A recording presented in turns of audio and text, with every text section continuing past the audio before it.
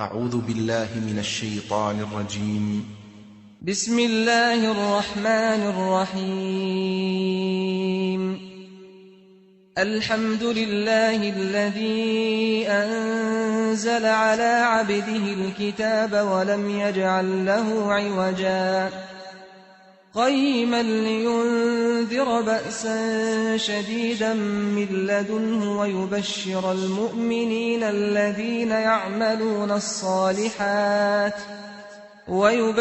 المؤمنين الذين يعملون الصالحات أن لهم أجرا حسنا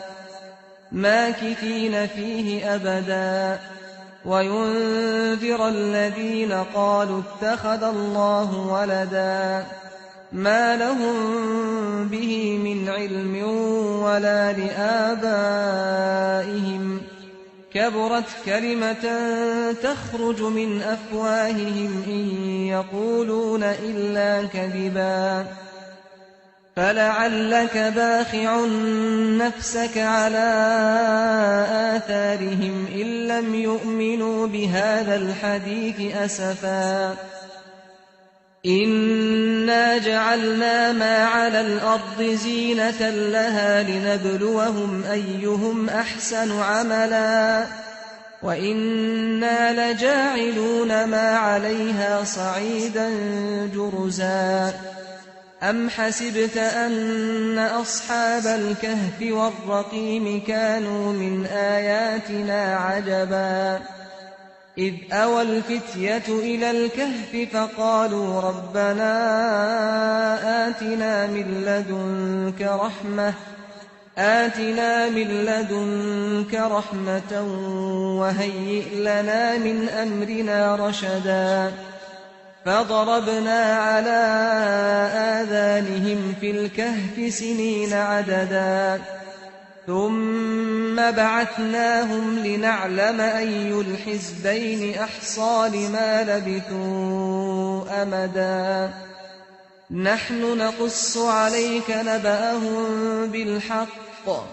إنهم فتية آمنوا بربهم وزدناهم هدى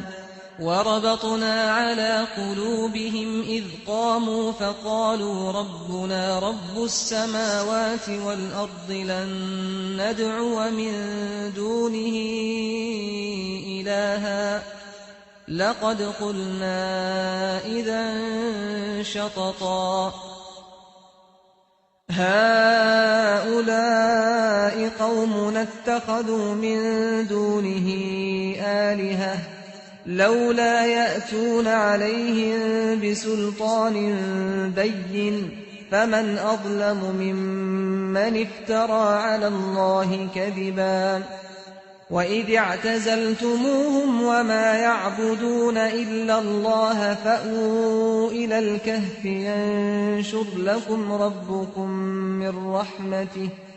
ينشر لكم ربكم من رحمته ويهيئ لكم من أمركم مرفقا وترى الشمس إذا طلعت تزاور عن كهفهم ذات اليمين وإذا غربت تقرضهم ذات الشمال وهم في فجوة منه ذلك من آيات الله من يهد الله فهو المهتد ومن يضلل فلن تجد له وليا مرشدا وتحسبهم أيقاظا وهم رقود ونقلبهم ذات اليمين وذات الشمال وكلبهم باسط ذراعيه بالوصيد لو اطلعت عليهم لوليت منهم فرارا ولملئت منهم رعبا وكذلك بعثناهم ليتساءلوا بينهم قال قائل منهم كم لبثتم قالوا لبثنا يوما أو بعض يوم قالوا ربكم أعلم بما لبثتم فابعثوا أحدكم بورقكم هذه إلى المدينة فلينظر أيها أزكى طعاما فليأتكم برزق منه وليتلطف ولا يشعرن بكم أحدا إنهم إن يظهروا عليكم يرجموكم أو يعيدوكم في ملتهم ولن تفلحوا إذا أبدا وكذلك أعثرنا عليهم ليعلموا أن وعد الله حق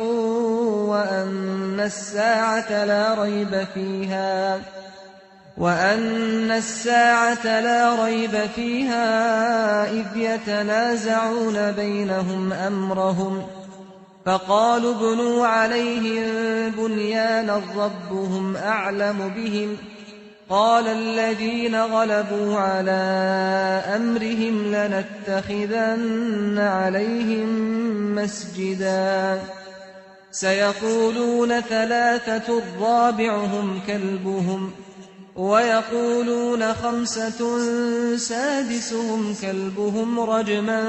بالغيب ويقولون سبعة وثامنهم كلبهم قل ربي أعلم بعدتهم ما يعلمهم إلا قليل فلا تمار فيهم إلا مراء ظاهرا ولا تستفت فيهم منهم أحدا ولا تقولن لشيء إني فاعل ذلك غدا إلا أن يشاء الله واذكر ربك إذا نسيت وقل عسى أن يهديني ربي لأقرب من هذا رشدا ولبثوا في كهفهم 300 سنين وازدادوا 9 قل الله أعلم بما لبثوا له غيب السماوات والأرض أبصر به وأسمع ما لهم من دونه من ولي ولا يشرك في حكمه أحدا واتل ما أوحي إليك من كتاب ربك لا مبدل لكلماته ولن تجد من دونه ملتحدا واصبر نفسك مع الذين يدعون ربهم بالغداة والعشي يريدون وجهه ولا تعد عيناك عنهم تريد زينة الحياة الدنيا ولا تطع من أغفلنا قلبه عن ذكرنا واتبع هواه وكان أمره فرطا وقل الحق من ربكم فمن شاء فليؤمن ومن شاء فليكفر إنا أعتدنا للظالمين نارا أحاط بهم سرادقها وإن يستغيثوا يغاثوا بماء كالمهل يشوي الوجوه بئس الشراب وساءت مرتفقا إن الذين آمنوا وعملوا الصالحات إنا لا نضيع أجر من أحسن عملا أولئك لهم جنات عدن تجري من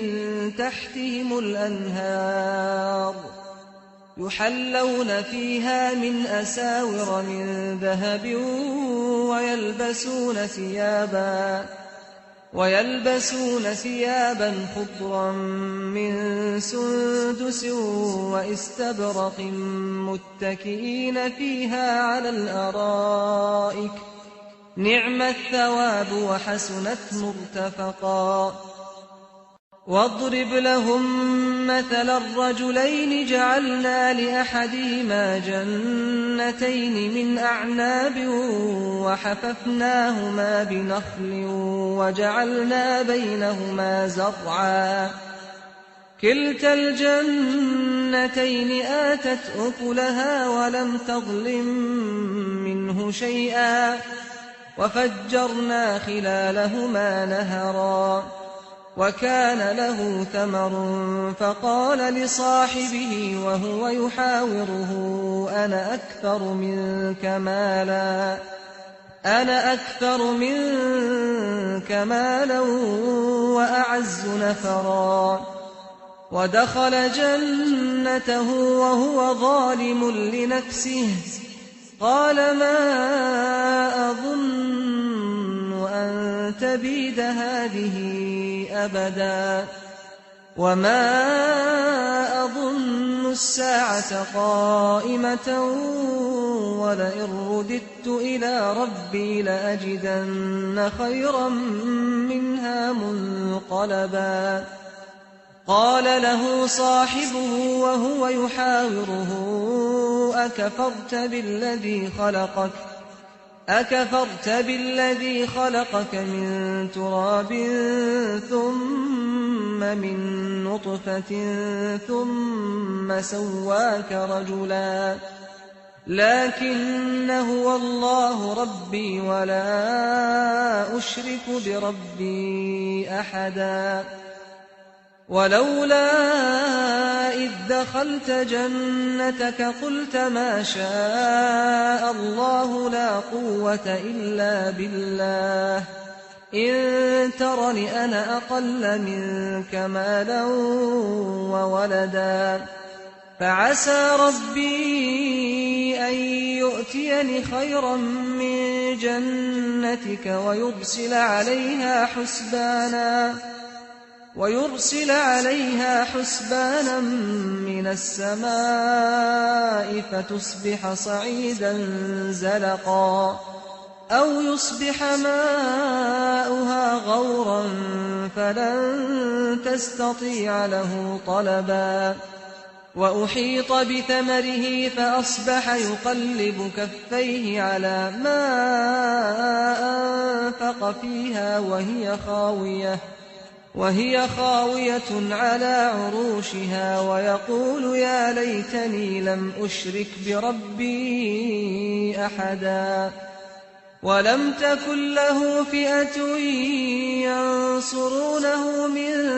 دون الله وما كان منتصرا هنالك الولاية لله الحق هو خير ثوابا وخير عقبا واضرب لهم مثل الحياة الدنيا كماء إن أنزلناه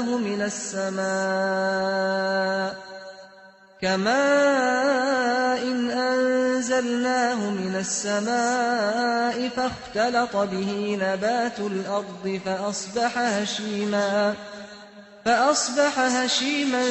تذروه الرياح وكان الله على كل شيء مقتدرا المال والبنون زينة الحياة الدنيا والباقيات الصالحات خير عند ربك ثوابا وخير أملا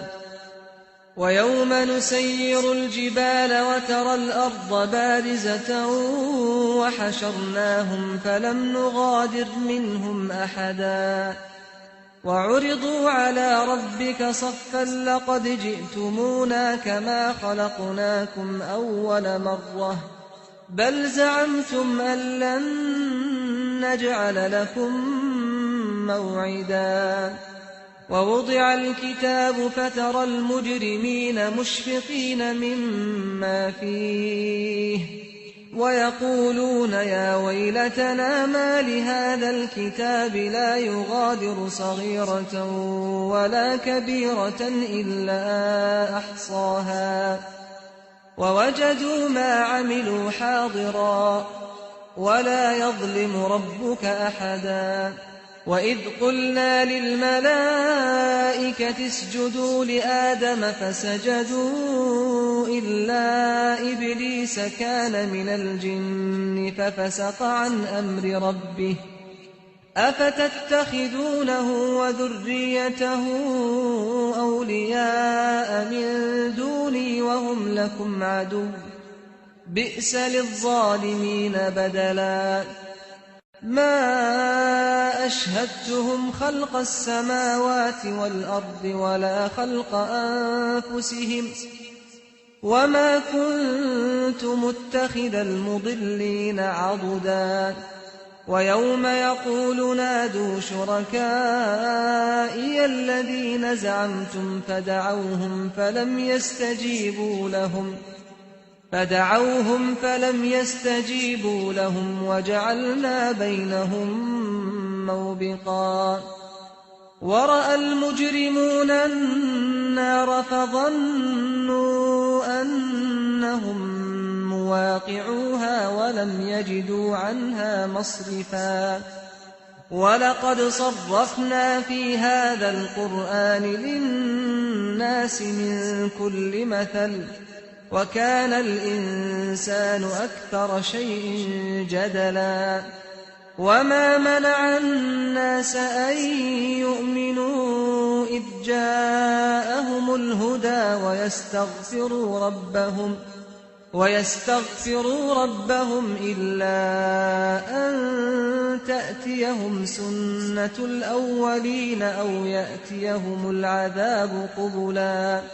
وما نرسل المرسلين إلا مبشرين ومنذرين ويجادل الذين كفروا بالباطل ليدحضوا به الحق واتخذوا آياتي وما أنذروا هزوا ومن أظلم ممن ذكر بآيات ربه فأعرض عنها ونسي ما قدمت يداه إنا جعلنا على قلوبهم أكنة أن يفقهوه وفي آذانهم وقرا وإن تدعهم إلى الهدى فلن يهتدوا إذا أبدا وربك الغفور ذو الرحمة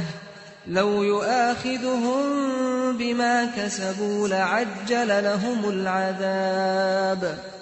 بل لهم موعد لن يجدوا من دونه موئلا وتلك القرى أهلكناهم لما ظلموا وجعلنا لمهلكهم موعدا وإذ قال موسى لفتاه لا أبرح حتى أبلغ مجمع البحرين أو أمضي حقبا فلما بلغا مجمع بينهما نسيا حوتهما فاتخذ سبيله في البحر سربا فلما جاوزا قال لفتاه آتنا غداءنا لقد لقينا من سفرنا هذا نصبا قال أرأيت إذ أوينا إلى الصخرة فإني نسيت الحوت وما أنسانيه إلا الشيطان أن أذكره واتخذ سبيله في البحر عجبا قال ذلك ما كنا نبغي فارتدا على آثارهما قصصا فوجدا عبدا من عبادنا آتيناه رحمة من عندنا وعلمناه من لدنا علما قال له موسى هل أتبعك على أن تعلمني مما علمت رشدا قال إنك لن تستطيع معي صبرا وكيف تصبر على ما لم تحط به خبرا قال ستجدني إن شاء الله صابرا ولا أعصي لك أمرا قال فإن اتبعتني فلا تسألني عن شيء حتى أحدث لك منه ذكرا فانطلقا حتى إذا ركبا في السفينة خرقها قال أخرقتها لتغرق أهلها لقد جئت شيئا إمرا قال ألم أقل إنك لن تستطيع معي صبرا قال لا تؤاخذني بما نسيت ولا ترهقني من أمري عسرا فانطلقا حتى إذا لقيا غلاما فقتله قال أقتلت نفسا زكية بغير نفس لقد جئت شيئا نكرا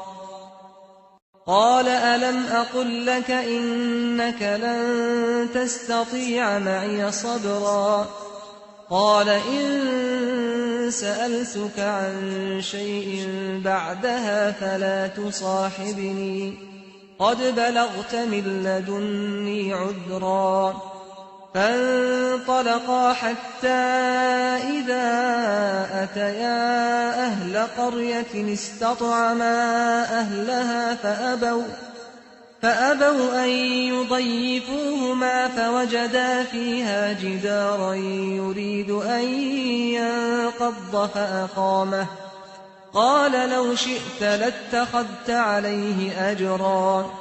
قال هذا فراق بيني وبينك سأنبئك بتأويل ما لم تستطع عليه صبرا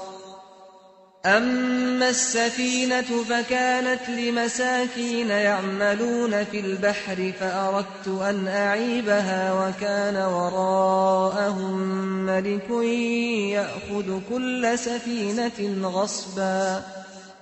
وأما الغلام فكان أبواه مؤمنين فخشينا أن يرهقهما طغيانا وكفرا فأردنا أن يبدلهما ربهما خيرا منه زكاة وأقرب رحما وأما الجدار فكان لغلامين يتيمين في المدينة وكان تحته كنز لهما وكان أبوهما صالحا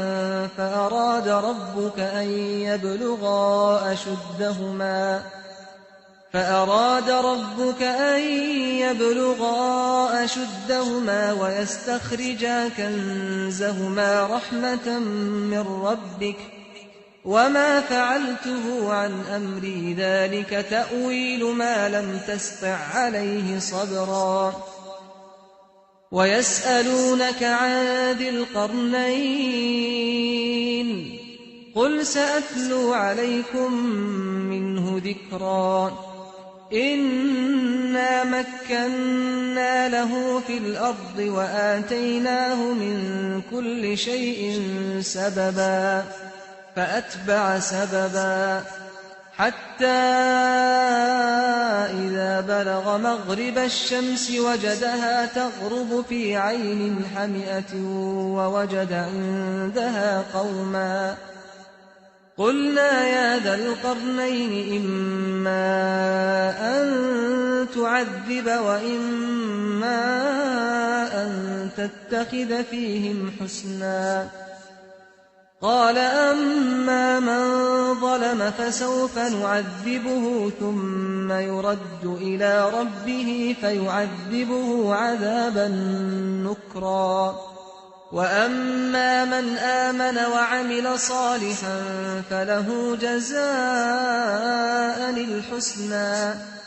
وسنقول له من أمرنا يسرا ثم أتبع سببا حتى إذا بلغ مطلع الشمس وجدها تطلع على قوم لم نجعل لهم من دونها سترا كذلك وقد أحطنا بما لديه خبرا ثم أتبع سببا حتى إذا بلغ بين السدين وجد من دونهما قوما لا يكادون يفقهون قولا قالوا يا ذا القرنين إن يأجوج ومأجوج مفسدون في الأرض فهل نجعل لك خرجا على أن تجعل بيننا وبينهم سدا قال ما مكني فيه ربي خير فأعينوني بقوة أجعل بينكم وبينهم ردما آتوني زبر الحديد حتى إذا ساوى بين الصدفين قال انفخوا حتى إذا جعله نارا قال آتوني أفرغ عليه قطرا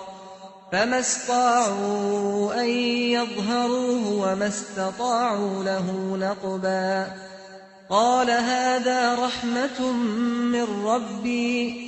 فإذا جاء وعد ربي جعله دكاء وكان وعد ربي حقا وتركنا بعضهم يومئذ يموج في بعض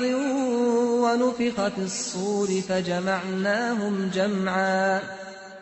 وعرضنا جهنم يومئذ للكافرين عرضا الذين كانت أعينهم في غطاء عن ذكري وكانوا لا يستطيعون سمعا أفحسب الذين كفروا أن يتخذوا عبادي من دوني أولياء إنا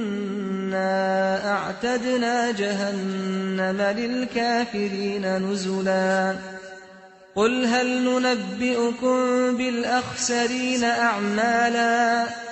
الذين ضل سعيهم في الحياة الدنيا وهم يحسبون أنهم يحسنون صنعا أولئك الذين كفروا بآيات ربهم ولقائه فحبطت أعمالهم فلا نقيم لهم يوم القيامة وزنا ذلك جزاؤهم جهنم بما كفروا واتخذوا آياتي ورسلي هزوا إن الذين آمنوا وعملوا الصالحات كانت لهم جنات الفردوس نزلا خالدين فيها لا يبغون عنها حولا قل لو كان البحر مدادا لكلمات ربي لنفد البحر قبل أن تنفد كلمات ربي ولو جئنا بمثله مددا قل إنما أنا بشر مثلكم يوحى إلي أنما إلهكم إله واحد فمن كان يرجو لقاء ربه فليعمل عملا صالحا ولا يشرك بعبادة ربه أحدا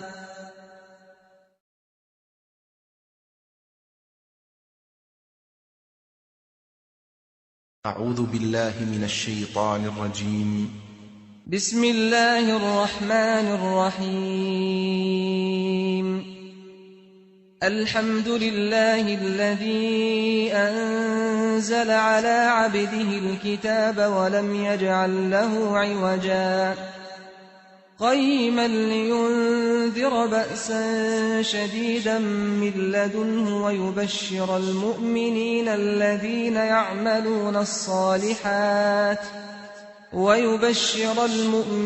الذين يعملون الصالحات أن لهم أجرا حسنا ماكثين فيه أبدا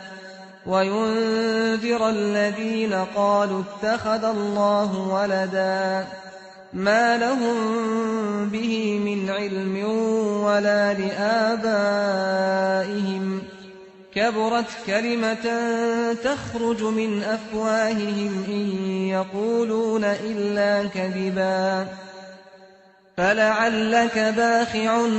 نفسك على آثارهم إن لم يؤمنوا بهذا الحديث أسفا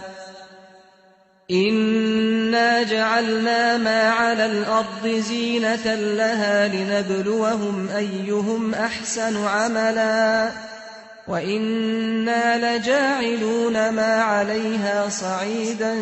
جرزا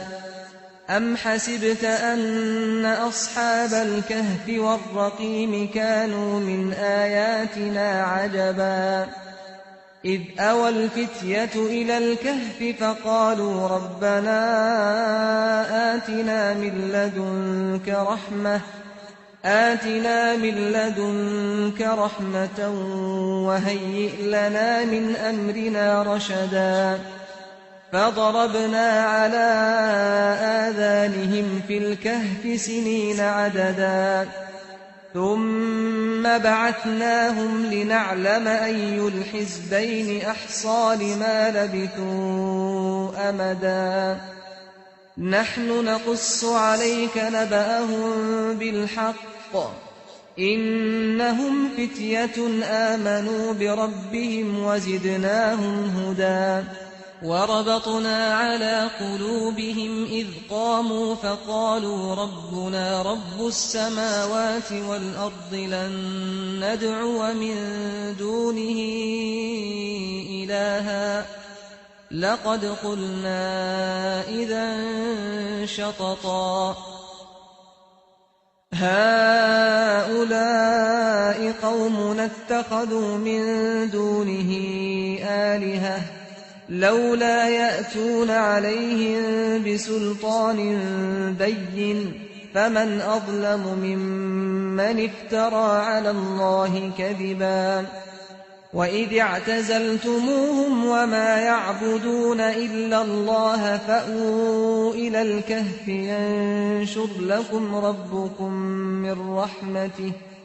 ينشر لكم ربكم من رحمته ويهيئ لكم من أمركم مرفقا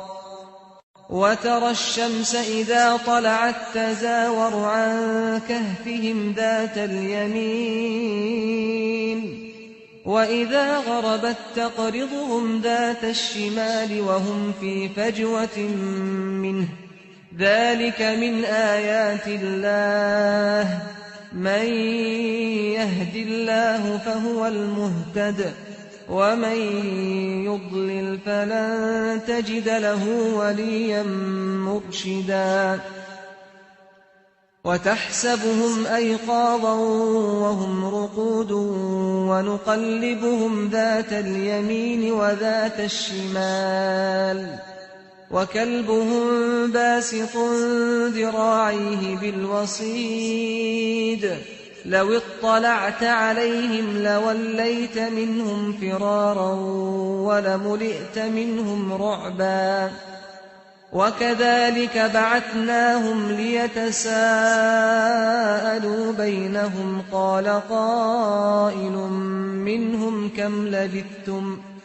قالوا لبثنا يوما أو بعض يوم قالوا ربكم أعلم بما لبثتم فابعثوا أحدكم بورقكم هذه إلى المدينة فلينظر أيها أزكى طعاما فليأتكم برزق منه وليتلطف ولا يشعرن بكم أحدا إنهم إن يظهروا عليكم يرجموكم أو يعيدوكم في ملتهم ولن تفلحوا إذا أبدا وكذلك أعثرنا عليهم ليعلموا أن وعد الله حق وأن الساعة لا ريب فيها إذ يتنازعون بينهم أمرهم فقالوا ابنوا عليهم بنيانا ربهم أعلم بهم قال الذين غلبوا على أمرهم لنتخذن عليهم مسجدا سيقولون ثلاثة رابعهم كلبهم ويقولون خمسة سادسهم كلبهم رجما بالغيب ويقولون سبعة وثامنهم كلبهم قل ربي أعلم بعدتهم ما يعلمهم إلا قليل فلا تمار فيهم إلا مراء ظاهرا ولا تستفت فيهم منهم أحدا ولا تقولن لشيء إني فاعل ذلك غدا إلا أن يشاء الله واذكر ربك إذا نسيت وقل عسى أن يهديني ربي لأقرب من هذا رشدا ولبثوا في كهفهم 300 سنين وازدادوا 9 قل الله أعلم بما لبثوا له غيب السماوات والأرض أبصر به وأسمع ما لهم من دونه من ولي ولا يشرك في حكمه أحدا واتل ما أوحي إليك من كتاب ربك لا مبدل لكلماته ولن تجد من دونه ملتحدا واصبر نفسك مع الذين يدعون ربهم بالغداة والعشي يريدون وجهه ولا تعد عيناك عنهم تريد زينة الحياة الدنيا ولا تطع من أغفلنا قلبه عن ذكرنا واتبع هواه وكان أمره فرطا وقل الحق من ربكم فمن شاء فليؤمن ومن شاء فليكفر إنا أعتدنا للظالمين نارا أحاط بهم سرادقها وإن يستغيثوا يغاثوا بماء كالمهل يشوي الوجوه بئس الشراب وساءت مرتفقا إن الذين آمنوا وعملوا الصالحات إنا لا نضيع أجر من أحسن عملا أولئك لهم جنات عدن تجري من تحتهم الأنهار يحلون فيها من أساور من ذهب ويلبسون ثيابا خضرا من سندس واستبرق متكئين فيها على الأرائك نعم الثواب وحسنت مرتفقا واضرب لهم مثل الرجلين جعلنا لأحدهما جنتين من أعناب وحففناهما بنخل وجعلنا بينهما زرعا كلتا الجنتين آتت أكلها ولم تظلم منه شيئا وفجرنا خلالهما نهرا وكان له ثمر فقال لصاحبه وهو يحاوره أنا أكثر منك مالا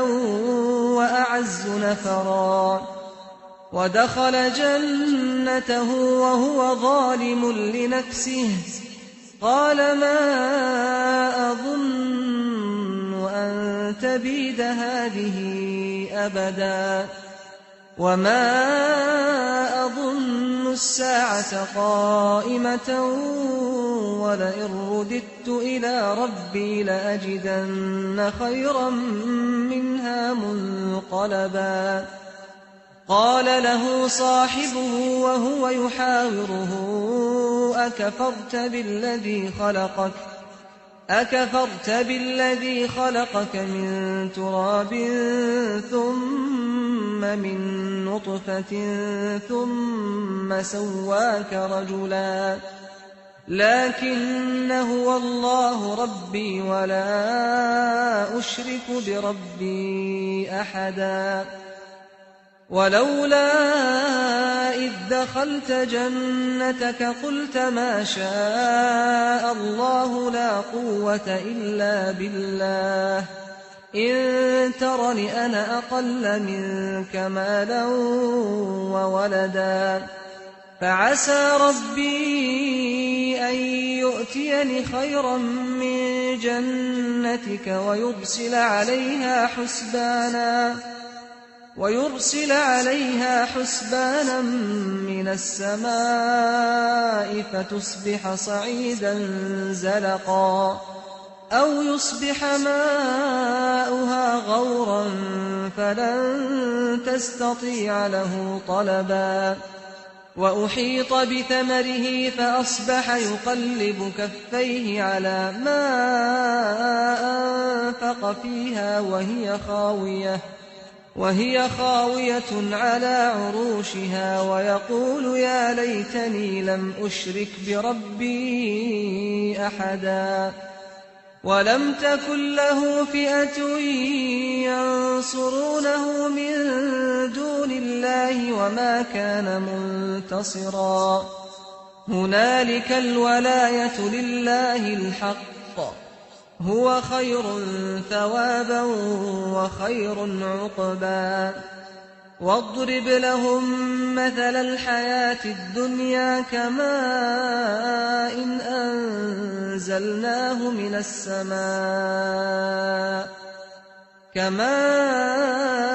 أنزلناه من السماء فاختلط به نبات الأرض فأصبح هشيما تذروه الرياح وكان الله على كل شيء مقتدرا المال والبنون زينة الحياة الدنيا والباقيات الصالحات خير عند ربك ثوابا وخير أملا ويوم نسير الجبال وترى الأرض بارزة وحشرناهم فلم نغادر منهم أحدا وعرضوا على ربك صفا لقد جئتمونا كما خلقناكم أول مرة بل زعمتم أن لن نجعل لكم موعدا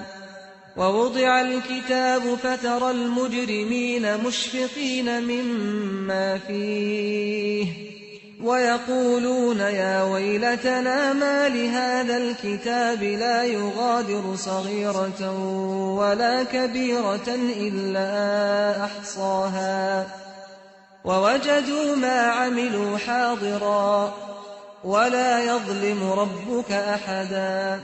وإذ قلنا للملائكة اسجدوا لآدم فسجدوا إلا إبليس كان من الجن ففسق عن أمر ربه أفتتخذونه وذريته أولياء من دوني وهم لكم عدو بئس للظالمين بدلا ما أشهدتهم خلق السماوات والأرض ولا خلق أنفسهم وما كنت متخذ المضلين عضدا ويوم يقول نادوا شركائي الذين زعمتم فدعوهم فلم يستجيبوا لهم وجعلنا بينهم موبقا ورأى المجرمون النار فظنوا أنهم مواقعوها ولم يجدوا عنها مصرفا ولقد صرفنا في هذا القرآن للناس من كل مثل وكان الإنسان أكثر شيء جدلا وما منع الناس أن يؤمنوا إذ جاءهم الهدى ويستغفروا ربهم إلا أن تأتيهم سنة الأولين أو يأتيهم العذاب قبلا وما نرسل المرسلين إلا مبشرين ومنذرين ويجادل الذين كفروا بالباطل ليدحضوا به الحق واتخذوا آياتي وما أنذروا هزوا ومن أظلم ممن ذكر بآيات ربه فأعرض عنها ونسي ما قدمت يداه إنا جعلنا على قلوبهم أكنة أن يفقهوه وفي آذانهم وقرا وإن تدعهم إلى الهدى فلن يهتدوا إذا أبدا وربك الغفور ذو الرحمة لو يؤاخذهم بما كسبوا لعجل لهم العذاب بل لهم موعد لن يجدوا من دونه موئلا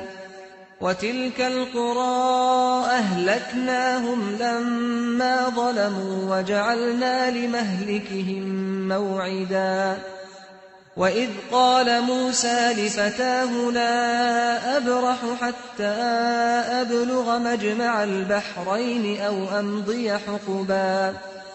فلما بلغا مجمع بينهما نسيا حوتهما فاتخذ سبيله في البحر سربا فلما جاوزا قال لفتاه آتنا غداءنا لقد لقينا من سفرنا هذا نصبا قال أرأيت إذ أوينا إلى الصخرة فإني نسيت الحوت وما أنسانيه إلا الشيطان أن أذكره واتخذ سبيله في البحر عجبا قال ذلك ما كنا نبغ فارتدا على آثارهما قصصا فوجدا عبدا من عبادنا آتيناه رحمة من عندنا وعلمناه من لدنا علما قال له موسى هل أتبعك على أن تعلمني مما علمت رشدا قال إنك لن تستطيع معي صبرا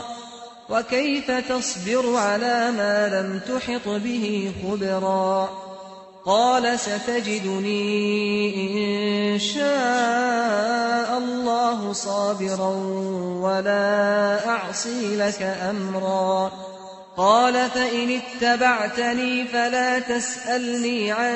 شيء حتى أحدث لك منه ذكرا. فانطلقا حتى إذا ركبا في السفينة خرقها. قال أخرقتها لتغرق أهلها لقد جئت شيئا إمرا. قال ألم أقل إنك لن تستطيع معي صبرا.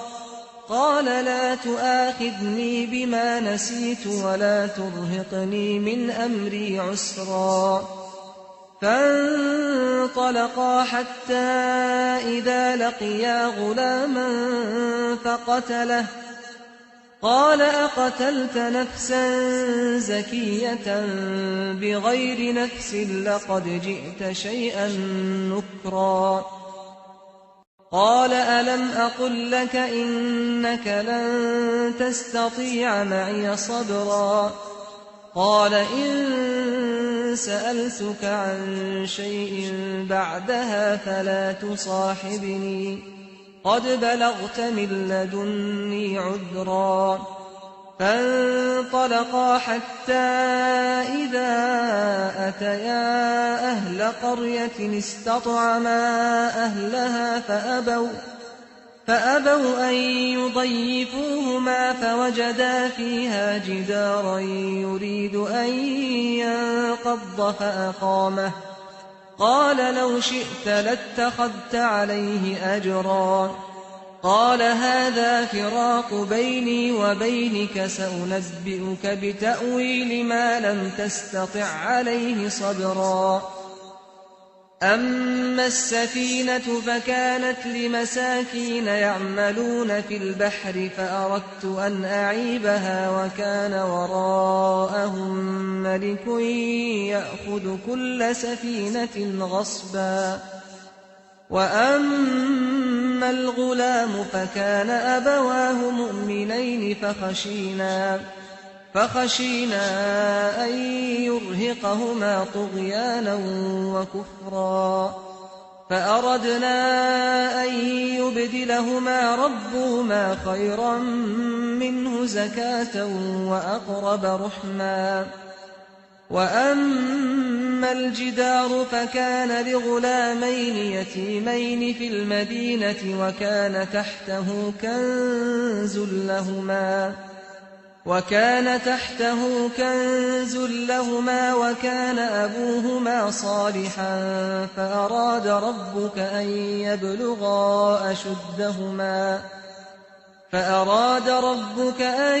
يبلغا أشدهما ويستخرجا كنزهما رحمة من ربك وما فعلته عن أمري ذلك تأويل ما لم تسطع عليه صبرا. ويسألونك عن ذي القرنين قل سأتلو عليكم منه ذكرا. إنا مكنا له في الأرض وآتيناه من كل شيء سببا. فأتبع سببا حتى إذا بلغ مغرب الشمس وجدها تغرب في عين حمئة ووجد عندها قوما. قلنا يا ذا القرنين إما أن تعذب وإما أن تتخذ فيهم حسنا. قال أما من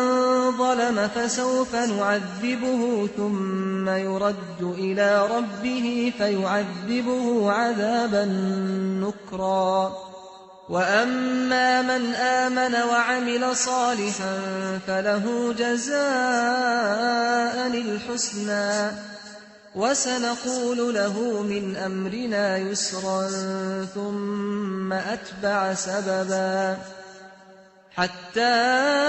إذا بلغ مطلع الشمس وجدها تطلع على قوم لم نجعل لهم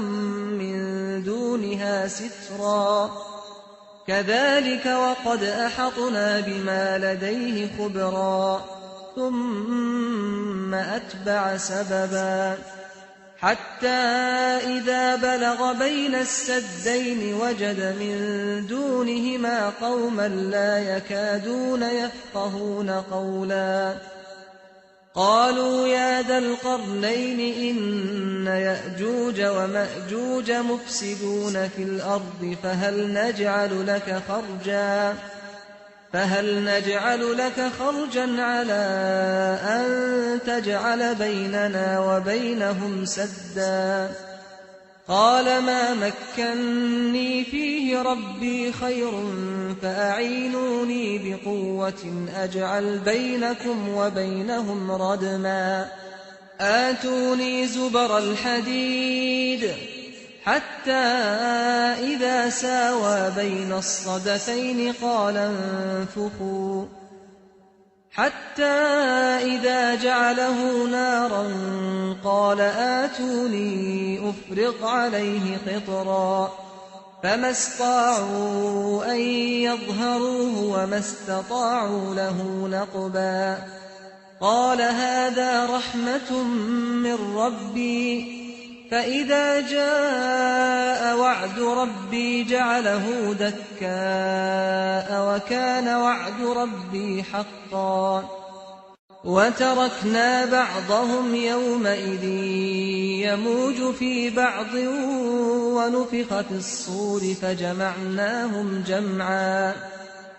وعرضنا جهنم يومئذ للكافرين عرضا الذين كانت أعينهم في غطاء عن ذكري وكانوا لا يستطيعون سمعا أفحسب الذين كفروا أن يتخذوا عبادي من دوني أولياء إنا أعتدنا جهنم للكافرين نزلا قل هل ننبئكم بالأخسرين أعمالا الذين ضل سعيهم في الحياة الدنيا وهم يحسبون أنهم يحسنون صنعا أولئك الذين كفروا بآيات ربهم ولقائه فحبطت أعمالهم فلا نقيم لهم يوم القيامة وزنا ذلك جزاؤهم جهنم بما كفروا واتخذوا آياتي ورسلي هزوا إن الذين آمنوا وعملوا الصالحات كانت لهم جنات الفردوس نزلا خالدين فيها لا يبغون عنها حولا قل لو كان البحر مدادا لكلمات ربي لنفد البحر قبل أن تنفد كلمات ربي ولو جئنا بمثله مددا قل إنما أنا بشر مثلكم يوحى إلي أنما إلهكم إله واحد فمن كان يرجو لقاء ربه فليعمل عملا صالحا ولا يشرك بعبادة ربه أحدا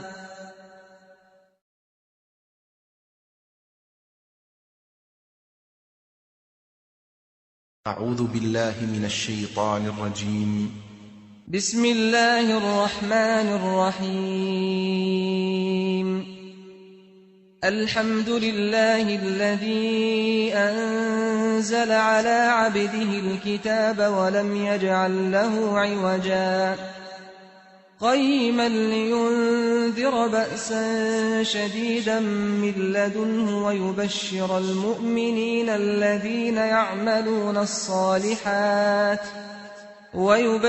المؤمنين الذين يعملون الصالحات أن لهم أجرا حسنا ماكثين فيه أبدا وينذر الذين قالوا اتخذ الله ولدا ما لهم به من علم ولا لآبائهم كبرت كلمة تخرج من أفواههم إن يقولون إلا كذبا فلعلك باخع نفسك على آثارهم إن لم يؤمنوا بهذا الحديث أسفا إنا جعلنا ما على الأرض زينة لها لنبلوهم أيهم أحسن عملا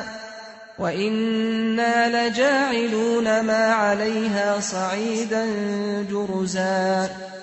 أم حسبت أن أصحاب الكهف والرقيم كانوا من آياتنا عجبا إذ أوى الفتية إلى الكهف فقالوا ربنا آتنا من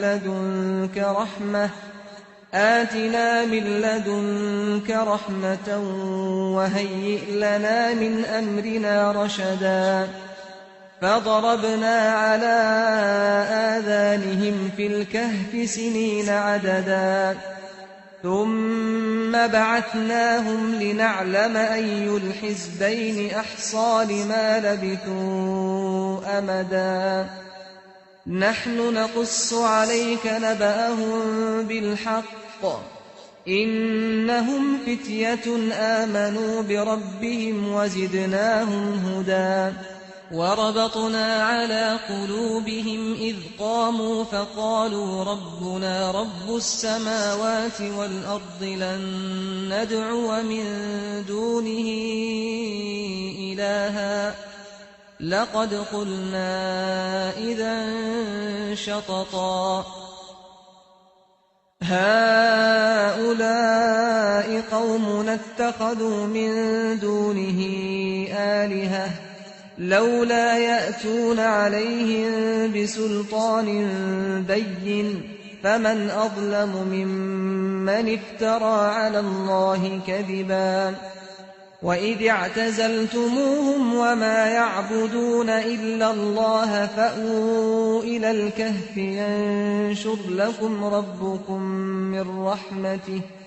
ينشر لكم ربكم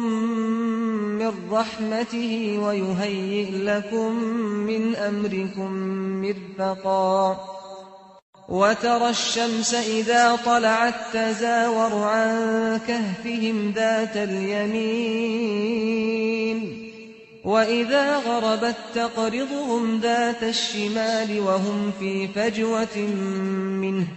ذلك من آيات الله من يهد الله فهو المهتد ومن يضلل فلن تجد له وليا مرشدا وتحسبهم أيقاظا وهم رقود ونقلبهم ذات اليمين وذات الشمال وكلبهم باسط ذراعيه بالوصيد لو اطلعت عليهم لوليت منهم فرارا ولملئت منهم رعبا وكذلك بعثناهم ليتساءلوا بينهم قال قائل منهم كم لبثتم قالوا لبثنا يوما أو بعض يوم قالوا ربكم أعلم بما لبثتم فابعثوا أحدكم بورقكم هذه إلى المدينة فلينظر أيها أزكى طعاما فليأتكم برزق منه وليتلطف ولا يشعرن بكم أحدا إنهم إن يظهروا عليكم يرجموكم أو يعيدوكم في ملتهم ولن تفلحوا إذا أبدا وكذلك أعثرنا عليهم ليعلموا أن وعد الله حق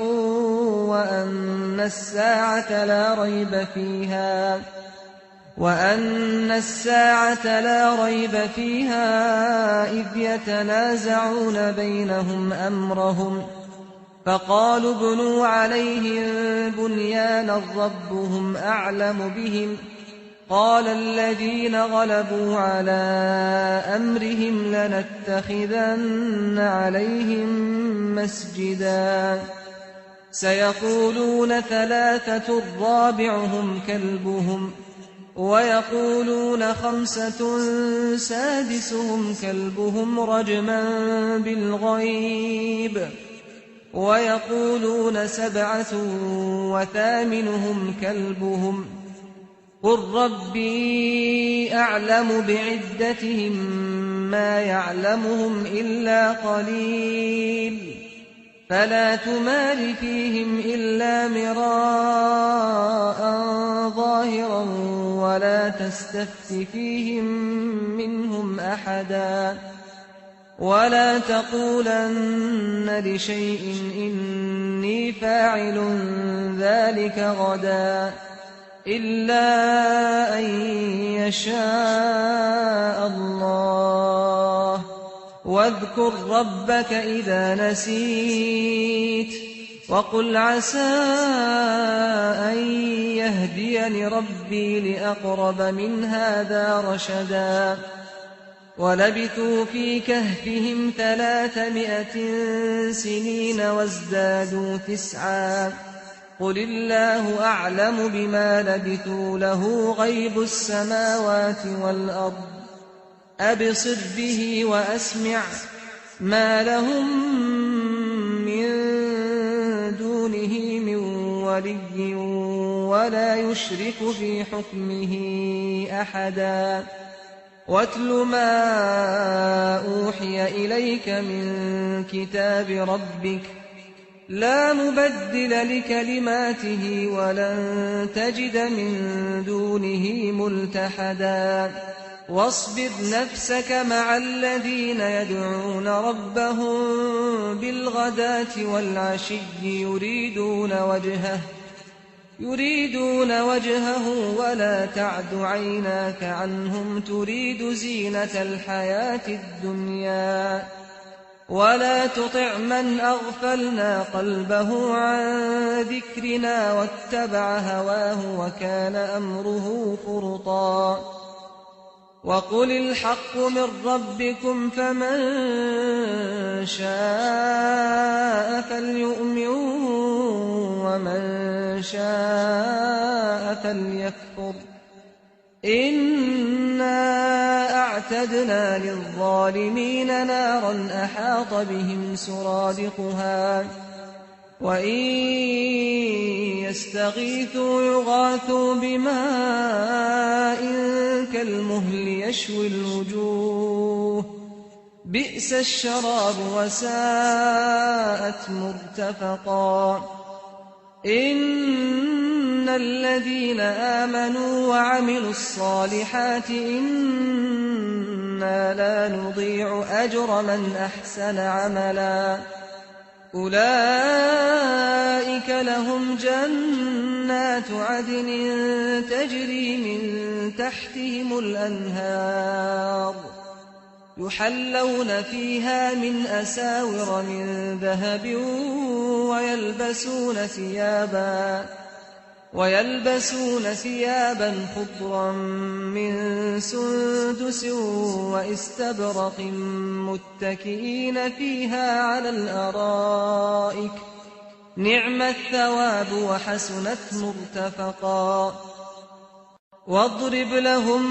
مثل الرجلين جعلنا لأحدهما جنتين من أعناب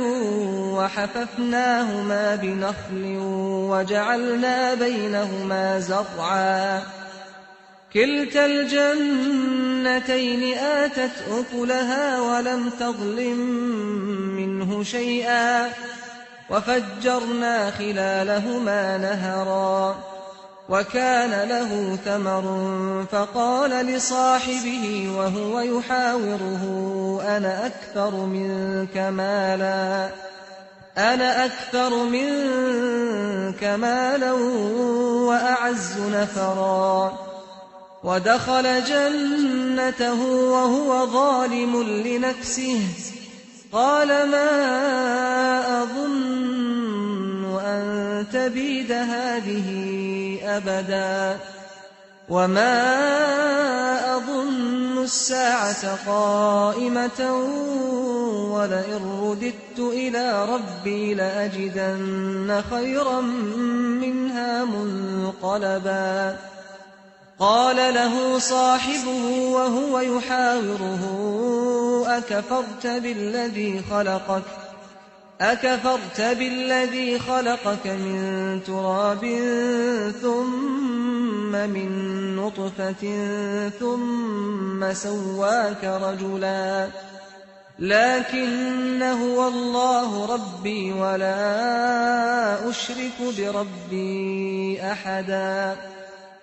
ولولا إذ دخلت جنتك قلت ما شاء الله لا قوة إلا بالله إن ترني أنا أقل منك مالا وولدا فعسى ربي أن يؤتيني خيرا من جنتك ويرسل عليها حسبانا من السماء فتصبح صعيدا زلقا أو يصبح ماؤها غورا فلن تستطيع له طلبا وأحيط بثمره فأصبح يقلب كفيه على ما أنفق فيها وهي خاوية على عروشها ويقول يا ليتني لم أشرك بربي أحدا ولم تكن له فئة ينصرونه من دون الله وما كان منتصرا هنالك الولاية لله الحق هو خير ثوابا وخير عقبا واضرب لهم مثل الحياة الدنيا كماء إن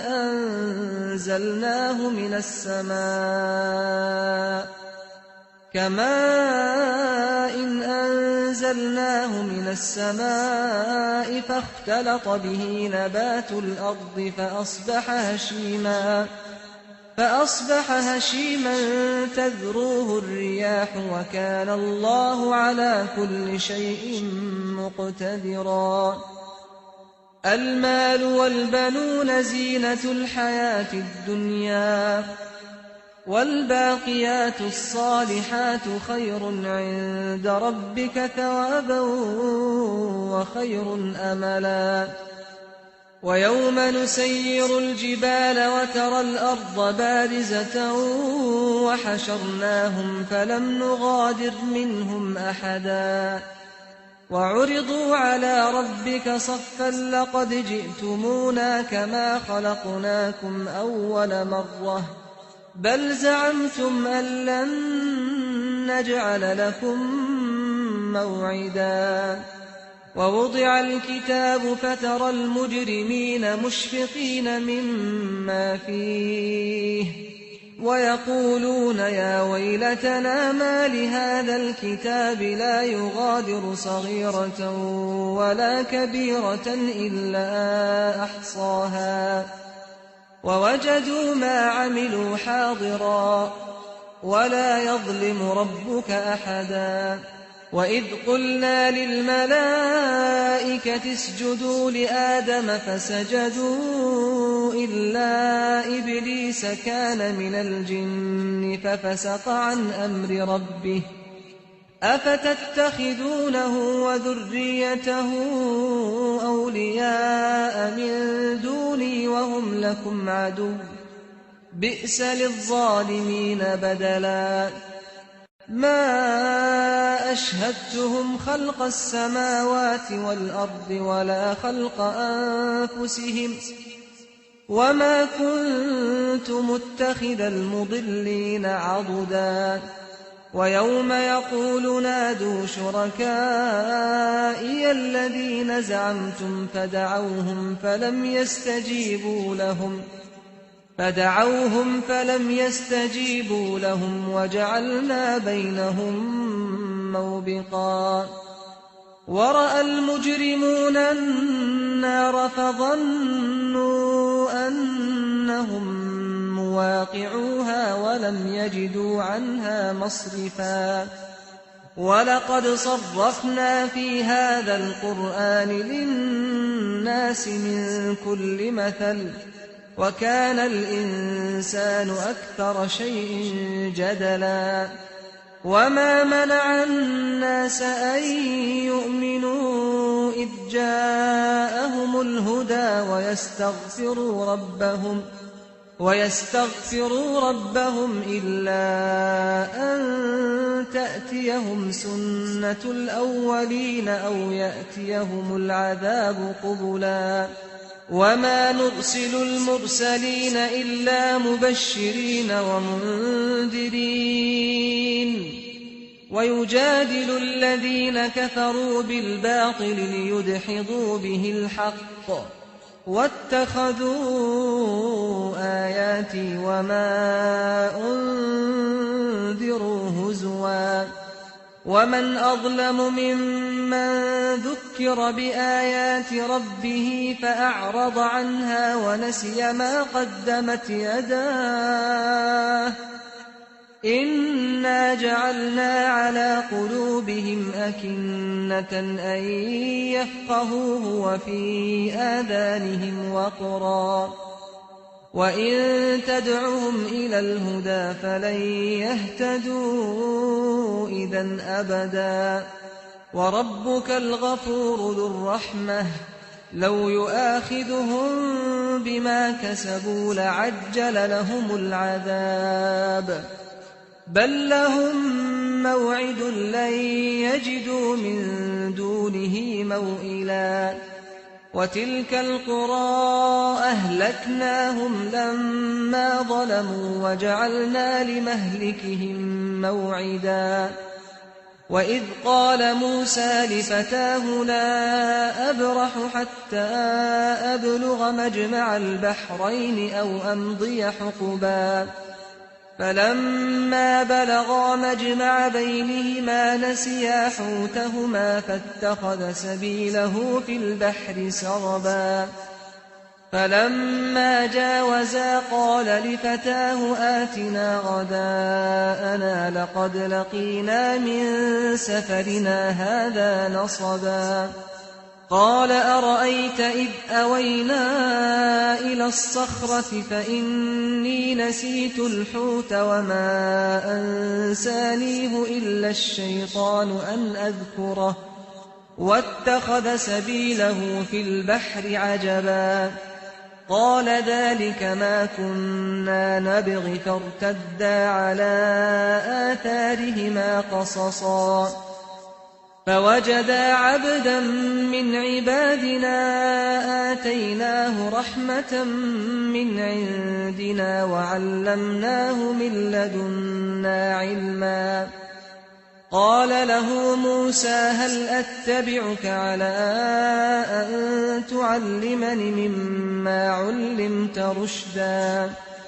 قال إنك لن تستطيع معي صبرا وكيف تصبر على ما لم تحط به خبرا قال ستجدني إن شاء الله صابرا ولا أعصي لك أمرا. قال فإن اتبعتني فلا تسألني عن شيء حتى أحدث لك منه ذكرا. فانطلقا حتى إذا ركبا في السفينة خرقها. قال أخرقتها لتغرق أهلها لقد جئت شيئا إمرا. قال ألم أقل إنك لن تستطيع معي صبرا. قال لا تؤاخذني بما نسيت ولا ترهقني من أمري عسرا. فانطلقا حتى إذا لقيا غلاما فقتله. قال أقتلت نفسا زكية بغير نفس لقد جئت شيئا نكرا. قال ألم أقل لك إنك لن تستطيع معي صبرا. قال إن سألتك عن شيء بعدها فلا تصاحبني قد بلغت من لدني عذرا. فانطلقا حتى إذا أتيا أهل قرية استطعما أهلها فأبوا أن يضيفوهما فوجدا فيها جدارا يريد أن ينقض فأقامه. قال لو شئت لاتخذت عليه أجرا. قال هذا فراق بيني وبينك سأنبئك بتأويل ما لم تستطع عليه صبرا. أما السفينة فكانت لمساكين يعملون في البحر فأردت أن أعيبها وكان وراءهم ملك يأخذ كل سفينة غصبا. وأما الغلام فكان أبواه مؤمنين فخشينا أن يرهقهما طغيانا وكفرا. فأردنا أن يبدلهما ربهما خيرا منه زكاة وأقرب رحما. وأما الجدار فكان لغلامين يتيمين في المدينة وكان تحته كنز لهما وكان أبوهما صالحا فأراد ربك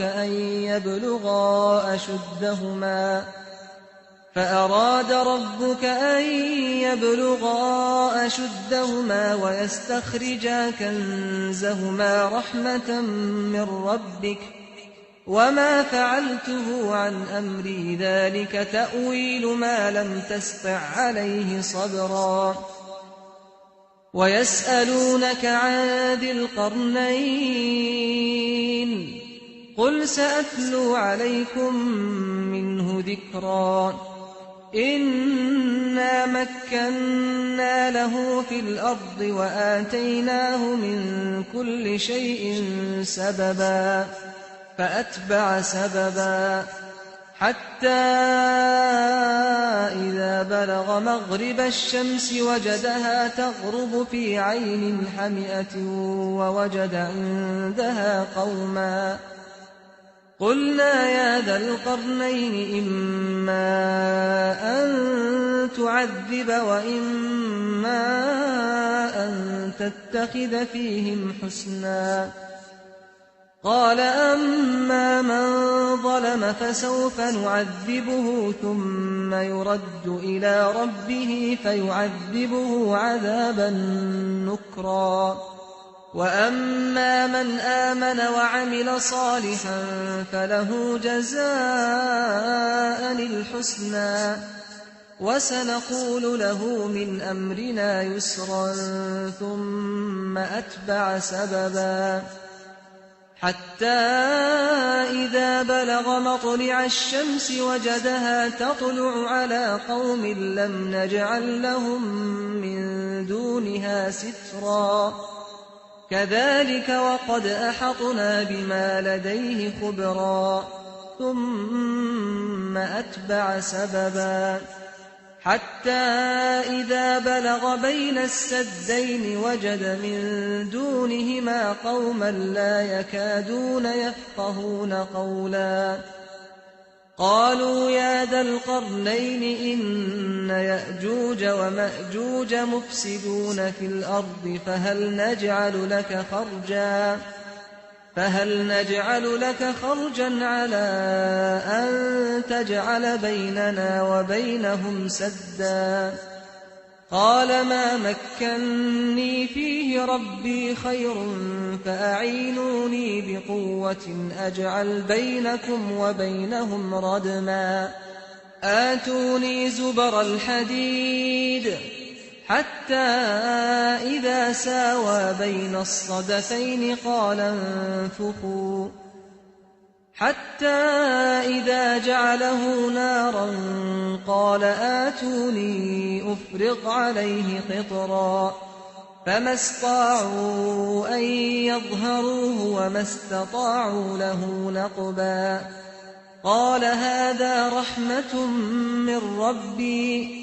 فإذا جاء وعد ربي جعله دكاء وكان وعد ربي حقا وتركنا بعضهم يومئذ يموج في بعض ونفخ في الصور فجمعناهم جمعا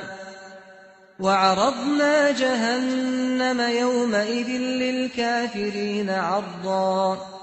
الذين كانت أعينهم في غطاء عن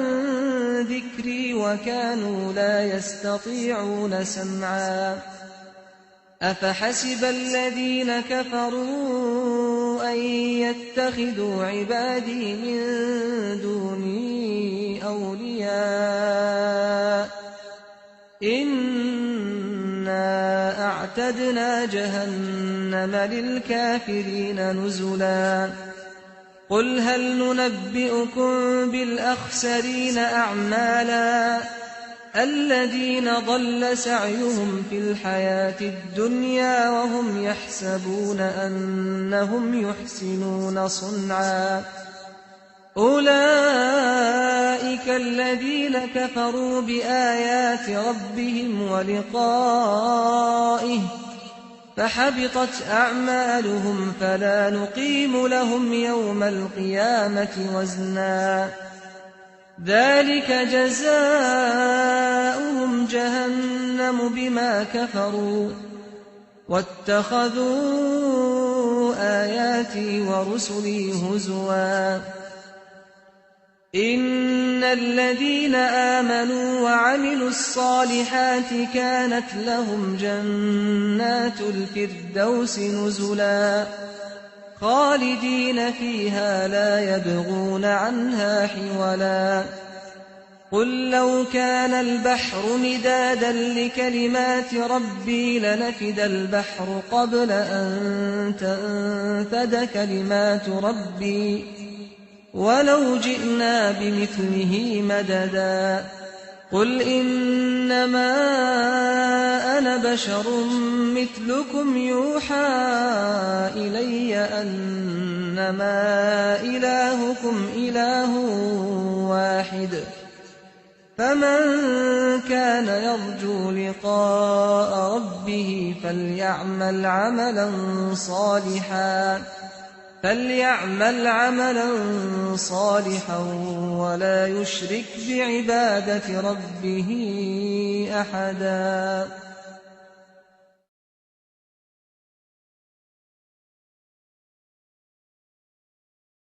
أعوذ بالله من الشيطان الرجيم بسم الله الرحمن الرحيم الحمد لله الذي أنزل على عبده الكتاب ولم يجعل له عوجا قيما لينذر بأسا شديدا من لدنه ويبشر المؤمنين الذين يعملون الصالحات ويبشر المؤمنين الذين يعملون الصالحات أن لهم أجرا حسنا ماكثين فيه أبدا وينذر الذين قالوا اتخذ الله ولدا ما لهم به من علم ولا لآبائهم كبرت كلمة تخرج من أفواههم إن يقولون إلا كذبا فلعلك باخع نفسك على آثارهم إن لم يؤمنوا بهذا الحديث أسفا إنا جعلنا ما على الأرض زينة لها لنبلوهم أيهم أحسن عملا وإنا لجاعلون ما عليها صعيدا جرزا أم حسبت أن أصحاب الكهف والرقيم كانوا من آياتنا عجبا إذ أوى الفتية إلى الكهف فقالوا ربنا آتنا من لدنك رحمة وهيئ لنا من أمرنا رشدا فضربنا على آذانهم في الكهف سنين عددا ثم بعثناهم لنعلم أي الحزبين أحصى لما لبثوا أمدا نحن نقص عليك نبأهم بالحق إنهم فتية آمنوا بربهم وزدناهم هدى وربطنا على قلوبهم إذ قاموا فقالوا ربنا رب السماوات والأرض لن ندعو من دونه إلها لقد قلنا إذا شططا هؤلاء قومنا اتخذوا من دونه آلهة لولا يأتون عليهم بسلطان بين فمن أظلم ممن افترى على الله كذبا وإذ اعتزلتموهم وما يعبدون إلا الله فأووا إلى الكهف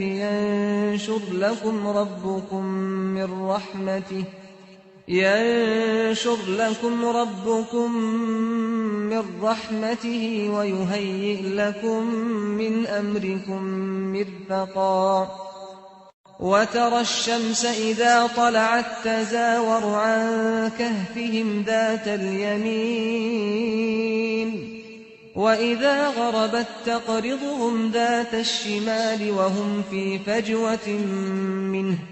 ذلك من آيات الله من يهد الله فهو المهتد ومن يضلل فلن تجد له وليا مرشدا وتحسبهم أيقاظا وهم رقود ونقلبهم ذات اليمين وذات الشمال وكلبهم باسط ذراعيه بالوصيد لو اطلعت عليهم لوليت منهم فرارا ولملئت منهم رعبا وكذلك بعثناهم ليتساءلوا بينهم قال قائل منهم كم لبثتم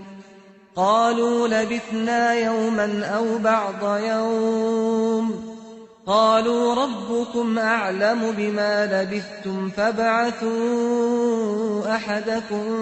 بورقكم هذه إلى المدينة فلينظر أيها أزكى طعاما فليأتكم برزق منه وليتلطف ولا يشعرن بكم أحدا إنهم إن يظهروا عليكم يرجموكم أو يعيدوكم في ملتهم ولن تفلحوا إذا أبدا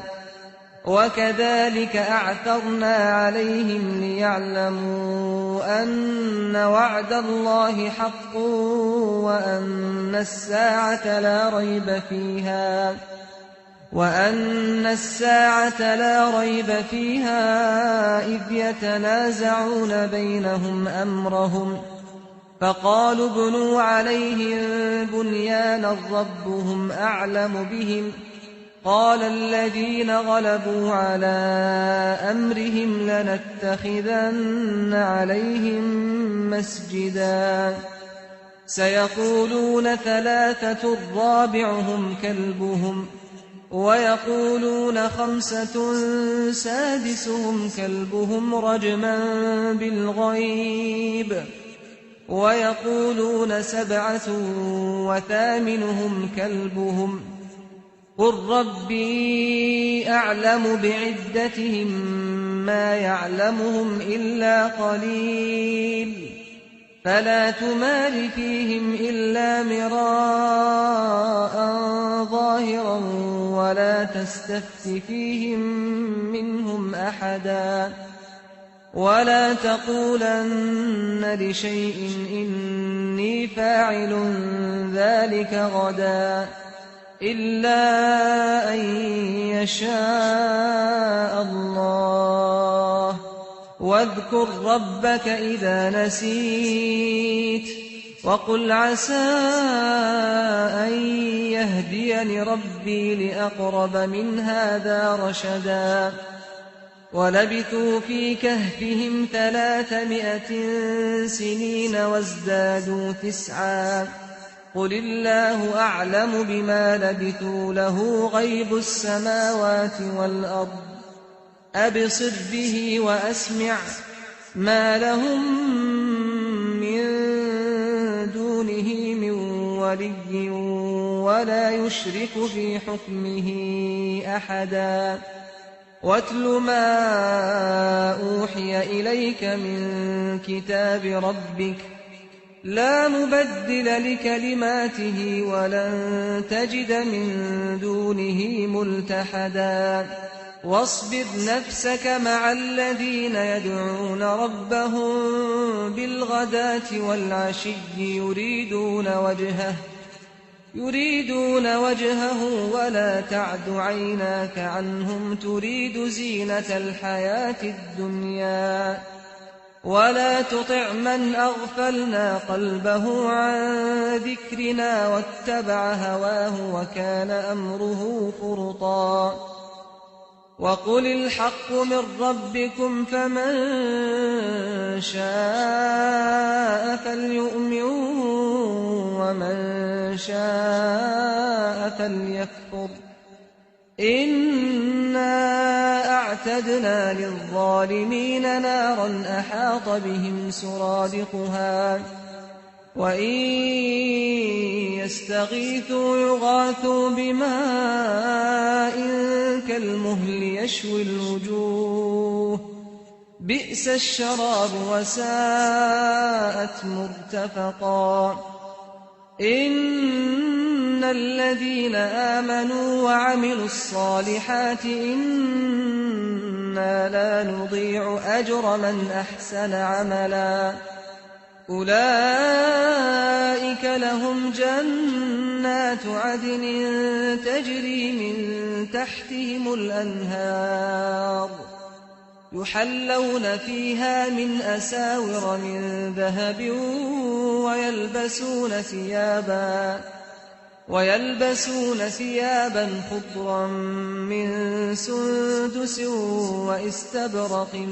متكئين فيها على الأرائك نعم الثواب وحسنت مرتفقا واضرب لهم مثل الرجلين جعلنا لأحدهما جنتين من أعناب وحففناهما بنخل وجعلنا بينهما زرعا كلتا الجنتين آتت أكلها ولم تظلم منه شيئا وفجرنا خلالهما نهرا وكان له ثمر فقال لصاحبه وهو يحاوره أنا أكثر منك مالا وأعز نفرا ودخل جنته وهو ظالم لنفسه قال ما أظن أن تبيد هذه أبدا وما أظن الساعة قائمة ولئن رددت إلى ربي لأجدن خيرا منها منقلبا قال له صاحبه وهو يحاوره أكفرت بالذي خلقك من تراب ثم من نطفة ثم سواك رجلا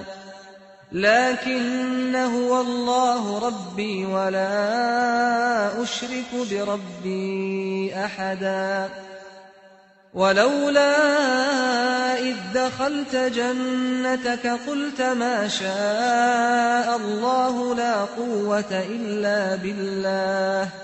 إن ترني أنا أقل منك مالا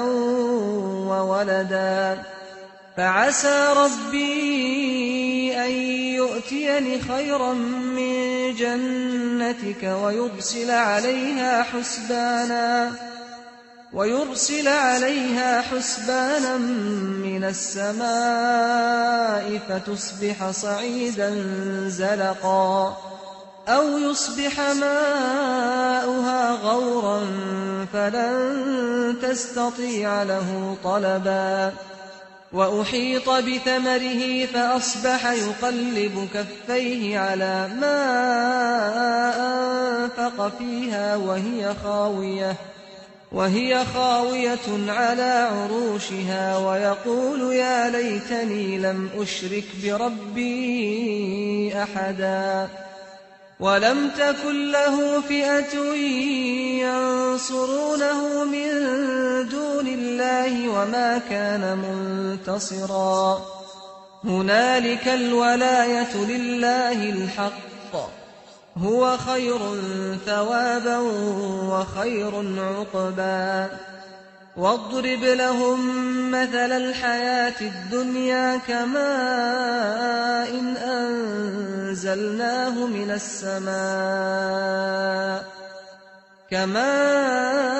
إن أنزلناه من السماء فاختلط به نبات الأرض فأصبح هشيما تذروه الرياح وكان الله على كل شيء مقتدرا المال والبنون زينة الحياة الدنيا والباقيات الصالحات خير عند ربك ثوابا وخير أملا ويوم نسير الجبال وترى الأرض بارزة وحشرناهم فلم نغادر منهم أحدا وعرضوا على ربك صفا لقد جئتمونا كما خلقناكم أول مرة بل زعمتم أن لن نجعل لكم موعدا ووضع الكتاب فترى المجرمين مشفقين مما فيه ويقولون يا ويلتنا ما لهذا الكتاب لا يغادر صغيرة ولا كبيرة إلا أحصاها ووجدوا ما عملوا حاضرا ولا يظلم ربك أحدا وإذ قلنا للملائكة اسجدوا لآدم فسجدوا إلا إبليس كان من الجن ففسق عن أمر ربه أفتتخذونه وذريته أولياء من دوني وهم لكم عدو بئس للظالمين بدلا ما أشهدتهم خلق السماوات والأرض ولا خلق أنفسهم وما كنت متخذ المضلين عضدا ويوم يقول نادوا شركائي الذين زعمتم فدعوهم فلم يستجيبوا لهم وجعلنا بينهم موبقا ورأى المجرمون النار فظنوا أنهم مواقعوها ولم يجدوا عنها مصرفا ولقد صرفنا في هذا القرآن للناس من كل مثل وكان الإنسان أكثر شيء جدلا وما منع الناس أن يؤمنوا إذ جاءهم الهدى ويستغفروا ربهم إلا أن تأتيهم سنة الأولين أو يأتيهم العذاب قبلا وما نرسل المرسلين إلا مبشرين ومنذرين ويجادل الذين كفروا بالباطل ليدحضوا به الحق واتخذوا آياتي وما أنذروا هزوا ومن أظلم ممن ذكر بآيات ربه فأعرض عنها ونسي ما قدمت يداه إنا جعلنا على قلوبهم أكنة أن يفقهوه وفي آذانهم وقرا وإن تدعهم إلى الهدى فلن يهتدوا إذا أبدا وربك الغفور ذو الرحمة لو يؤاخذهم بما كسبوا لعجل لهم العذاب بل لهم موعد لن يجدوا من دونه موئلا وتلك القرى أهلكناهم لما ظلموا وجعلنا لمهلكهم موعدا وإذ قال موسى لفتاه لا أبرح حتى أبلغ مجمع البحرين أو أمضي حقبا فلما بلغا مجمع بينهما نسيا حوتهما فاتخذ سبيله في البحر سربا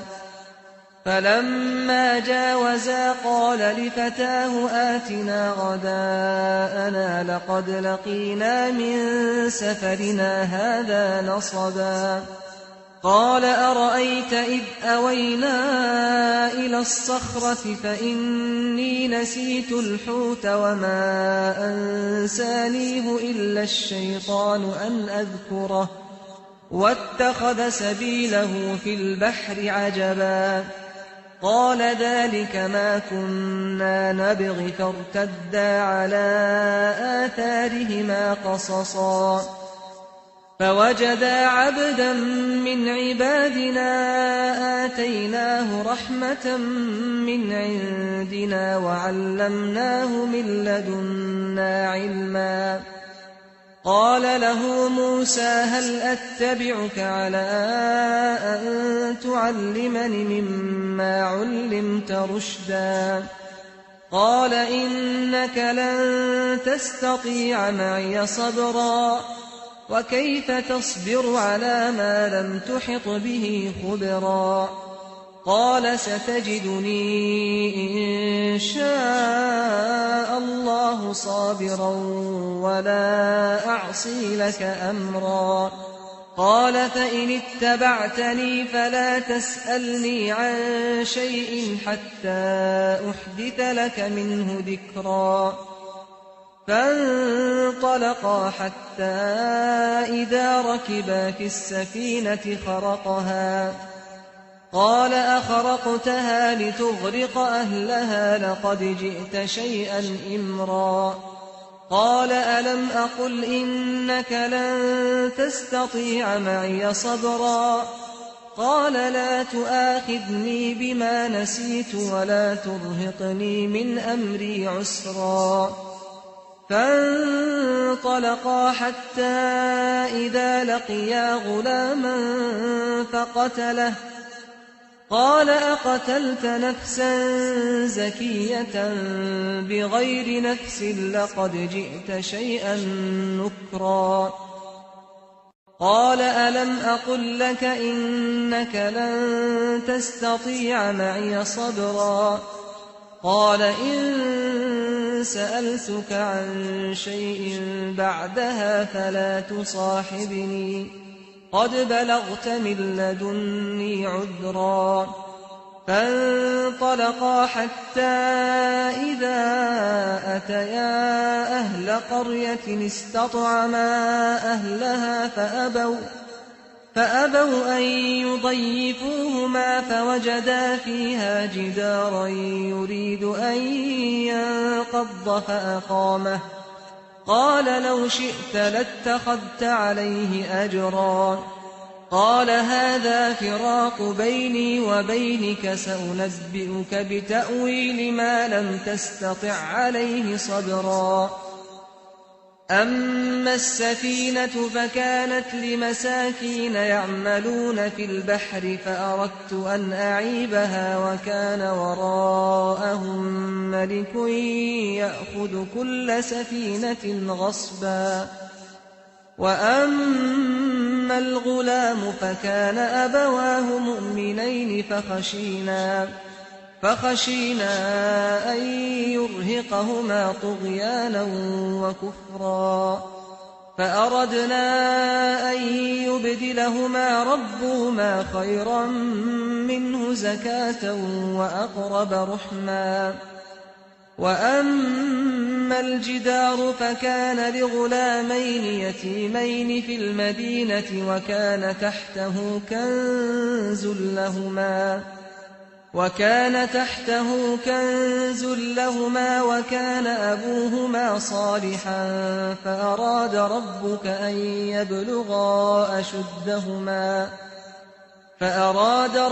أن يبلغا أشدهما ويستخرجا كنزهما رحمة من ربك وما فعلته عن أمري ذلك تأويل ما لم تسطع عليه صبرا ويسألونك عن ذي القرنين قل سأتلو عليكم منه ذكرا إنا مكنا له في الأرض وآتيناه من كل شيء سببا فأتبع سببا حتى إذا بلغ مغرب الشمس وجدها تغرب في عين حمئة ووجد عندها قوما قلنا يا ذا القرنين إما أن تعذب وإما أن تتخذ فيهم حسنا قال أما من ظلم فسوف نعذبه ثم يرد إلى ربه فيعذبه عذابا نكرا وأما من آمن وعمل صالحا فله جزاء الحسنى وسنقول له من أمرنا يسرا ثم أتبع سببا حتى إذا بلغ مطلع الشمس وجدها تطلع على قوم لم نجعل لهم من دونها سترا كذلك وقد أحطنا بما لديه خبرا ثم أتبع سببا حتى إذا بلغ بين السدين وجد من دونهما قوما لا يكادون يفقهون قولا قالوا يا ذا القرنين إن يأجوج ومأجوج مفسدون في الأرض فهل نجعل لك خرجا على أن تجعل بيننا وبينهم سدا قال ما مكني فيه ربي خير فأعينوني بقوة أجعل بينكم وبينهم ردما آتوني زبر الحديد حتى إذا ساوى بين الصدفين قال انفخوا حتى إذا جعله نارا قال آتوني أفرغ عليه قطرا فما استطاعوا أن يظهروه وما استطاعوا له نقبا قال هذا رحمة من ربي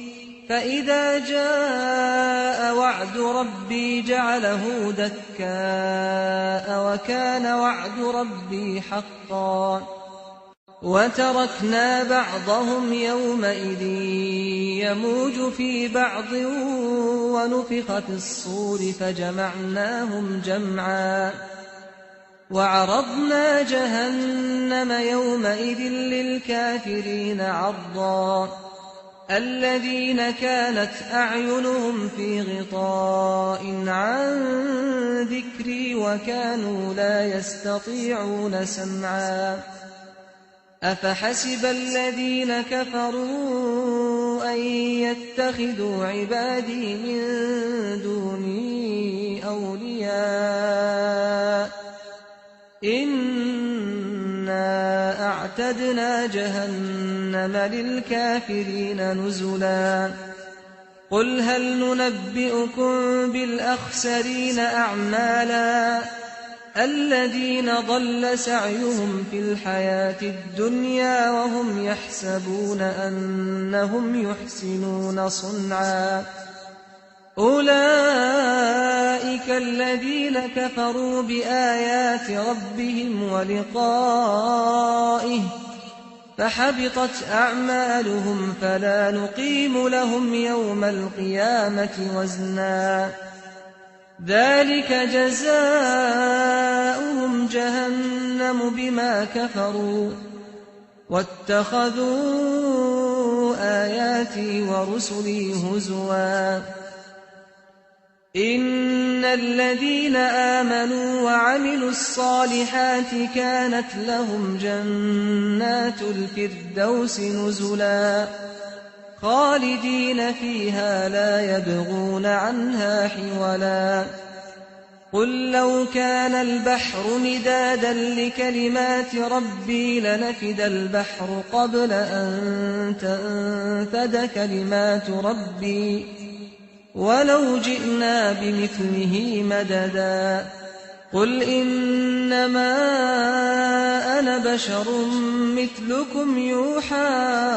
إلي أنما إلهكم إله واحد فمن كان يرجو لقاء ربه فليعمل عملا صالحا ولا يشرك بعبادة ربه أحدا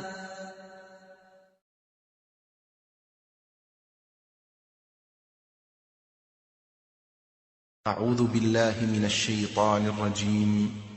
بسم الله الرحمن الرحيم الحمد لله الذي أنزل على عبده الكتاب ولم يجعل له عوجا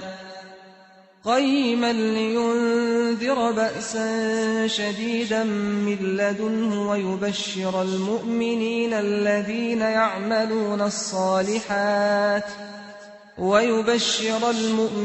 الذين يعملون الصالحات أن لهم أجرا حسنا ماكثين فيه أبدا وينذر الذين قالوا اتخذ الله ولدا ما لهم به من علم ولا لآبائهم كبرت كلمة تخرج من أفواههم إن يقولون إلا كذبا فلعلك باخع نفسك على آثارهم إن لم يؤمنوا بهذا الحديث أسفا إنا جعلنا ما على الأرض زينة لها لنبلوهم أيهم أحسن عملا وإنا لجاعلون ما عليها صعيدا جرزا أم حسبت أن أصحاب الكهف والرقيم كانوا من آياتنا عجبا إذ أوى الفتية إلى الكهف فقالوا ربنا آتنا من لدنك رحمة وهيئ لنا من أمرنا رشدا فضربنا على آذانهم في الكهف سنين عددا ثم بعثناهم لنعلم أي الحزبين أحصى لما لبثوا أمدا نحن نقص عليك نبأهم بالحق إنهم فتية آمنوا بربهم وزدناهم هدى وربطنا على قلوبهم إذ قاموا فقالوا ربنا رب السماوات والأرض لن ندعو من دونه إلها لقد قلنا إذا شططا هؤلاء قومنا اتخذوا من دونه آلهة لولا يأتون عليهم بسلطان بين فمن أظلم ممن افترى على الله كذبا وإذ اعتزلتموهم وما يعبدون إلا الله فأووا إلى الكهف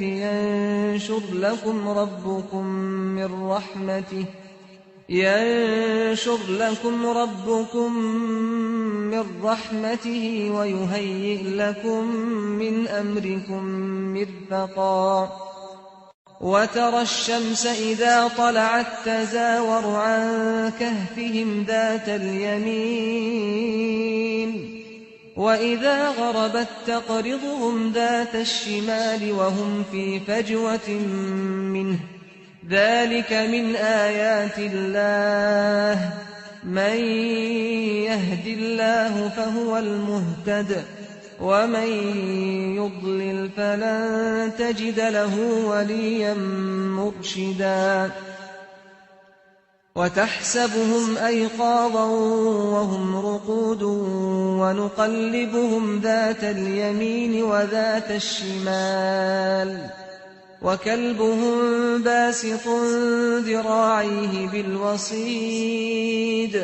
لو اطلعت عليهم لوليت منهم فرارا ولملئت منهم رعبا وكذلك بعثناهم ليتساءلوا بينهم قال قائل منهم كم لبثتم قالوا لبثنا يوما أو بعض يوم قالوا ربكم أعلم بما لبثتم فابعثوا أحدكم بورقكم هذه إلى المدينة فلينظر أيها أزكى طعاما فليأتكم برزق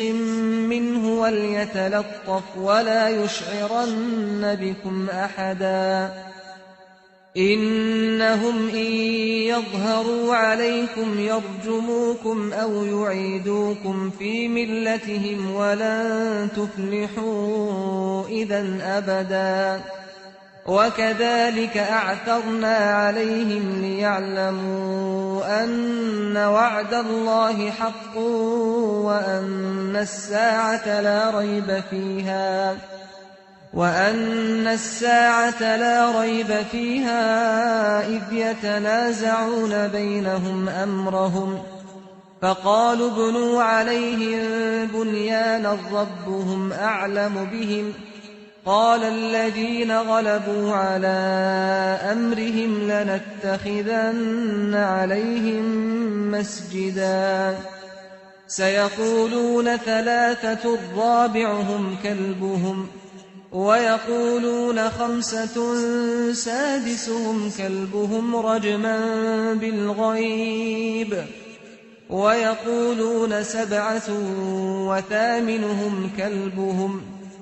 قل ربي أعلم بعدتهم ما يعلمهم إلا قليل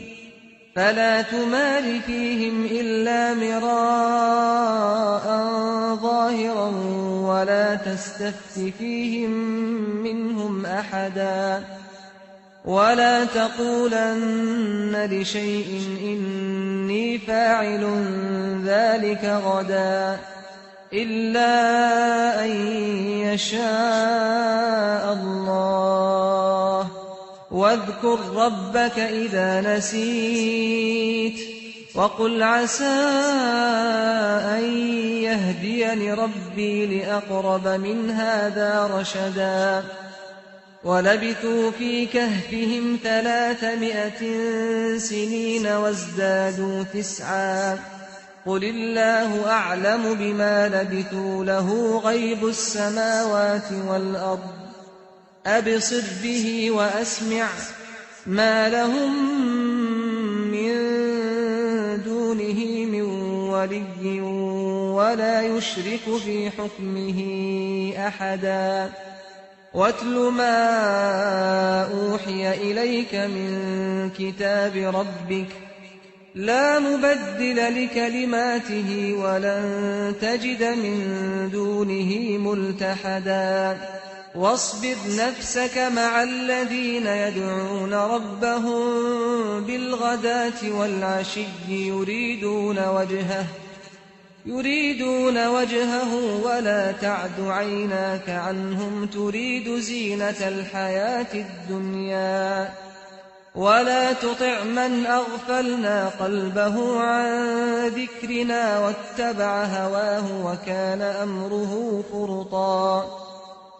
وقل الحق من ربكم فمن شاء فليؤمن ومن شاء فليكفر إنا أعتدنا للظالمين نارا أحاط بهم سرادقها وإن يستغيثوا يغاثوا بماء كالمهل يشوي الوجوه بئس الشراب وساءت مرتفقا إن الذين آمنوا وعملوا الصالحات إنا لا نضيع أجر من أحسن عملا أولئك لهم جنات عدن تجري من تحتهم الأنهار يحلون فيها من أساور من ذهب ويلبسون ثيابا خضرا من سندس واستبرق متكئين فيها على الأرائك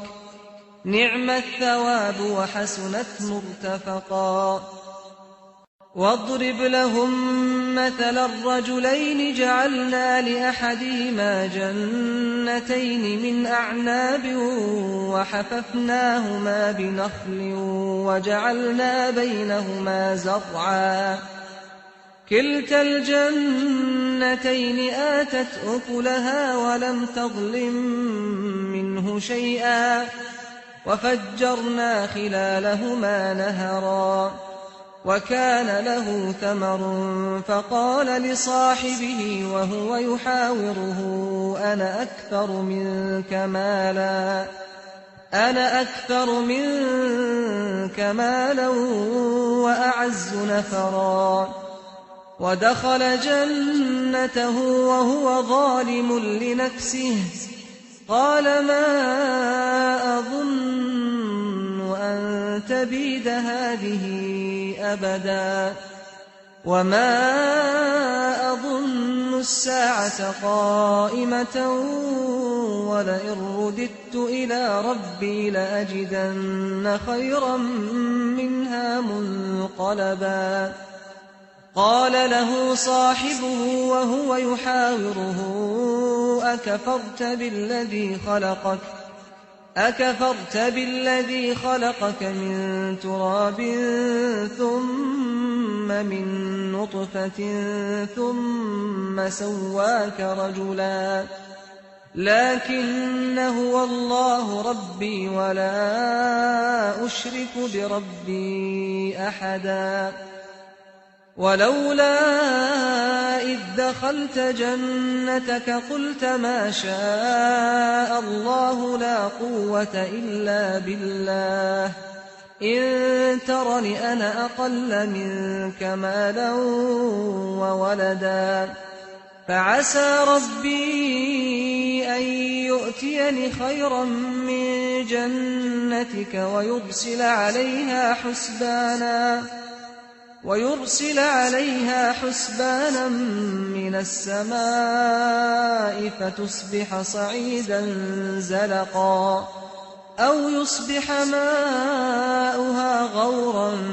فلن تستطيع له طلبا. وأحيط بثمره فأصبح يقلب كفيه على ما أنفق فيها وهي خاوية على عروشها ويقول يا ليتني لم أشرك بربي أحدا. ولم تكن له فئة ينصرونه من دون الله وما كان منتصرا. هنالك الولاية لله الحق هو خير ثوابا وخير عقبا. واضرب لهم مثل الحياة الدنيا كماء إن أنزلناه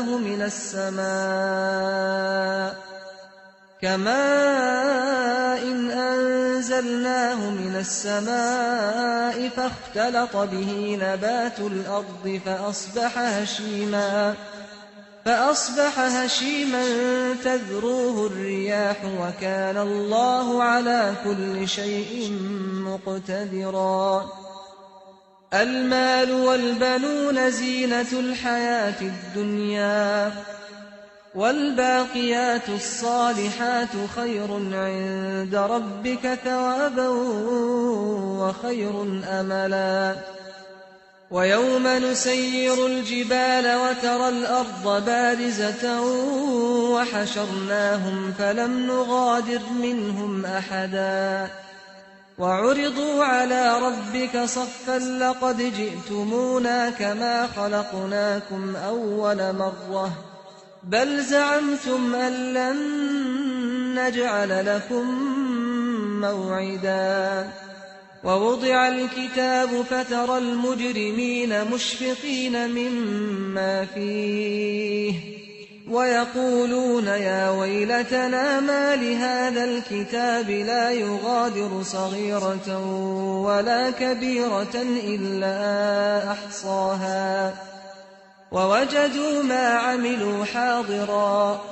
ولا يظلم ربك أحدا. وإذ قلنا للملائكة اسجدوا لآدم فسجدوا إلا إبليس كان من الجن ففسق عن أمر ربه أفتتخذونه وذريته أولياء من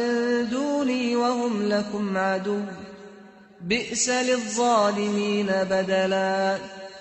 ما أشهدتهم خلق السماوات والأرض ولا خلق أنفسهم وما كنت متخذ المضلين عضدا ويوم يقول نادوا شركائي الذين زعمتم فدعوهم فلم يستجيبوا لهم وجعلنا بينهم موبقا ورأى المجرمون النار فظنوا أنهم مواقعوها ولم يجدوا عنها مصرفا ولقد صرفنا في هذا القرآن للناس من كل مثل وكان الإنسان أكثر شيء جدلا وما منع الناس أن يؤمنوا إذ جاءهم الهدى ويستغفروا ربهم إلا أن تأتيهم سنة الأولين أو يأتيهم العذاب قبلا وما نرسل المرسلين إلا مبشرين ومنذرين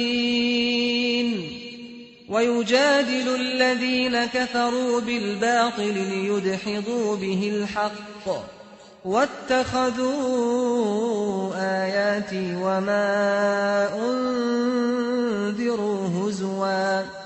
ومن أظلم ممن ذكر بآيات ربه فأعرض عنها ونسي ما قدمت يداه إنا جعلنا على قلوبهم أكنة أن يفقهوه وفي آذانهم وقرا وإن تدعهم إلى الهدى فلن يهتدوا إذا أبدا وربك الغفور ذو الرحمة لو يؤاخذهم بما كسبوا لعجل لهم العذاب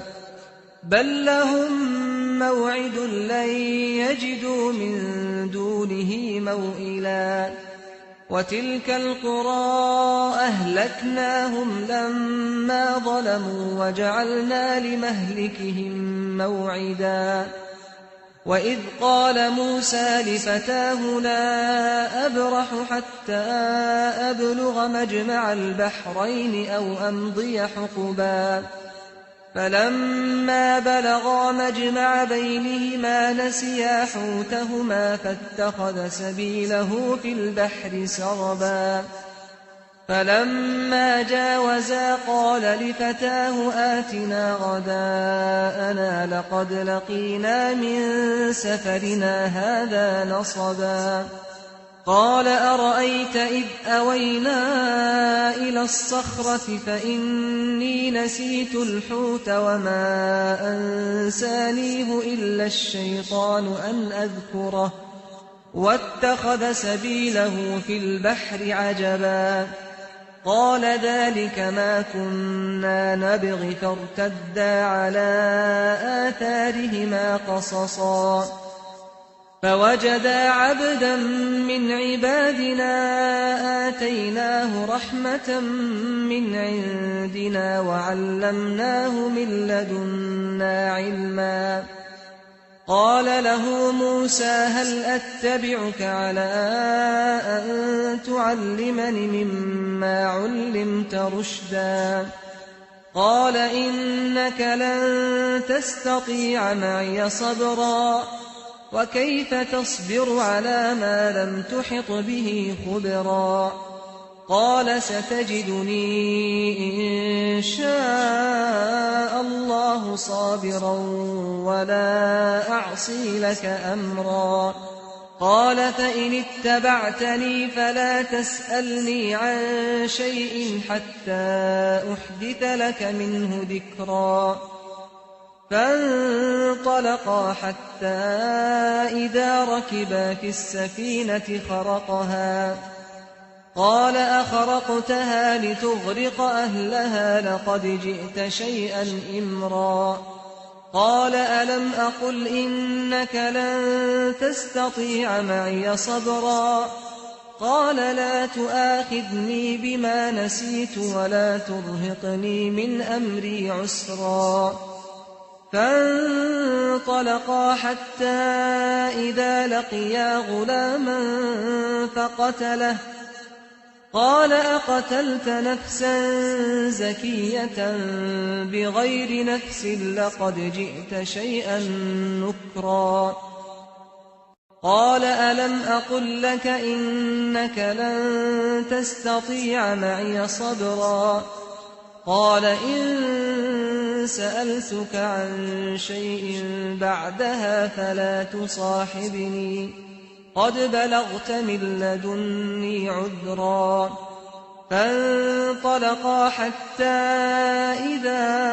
أتيا أهل قرية استطعما أهلها فأبوا أن يضيفوهما فوجدا فيها جدارا يريد أن ينقض فأقامه قال لو شئت لاتخذت عليه أجرا قال هذا فراق بيني وبينك سأنبئك بتأويل ما لم تستطع عليه صبرا أما السفينة فكانت لمساكين يعملون في البحر فأردت أن أعيبها وكان وراءهم ملك يأخذ كل سفينة غصبا وأما الغلام فكان أبواه مؤمنين فخشينا أن يرهقهما طغيانا وكفرا فأردنا أن يبدلهما ربهما خيرا منه زكاة وأقرب رحما وأما الجدار فكان لغلامين يتيمين في المدينة وكان تحته كنز لهما وكان أبوهما صالحا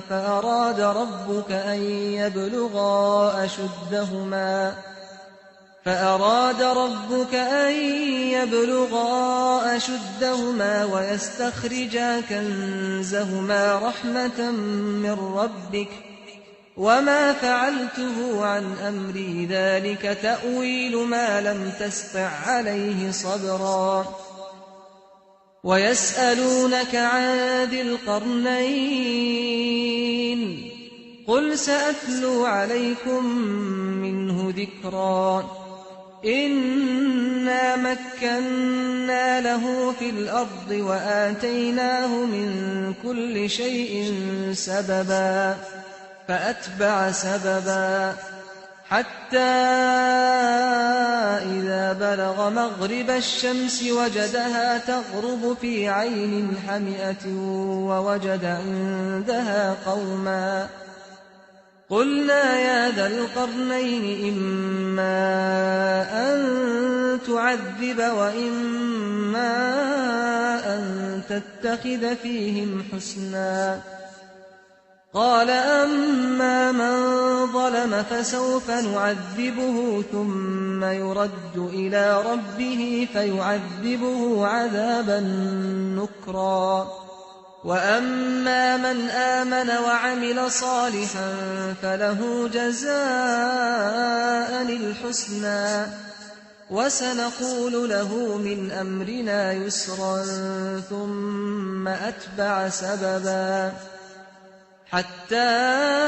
إذا بلغ مطلع الشمس وجدها تطلع على قوم لم نجعل لهم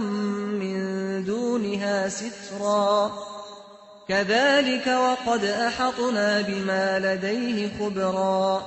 ثم أتبع سببا حتى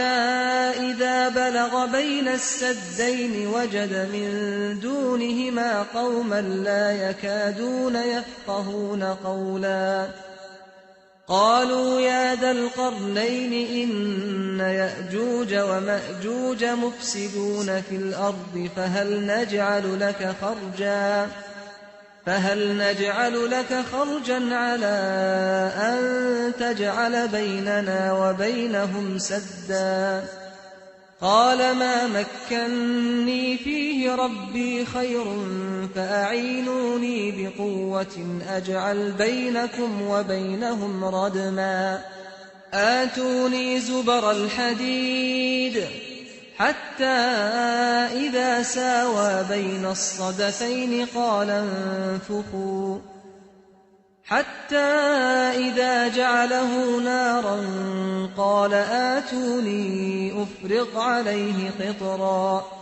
فما استطاعوا أن يظهروه وما استطاعوا له نقبا قال هذا رحمة من ربي فإذا جاء وعد ربي جعله دكاء وكان وعد ربي حقا وتركنا بعضهم يومئذ يموج في بعض ونفخ في الصور فجمعناهم جمعا وعرضنا جهنم يومئذ للكافرين عرضا الذين كانت أعينهم في غطاء عن ذكري وكانوا لا يستطيعون سمعا أفحسب الذين كفروا أن يتخذوا عبادي من دوني أولياء إنا أعتدنا جهنم للكافرين نزلا قل هل ننبئكم بالأخسرين أعمالا الذين ضل سعيهم في الحياة الدنيا وهم يحسبون أنهم يحسنون صنعا أولئك الذين كفروا بآيات ربهم ولقائه فحبطت أعمالهم فلا نقيم لهم يوم القيامة وزنا ذلك جزاؤهم جهنم بما كفروا واتخذوا آياتي ورسلي هزوا إن الذين آمنوا وعملوا الصالحات كانت لهم جنات الفردوس نزلا خالدين فيها لا يبغون عنها حولا قل لو كان البحر مدادا لكلمات ربي لنفد البحر قبل أن تنفد كلمات ربي ولو جئنا بمثله مددا قل إنما أنا بشر مثلكم يوحى إلي أنما إلهكم إله واحد فمن كان يرجو لقاء ربه فليعمل عملا صالحا ولا يشرك بعبادة ربه أحدا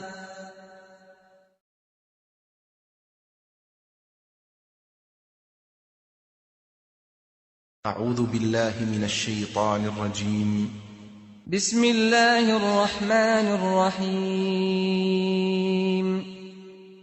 الحمد لله الذي أنزل على عبده الكتاب ولم يجعل له عوجا قيما لينذر بأسا شديدا من لدنه ويبشر المؤمنين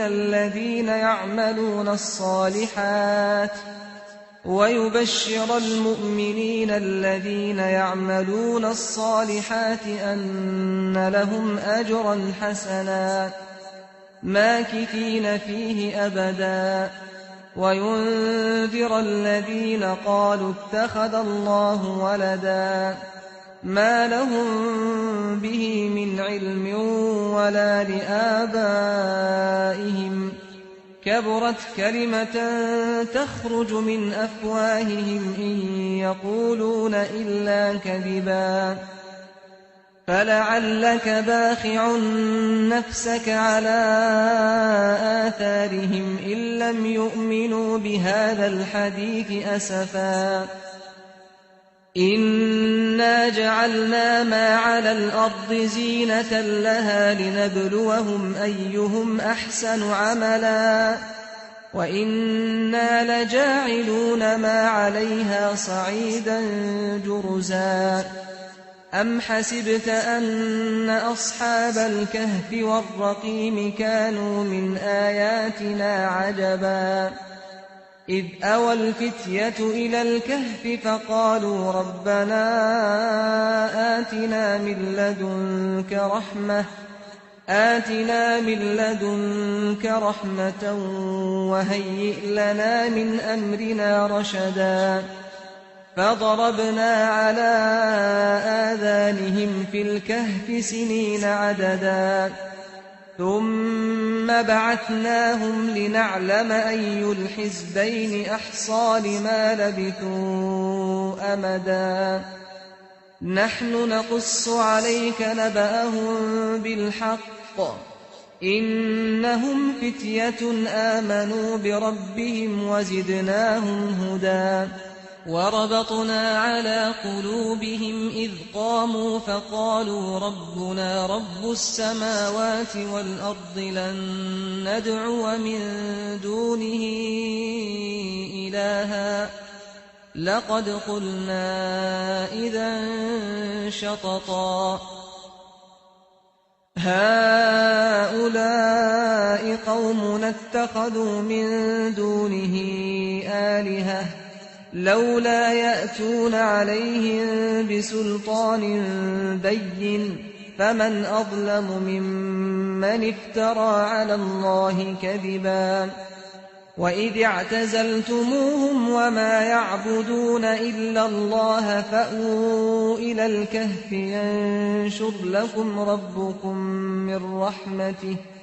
ينشر لكم ربكم من رحمته ويهيئ لكم من أمركم مرفقا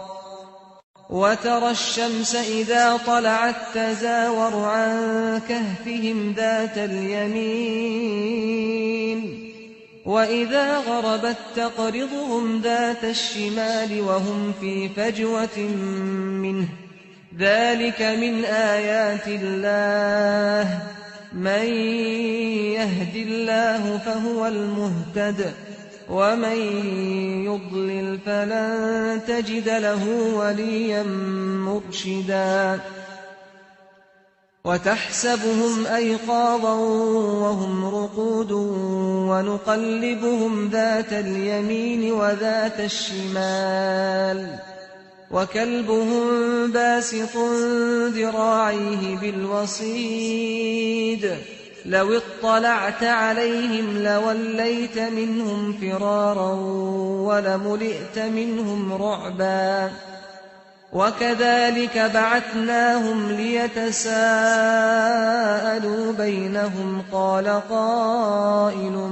منهم كم لبثتم قالوا لبثنا يوما أو بعض يوم قالوا ربكم أعلم بما لبثتم فابعثوا أحدكم بورقكم هذه إلى المدينة فلينظر أيها أزكى طعاما فليأتكم برزق منه وليتلطف ولا يشعرن بكم أحدا إنهم إن يظهروا عليكم يرجموكم أو يعيدوكم في ملتهم ولن تفلحوا إذا أبدا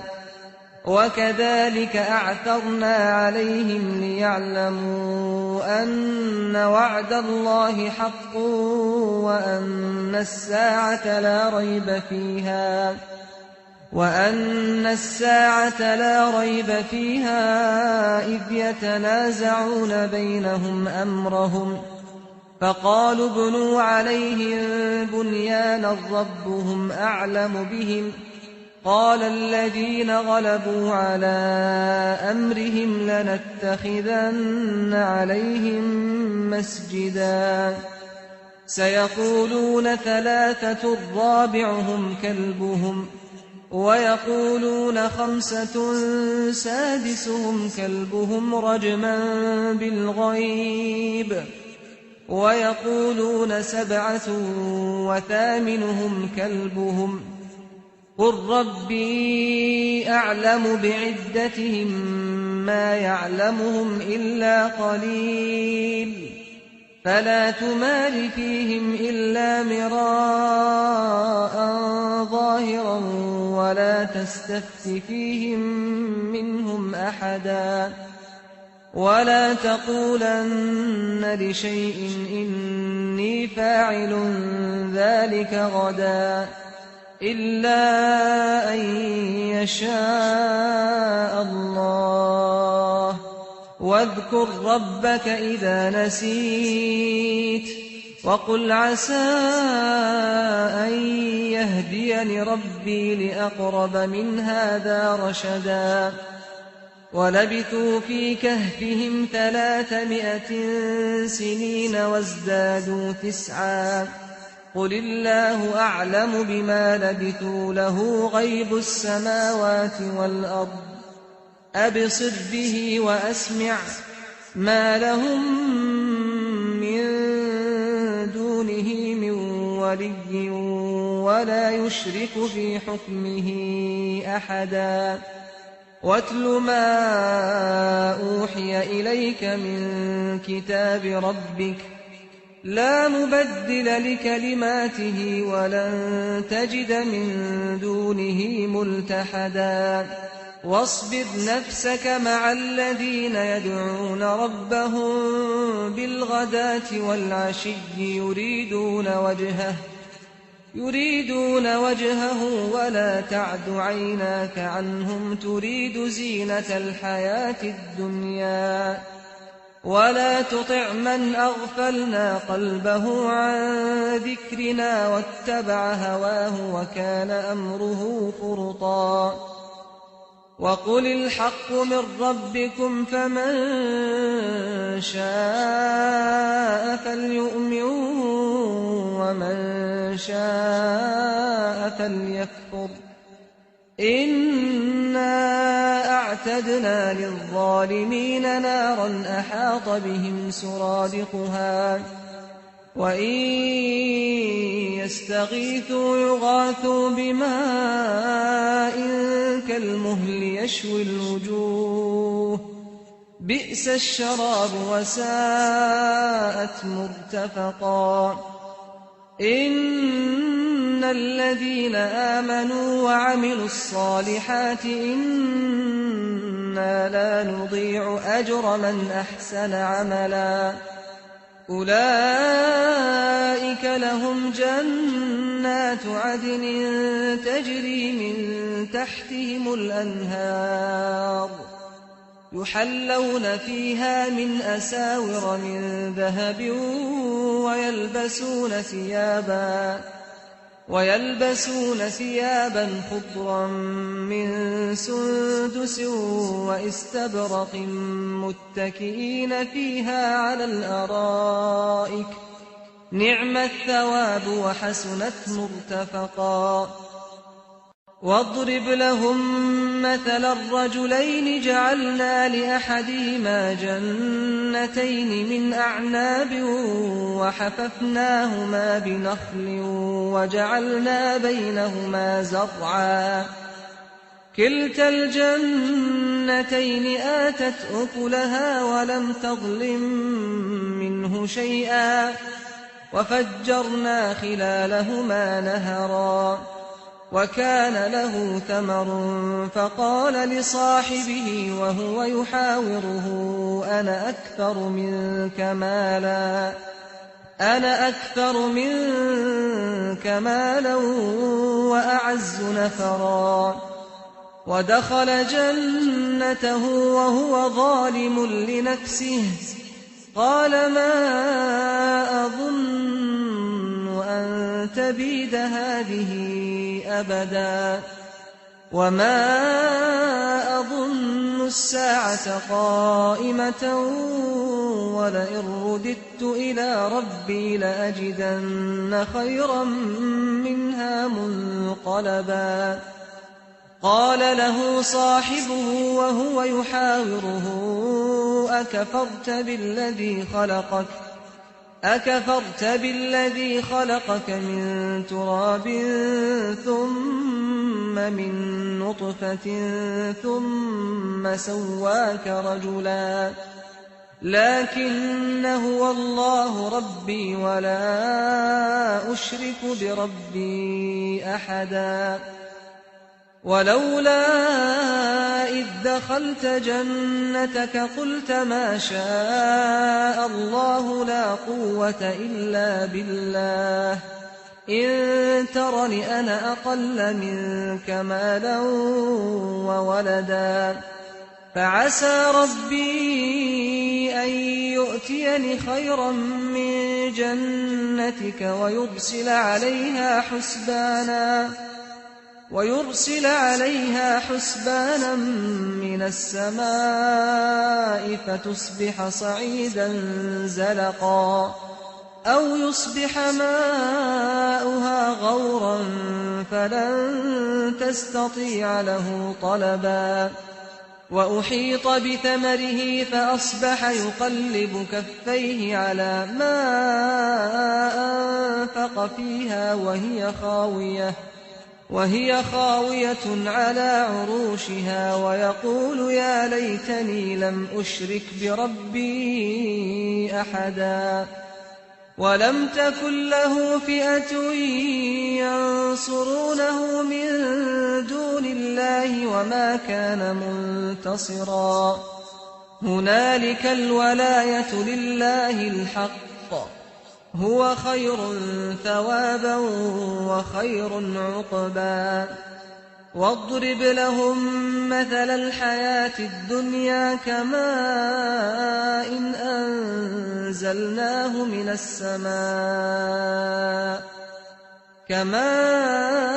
إن أنزلناه من السماء فاختلط به نبات الأرض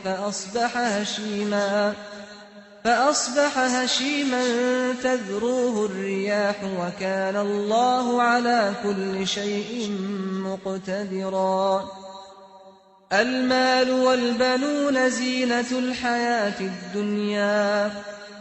والباقيات الصالحات خير عند ربك ثوابا وخير أملا ويوم نسير الجبال وترى الأرض بارزة وحشرناهم فلم نغادر منهم أحدا وعرضوا على ربك صفا لقد جئتمونا كما خلقناكم أول مرة بل زعمتم أن لن نجعل لكم موعدا ووضع الكتاب فترى المجرمين مشفقين مما فيه ويقولون يا ويلتنا ما لهذا الكتاب لا يغادر صغيرة ولا كبيرة إلا أحصاها ووجدوا ما عملوا حاضرا ولا يظلم ربك أحدا وإذ قلنا للملائكة اسجدوا لآدم فسجدوا إلا إبليس كان من الجن ففسق عن أمر ربه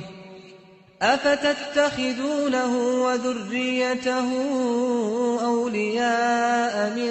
دوني وهم لكم عدو بئس للظالمين بدلا ما أشهدتهم خلق السماوات والأرض ولا خلق أنفسهم وما كنت متخذ المضلين عضدا ويوم يقول نادوا شركائي الذين زعمتم فدعوهم فلم يستجيبوا لهم فدعوهم فلم يستجيبوا لهم وجعلنا بينهم موبقا ورأى المجرمون النار فظنوا أنهم مواقعوها ولم يجدوا عنها مصرفا ولقد صرفنا في هذا القرآن للناس من كل مثل وكان الإنسان أكثر شيء جدلا وما منع الناس أن يؤمنوا إذ جاءهم الهدى ويستغفروا ربهم إلا أن تأتيهم سنة الأولين أو يأتيهم العذاب قبلا وما نرسل المرسلين إلا مبشرين ومنذرين ويجادل الذين كفروا بالباطل ليدحضوا به الحق واتخذوا آياتي وما أنذروا هزوا ومن أظلم ممن ذكر بآيات ربه فأعرض عنها ونسي ما قدمت يداه إنا جعلنا على قلوبهم أكنة أن يفقهوه وفي آذانهم وقرا وإن تدعهم إلى الهدى فلن يهتدوا إذا أبدا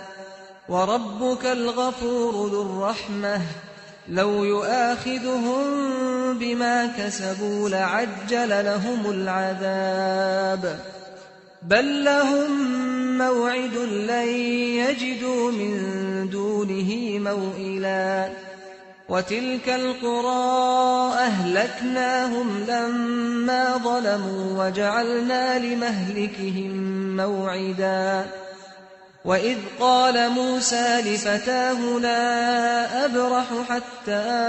أبلغ مجمع البحرين أو أمضي حقبا فلما بلغا مجمع بينهما نسيا حوتهما فاتخذ سبيله في البحر سربا فلما جاوزا قال لفتاه آتنا غداءنا لقد لقينا من سفرنا هذا نصبا قال أرأيت إذ أوينا إلى الصخرة فإني نسيت الحوت وما أنسانيه إلا الشيطان أن أذكره واتخذ سبيله في البحر عجبا قال ذلك ما كنا نبغ فارتدا على آثارهما قصصا فوجدا عبدا من عبادنا آتيناه رحمة من عندنا وعلمناه من لدنا علما قال له موسى هل أتبعك على أن تعلمني مما علمت رشدا قال إنك لن تستطيع معي صبرا وكيف تصبر على ما لم تحط به خبرا قال ستجدني إن شاء الله صابرا ولا أعصي لك أمرا قال فإن اتبعتني فلا تسألني عن شيء حتى أحدث لك منه ذكرا فانطلقا حتى إذا ركبا في السفينة خرقها قال أخرقتها لتغرق أهلها لقد جئت شيئا إمرا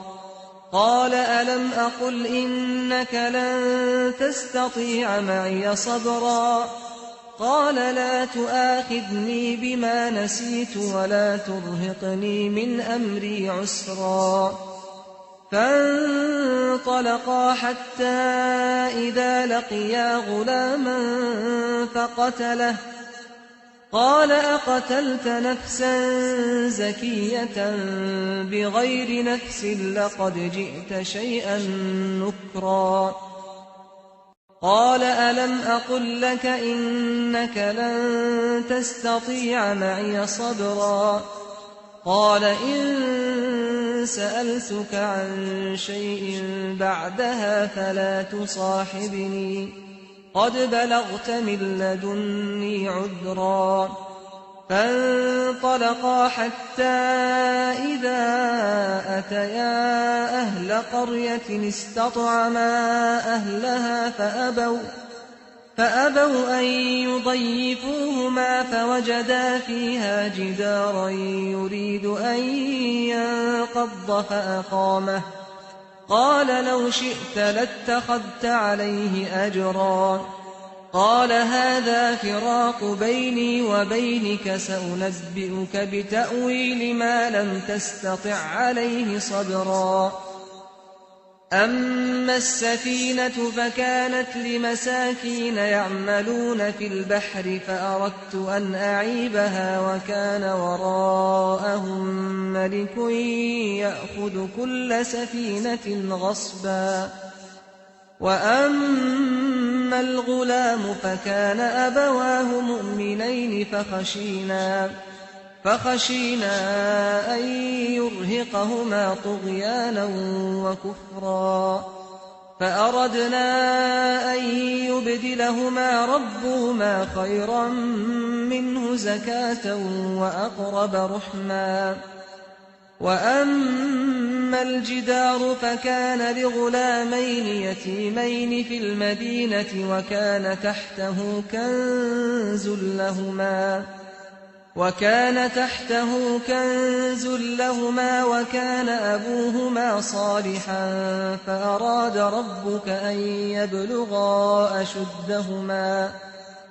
فأراد ربك أن يبلغا أشدهما ويستخرجا كنزهما رحمة من ربك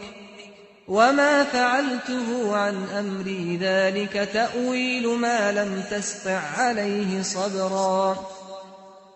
ويسألونك عن ذي القرنين قل سأتلو عليكم منه ذكرا إنا مكنا له في الأرض وآتيناه من كل شيء سببا فأتبع سببا حتى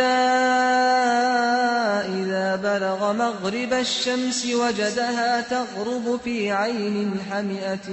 ووجد عندها قوما قلنا يا ذا القرنين إما أن تعذب وإما أن تتخذ فيهم حسنا قال أما من ظلم فسوف نعذبه ثم يرد إلى ربه فيعذبه عذابا نكرا وأما من آمن وعمل صالحا فله جزاء الحسنى وسنقول له من أمرنا يسرا ثم أتبع سببا حتى إذا بلغ مطلع الشمس وجدها تطلع على قوم لم نجعل لهم من دونها سترا كذلك وقد أحطنا بما لديه خبرا ثم أتبع سببا حتى إذا بلغ بين السدين وجد من دونهما قوما لا يكادون يفقهون قولا قالوا يا ذا القرنين إن يأجوج ومأجوج مفسدون في الأرض فهل نجعل لك خرجا على أن تجعل بيننا وبينهم سدا قال ما مكني فيه ربي خير فأعينوني بقوة أجعل بينكم وبينهم ردما آتوني زبر الحديد حتى إذا ساوى بين الصدفين قال انفخوا حتى إذا جعله نارا قال آتوني أفرغ عليه قطرا فما استطاعوا أن يظهروه وما استطاعوا له نقبا قال هذا رحمة من ربي فإذا جاء وعد ربي جعله دكاء وكان وعد ربي حقا وتركنا بعضهم يومئذ يموج في بعض ونفخ في الصور فجمعناهم جمعا وعرضنا جهنم يومئذ للكافرين عرضا الذين كانت أعينهم في غطاء عن ذكري وكانوا لا يستطيعون سمعا أفحسب الذين كفروا أن يتخذوا عبادي من دوني أولياء إنا أعتدنا جهنم للكافرين نزلا قل هل ننبئكم بالأخسرين أعمالا الذين ضل سعيهم في الحياة الدنيا وهم يحسبون أنهم يحسنون صنعا أولئك الذين كفروا بآيات ربهم ولقائه فحبطت أعمالهم فلا نقيم لهم يوم القيامة وزنا ذلك جزاؤهم جهنم بما كفروا واتخذوا آياتي ورسلي هزوا إن الذين آمنوا وعملوا الصالحات كانت لهم جنات الفردوس نزلا خالدين فيها لا يبغون عنها حولا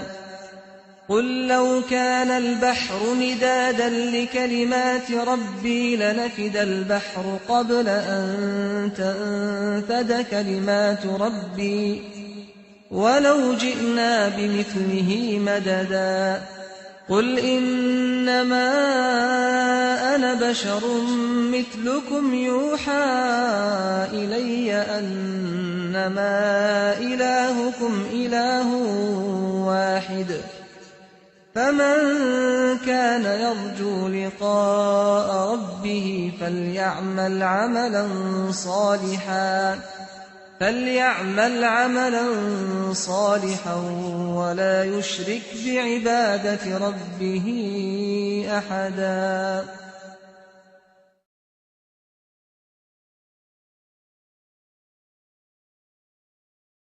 أعوذ بالله من الشيطان الرجيم بسم الله الرحمن الرحيم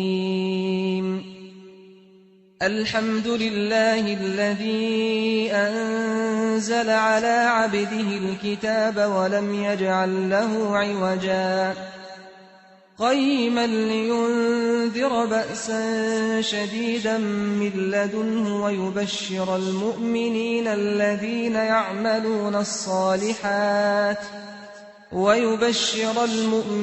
الذين يعملون الصالحات أن لهم أجرا حسنا ماكثين فيه أبدا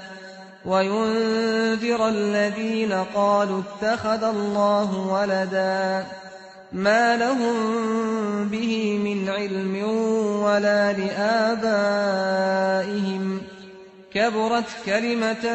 تخرج من أفواههم إن يقولون إلا كذبا فلعلك باخع نفسك على آثارهم إن لم يؤمنوا بهذا الحديث أسفا إِنَّا جَعَلْنَا مَا عَلَى الْأَرْضِ زِينَةً لَهَا لِنَبْلُوَهُمْ أَيُّهُمْ أَحْسَنُ عَمَلًا وَإِنَّا لَجَاعِلُونَ مَا عَلَيْهَا صَعِيدًا جُرُزًا أَمْ حَسِبْتَ أَنَّ أَصْحَابَ الْكَهْفِ وَالرَّقِيمِ كَانُوا مِنْ آيَاتِنَا عَجَبًا إِذْ أَوَى الْفِتْيَةُ إِلَى الْكَهْفِ فَقَالُوا رَبَّنَا آتِنَا مِن لَّدُنكَ رَحْمَةً وَهَيِّئْ لَنَا مِنْ أَمْرِنَا رَشَدًا فَضَرَبْنَا عَلَىٰ آذَانِهِمْ فِي الْكَهْفِ سِنِينَ عَدَدًا ثُمَّ بَعَثْنَاهُمْ لِنَعْلَمَ أَيُّ الْحِزْبَيْنِ أَحْصَىٰ لِمَا لَبِثُوا أَمَدًا نَّحْنُ نَقُصُّ عَلَيْكَ نَبَأَهُم بِالْحَقِّ ۚ إِنَّهُمْ فِتْيَةٌ آمَنُوا بِرَبِّهِمْ وَزِدْنَاهُمْ هُدًى وَرَبَطْنَا عَلَىٰ قُلُوبِهِمْ إِذْ قَامُوا فَقَالُوا رَبُّنَا رَبُّ السَّمَاوَاتِ وَالْأَرْضِ لَن نَّدْعُوَ مِن دُونِهِ إِلَٰهًا لَّقَدْ قُلْنَا إِذًا شَطَطًا هَٰؤُلَاءِ قَوْمُنَا اتَّخَذُوا مِن دُونِهِ آلِهَةً لَّوْلَا يَأْتُونَ عَلَيْهِم بِسُلْطَانٍ بَيِّنٍ فَمَنْ أَظْلَمُ مِمَّنِ افْتَرَىٰ عَلَى اللَّهِ كَذِبًا وَإِذِ اعْتَزَلْتُمُوهُمْ وَمَا يَعْبُدُونَ إِلَّا اللَّهَ فَأْوُوا إِلَى الْكَهْفِ يَنشُرْ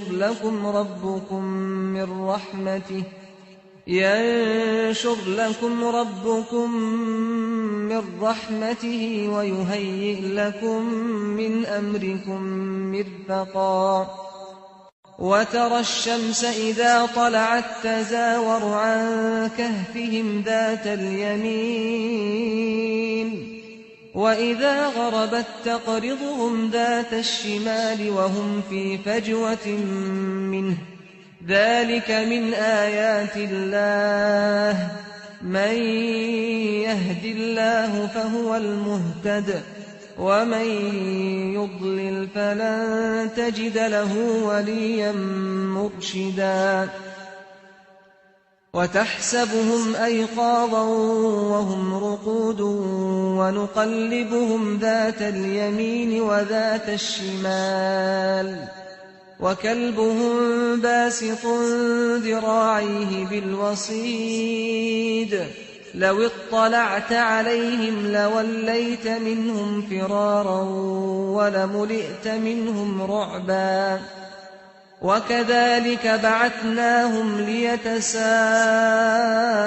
بَيْنَهُمْ قَالَ قَائِلٌ مِّنْهُمْ كَمْ لَبِثْتُمْ ۖ قَالُوا لَبِثْنَا يَوْمًا أَوْ بَعْضَ يَوْمٍ ۖ قَالُوا رَبُّكُمْ أَعْلَمُ بِمَا لَبِثْتُمْ فَابْعَثُوا أَحَدَكُم بِوَرِقِكُمْ هَٰذِهِ إِلَى الْمَدِينَةِ فَلْيَنظُرْ أَيُّهَا أَزْكَىٰ طَعَامًا فَلْيَأْتِكُم بِرِزْقٍ مِّنْهُ وَلْيَتَلَطَّفْ وَلَا يُشْعِرَنَّ بِكُمْ أَحَدًا إِنَّهُمْ إِن يَظْهَرُوا عَلَيْكُمْ يَرْجُمُوكُمْ أَوْ يُعِيدُوكُمْ فِي مِلَّتِهِمْ وَلَن تُفْلِحُوا إِذًا أَبَدًا وَكَذَٰلِكَ أَعْثَرْنَا عَلَيْهِمْ لِيَعْلَمُوا أَنَّ وَعْدَ اللَّهِ حَقٌّ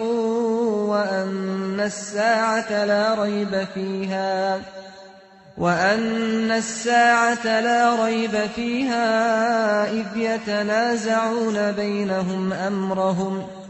فَقَالُوا ابْنُوا عَلَيْهِم بُنْيَانًا رَّبُّهُمْ أَعْلَمُ بِهِمْ ۚ قَالَ الَّذِينَ غَلَبُوا عَلَىٰ أَمْرِهِمْ لَنَتَّخِذَنَّ عَلَيْهِم مَّسْجِدًا سَيَقُولُونَ ثَلَاثَةٌ رَّابِعُهُمْ كَلْبُهُمْ ويقولون 5 سادسهم كلبهم رجما بالغيب ويقولون 7 وثامنهم كلبهم قل ربي أعلم بعدتهم ما يعلمهم إلا قليل فلا تمار فيهم إلا مراء ظاهرا ولا تستفت فيهم منهم أحدا ولا تقولن لشيء إني فاعل ذلك غدا إلا أن يشاء الله واذكر ربك إذا نسيت وقل عسى أن يهديني ربي لأقرب من هذا رشدا ولبثوا في كهفهم 300 سنين وازدادوا 9 قل الله أعلم بما لبثوا له غيب السماوات والأرض أبصر به وأسمع ما لهم من دونه من ولي ولا يشرك في حكمه أحدا واتل ما أوحي إليك من كتاب ربك لا مبدل لكلماته ولن تجد من دونه ملتحدا واصبر نفسك مع الذين يدعون ربهم بالغداة والعشي يريدون وجهه ولا تعد عيناك عنهم تريد زينة الحياة الدنيا ولا تطع من أغفلنا قلبه عن ذكرنا واتبع هواه وكان أمره فرطا وقل الحق من ربكم فمن شاء فليؤمن ومن شاء فليكفر إنا أعتدنا للظالمين نارا أحاط بهم سرادقها وإن يستغيثوا يغاثوا بماء كالمهل يشوي الوجوه بئس الشراب وساءت مرتفقا إن الذين آمنوا وعملوا الصالحات إنا لا نضيع أجر من أحسن عملا أولئك لهم جنات عدن تجري من تحتهم الأنهار يحلون فيها من أساور من ذهب ويلبسون ثيابا خضرا من سندس واستبرق متكئين فيها على الأرائك نعم الثواب وحسنت مرتفقا واضرب لهم مثل الرجلين جعلنا لأحدهما جنتين من أعناب وحففناهما بنخل وجعلنا بينهما زرعا كلتا الجنتين آتت أكلها ولم تظلم منه شيئا وفجرنا خلالهما نهرا وكان له ثمر فقال لصاحبه وهو يحاوره أنا أكثر منك مالا وأعز نفرا ودخل جنته وهو ظالم لنفسه قال ما أظن أن تبيد هذه أبدا وما أظن الساعة قائمة ولئن رددت إلى ربي لأجدن خيرا منها منقلبا قال له صاحبه وهو يحاوره أكفرت بالذي خلقك من تراب ثم من نطفة ثم سواك رجلا لكن هو الله ربي ولا أشرك بربي أحدا ولولا إذ دخلت جنتك قلت ما شاء الله لا قوة إلا بالله إن ترني أنا أقل منك مالا وولدا فعسى ربي أن يؤتيني خيرا من جنتك ويرسل عليها حسبانا من السماء فتصبح صعيدا زلقا أو يصبح ماؤها غورا فلن تستطيع له طلبا وأحيط بثمره فأصبح يقلب كفيه على ما أنفق فيها وهي خاوية على عروشها ويقول يا ليتني لم أشرك بربي أحدا ولم تكن له فئة ينصرونه من دون الله وما كان منتصرا هنالك الولاية لله الحق هو خير ثوابا وخير عقبا واضرب لهم مثل الحياة الدنيا كماء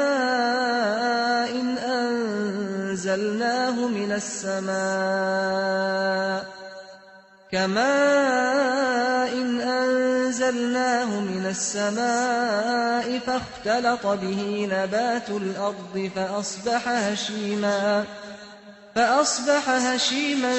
تذروه الرياح وكان الله على كل شيء مقتدرا المال والبنون زينة الحياة الدنيا والباقيات الصالحات خير عند ربك ثوابا وخير أملا ويوم نسير الجبال وترى الأرض بارزة وحشرناهم فلم نغادر منهم أحدا وعرضوا على ربك صفا لقد جئتمونا كما خلقناكم أول مرة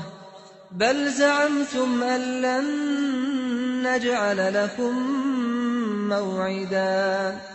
ووضع الكتاب فترى المجرمين مشفقين مما فيه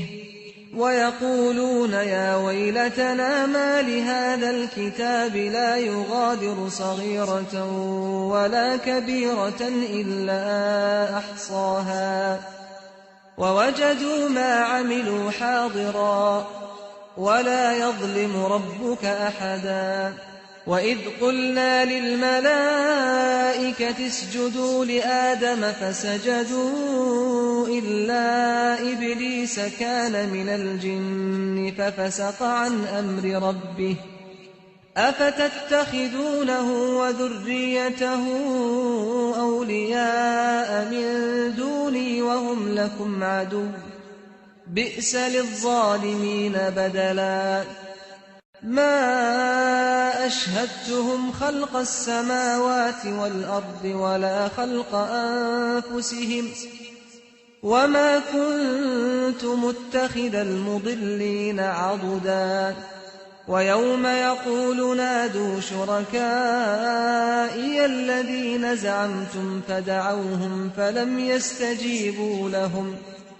فدعوهم فلم يستجيبوا لهم وجعلنا بينهم موبقا ورأى المجرمون النار فظنوا أنهم مواقعوها ولم يجدوا عنها مصرفا وَلَقَدْ صَرَّفْنَا فِي هَذَا الْقُرْآنِ لِلنَّاسِ مِنْ كُلِّ مَثَلٍ وَكَانَ الْإِنسَانُ أَكْثَرَ شَيْءٍ جَدَلًا وَمَا مَنَعَ النَّاسَ أَن يُؤْمِنُوا إِذْ جَاءَهُمُ الْهُدَىٰ وَيَسْتَغْفِرُوا رَبَّهُمْ إِلَّا أَن تَأْتِيَهُمْ سُنَّةُ الْأَوَّلِينَ أَوْ يَأْتِيَهُمُ الْعَذَابُ قُبُلًا وَمَا نُرْسِلُ الْمُرْسَلِينَ إِلَّا مُبَشِّرِينَ وَمُنذِرِينَ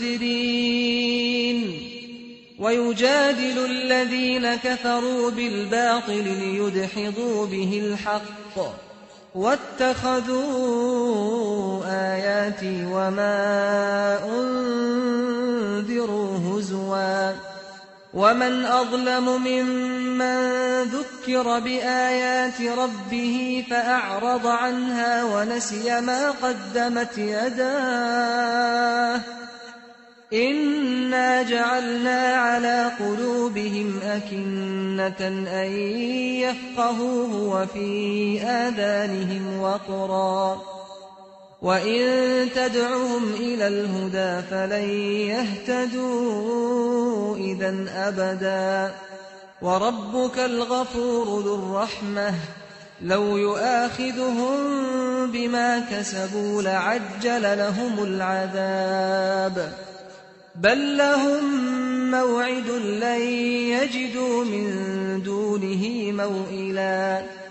وَتِلْكَ الْقُرَىٰ أَهْلَكْنَاهُمْ لَمَّا ظَلَمُوا وَجَعَلْنَا لِمَهْلِكِهِم مَّوْعِدًا وَإِذْ قَالَ مُوسَىٰ لِفَتَاهُ لَا أَبْرَحُ حَتَّىٰ أَبْلُغَ مَجْمَعَ الْبَحْرَيْنِ أَوْ أَمْضِيَ حُقُبًا فَلَمَّا بَلَغَا مَجْمَعَ بَيْنِهِمَا نَسِيَا حُوتَهُمَا فَاتَّخَذَ سَبِيلَهُ فِي الْبَحْرِ سَرَبًا فَلَمَّا جَاوَزَا قَالَ لِفَتَاهُ آتِنَا غَدَاءَنَا لَقَدْ لَقِينَا مِن سَفَرِنَا هَٰذَا نَصَبًا قَالَ أَرَأَيْتَ إِذْ أَوَيْنَا إِلَى الصَّخْرَةِ فَإِنِّي نَسِيتُ الْحُوتَ وَمَا أَنسَانِيهُ إِلَّا الشَّيْطَانُ أَنْ أَذْكُرَهُ وَاتَّخَذَ سَبِيلَهُ فِي الْبَحْرِ عَجَبًا قَالَ ذَٰلِكَ مَا كُنَّا نَبْغِ فَارْتَدَّا عَلَىٰ آثَارِهِمَا قَصَصًا فَوَجَدَا عَبْدًا مِّنْ عِبَادِنَا آتَيْنَاهُ رَحْمَةً مِّنْ عِندِنَا وَعَلَّمْنَاهُ مِن لَّدُنَّا عِلْمًا قَالَ لَهُ مُوسَىٰ هَلْ أَتَّبِعُكَ عَلَىٰ أَن تُعَلِّمَنِ مِمَّا عُلِّمْتَ رُشْدًا قَالَ إِنَّكَ لَن تَسْتَطِيعَ مَعِيَ صَبْرًا وَكَيْفَ تَصْبِرُ عَلَىٰ مَا لَمْ تُحِطْ بِهِ خُبْرًا قَالَ سَتَجِدُنِي إِن شَاءَ اللَّهُ صَابِرًا وَلَا أَعْصِي لَكَ أَمْرًا قَالَ فَإِنِ اتَّبَعْتَنِي فَلَا تَسْأَلْنِي عَن شَيْءٍ حَتَّىٰ أُحْدِثَ لَكَ مِنْهُ ذِكْرًا فَانطَلَقَا حَتَّىٰ إِذَا رَكِبَا فِي السَّفِينَةِ خَرَقَهَا قَالَ أَخَرَقْتَهَا لِتُغْرِقَ أَهْلَهَا لَقَدْ جِئْتَ شَيْئًا إِمْرًا قَالَ أَلَمْ أَقُلْ إِنَّكَ لَن تَسْتَطِيعَ مَعِيَ صَبْرًا قَالَ لَا تُؤَاخِذْنِي بِمَا نَسِيتُ وَلَا تُرْهِقْنِي مِنْ أَمْرِي عُسْرًا فَانطَلَقَا حَتَّىٰ إِذَا لَقِيَا غُلَامًا فَقَتَلَهُ قَالَ أَقَتَلْتَ نَفْسًا زَكِيَّةً بِغَيْرِ نَفْسٍ لَّقَدْ جِئْتَ شَيْئًا نُّكْرًا قَالَ أَلَمْ أَقُل لَّكَ إِنَّكَ لَن تَسْتَطِيعَ مَعِيَ صَبْرًا قَالَ إِن سألتك عن شيء بعدها فلا تصاحبني قد بلغت من لدني عذرا فانطلقا حتى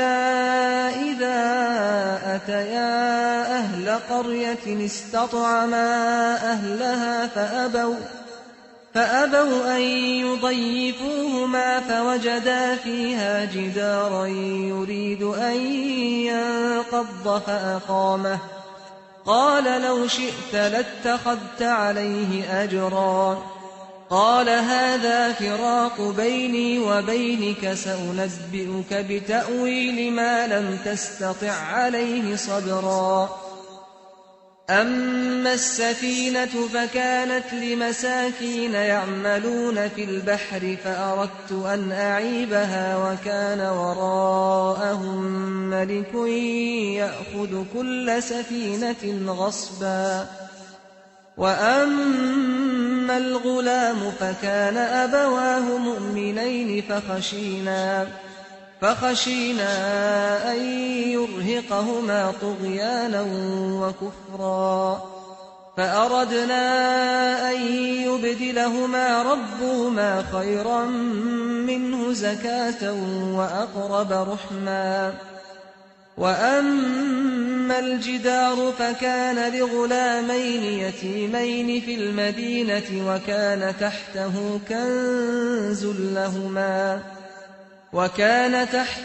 كنز لهما وكان أبوهما صالحا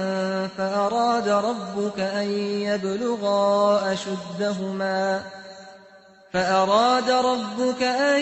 يبلغا أشدهما ويستخرجا كنزهما رحمة من ربك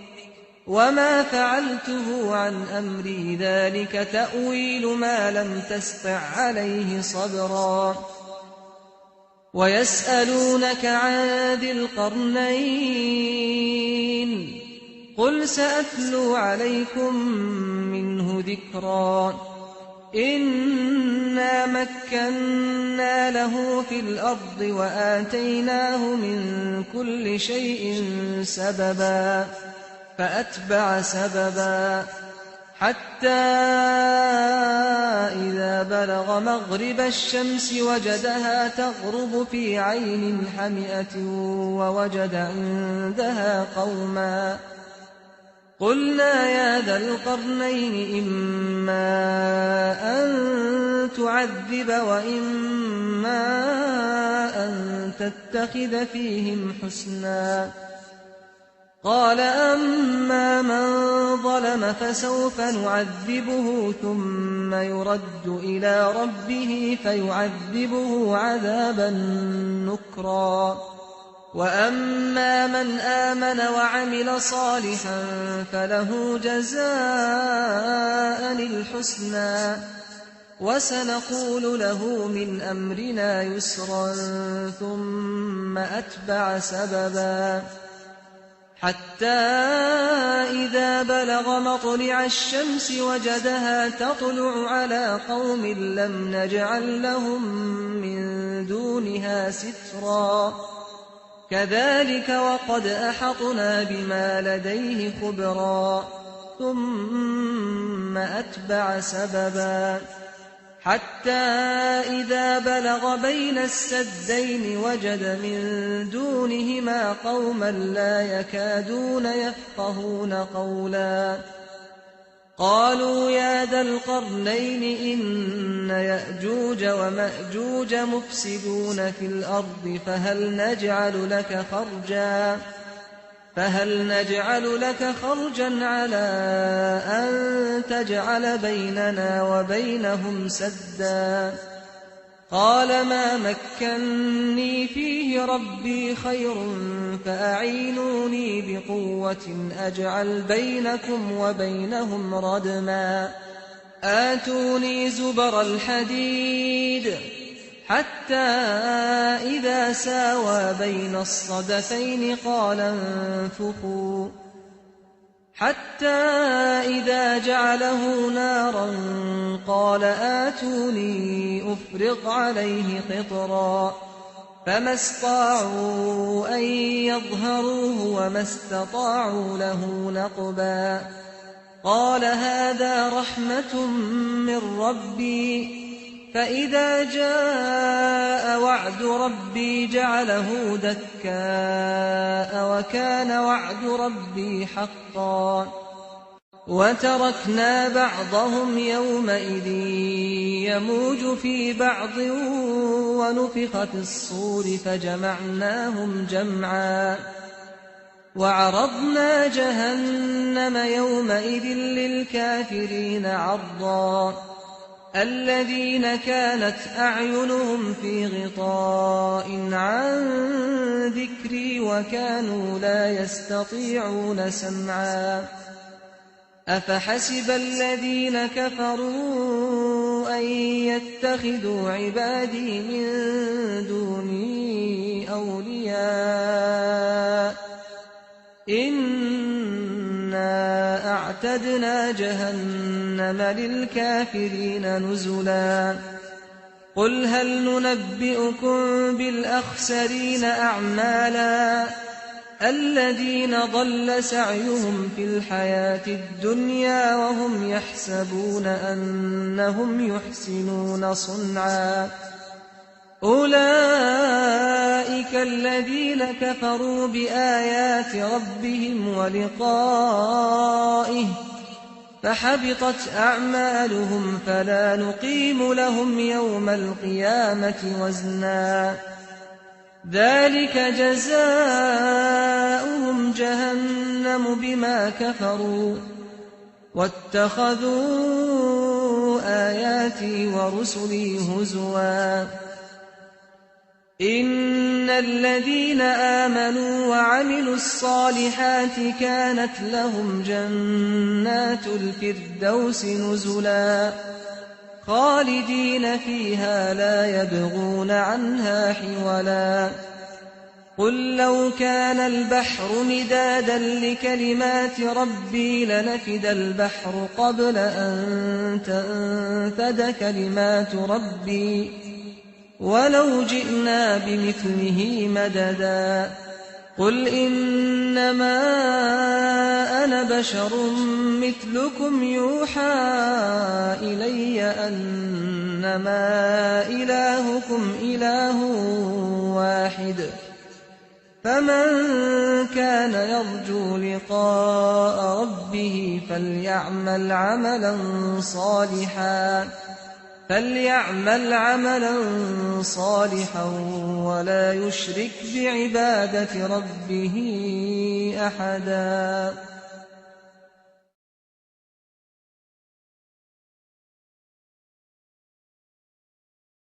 أعوذ بالله من الشيطان الرجيم بسم الله الرحمن الرحيم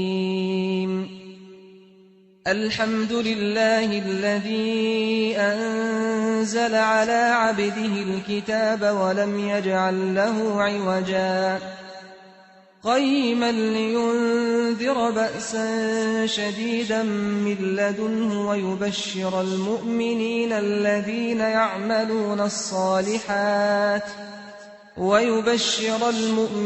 الذين يعملون الصالحات أن لهم أجرا حسنا ماكثين فيه أبدا وينذر الذين قالوا اتخذ الله ولدا ما لهم به من علم ولا لآبائهم كبرت كلمة تخرج من أفواههم إن يقولون إلا كذبا فلعلك باخع نفسك على آثارهم إن لم يؤمنوا بهذا الحديث أسفا إنا جعلنا ما على الأرض زينة لها لنبلوهم أيهم أحسن عملا وإنا لجاعلون ما عليها صعيدا جرزا أم حسبت أن أصحاب الكهف والرقيم كانوا من آياتنا عجبا إذ أوى الفتية إلى الكهف فقالوا ربنا آتنا من لدنك رحمة وهيئ لنا من أمرنا رشدا فضربنا على آذانهم في الكهف سنين عددا ثم بعثناهم لنعلم أي الحزبين أحصى لما لبثوا أمدا نحن نقص عليك نبأهم بالحق إنهم فتية آمنوا بربهم وزدناهم هدى وربطنا على قلوبهم إذ قاموا فقالوا ربنا رب السماوات والأرض لن ندعو من دونه إلها لقد قلنا إذا شططا هؤلاء قومنا اتخذوا من دونه آلهة لولا يأتون عليهم بسلطان بين فمن أظلم ممن افترى على الله كذبا وإذ اعتزلتموهم وما يعبدون إلا الله فأووا إلى الكهف ينشر لكم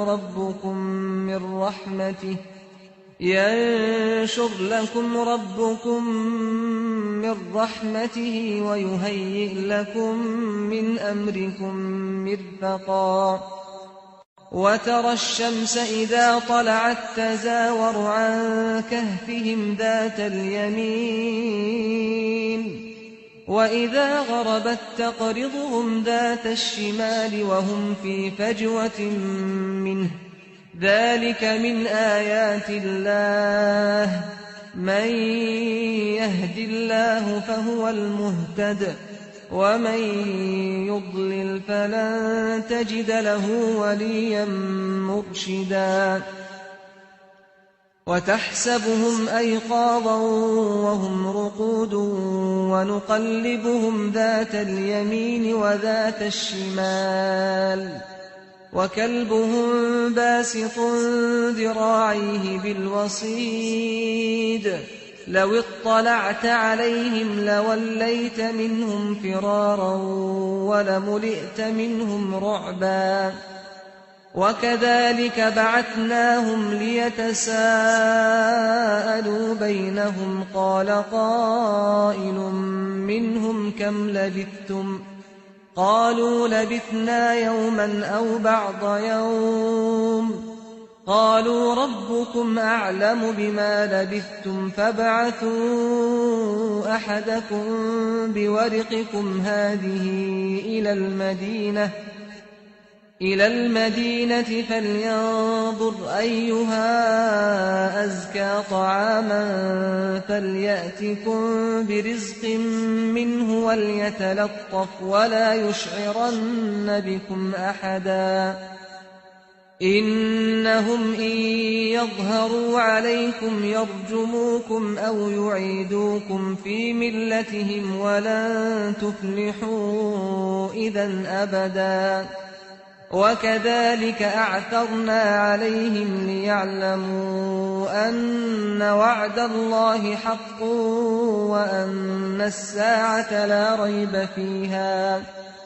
وأن الساعة لا ريب فيها إذ يتنازعون بينهم أمرهم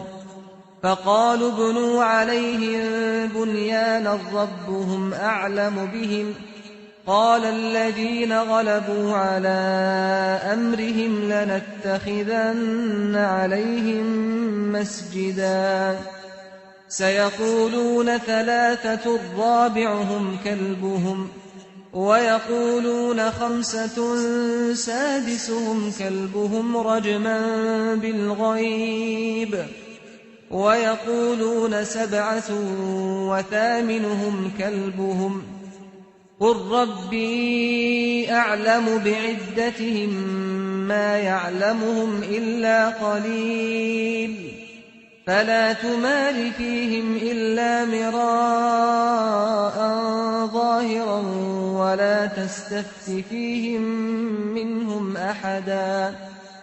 ولا تقولن لشيء إني فاعل ذلك غدا إلا أن يشاء الله واذكر ربك إذا نسيت وقل عسى أن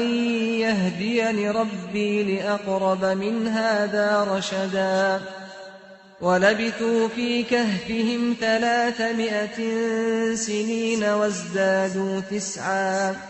قل الله أعلم بما لبثوا له غيب السماوات والأرض أبصر به وأسمع ما لهم من دونه من ولي ولا يشرك في حكمه أحدا واتل ما أوحي إليك من كتاب ربك لا مبدل لكلماته ولن تجد من دونه ملتحدا واصبر نفسك مع الذين يدعون ربهم بالغداة والعشي يريدون وجهه ولا تعد عيناك عنهم تريد زينة الحياة الدنيا ولا تطع من أغفلنا قلبه عن ذكرنا واتبع هواه وكان أمره فرطا وقل الحق من ربكم فمن شاء فليؤمن ومن شاء فليكفر إنا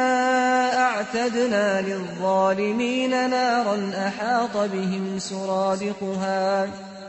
وإن يستغيثوا يغاثوا بماء كالمهل يشوي الوجوه بئس الشراب وساءت مرتفقا إن الذين آمنوا وعملوا الصالحات إنا لا نضيع أجر من أحسن عملا أولئك لهم جنات عدن تجري من تحتهم الأنهار يحلون فيها من أساور من ذهب ويلبسون ثيابا خضرا من سندس واستبرق متكئين فيها على الأرائك نعم الثواب وحسنت مرتفقا واضرب لهم مثل الرجلين جعلنا لأحدهما جنتين من أعناب وحففناهما بنخل وجعلنا بينهما زرعا كلتا الجنتين آتت أكلها ولم تظلم منه شيئا وفجرنا خلالهما نهرا وكان له ثمر فقال لصاحبه وهو يحاوره أنا أكثر منك مالا وأعز نفرا ودخل جنته وهو ظالم لنفسه قال ما أظن أن تبيد هذه أبدا وما أظن الساعة قائمة ولئن رددت إلى ربي لأجدن خيرا منها منقلبا قال له صاحبه وهو يحاوره أكفرت بالذي خلقك من تراب ثم من نطفة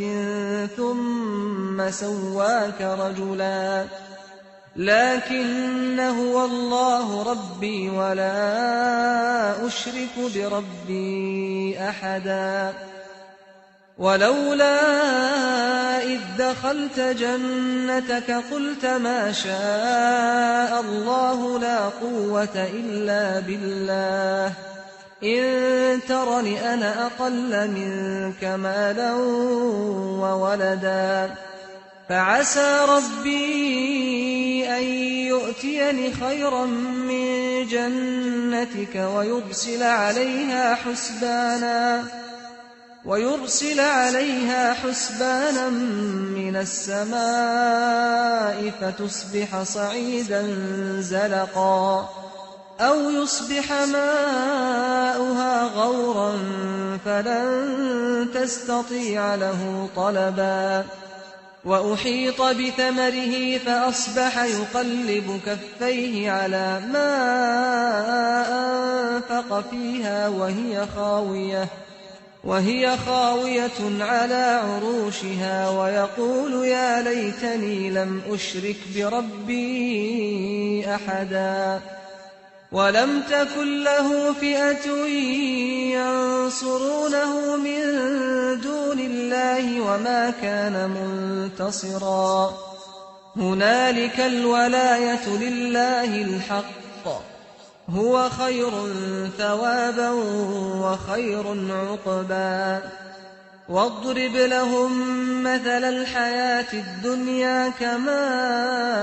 إن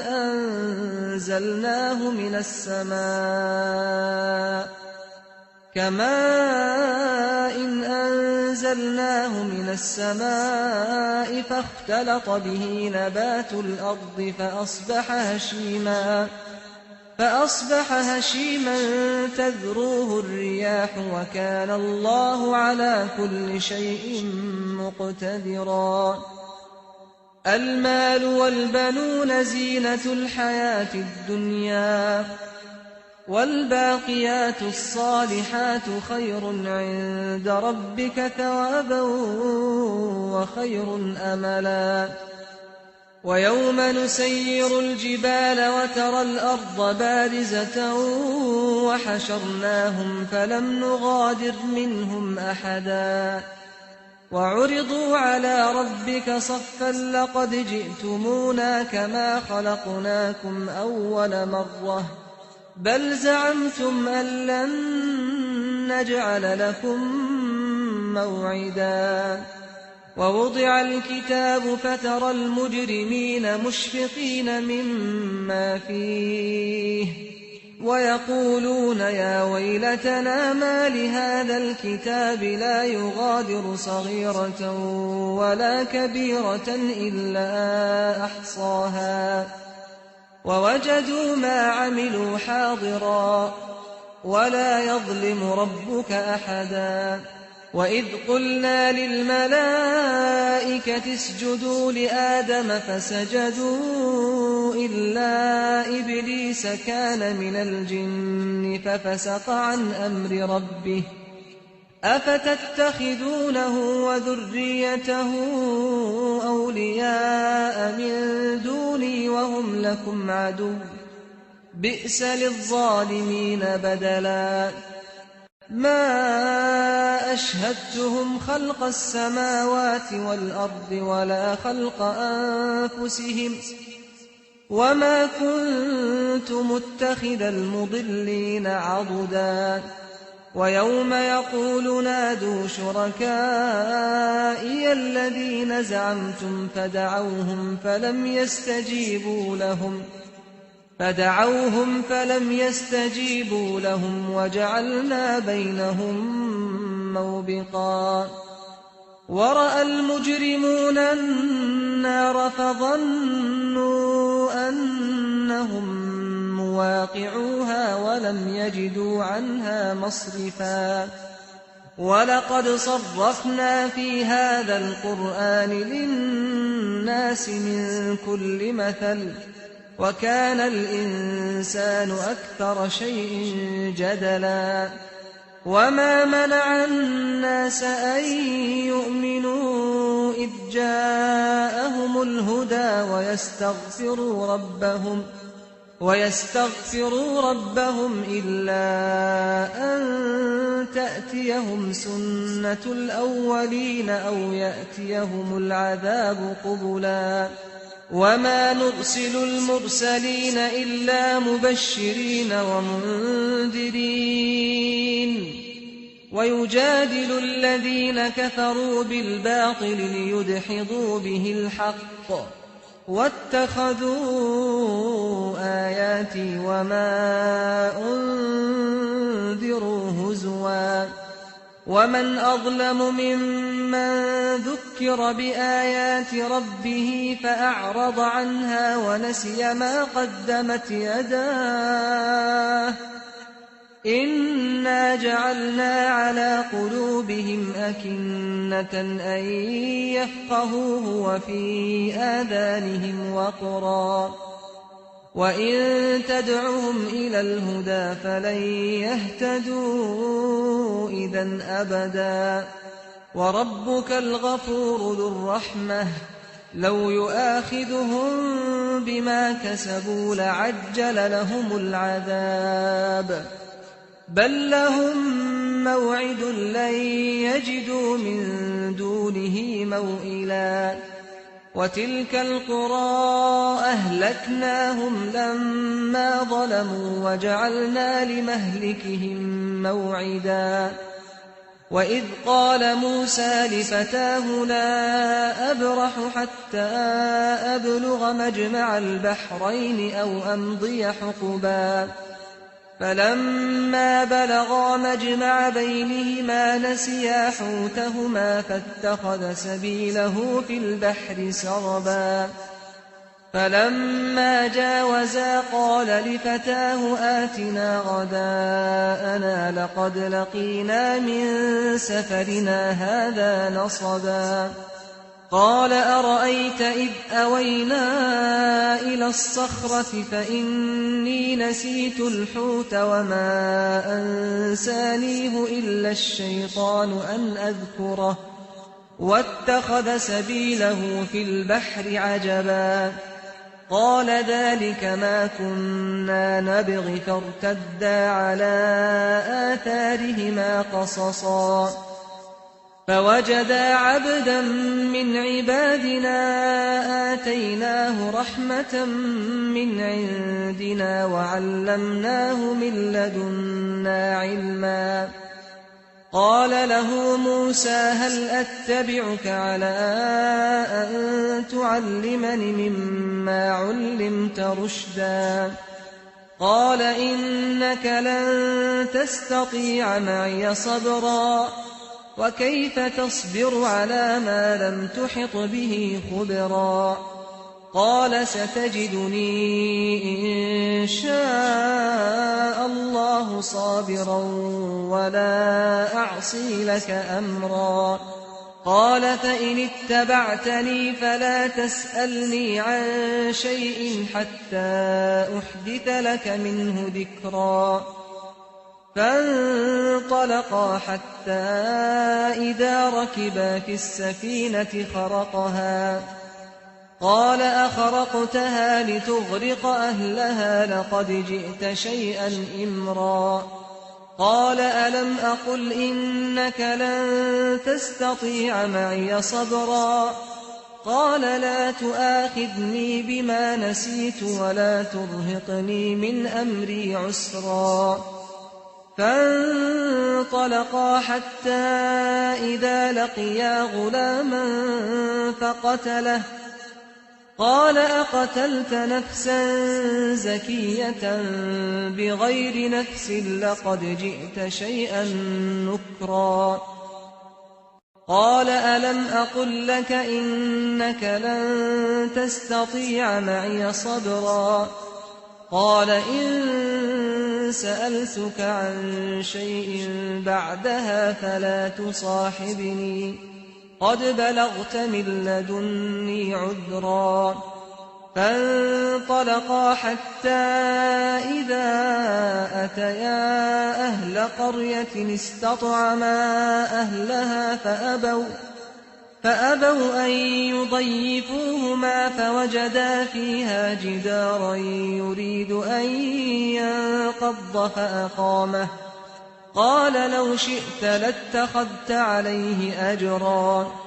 قال هذا فراق بيني وبينك سأنبئك بتأويل ما لم تستطع عليه صبرا أما السفينة فكانت لمساكين يعملون في البحر فأردت أن أعيبها وكان وراءهم ملك يأخذ كل سفينة غصبا وأما الغلام فكان أبواه مؤمنين فخشينا أن يرهقهما طغيانا وكفرا فأردنا أن يبدلهما ربهما خيرا منه زكاة وأقرب رحما وأما الجدار فكان لغلامين يتيمين في المدينة وكان تحته كنز لهما وكان أبوهما صالحا فأراد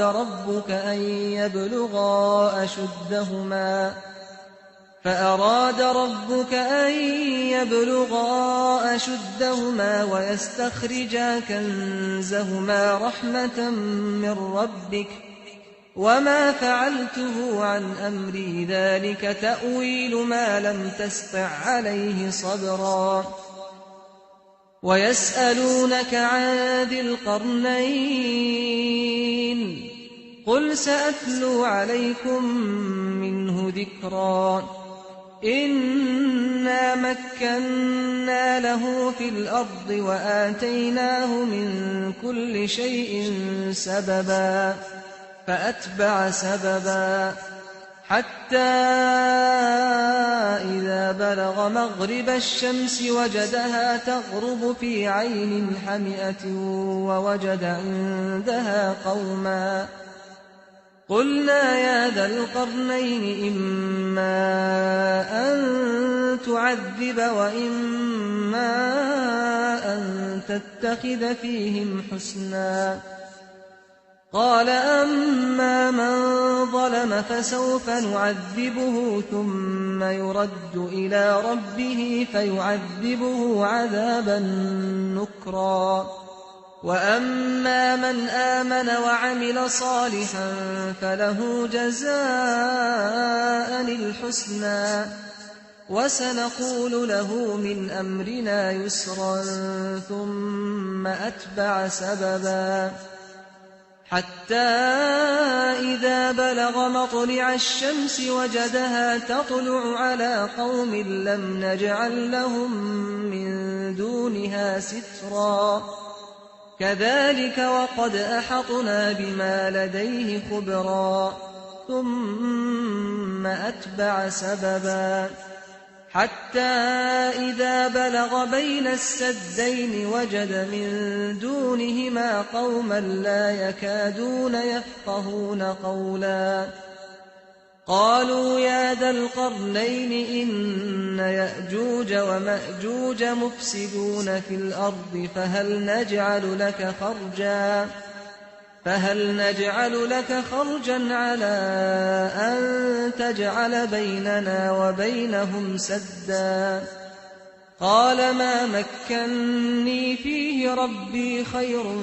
فأعينوني بقوة أجعل بينكم وبينهم ردما آتوني زبر الحديد حتى إذا ساوى بين الصدفين قال انفخوا حتى إذا جعله نارا قال آتوني أفرغ عليه قطرا فما استطاعوا أن يظهروه وما استطاعوا له نقبا قال هذا رحمة من ربي فإذا جاء وعد ربي جعله دكاء وكان وعد ربي حقا وتركنا بعضهم يومئذ يموج في بعض ونفخ في الصور فجمعناهم جمعا وعرضنا جهنم يومئذ للكافرين عرضا الذين كانت أعينهم في غطاء عن ذكري وكانوا لا يستطيعون سمعا أفحسب الذين كفروا أن يتخذوا عبادي من دوني أولياء إنا أعتدنا جهنم للكافرين نزلا قل هل ننبئكم بالأخسرين أعمالا الذين ضل سعيهم في الحياة الدنيا وهم يحسبون أنهم يحسنون صنعا أولئك الذين كفروا بآيات ربهم ولقائه فحبطت أعمالهم فلا نقيم لهم يوم القيامة وزنا ذلك جزاؤهم جهنم بما كفروا واتخذوا آياتي ورسلي هزوا إن الذين آمنوا وعملوا الصالحات كانت لهم جنات الفردوس نزلا خالدين فيها لا يبغون عنها حولا قل لو كان البحر مدادا لكلمات ربي لنفد البحر قبل أن تنفد كلمات ربي ولو جئنا بمثله مددا قل إنما أنا بشر مثلكم يوحى إلي أنما إلهكم إله واحد فمن كان يرجو لقاء ربه فليعمل عملا صالحا ولا يشرك بعبادة ربه أحدا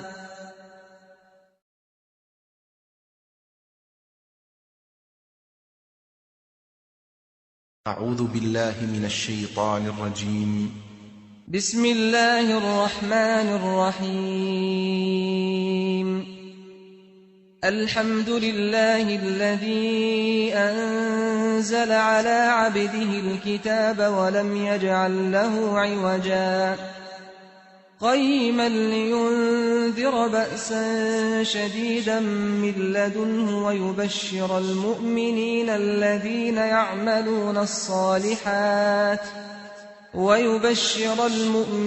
الذين يعملون الصالحات أن لهم أجرا حسنا ماكثين فيه أبدا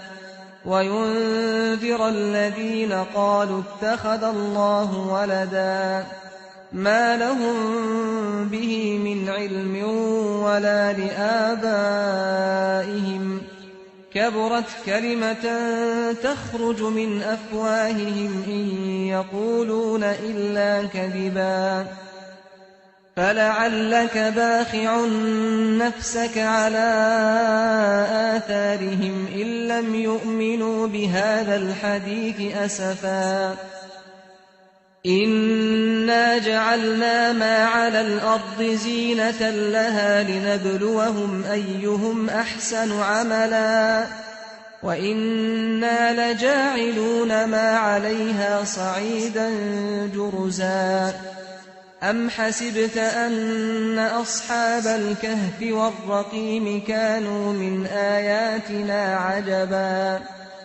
إذ أوى الفتية إلى الكهف فقالوا ربنا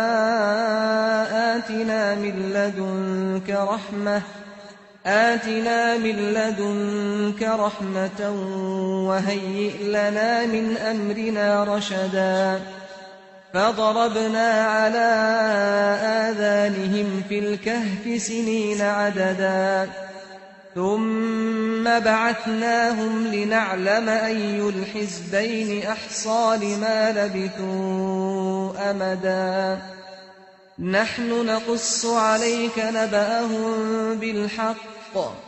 إنهم فتية آمنوا بربهم وزدناهم هدى وربطنا على قلوبهم إذ قاموا فقالوا ربنا رب السماوات والأرض لن ندعو من دونه إلها لقد قلنا إذا شططا هؤلاء قومنا اتخذوا من دونه آلهة لولا يأتون عليهم بسلطان بين فمن أظلم ممن افترى على الله كذبا وإذ اعتزلتموهم وما يعبدون إلا الله فأووا إلى الكهف ينشر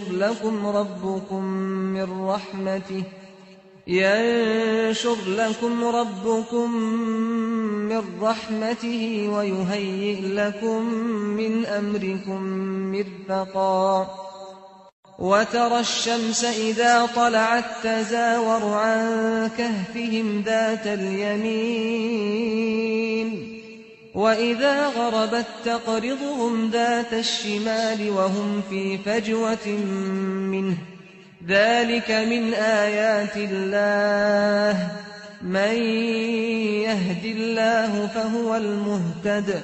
ومن يضلل فلن تجد له وليا مرشدا وتحسبهم أيقاظا وهم رقود ونقلبهم ذات اليمين وذات الشمال وكلبهم باسط ذراعيه بالوصيد لو اطلعت عليهم لوليت منهم فرارا ولملئت منهم رعبا وكذلك بعثناهم ليتساءلوا بينهم قال قائل منهم كم لبثتم قالوا لبثنا يوما أو بعض يوم قالوا ربكم أعلم بما لبثتم فابعثوا أحدكم بورقكم هذه إلى المدينة فلينظر أيها أزكى طعاما فليأتكم برزق منه وليتلطف ولا يشعرن بكم أحدا إنهم إن يظهروا عليكم يرجموكم أو يعيدوكم في ملتهم ولن تفلحوا إذا أبدا وكذلك أعثرنا عليهم ليعلموا أن وعد الله حق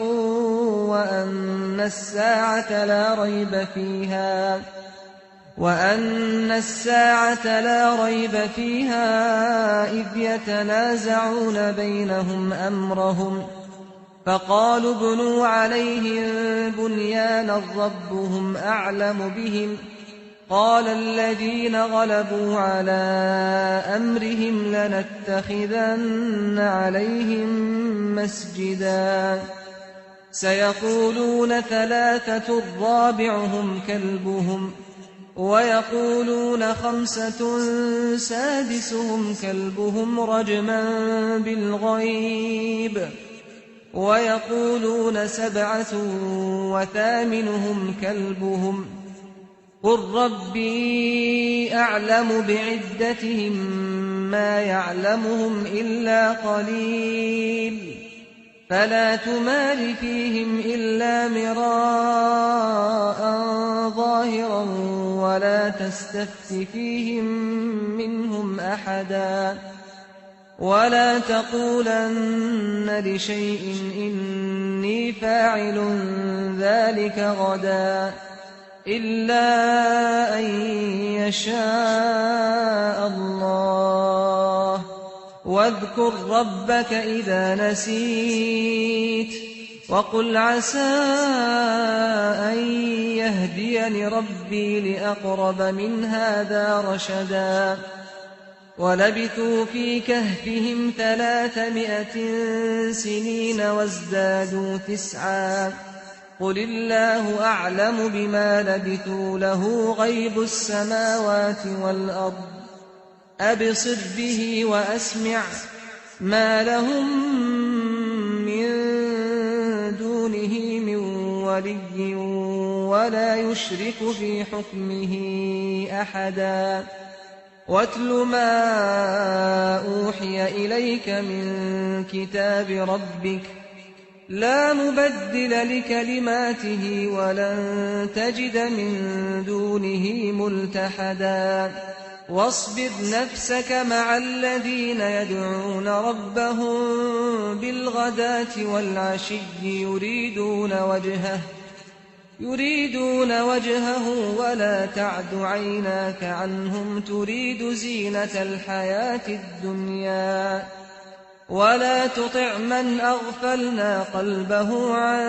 ذكرنا واتبع هواه وكان أمره فرطا. وقل الحق من ربكم فمن شاء فليؤمن ومن شاء فليكفر. إنا أعتدنا للظالمين نارا أحاط بهم سرادقها وإن يستغيثوا يغاثوا بماء كالمهل يشوي الوجوه بئس الشراب وساءت مرتفقا. إن الذين آمنوا وعملوا الصالحات إنا لا نضيع أجر من أحسن عملا. أولئك لهم جنات عدن تجري من تحتهم الأنهار يحلون فيها من أساور من ذهب ويلبسون ثيابا خضرا من سندس واستبرق متكئين فيها على الأرائك نعم الثواب وحسنت مرتفقا. واضرب لهم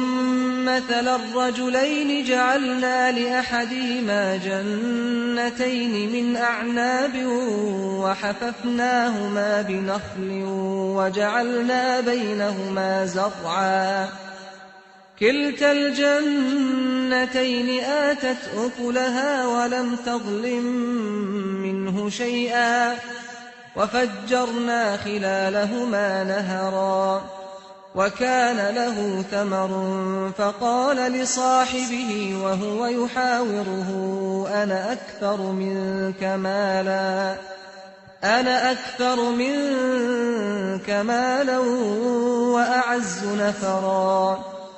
ودخل جنته وهو ظالم لنفسه قال ما أظن أن تبيد هذه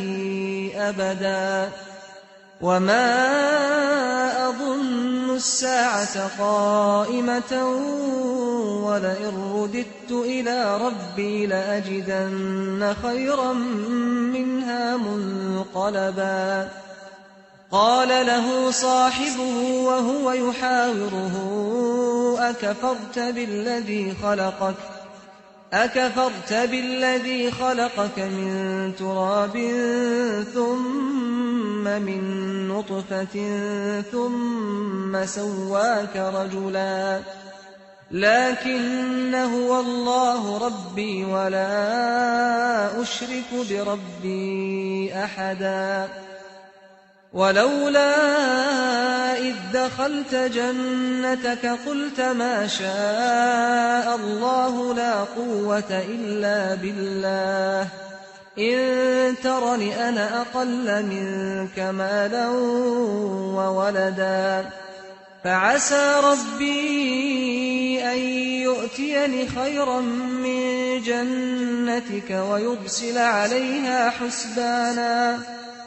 ويرسل عليها حسبانا من السماء فتصبح صعيدا زلقا أو يصبح ماؤها غورا فلن تستطيع له طلبا وأحيط بثمره فأصبح يقلب كفيه على ما أنفق فيها وهي خاوية على عروشها ويقول يا ليتني لم أشرك بربي أحدا ولم تكن له فئة ينصرونه من دون الله وما كان منتصرا هنالك الولاية لله الحق هو خير ثوابا وخير عقبا واضرب لهم مثل الحياة الدنيا كماء إن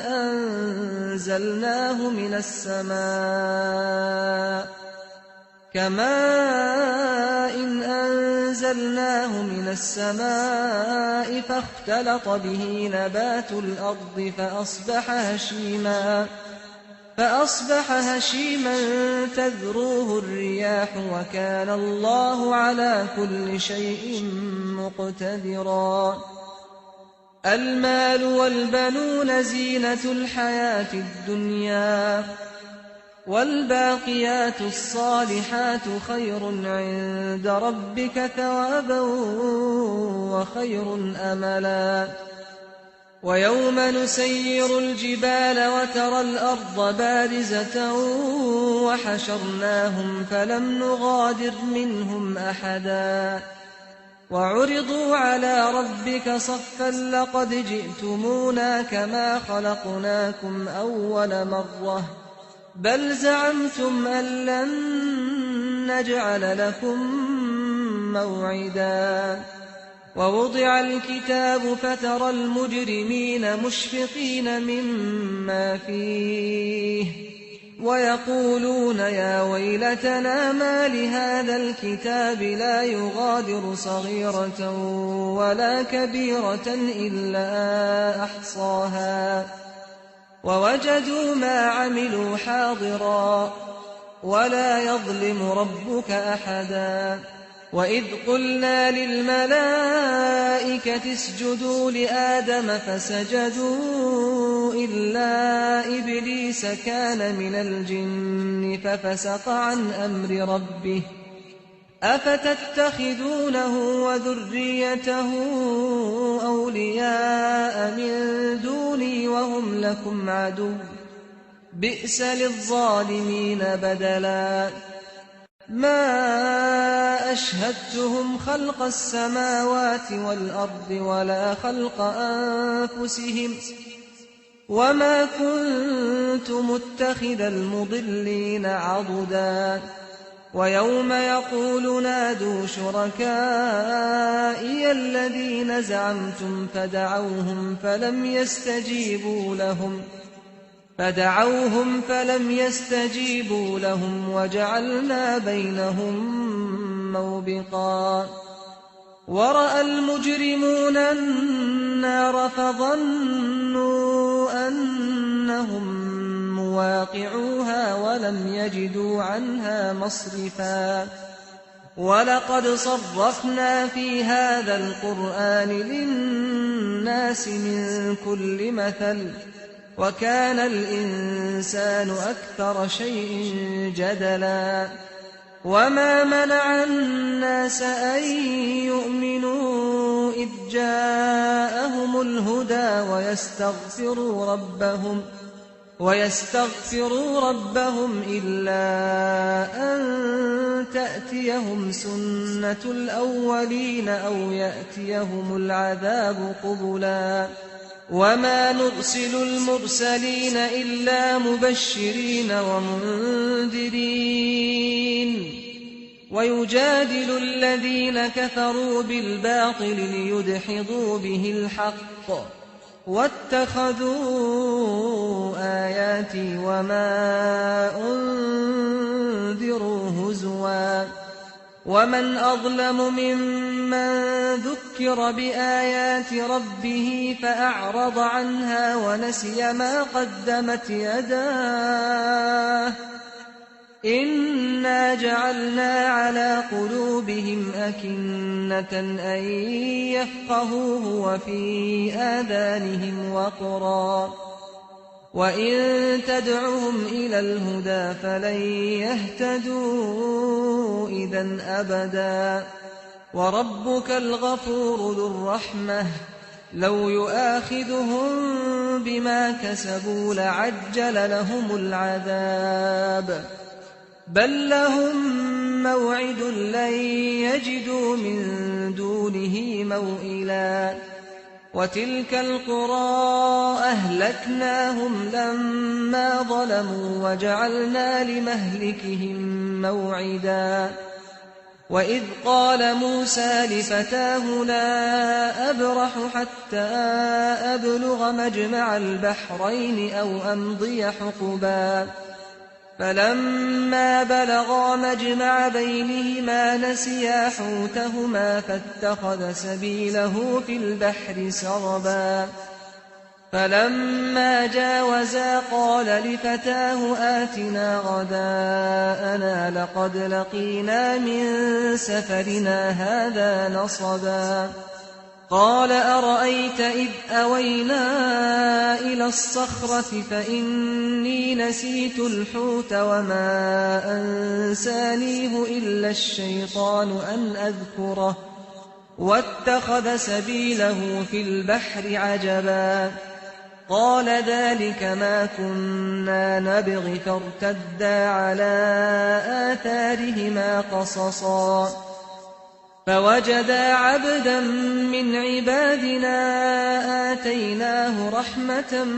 من عندنا وعلمناه من لدنا علما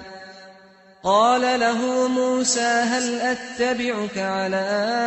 أن تعلمني مما علمت رشدا قال إنك لن تستطيع معي صبرا وكيف تصبر على ما لم تحط به خبرا قال ستجدني إن شاء الله صابرا ولا أعصي لك أمرا قال فإن اتبعتني فلا تسألني عن شيء حتى أحدث لك منه ذكرا فانطلقا حتى إذا ركبا في السفينة خرقها قال أخرقتها لتغرق أهلها لقد جئت شيئا إمرا قال ألم أقل إنك لن تستطيع معي صبرا قال لا تؤاخذني بما نسيت ولا ترهقني من أمري عسرا فانطلقا حتى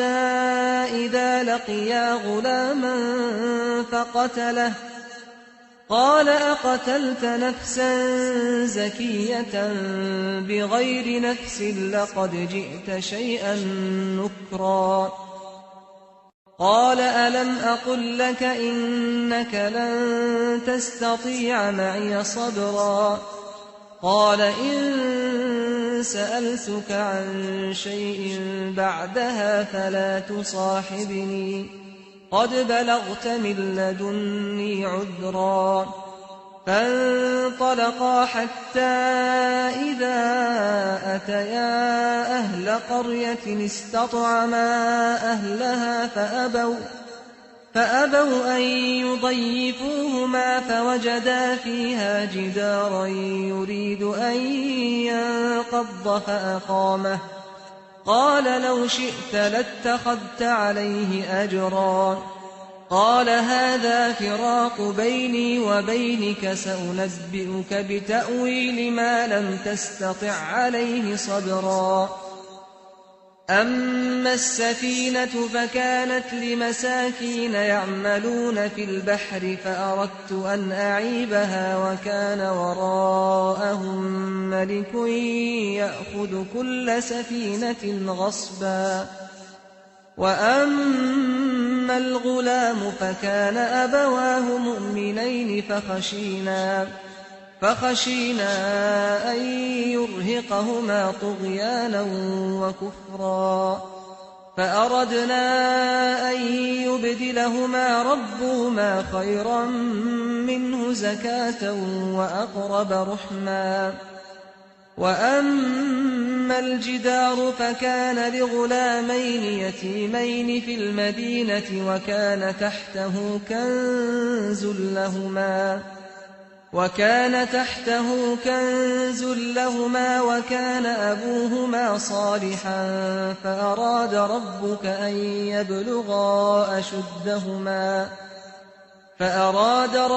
أن يبلغا أشدهما ويستخرجا كنزهما رحمة من ربك وما فعلته عن أمري ذلك تأويل ما لم تسطع عليه صبرا. ويسألونك عن ذي القرنين قل سأتلو عليكم منه ذكرا. إنا مكنا له في الأرض وآتيناه من كل شيء سببا فأتبع سببا حتى إذا بلغ مغرب الشمس وجدها تغرب في عين حمئة ووجد عندها قوما. قلنا يا ذا القرنين إما أن تعذب وإما أن تتخذ فيهم حسنا. قال أما من ظلم فسوف نعذبه ثم يرد إلى ربه فيعذبه عذابا نكرا. وأما من آمن وعمل صالحا فله جزاء الحسنى وسنقول له من أمرنا يسرا ثم أتبع سببا حتى إذا بلغ مطلع الشمس وجدها تطلع على قوم لم نجعل لهم من دونها سترا. كذلك وقد أحطنا بما لديه خبرا. ثم أتبع سببا حتى إذا بلغ بين السدين وجد من دونهما قوما لا يكادون يفقهون قولا. قالوا يا ذا القرنين إن يأجوج ومأجوج مفسدون في الأرض فهل نجعل لك خرجا على أن تجعل بيننا وبينهم سدا. قال ما مكني فيه ربي خير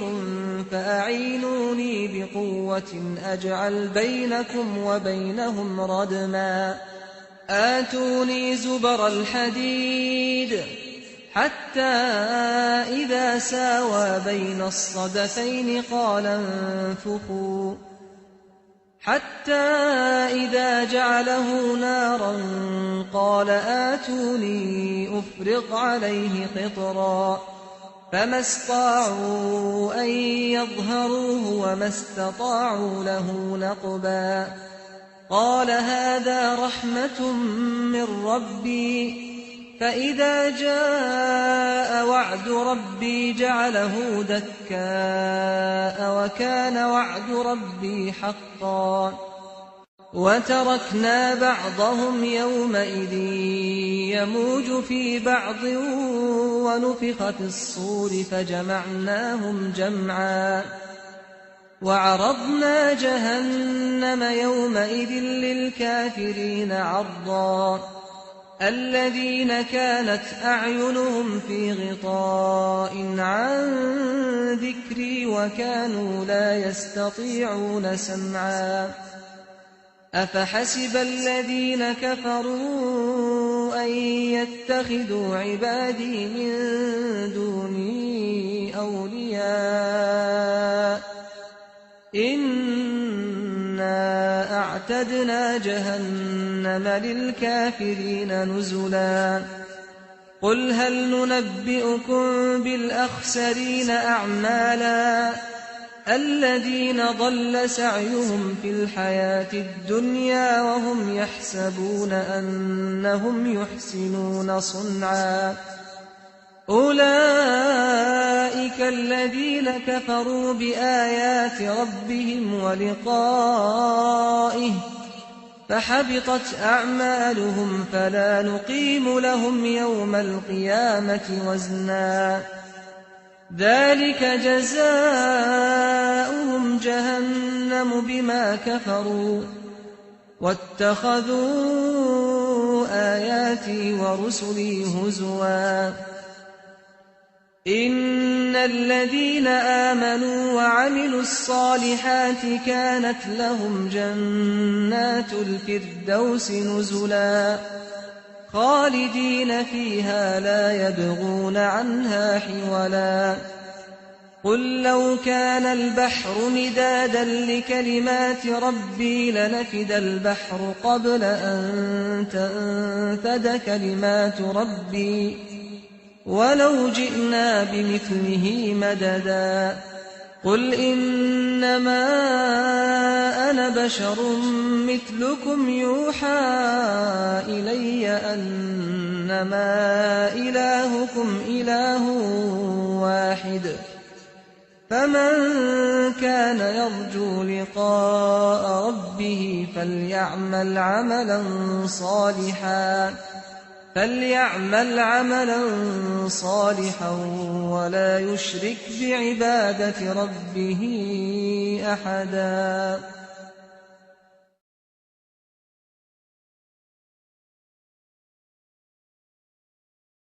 أعوذ بالله من الشيطان الرجيم بسم الله الرحمن الرحيم الحمد لله الذي أنزل على عبده الكتاب ولم يجعل له عوجا قيما لينذر بأسا شديدا من لدنه ويبشر المؤمنين الذين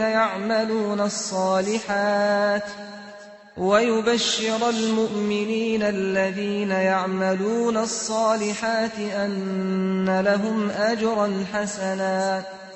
ماكثين فيه أبدا وينذر الذين قالوا اتخذ الله ولدا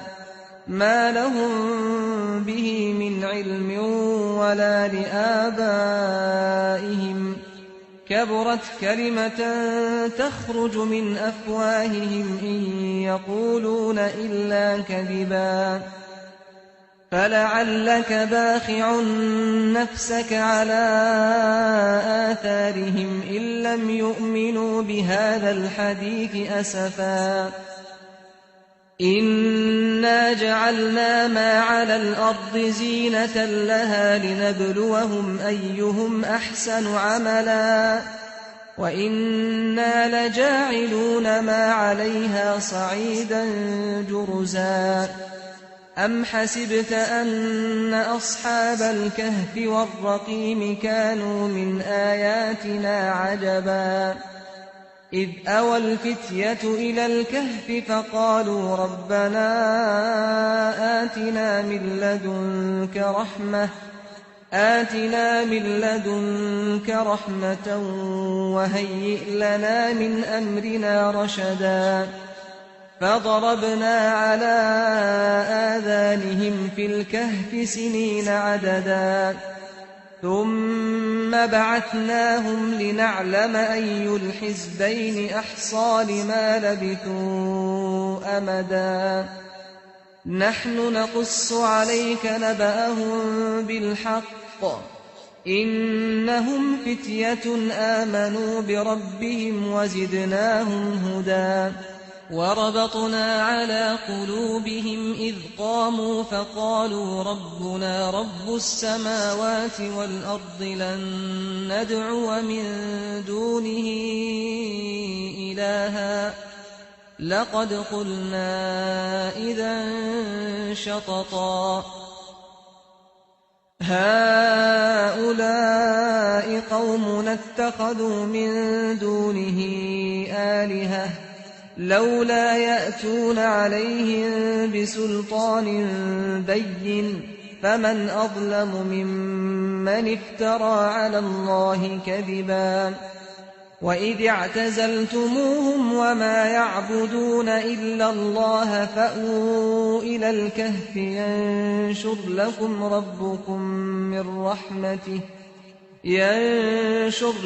ربكم من رحمته ويهيئ لكم من أمركم مرفقا وترى الشمس إذا طلعت تزاور عن كهفهم ذات اليمين وإذا غربت تقرضهم ذات الشمال وهم في فجوة منه ذلك من آيات الله من يهد الله فهو المهتد ومن يضلل فلن تجد له وليا مرشدا وتحسبهم أيقاظا وهم رقود ونقلبهم ذات اليمين وذات الشمال وكلبهم باسط ذراعيه بالوصيد لو اطلعت عليهم لوليت منهم فرارا ولملئت منهم رعبا وكذلك بعثناهم ليتساءلوا بينهم قال قائل منهم كم لبثتم قالوا لبثنا يوما أو بعض يوم قالوا ربكم أعلم بما لبثتم فابعثوا أحدكم بورقكم هذه إلى المدينة فلينظر أيها أزكى طعاما فليأتكم برزق منه وليتلطف ولا يشعرن بكم أحدا إنهم إن يظهروا عليكم يرجموكم أو يعيدوكم في ملتهم ولن تفلحوا إذا أبدا وكذلك أعثرنا عليهم ليعلموا أن وعد الله حق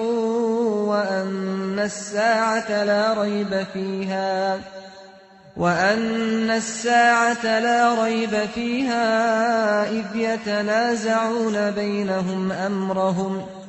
فقالوا ابنوا عليهم بنيانا ربهم أعلم بهم قال الذين غلبوا على أمرهم لنتخذن عليهم مسجدا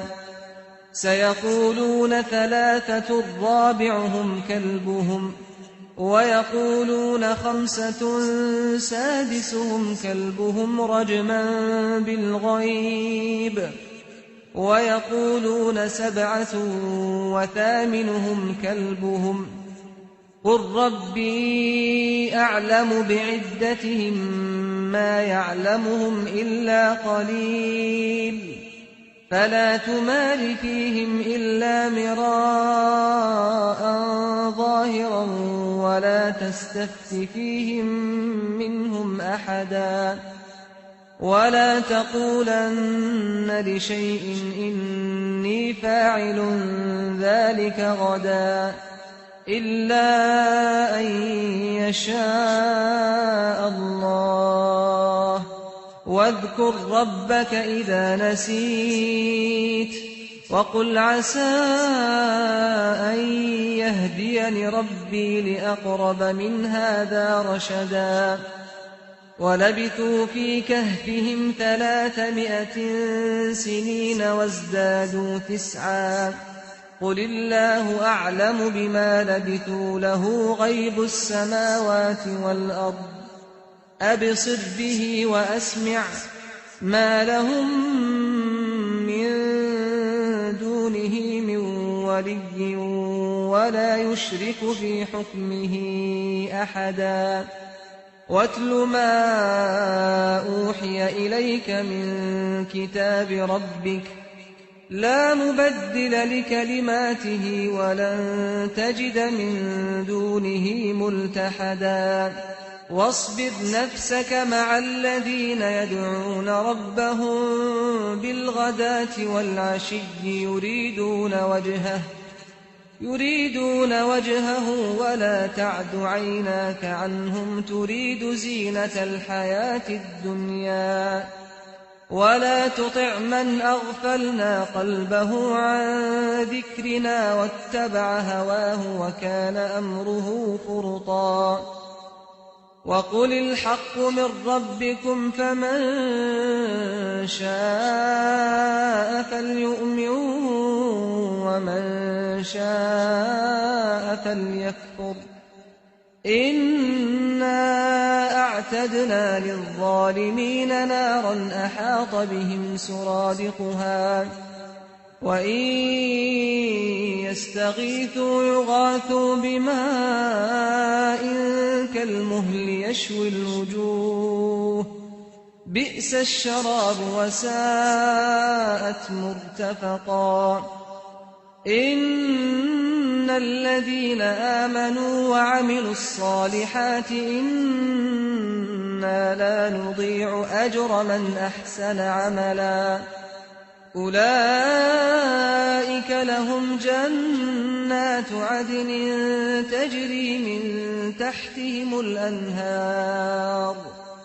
يحلون فيها من أساور من ذهب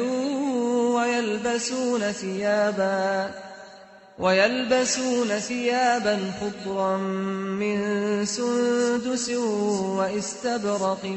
متكئين فيها على الأرائك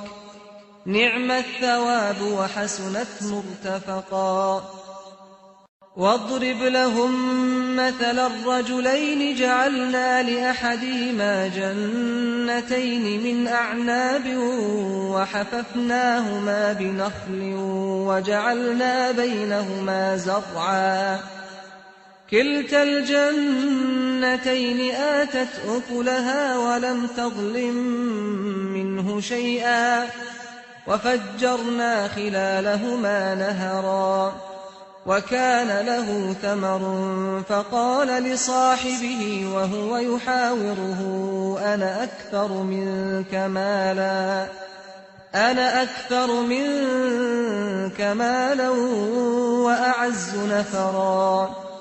ودخل جنته وهو ظالم لنفسه قال ما أظن أن تبيد هذه أبدا وما أظن الساعة قائمة ولئن رددت إلى ربي لأجدن خيرا منها منقلبا قال له صاحبه وهو يحاوره أكفرت بالذي خلقك من تراب ثم من نطفة ثم سواك رجلا لكن هو الله ربي ولا أشرك بربي أحدا ولولا إذ دخلت جنتك قلت ما شاء الله لا قوة إلا بالله إن ترني أنا أقل منك مالا وولدا فعسى ربي أن يؤتيني خيرا من جنتك ويرسل عليها حسبانا ويرسل عليها حسبانا من السماء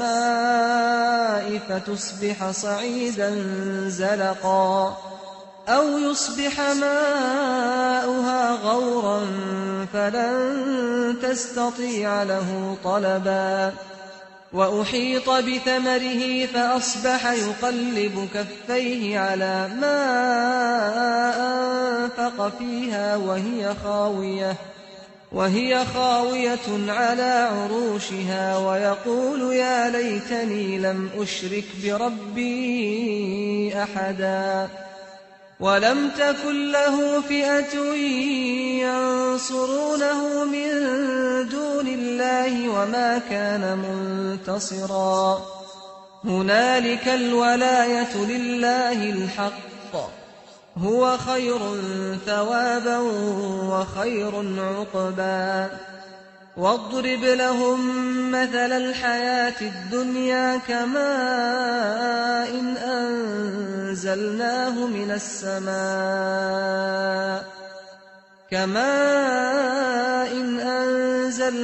من السماء فاختلط به نبات الأرض فأصبح هشيما تذروه الرياح وكان الله على كل شيء مقتدرا المال والبنون زينة الحياة الدنيا والباقيات الصالحات خير عند ربك ثوابا وخير أملا ويوم نسير الجبال وترى الأرض بارزة وحشرناهم فلم نغادر منهم أحدا وعرضوا على ربك صفا لقد جئتمونا كما خلقناكم أول مرة بل زعمتم أن لن نجعل لكم موعدا ووضع الكتاب فترى المجرمين مشفقين مما فيه ويقولون يا ويلتنا ما لهذا الكتاب لا يغادر صغيرة ولا كبيرة إلا أحصاها ووجدوا ما عملوا حاضرا ولا يظلم ربك أحدا وإذ قلنا للملائكة اسجدوا لآدم فسجدوا إلا إبليس كان من الجن ففسق عن أمر ربه أفتتخذونه وذريته أولياء من دوني وهم لكم عدو بئس للظالمين بدلا ما أشهدتهم خلق السماوات والأرض ولا خلق أنفسهم وما كنت متخذ المضلين عضدا ويوم يقول نادوا شركائي الذين زعمتم فدعوهم فلم يستجيبوا لهم وجعلنا بينهم موبقا ورأى المجرمون النار فظنوا أنهم مواقعوها ولم يجدوا عنها مصرفا ولقد صرفنا في هذا القرآن للناس من كل مثل وكان الإنسان أكثر شيء جدلا وما منع الناس أن يؤمنوا إذ جاءهم الهدى ويستغفروا ربهم إلا أن تأتيهم سنة الأولين أو يأتيهم العذاب قبلا وما نرسل المرسلين إلا مبشرين ومنذرين ويجادل الذين كفروا بالباطل ليدحضوا به الحق واتخذوا آياتي وما أنذروا هزوا ومن أظلم ممن ذكر بآيات ربه فأعرض عنها ونسي ما قدمت يداه إنا جعلنا على قلوبهم أكنة أن يفقهوه وفي آذانهم وقرا وإن تدعهم إلى الهدى فلن يهتدوا إذا أبدا وربك الغفور ذو الرحمة لو يؤاخذهم بما كسبوا لعجل لهم العذاب بل لهم موعد لن يجدوا من دونه موئلا وتلك القرى أهلكناهم لما ظلموا وجعلنا لمهلكهم موعدا وإذ قال موسى لفتاه لا أبرح حتى أبلغ مجمع البحرين أو أمضي حقبا فلما بلغا مجمع بينهما نسيا حوتهما فاتخذ سبيله في البحر سربا فلما جاوزا قال لفتاه آتنا غداءنا لقد لقينا من سفرنا هذا نصبا قال أرأيت إذ أوينا إلى الصخرة فإني نسيت الحوت وما أنسانيه إلا الشيطان أن أذكره واتخذ سبيله في البحر عجبا قال ذلك ما كنا نبغ فارتدا على آثارهما قصصا فوجدا عبدا من عبادنا آتيناه رحمة من عندنا وعلمناه من لدنا علما قال له موسى هل أتبعك على أن تعلمني مما علمت رشدا قال إنك لن تستطيع معي صبرا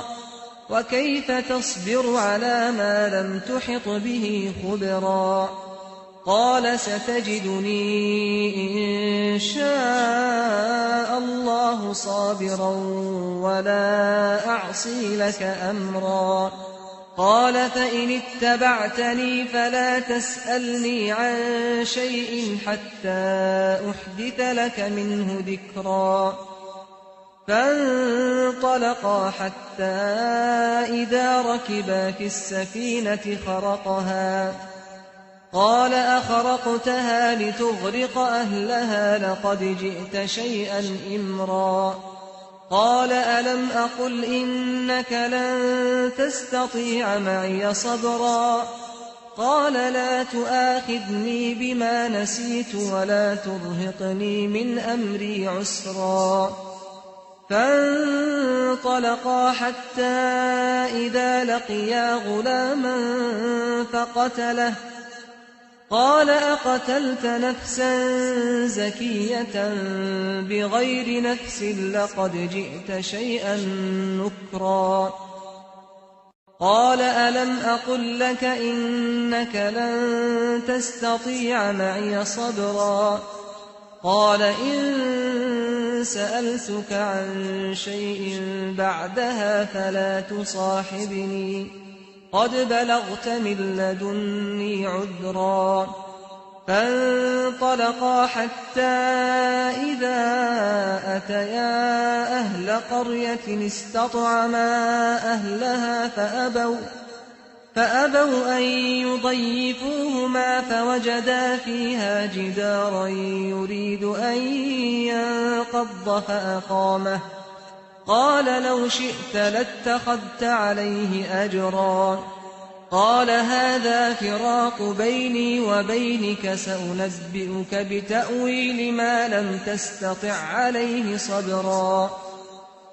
أما السفينة فكانت لمساكين يعملون في البحر فأردت أن أعيبها وكان وراءهم ملك يأخذ كل سفينة غصبا وأما الغلام فكان أبواه مؤمنين فخشينا أن يرهقهما طغيانا وكفرا فأردنا أن يبدلهما ربهما خيرا منه زكاة وأقرب رحما وأما الجدار فكان لغلامين يتيمين في المدينة وكان تحته كنز لهما وكان أبوهما صالحا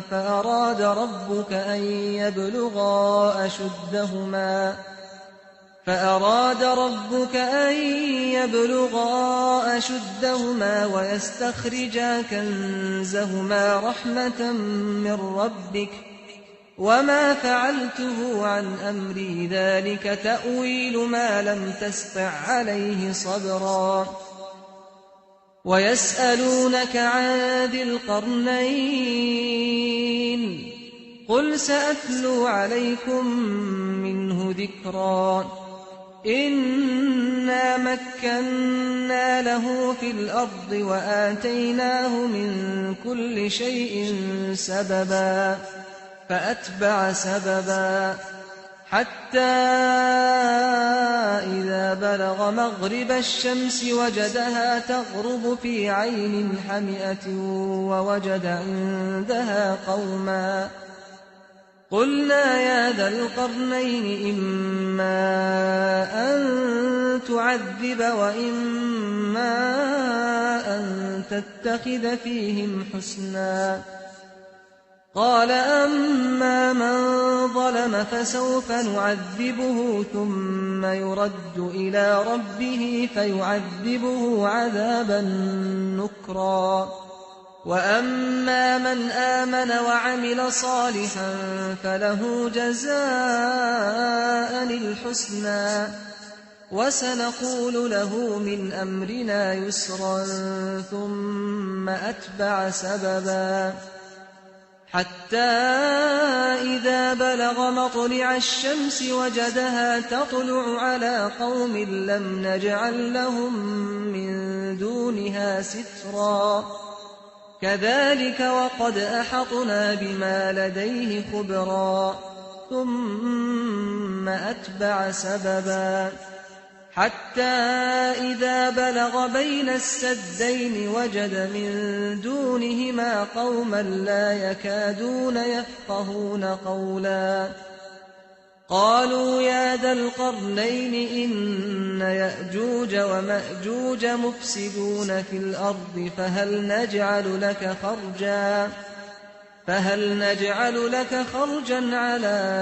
أن تجعل بيننا وبينهم سدا قال ما مكني فيه ربي خير فأعينوني بقوة أجعل بينكم وبينهم ردما آتوني زبر الحديد حتى إذا ساوى بين الصدفين قال انفخوا حتى إذا جعله نارا قال آتوني أفرغ عليه قطرا فما استطاعوا أن يظهروه وما استطاعوا له نقبا قال هذا رحمة من ربي فإذا جاء وعد ربي جعله دكاء وكان وعد ربي حقا وتركنا بعضهم يومئذ يموج في بعض ونفخ في الصور فجمعناهم جمعا وعرضنا جهنم يومئذ للكافرين عرضا الذين كانت أعينهم في غطاء عن ذكري وكانوا لا يستطيعون سمعا أفحسب الذين كفروا أن يتخذوا عبادي من دوني أولياء إنا وأعتدنا جهنم للكافرين نزلا قل هل ننبئكم بالأخسرين أعمالا الذين ضل سعيهم في الحياة الدنيا وهم يحسبون أنهم يحسنون صنعا أولئك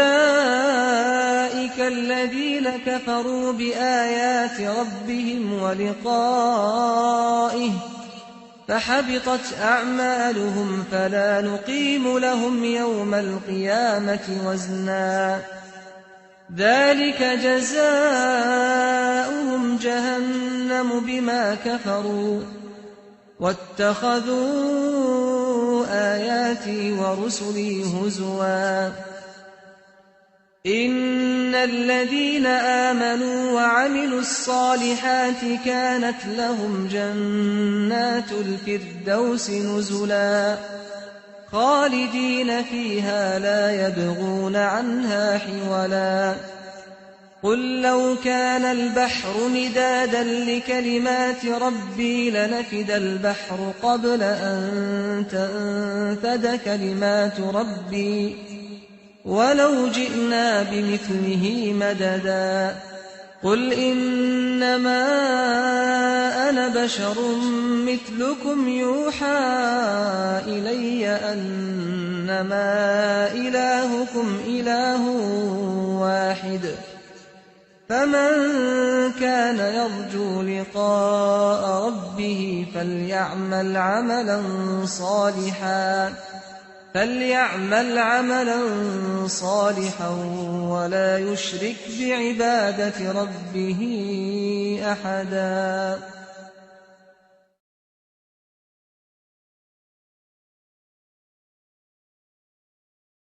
أعوذ بالله من الشيطان الرجيم. بسم الله الرحمن الرحيم. الحمد لله الذي أنزل على عبده الكتاب ولم يجعل له عوجا قيما لينذر بأسا شديدا من لدنه ويبشر المؤمنين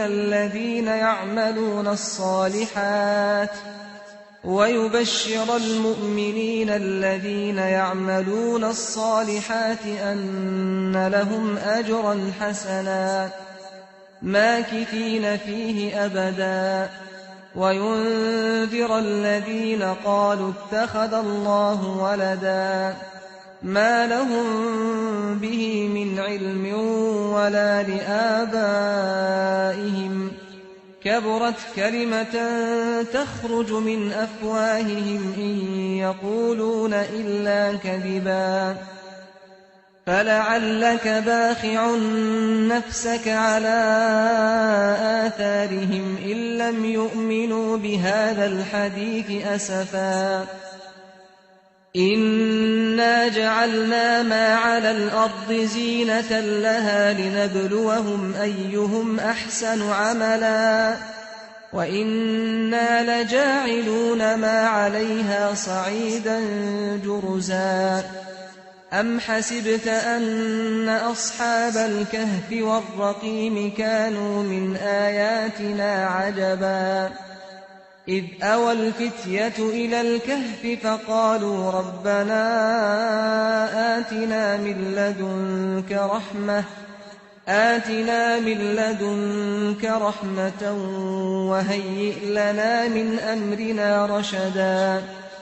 فضربنا على آذانهم في الكهف سنين عددا ثم بعثناهم لنعلم أي الحزبين أحصى لما لبثوا أمدا نحن نقص عليك نبأهم بالحق إنهم فتية آمنوا بربهم وزدناهم هدى وربطنا على قلوبهم إذ قاموا فقالوا ربنا رب السماوات والأرض لن ندعو من دونه إلها لقد قلنا إذا شططا هؤلاء قومنا اتخذوا من دونه آلهة لولا يأتون عليهم بسلطان بين فمن أظلم ممن افترى على الله كذبا وإذ اعتزلتموهم وما يعبدون إلا الله فأووا إلى الكهف ينشر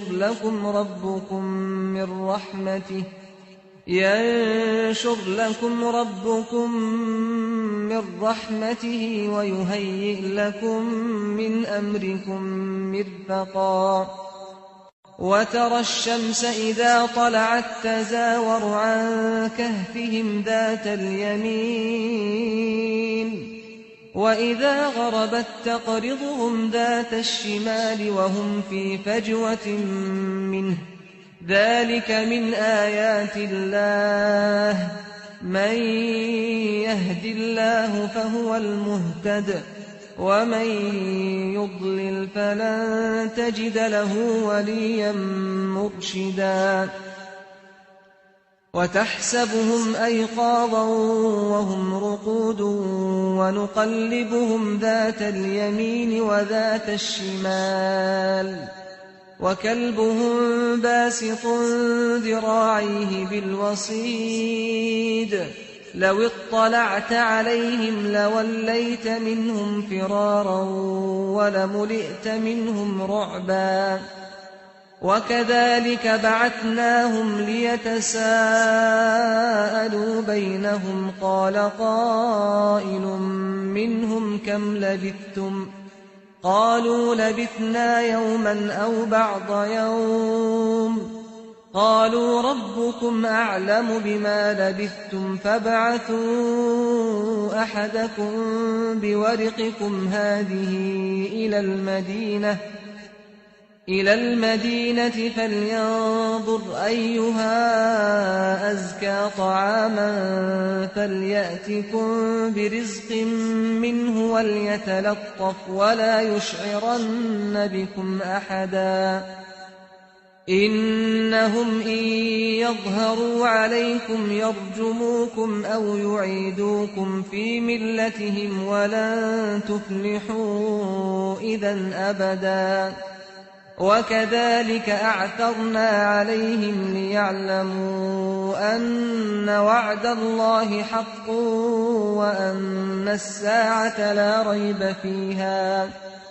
وأن الساعة لا ريب فيها إذ يتنازعون بينهم أمرهم فقالوا ابنوا عليهم بنيانا ربهم أعلم بهم قال الذين غلبوا على أمرهم لنتخذن عليهم مسجدا سيقولون ثلاثة رابعهم كلبهم ويقولون خمسة سادسهم كلبهم رجما بالغيب ويقولون سبعة وثامنهم كلبهم قل ربي أعلم بعدتهم ما يعلمهم إلا قليل فلا تمار فيهم إلا مراء ظاهرا ولا تستفت فيهم منهم أحدا ولا تقولن لشيء إني فاعل ذلك غدا إلا أن يشاء الله واذكر ربك إذا نسيت وقل عسى أن يهديني ربي لأقرب من هذا رشدا ولبثوا في كهفهم 300 سنين وازدادوا 9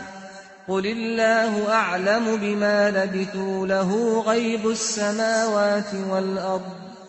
أبصر به وأسمع ما لهم من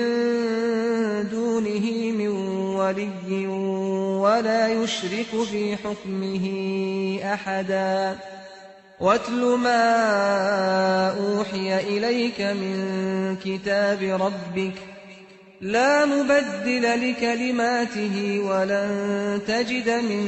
دونه ملتحدا واصبر نفسك مع الذين يدعون ربهم بالغداة والعشي يريدون وجهه ولا تعد عيناك عنهم تريد زينة الحياة الدنيا ولا تطع من أغفلنا قلبه عن ذكرنا واتبع هواه وكان أمره فرطا وقل الحق من ربكم فمن شاء فليؤمن ومن شاء فليكفر إنا أعتدنا للظالمين نارا أحاط بهم سرادقها وإن يستغيثوا يغاثوا بماء كالمهل يشوي الوجوه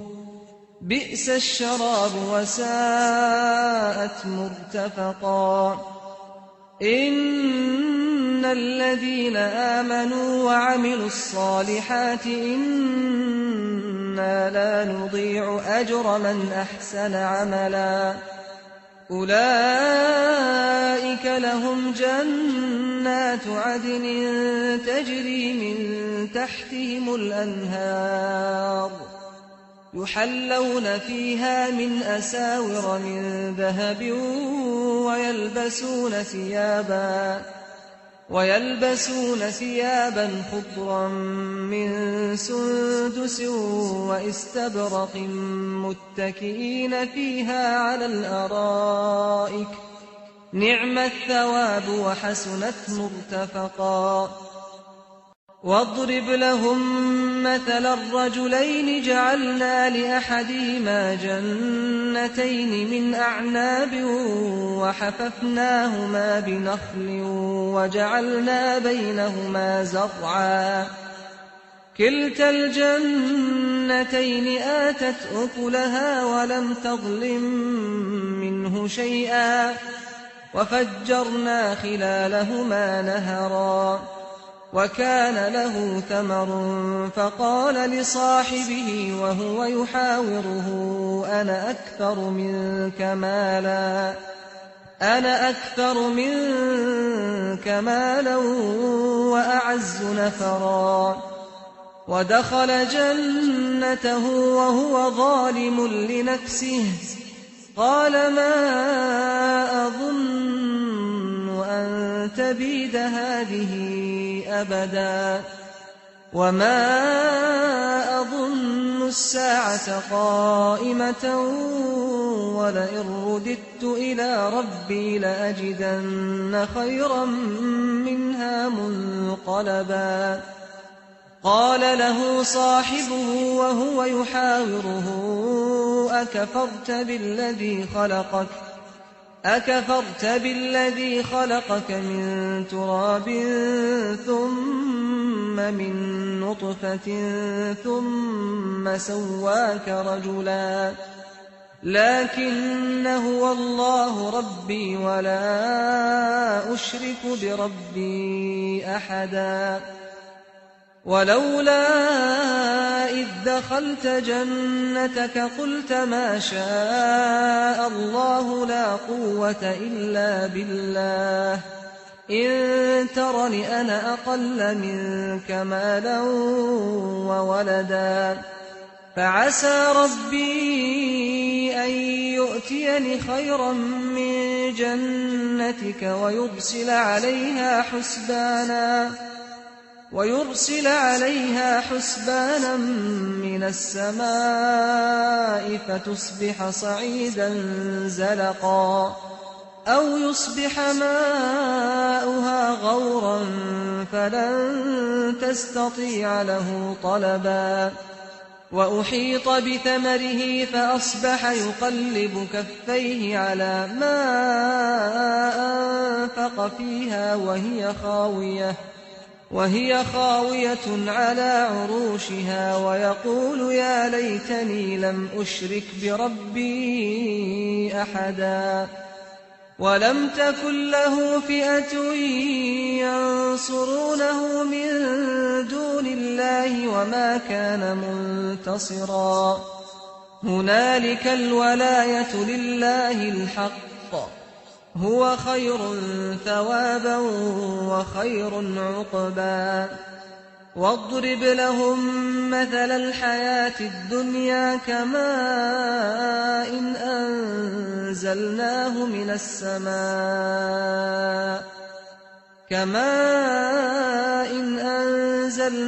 من السماء فاختلط به نبات الأرض فأصبح هشيما تذروه الرياح وكان الله على كل شيء مقتدرا المال والبنون زينة الحياة الدنيا والباقيات الصالحات خير عند ربك ثوابا وخير أملا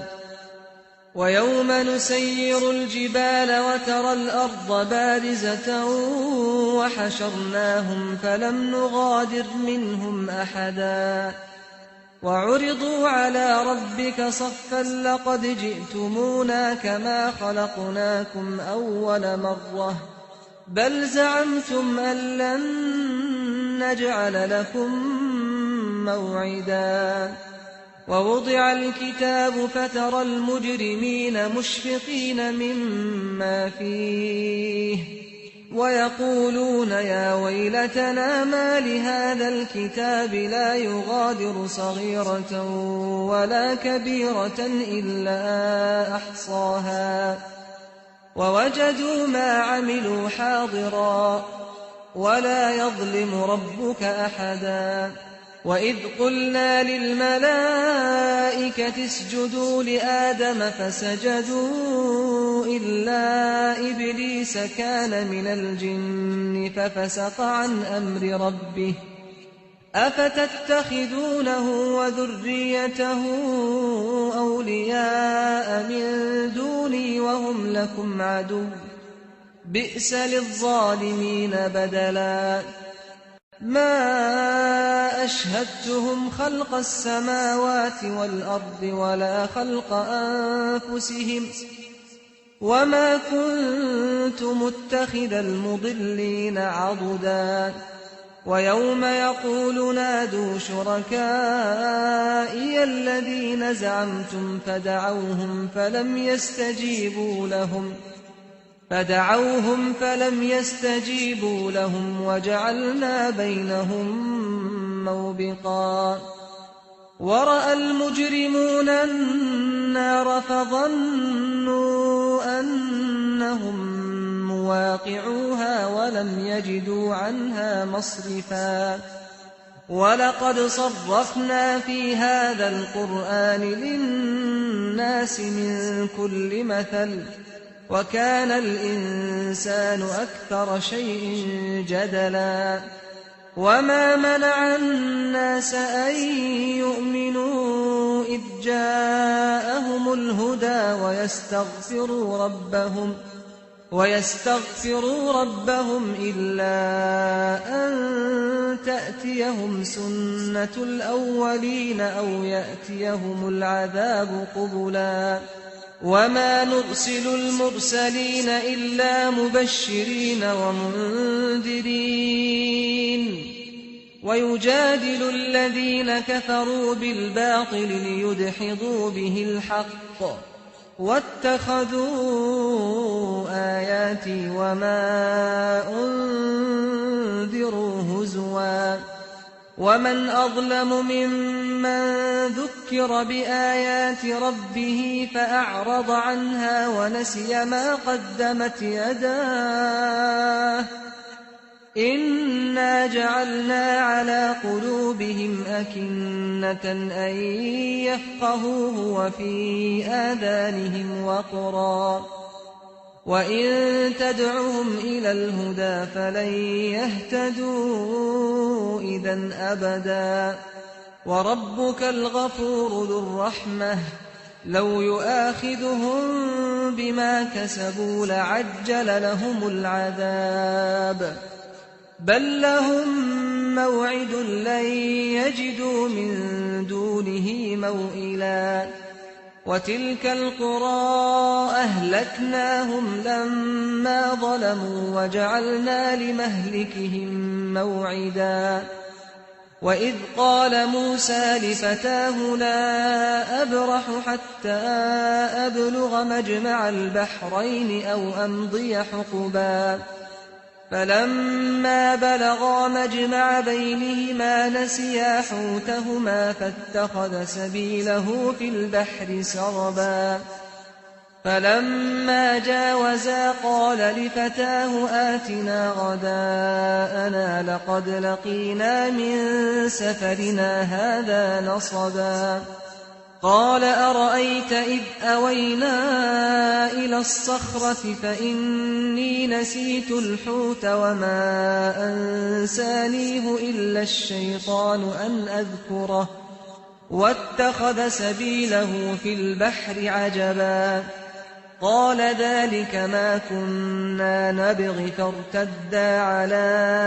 آثارهما قصصا فوجدا عبدا من عبادنا آتيناه رحمة من عندنا وعلمناه من لدنا علما قال له موسى هل أتبعك على أن تعلمني مما علمت رشدا قال إنك لن تستطيع معي صبرا وكيف تصبر على ما لم تحط به خبرا قال ستجدني إن شاء الله صابرا ولا أعصي لك أمرا قال فإن اتبعتني فلا تسألني عن شيء حتى أحدث لك منه ذكرا فانطلقا حتى إذا ركبا في السفينة خرقها قال أخرقتها لتغرق أهلها لقد جئت شيئا إمرا قال ألم أقل إنك لن تستطيع معي صبرا قال لا تؤاخذني بما نسيت ولا ترهقني من أمري عسرا فانطلقا حتى إذا لقيا غلاما فقتله قال أقتلت نفسا زكية بغير نفس لقد جئت شيئا نكرا قال ألم أقل لك إنك لن تستطيع معي صبرا قال إن سألتك عن شيء بعدها فلا تصاحبني قد بلغت من لدني عذرا فانطلقا حتى إذا أتيا أهل قرية استطعما أهلها فأبوا أن يضيفوهما فوجدا فيها جدارا يريد أن ينقض فأقامه قال لو شئت لاتخذت عليه أجرا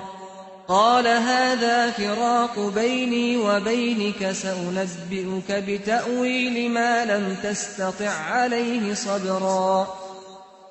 أما السفينة فكانت لمساكين يعملون في البحر فأردت أن أعيبها وكان وراءهم ملك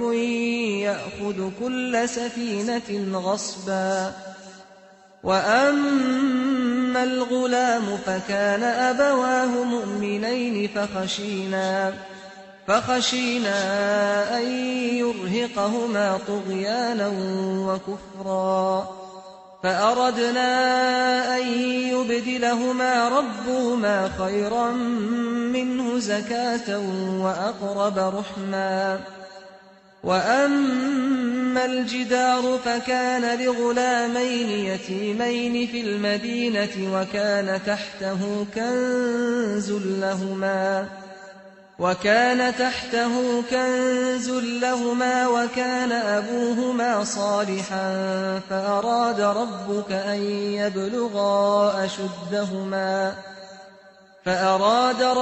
أن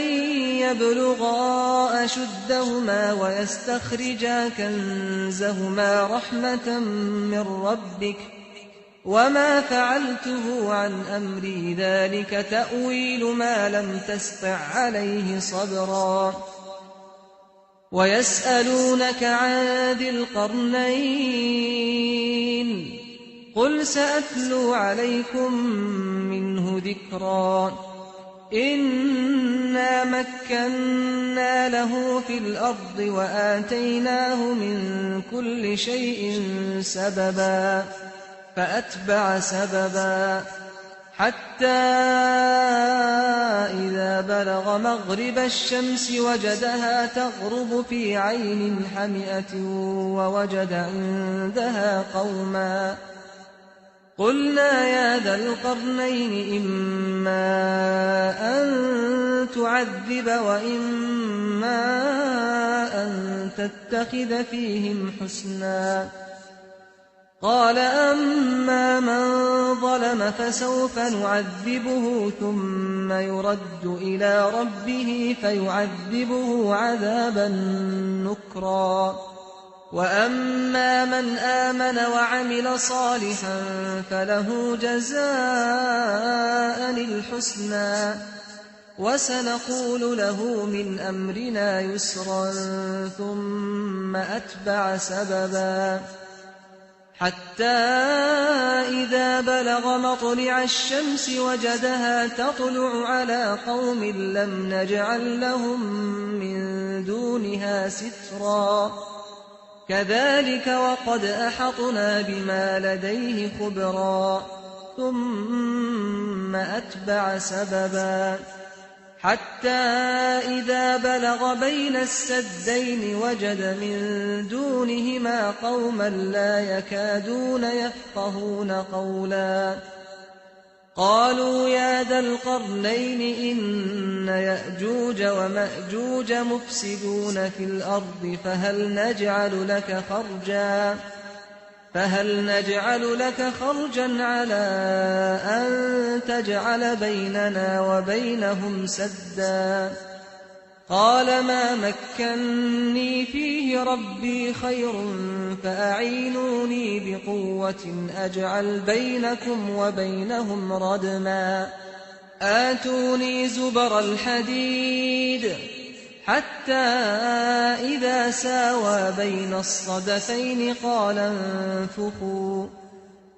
حتى إذا جعله نارا قال آتوني أفرغ عليه قطرا. فما استطاعوا أن يظهروه وما استطاعوا له نقبا. قال هذا رحمة من ربي فإذا جاء وعد ربي جعله دكاء وكان وعد ربي حقا. وتركنا بعضهم يومئذ يموج في بعض ونفخ في الصور فجمعناهم جمعا. وعرضنا جهنم يومئذ للكافرين عرضا. الذين كانت أعينهم في غطاء عن ذكري وكانوا لا يستطيعون سمعا.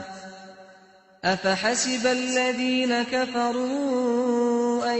يتخذوا عبادي من دوني أولياء إنا أعتدنا جهنم للكافرين نزلا. قل هل ننبئكم بالأخسرين أعمالا الذين ضل سعيهم في الحياة الدنيا وهم يحسبون أنهم يحسنون صنعا أولئك الذين كفروا بآيات ربهم ولقائه فحبطت أعمالهم فلا نقيم لهم يوم القيامة وزنا ذلك جزاؤهم جهنم بما كفروا واتخذوا آياتي ورسلي هزوا إن الذين آمنوا وعملوا الصالحات كانت لهم جنات الفردوس نزلا خالدين فيها لا يبغون عنها حولا قل لو كان البحر مدادا لكلمات ربي لنفد البحر قبل أن تنفد كلمات ربي ولو جئنا بمثله مددا قل إنما أنا بشر مثلكم يوحى إلي أنما إلهكم إله واحد فمن كان يرجو لقاء ربه فليعمل عملا صالحا ولا يشرك بعبادة ربه أحدا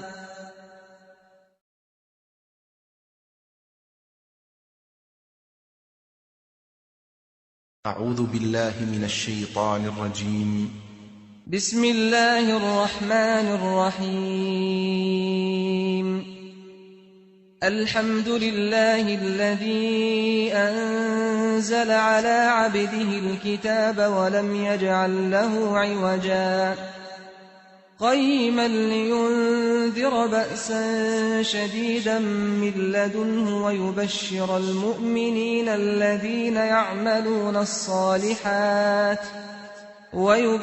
المؤمنين الذين يعملون الصالحات أن لهم أجرا حسنا ماكثين فيه أبدا وينذر الذين قالوا اتخذ الله ولدا ما لهم به من علم ولا لآبائهم كبرت كلمة تخرج من أفواههم إن يقولون إلا كذبا فلعلك باخع نفسك على آثارهم إن لم يؤمنوا بهذا الحديث أسفا إنا جعلنا ما على الأرض زينة لها لنبلوهم أيهم أحسن عملا وإنا لجاعلون ما عليها صعيدا جرزا أم حسبت أن أصحاب الكهف والرقيم كانوا من آياتنا عجبا إذ أوى الفتية إلى الكهف فقالوا ربنا آتنا من لدنك رحمة وهيئ لنا من أمرنا رشدا فضربنا على آذانهم في الكهف سنين عددا ثم بعثناهم لنعلم أي الحزبين أحصى لما لبثوا أمدا نحن نقص عليك نبأهم بالحق إنهم فتية آمنوا بربهم وزدناهم هدى وربطنا على قلوبهم إذ قاموا فقالوا ربنا رب السماوات والأرض لن ندعو من دونه إلها لقد قلنا إذا شططا هؤلاء قومنا اتخذوا من دونه آلهة لولا يأتون عليهم بسلطان بين فمن أظلم ممن افترى على الله كذبا وإذ اعتزلتموهم وما يعبدون إلا الله فأووا إلى الكهف ينشر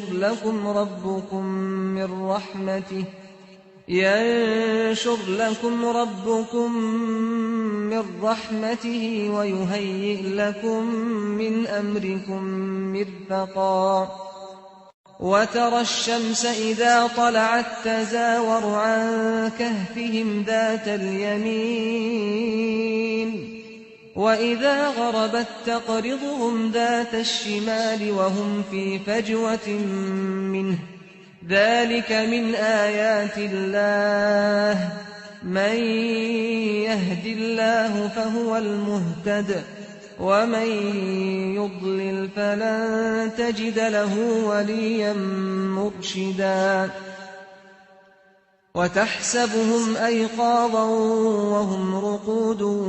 ونقلبهم ذات اليمين وذات الشمال وكلبهم باسط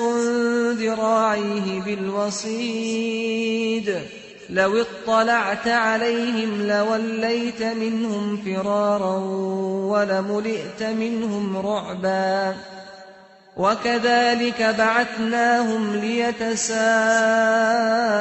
بينهم قال قائل منهم كم لبثتم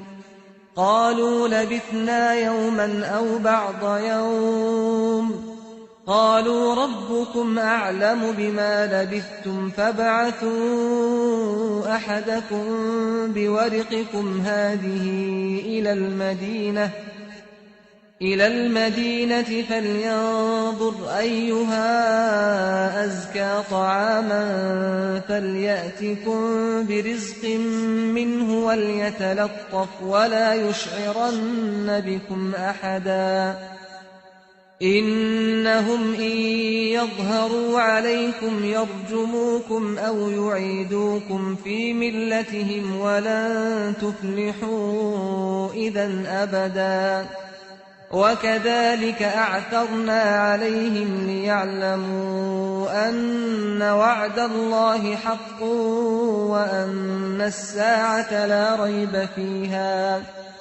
وأن الساعة لا ريب فيها إذ يتنازعون بينهم أمرهم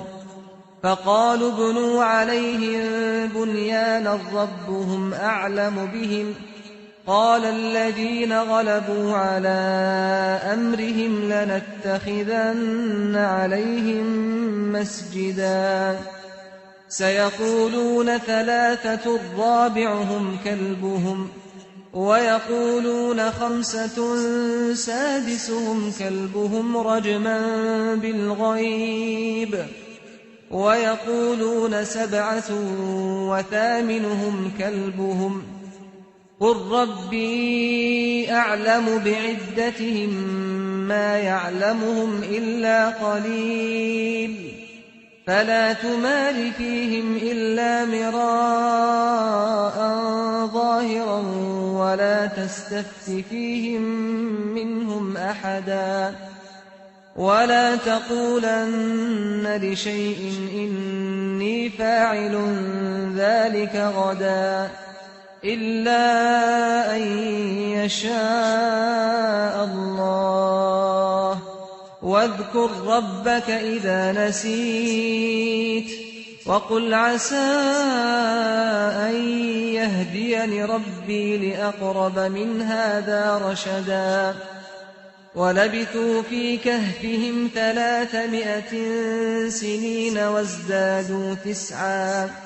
قل الله أعلم بما لبثوا له غيب السماوات والأرض أبصر به وأسمع ما لهم من دونه من ولي ولا يشرك في حكمه أحدا واتل ما أوحي إليك من كتاب ربك لا مبدل لكلماته ولن تجد من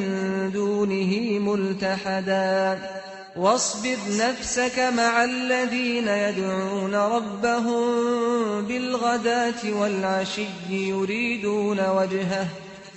يريدون وجهه ولا تعد عيناك عنهم تريد زينة الحياة الدنيا ولا تطع من أغفلنا قلبه عن ذكرنا واتبع هواه وكان أمره فرطا وقل الحق من ربكم فمن شاء فليؤمن ومن شاء فليكفر إنا أعتدنا للظالمين نارا أحاط بهم سرادقها وإن يستغيثوا يغاثوا بماء كالمهل يشوي الوجوه بئس الشراب وساءت مرتفقا إن الذين آمنوا وعملوا الصالحات إنا لا نضيع أجر من أحسن عملا أولئك لهم جنات عدن تجري من تحتهم الأنهار يحلون فيها من أساور من ذهب ويلبسون ثيابا خضرا من سندس واستبرق متكئين فيها على الأرائك نعم الثواب وحسنت مرتفقا واضرب لهم مثل الرجلين جعلنا لأحدهما جنتين من أعناب وحففناهما بنخل وجعلنا بينهما زرعا كلتا الجنتين آتت أكلها ولم تظلم منه شيئا وفجرنا خلالهما نهرا وكان له ثمر فقال لصاحبه وهو يحاوره أنا أكثر منك مالا وأعز نفرا ودخل جنته وهو ظالم لنفسه قال ما أظن أن تبيد هذه أبدا وما أظن الساعة قائمة ولئن رددت إلى ربي لأجدن خيرا منها منقلبا قال له صاحبه وهو يحاوره أكفرت بالذي خلقك من تراب ثم من نطفة ثم سواك رجلا لكن هو الله ربي ولا أشرك بربي أحدا ولولا إذ دخلت جنتك قلت ما شاء الله لا قوة إلا بالله إن ترني أنا أقل منك مالا وولدا فعسى ربي أن يؤتيني خيرا من جنتك ويرسل عليها حسبانا من السماء فتصبح صعيدا زلقا أو يصبح ماؤها غورا فلن تستطيع له طلبا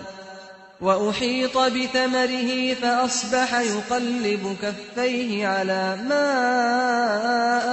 أنفق فيها وهي خاوية على عروشها ويقول يا ليتني لم أشرك بربي أحدا ولم تكن له فئة ينصرونه من دون الله وما كان منتصرا هنالك الولاية لله الحق هو خير ثوابا وخير عقبا واضرب لهم مثل الحياة الدنيا كماء أنزلناه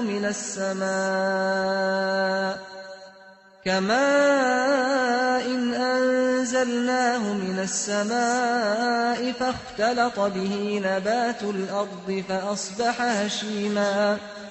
فأصبح هشيما تذروه الرياح وكان الله على كل شيء مقتدرا المال والبنون زينة الحياة الدنيا والباقيات الصالحات خير عند ربك ثوابا وخير أملا ويوم نسير الجبال وترى الأرض بارزة وحشرناهم فلم نغادر منهم أحدا وعرضوا على ربك صفا لقد جئتمونا كما خلقناكم أول مرة بل زعمتم أن لن نجعل لكم موعدا ووضع الكتاب فترى المجرمين مشفقين مما فيه ويقولون يا ويلتنا ما لهذا الكتاب لا يغادر صغيرة ولا كبيرة إلا أحصاها ووجدوا ما عملوا حاضرا ولا يظلم ربك أحدا وإذ قلنا للملائكة اسجدوا لآدم فسجدوا إلا إبليس كان من الجن ففسق عن أمر ربه أفتتخذونه وذريته أولياء من دوني وهم لكم عدو بئس للظالمين بدلا ما أشهدتهم خلق السماوات والأرض ولا خلق أنفسهم وما كنت متخذ المضلين عضدا ويوم يقول نادوا شركائي الذين زعمتم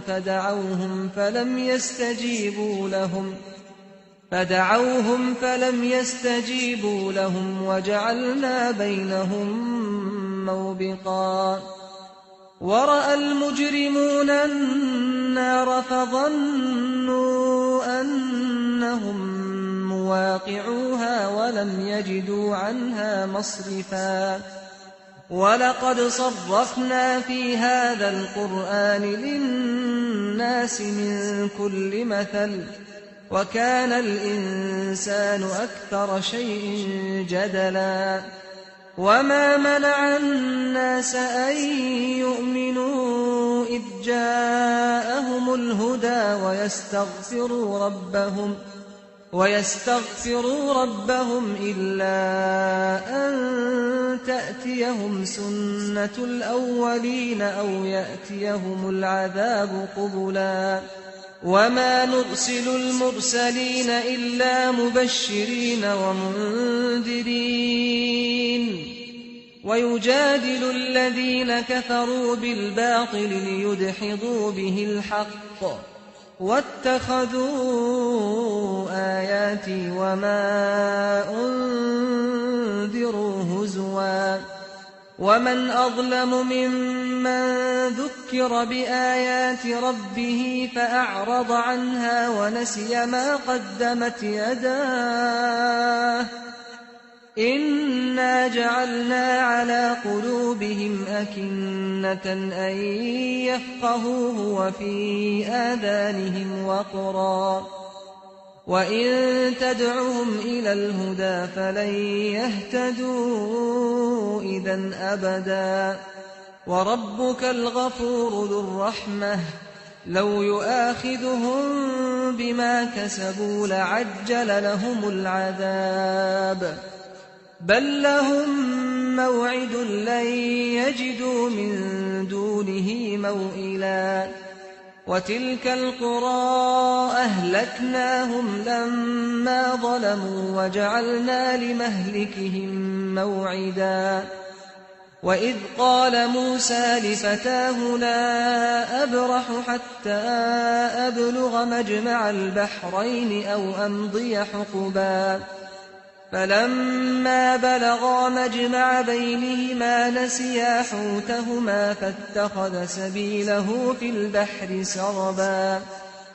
فلما جاوزا قال لفتاه آتنا غداءنا لقد لقينا من سفرنا هذا نصبا قال أرأيت إذ أوينا إلى الصخرة فإني نسيت الحوت وما أنسانيه إلا الشيطان أن أذكره واتخذ سبيله في البحر عجبا قال ذلك ما كنا نبغ فارتدا على آثارهما قصصا فوجدا عبدا من عبادنا آتيناه رحمة من عندنا وعلمناه من لدنا علما قال له موسى هل أتبعك على أن تعلمني مما علمت رشدا قال إنك لن تستطيع معي صبرا وكيف تصبر على ما لم تحط به خبرا قال ستجدني إن شاء الله صابرا ولا أعصي لك أمرا قال فإن اتبعتني فلا تسألني عن شيء حتى أحدث لك منه ذكرا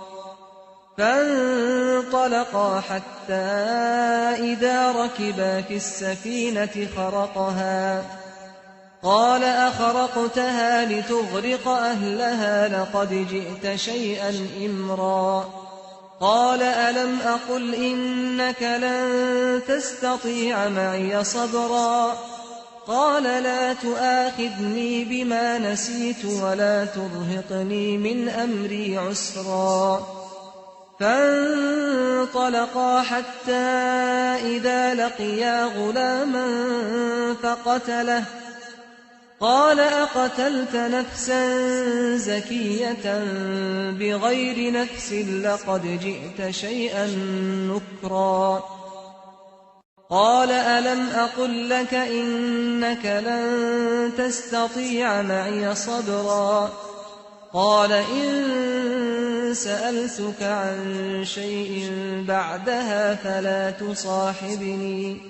قد بلغت من لدني عذرا فانطلقا حتى إذا أتيا أهل قرية استطعما أهلها فأبوا أن يضيفوهما فوجدا فيها جدارا يريد أن ينقض فأقامه قال لو شئت لاتخذت عليه أجرا قال هذا فراق بيني وبينك سأنبئك بتأويل ما لم تستطع عليه صبرا أما السفينة فكانت لمساكين يعملون في البحر فأردت أن أعيبها وكان وراءهم ملك يأخذ كل سفينة غصبا وأما الغلام فكان أبواه مؤمنين فخشينا أن يرهقهما طغيانا وكفرا فأردنا أن يبدلهما ربهما خيرا منه زكاة وأقرب رحما وأما الجدار فكان لغلامين يتيمين في المدينة وكان تحته كنز لهما وكان أبوهما صالحا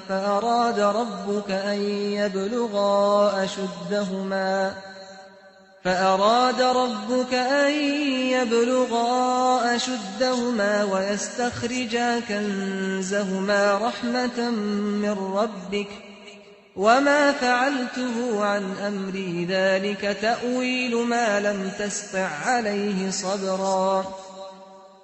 ويسألونك عن ذي القرنين قل سأتلو عليكم منه ذكرا إنا مكنا له في الأرض وآتيناه من كل شيء سببا فأتبع سببا حتى إذا بلغ مغرب الشمس وجدها تغرب في عين حمئة ووجد عندها قوما قلنا يا ذا القرنين إما أن تعذب وإما أن تتخذ فيهم حسنا قال أما من ظلم فسوف نعذبه ثم يرد إلى ربه فيعذبه عذابا نكرا وأما من آمن وعمل صالحا فله جزاء الحسنى وسنقول له من أمرنا يسرا ثم أتبع سببا حتى إذا بلغ مطلع الشمس وجدها تطلع على قوم لم نجعل لهم من دونها سترا كذلك وقد أحطنا بما لديه خبرا ثم أتبع سببا حتى إذا بلغ بين السدين وجد من دونهما قوما لا يكادون يفقهون قولا قالوا يا ذا القرنين إن يأجوج ومأجوج مفسدون في الأرض فهل نجعل لك خرجا على أن تجعل بيننا وبينهم سدا قال ما مكني فيه ربي خير فأعينوني بقوة أجعل بينكم وبينهم ردما آتوني زبر الحديد حتى إذا ساوى بين الصدفين قال انفخوا حتى إذا جعله نارا قال آتوني أفرغ عليه قطرا فما استطاعوا أن يظهروه وما استطاعوا له نقبا قال هذا رحمة من ربي فإذا جاء وعد ربي جعله دكاء وكان وعد ربي حقا وتركنا بعضهم يومئذ يموج في بعض ونفخ في الصور فجمعناهم جمعا وعرضنا جهنم يومئذ للكافرين عرضا الذين كانت أعينهم في غطاء عن ذكري وكانوا لا يستطيعون سمعا أفحسب الذين كفروا أن يتخذوا عبادي من دوني أولياء إنا أعتدنا جهنم للكافرين نزلا قل هل ننبئكم بالأخسرين أعمالا الذين ضل سعيهم في الحياة الدنيا وهم يحسبون أنهم يحسنون صنعا أولئك الذين كفروا بآيات ربهم ولقائه فحبطت أعمالهم فلا نقيم لهم يوم القيامة وزنا ذلك جزاؤهم جهنم بما كفروا واتخذوا آياتي ورسلي هزوا إن الذين آمنوا وعملوا الصالحات كانت لهم جنات الفردوس نزلا خالدين فيها لا يبغون عنها حولا قل لو كان البحر مدادا لكلمات ربي لنفد البحر قبل أن تنفد كلمات ربي ولو جئنا بمثله مددا قل إنما أنا بشر مثلكم يوحى إلي أنما إلهكم إله واحد فمن كان يرجو لقاء ربه فليعمل عملا صالحا ولا يشرك بعبادة ربه أحدا.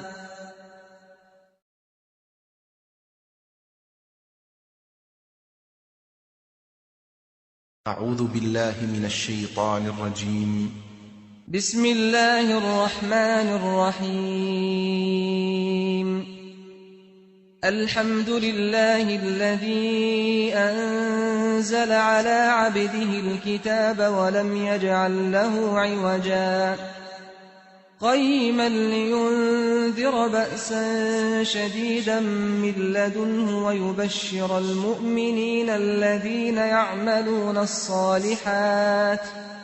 ويبشر المؤمنين الذين يعملون الصالحات أن لهم أجرا حسنا ماكثين فيه أبدا وينذر الذين قالوا اتخذ الله ولدا ما لهم به من علم ولا لآبائهم كبرت كلمة تخرج من أفواههم إن يقولون إلا كذبا فلعلك باخع نفسك على آثارهم إن لم يؤمنوا بهذا الحديث أسفا إنا جعلنا ما على الأرض زينة لها لنبلوهم أيهم أحسن عملا وإنا لجاعلون ما عليها صعيدا جرزا أم حسبت أن أصحاب الكهف والرقيم كانوا من آياتنا عجبا إذ أوى الفتية إلى الكهف فقالوا ربنا آتنا من لدنك رحمة وهيئ لنا من أمرنا رشدا فضربنا على آذانهم في الكهف سنين عددا ثم بعثناهم لنعلم أي الحزبين أحصى لما لبثوا أمدا نحن نقص عليك نبأهم بالحق إنهم فتية آمنوا بربهم وزدناهم هدى وربطنا على قلوبهم إذ قاموا فقالوا ربنا رب السماوات والأرض لن ندعو من دونه إلها لقد قلنا إذا شططا هؤلاء قومنا اتخذوا من دونه آلهة لولا يأتون عليهم بسلطان بين فمن أظلم ممن افترى على الله كذبا وإذ اعتزلتموهم وما يعبدون إلا الله فأووا إلى الكهف ينشر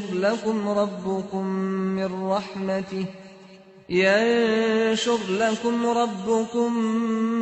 من رحمته ويهيئ لكم من أمركم مرفقا وترى الشمس إذا طلعت تزاور عن كهفهم ذات اليمين وإذا غربت تقرضهم ذات الشمال وهم في فجوة منه ذلك من آيات الله من يهد الله فهو المهتد ومن يضلل فلن تجد له وليا مرشدا وتحسبهم أيقاظا وهم رقود ونقلبهم ذات اليمين وذات الشمال وكلبهم باسط ذراعيه بالوصيد لو اطلعت عليهم لوليت منهم فرارا ولملئت منهم رعبا وكذلك بعثناهم ليتساءلوا بينهم قال قائل منهم كم لبثتم قالوا لبثنا يوما أو بعض يوم قالوا ربكم أعلم بما لبثتم فابعثوا أحدكم بورقكم هذه إلى المدينة فلينظر أيها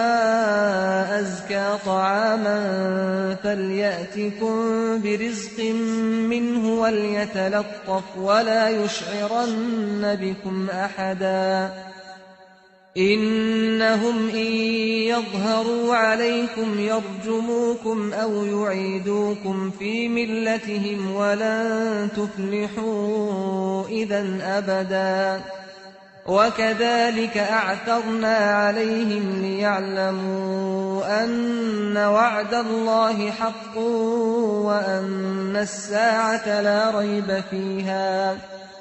وأن الساعة لا ريب فيها إذ يتنازعون بينهم أمرهم فقالوا ابنوا عليهم بنيانا ربهم أعلم بهم قال الذين غلبوا على أمرهم لنتخذن عليهم مسجدا سيقولون ثلاثة رابعهم كلبهم ويقولون خمسة سادسهم كلبهم رجما بالغيب ويقولون سبعة وثامنهم كلبهم قل ربي أعلم بعدتهم ما يعلمهم إلا قليل فلا تمار فيهم إلا مراء ظاهرا ولا تستفت فيهم منهم أحدا ولا تقولن لشيء إني فاعل ذلك غدا إلا أن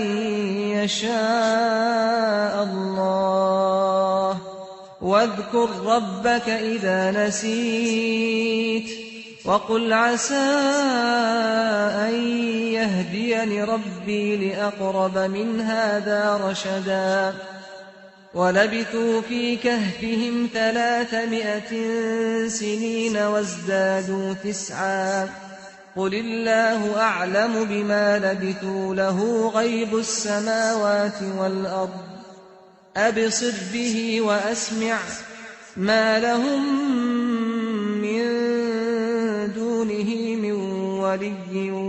ولا يشرك في حكمه أحدا واتل ما أوحي إليك من كتاب ربك لا مبدل لكلماته ولن تجد من دونه ملتحدا واصبر نفسك مع الذين يدعون ربهم بالغداة والعشي يريدون وجهه ولا تعد عيناك عنهم تريد زينة الحياة الدنيا ولا تطع من أغفلنا قلبه عن ذكرنا واتبع هواه وكان أمره فرطا وقل الحق من ربكم فمن شاء فليؤمن ومن شاء فليكفر إنا أعتدنا للظالمين نارا أحاط بهم سرادقها وإن يستغيثوا يغاثوا بماء كالمهل يشوي الوجوه بئس الشراب وساءت مرتفقا إن الذين آمنوا وعملوا الصالحات إنا لا نضيع أجر من أحسن عملا أولئك لهم جنات عدن تجري من تحتهم الأنهار يحلون فيها من أساور من ذهب ويلبسون ثيابا خضرا من سندس واستبرق متكئين فيها على الأرائك نعم الثواب وحسنت مرتفقا واضرب لهم مثل الرجلين جعلنا لأحدهما جنتين من أعناب وحففناهما بنخل وجعلنا بينهما زرعا كلتا الجنتين آتت أكلها ولم تظلم منه شيئا وفجرنا خلالهما نهرا وكان له ثمر فقال لصاحبه وهو يحاوره أنا أكثر منك مالا وأعز نفرا ودخل جنته وهو ظالم لنفسه قال ما أظن أن تبيد هذه أبدا وما أظن الساعة قائمة ولئن رددت إلى ربي لأجدن خيرا منها منقلبا قال له صاحبه وهو يحاوره أكفرت بالذي خلقك من تراب ثم من نطفة ثم سواك رجلا لكن هو الله ربي ولا أشرك بربي أحدا ولولا إذ دخلت جنتك قلت ما شاء الله لا قوة إلا بالله إن ترني أنا أقل منك مالا وولدا فعسى ربي أن يؤتيني خيرا من جنتك ويرسل عليها حسبانا من السماء فتصبح صعيدا زلقا أو يصبح ماؤها غورا فلن تستطيع له طلبا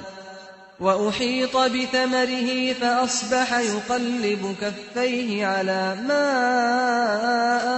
أنفق فيها وهي خاوية على عروشها ويقول يا ليتني لم أشرك بربي أحدا ولم تكن له فئة ينصرونه من دون الله وما كان منتصرا هنالك الولاية لله الحق هو خير ثوابا وخير عقبا واضرب لهم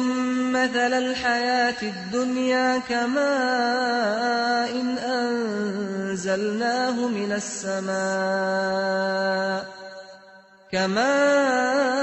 إن أنزلناه من السماء فاختلط به نبات الأرض فأصبح هشيما تذروه الرياح وكان الله على كل شيء مقتدرا المال والبنون زينة الحياة الدنيا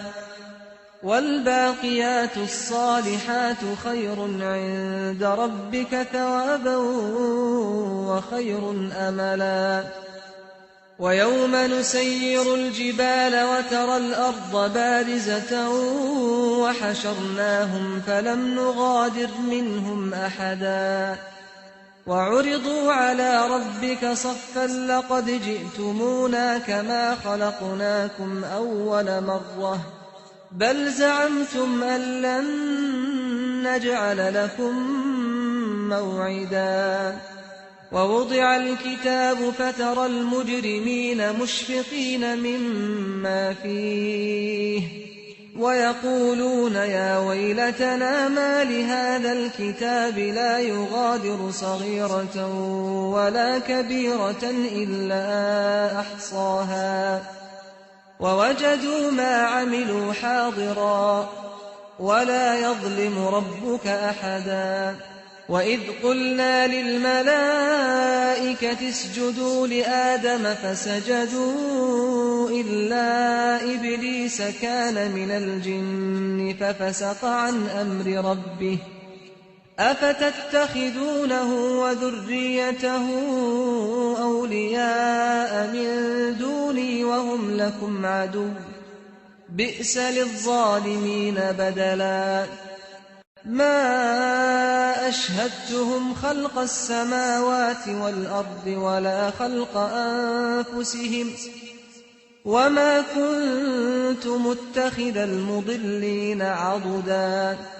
ويوم يقول نادوا شركائي الذين زعمتم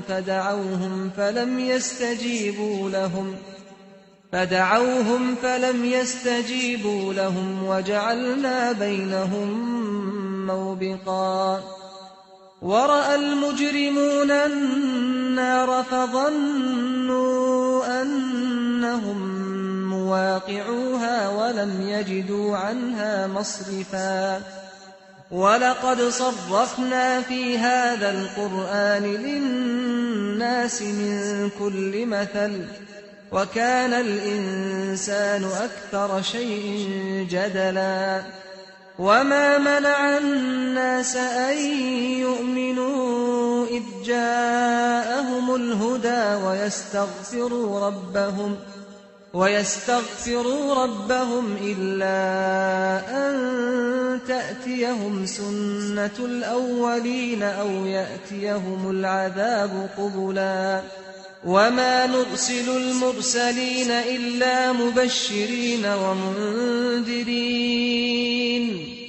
ويجادل الذين كفروا بالباطل ليدحضوا به الحق واتخذوا آياتي وما أنذروا هزوا ومن أظلم ممن ذكر بآيات ربه فأعرض عنها ونسي ما قدمت يداه إنا جعلنا على قلوبهم أكنة أن يفقهوه وفي آذانهم وقرا وإن تدعهم إلى الهدى فلن يهتدوا إذا أبدا وربك الغفور ذو الرحمة لو يؤاخذهم بما كسبوا لعجل لهم العذاب بل لهم موعد لن يجدوا من دونه موئلا وتلك القرى أهلكناهم لما ظلموا وجعلنا لمهلكهم موعدا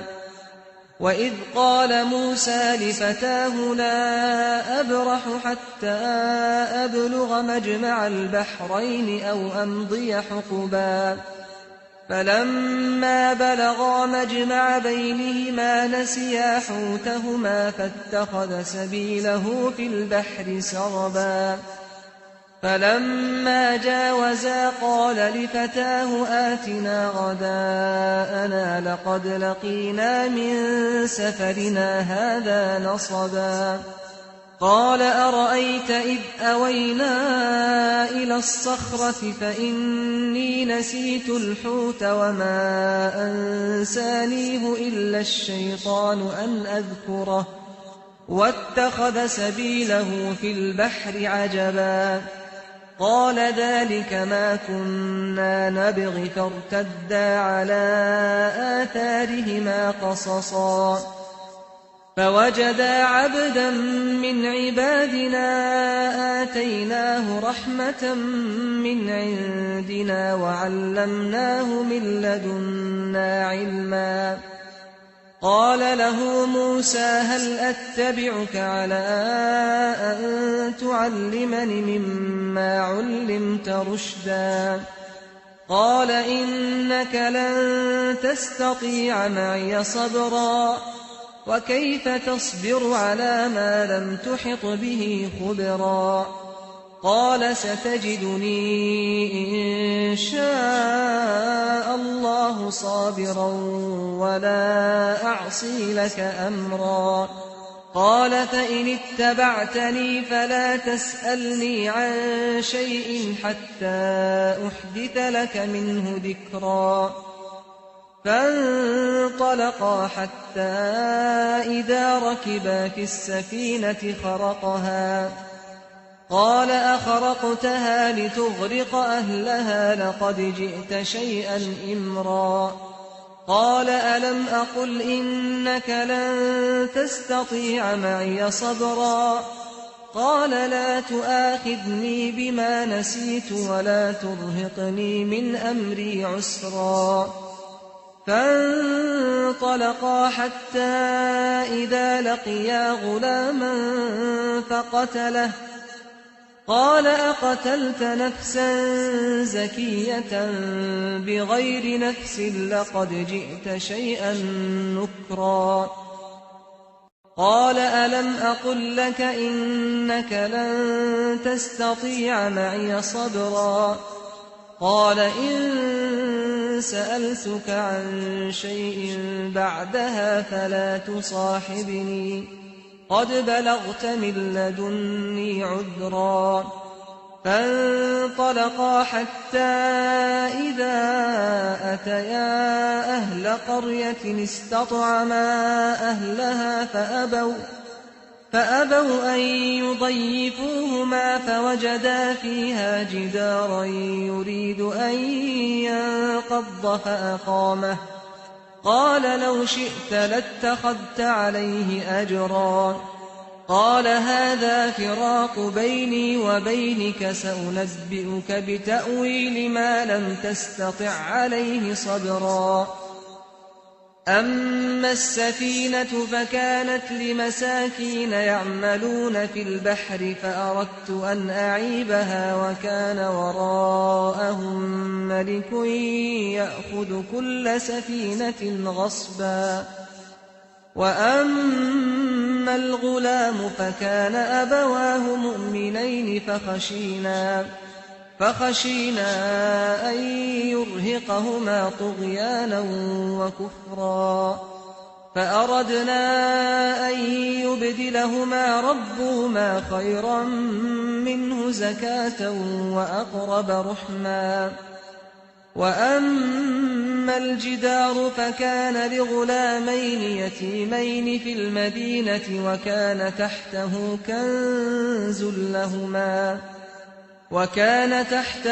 كنز لهما وكان أبوهما صالحا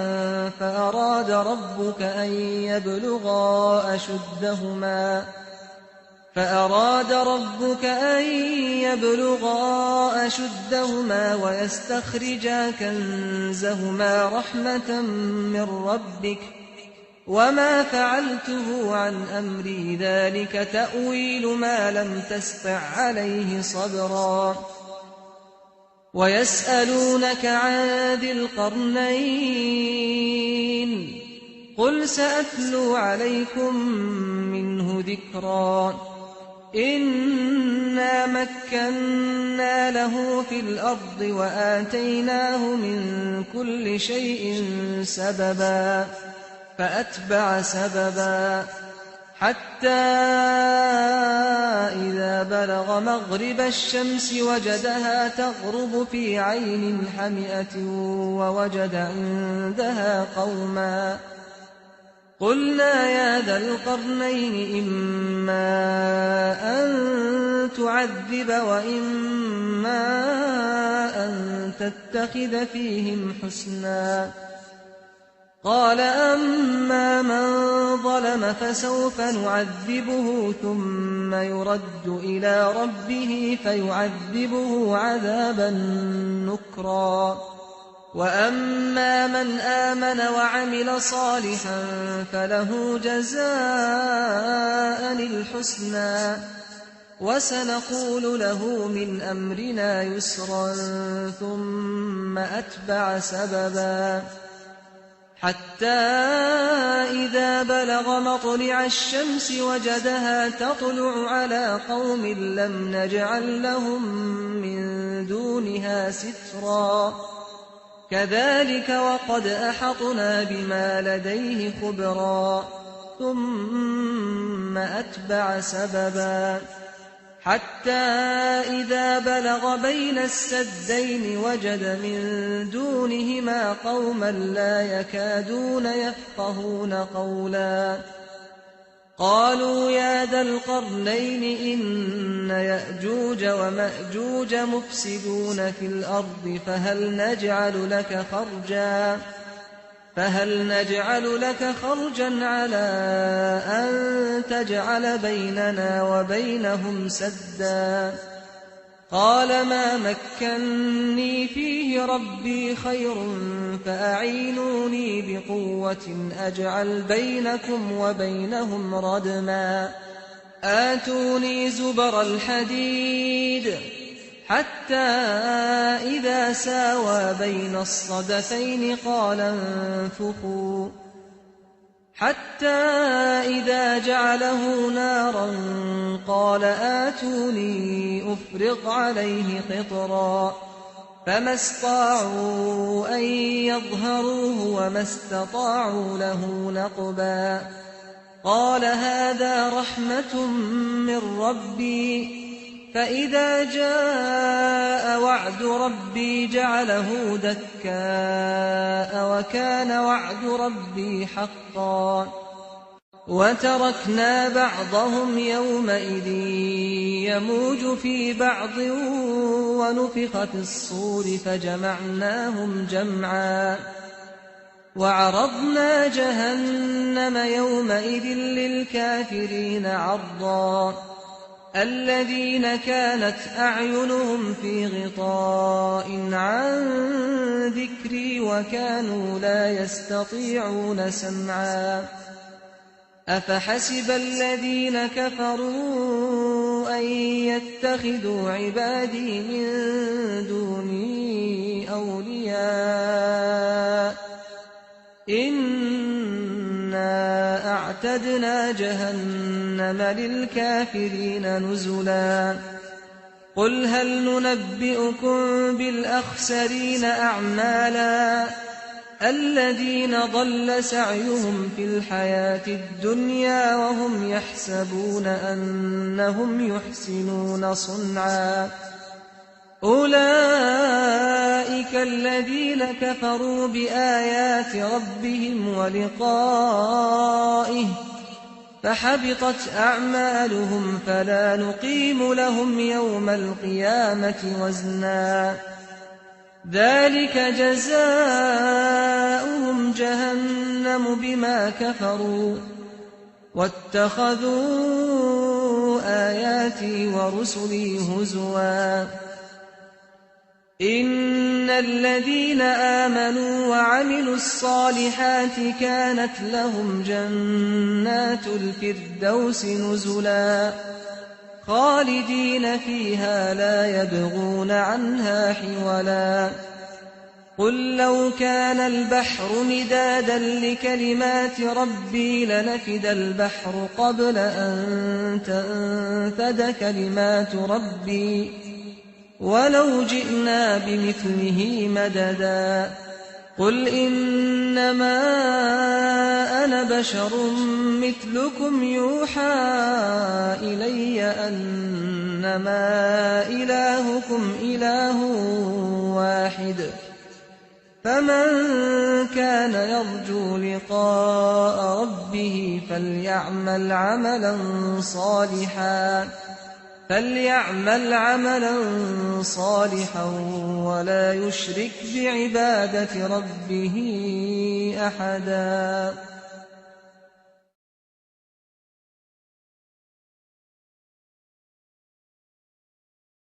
أعوذ بالله من الشيطان الرجيم. بسم الله الرحمن الرحيم.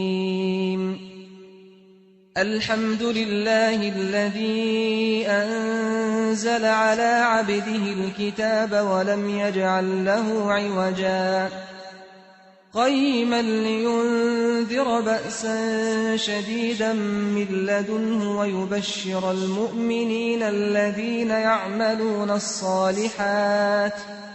ويبشر المؤمنين الذين يعملون الصالحات أن لهم أجرا حسنا ماكثين فيه أبدا وينذر الذين قالوا اتخذ الله ولدا ما لهم به من علم ولا لآبائهم كبرت كلمة تخرج من أفواههم إن يقولون إلا كذبا فلعلك باخع نفسك على آثارهم إن لم يؤمنوا بهذا الحديث أسفا إنا جعلنا ما على الأرض زينة لها لنبلوهم أيهم أحسن عملا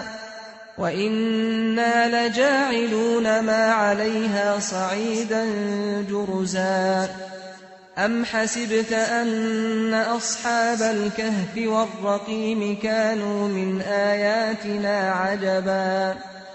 إذ أوى الفتية إلى الكهف فقالوا ربنا آتنا من لدنك رحمة وهيئ لنا من أمرنا رشدا فضربنا على آذانهم في الكهف سنين عددا ثم بعثناهم لنعلم أي الحزبين أحصى لما لبثوا أمدا نحن نقص عليك نبأهم بالحق إنهم فتية آمنوا بربهم وزدناهم هدى وربطنا على قلوبهم إذ قاموا فقالوا ربنا رب السماوات والأرض لن ندعو من دونه إلها لقد قلنا إذا شططا هؤلاء قومنا اتخذوا من دونه آلهة لولا يأتون عليهم بسلطان بين فمن أظلم ممن افترى على الله كذبا وإذ اعتزلتموهم وما يعبدون إلا الله فأووا إلى الكهف ينشر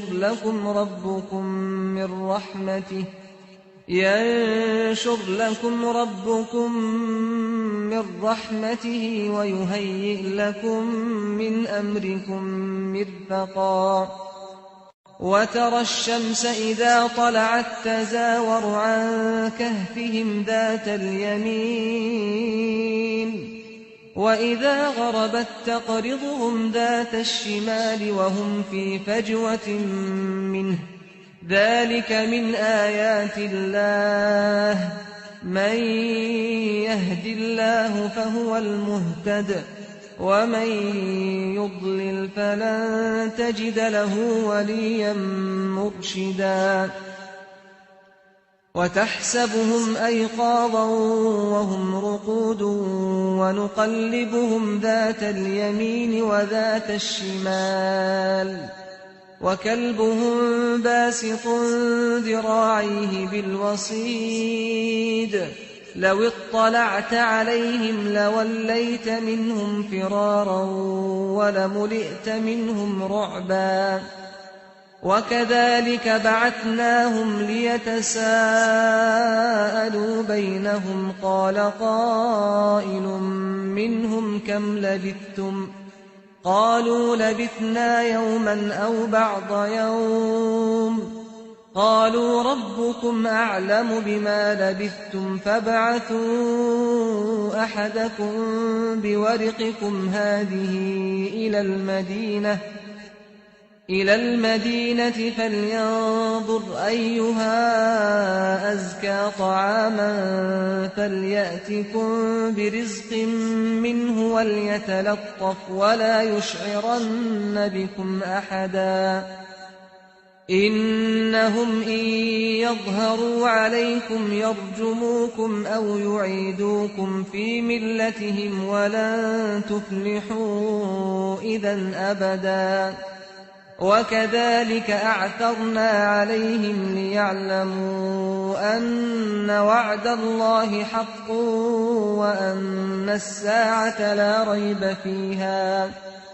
وأن الساعة لا ريب فيها إذ يتنازعون بينهم أمرهم فقالوا ابنوا عليهم بنيانا ربهم أعلم بهم قال الذين غلبوا على أمرهم لنتخذن عليهم مسجدا سيقولون ثلاثة رابعهم كلبهم ويقولون خمسة سادسهم كلبهم رجما بالغيب ويقولون سبعة وثامنهم كلبهم قل ربي أعلم بعدتهم ما يعلمهم إلا قليل فلا تمار فيهم إلا مراء ظاهرا ولا تستفت فيهم منهم أحدا ولا تقولن لشيء إني فاعل ذلك غدا إلا أن يشاء الله واذكر ربك إذا نسيت وقل عسى أن يهديني ربي لأقرب من هذا رشدا ولبثوا في كهفهم 300 سنين وازدادوا 9 قل الله أعلم بما لبثوا له غيب السماوات والأرض أبصر به وأسمع ما لهم من دونه من ولي ولا يشرك في حكمه أحدا واتل ما أوحي إليك من كتاب ربك لا مبدل لكلماته ولن تجد من دونه ملتحدا واصبر نفسك مع الذين يدعون ربهم بالغداة والعشي يريدون وجهه ولا تعد عيناك عنهم تريد زينة الحياة الدنيا ولا تطع من أغفلنا قلبه عن ذكرنا واتبع هواه وكان أمره فرطا وقل الحق من ربكم فمن شاء فليؤمن ومن شاء فليكفر إنا أعتدنا للظالمين نارا أحاط بهم سرادقها وإن يستغيثوا يغاثوا بماء كالمهل يشوي الوجوه بئس الشراب وساءت مرتفقا إن الذين آمنوا وعملوا الصالحات إنا لا نضيع أجر من أحسن عملا أولئك لهم جنات عدن تجري من تحتهم الأنهار يحلون فيها من أساور من ذهب ويلبسون ثيابا خضرا من سندس واستبرق متكئين فيها على الأرائك نعم الثواب وحسنت مرتفقا واضرب لهم مثل الرجلين جعلنا لأحدهما جنتين من أعناب وحففناهما بنخل وجعلنا بينهما زرعا كلتا الجنتين آتت أكلها ولم تظلم منه شيئا وفجرنا خلالهما نهرا وكان له ثمر فقال لصاحبه وهو يحاوره أنا أكثر منك مالا وأعز نفرا ودخل جنته وهو ظالم لنفسه قال ما أظن أن تبيد هذه أبدا وما أظن الساعة قائمة ولئن رددت إلى ربي لأجدن خيرا منها منقلبا قال له صاحبه وهو يحاوره أكفرت بالذي خلقك من تراب ثم من نطفة ثم سواك رجلا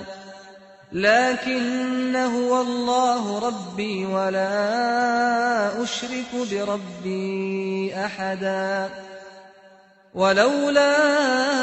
إذ دخلت جنتك قلت ما شاء الله لا قوة إلا بالله إن ترني أنا أقل منك مالا وولدا فعسى ربي أن يؤتيني خيرا من جنتك ويرسل عليها حسبانا من السماء فتصبح صعيدا زلقا أو يصبح ماؤها غورا فلن تستطيع له طلبا وأحيط بثمره فأصبح يقلب كفيه على ما أنفق فيها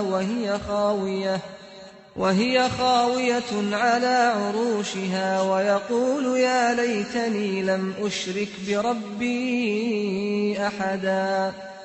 ولم تكن له فئة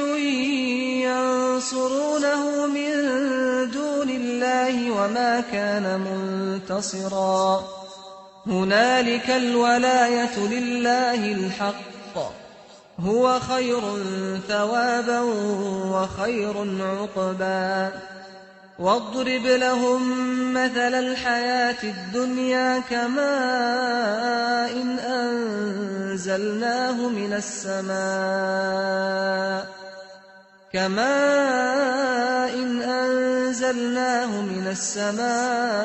فاختلط به نبات الأرض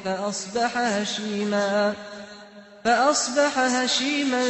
تذروه الرياح وكان الله على كل شيء مقتدرا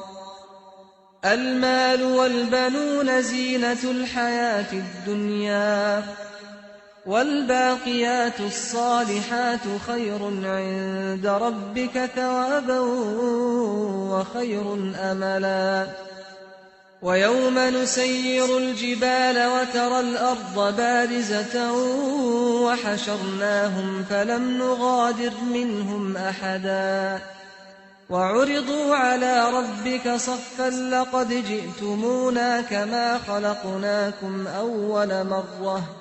بل زعمتم أن لن نجعل لكم موعدا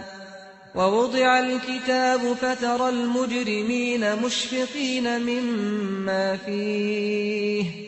ويقولون يا ويلتنا ما لهذا الكتاب لا يغادر صغيرة ولا كبيرة إلا أحصاها ووجدوا ما عملوا حاضرا ولا يظلم ربك أحدا وإذ قلنا للملائكة اسجدوا لآدم فسجدوا إلا إبليس كان من الجن ففسق عن أمر ربه أفتتخذونه وذريته أولياء من دوني وهم لكم عدو بئس للظالمين بدلا ما أشهدتهم خلق السماوات والأرض ولا خلق أنفسهم وما كنت متخذ المضلين عضدا ويوم يقول نادوا شركائي الذين زعمتم فدعوهم فلم يستجيبوا لهم وجعلنا بينهم موبقا ورأى المجرمون النار فظنوا أنهم مواقعوها ولم يجدوا عنها مصرفا ولقد صرفنا في هذا القرآن للناس من كل مثل وكان الإنسان أكثر شيء جدلا وما منع الناس أن يؤمنوا إذ جاءهم الهدى ويستغفروا ربهم إلا أن تأتيهم سنة الأولين أو يأتيهم العذاب قبلا وما نرسل المرسلين إلا مبشرين ومنذرين ويجادل الذين كفروا بالباطل ليدحضوا به الحق واتخذوا آياتي وما أنذروا هزوا ومن أظلم ممن ذكر بآيات ربه فأعرض عنها ونسي ما قدمت يداه إنا جعلنا على قلوبهم أكنة أن يفقهوه وفي آذانهم وقرا وإن تدعهم إلى الهدى فلن يهتدوا إذا أبدا وربك الغفور ذو الرحمة لو يؤاخذهم بما كسبوا لعجل لهم العذاب بل لهم موعد لن يجدوا من دونه موئلا وتلك القرى أهلكناهم لما ظلموا وجعلنا لمهلكهم موعدا وإذ قال موسى لفتاه لا أبرح حتى أبلغ مجمع البحرين أو أمضي حقبا فلما بلغا مجمع بينهما نسيا حوتهما فاتخذ سبيله في البحر سربا فلما جاوزا قال لفتاه آتنا غداءنا لقد لقينا من سفرنا هذا نصبا قال أرأيت إذ أوينا إلى الصخرة فإني نسيت الحوت وما أنسانيه إلا الشيطان أن أذكره واتخذ سبيله في البحر عجبا قال ذلك ما كنا نبغ فارتدا على آثارهما قصصا فوجدا عبدا من عبادنا آتيناه رحمة من عندنا وعلمناه من لدنا علما قال له موسى هل أتبعك على أن تعلمني مما علمت رشدا قال إنك لن تستطيع معي صبرا وكيف تصبر على ما لم تحط به خبرا قال ستجدني إن شاء الله صابرا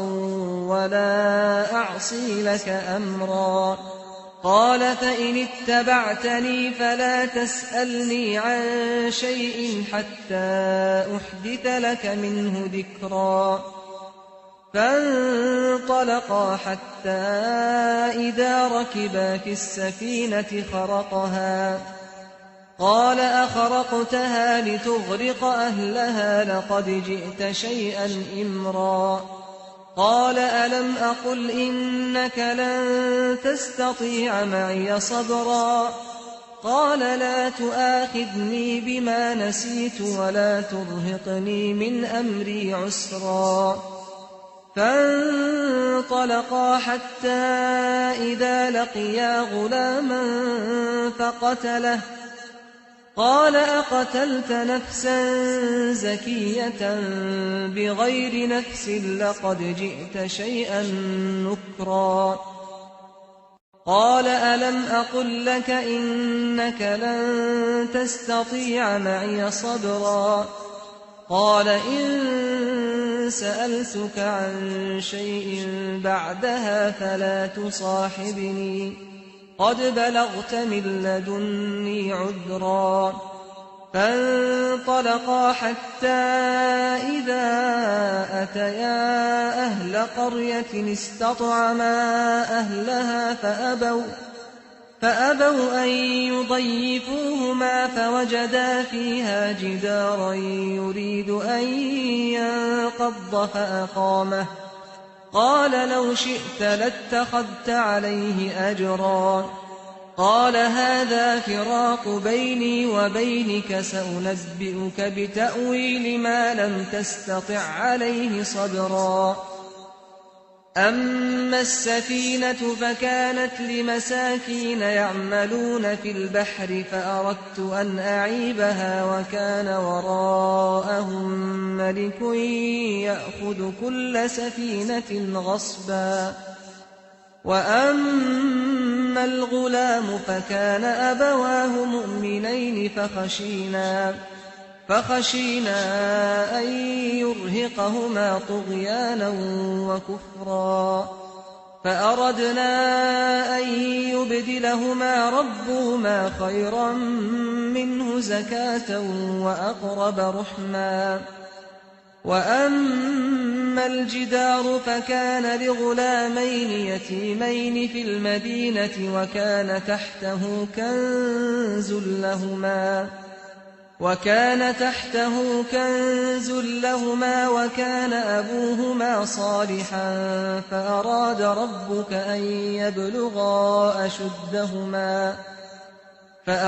ربك أن يبلغا أشدهما ويستخرجا كنزهما رحمة من ربك وما فعلته عن أمري ذلك تأويل ما لم تسطع عليه صبرا ويسألونك عن ذي القرنين قل سأتلو عليكم منه ذكرا إنا مكنا له في الأرض وآتيناه من كل شيء سببا فأتبع سببا حتى إذا بلغ مغرب الشمس وجدها تغرب في عين حمئة ووجد عندها قوما قلنا يا ذا القرنين إما أن تعذب وإما أن تتخذ فيهم حسنا قال أما من ظلم فسوف نعذبه ثم يرد إلى ربه فيعذبه عذابا نكرا وأما من آمن وعمل صالحا فله جزاء الحسنى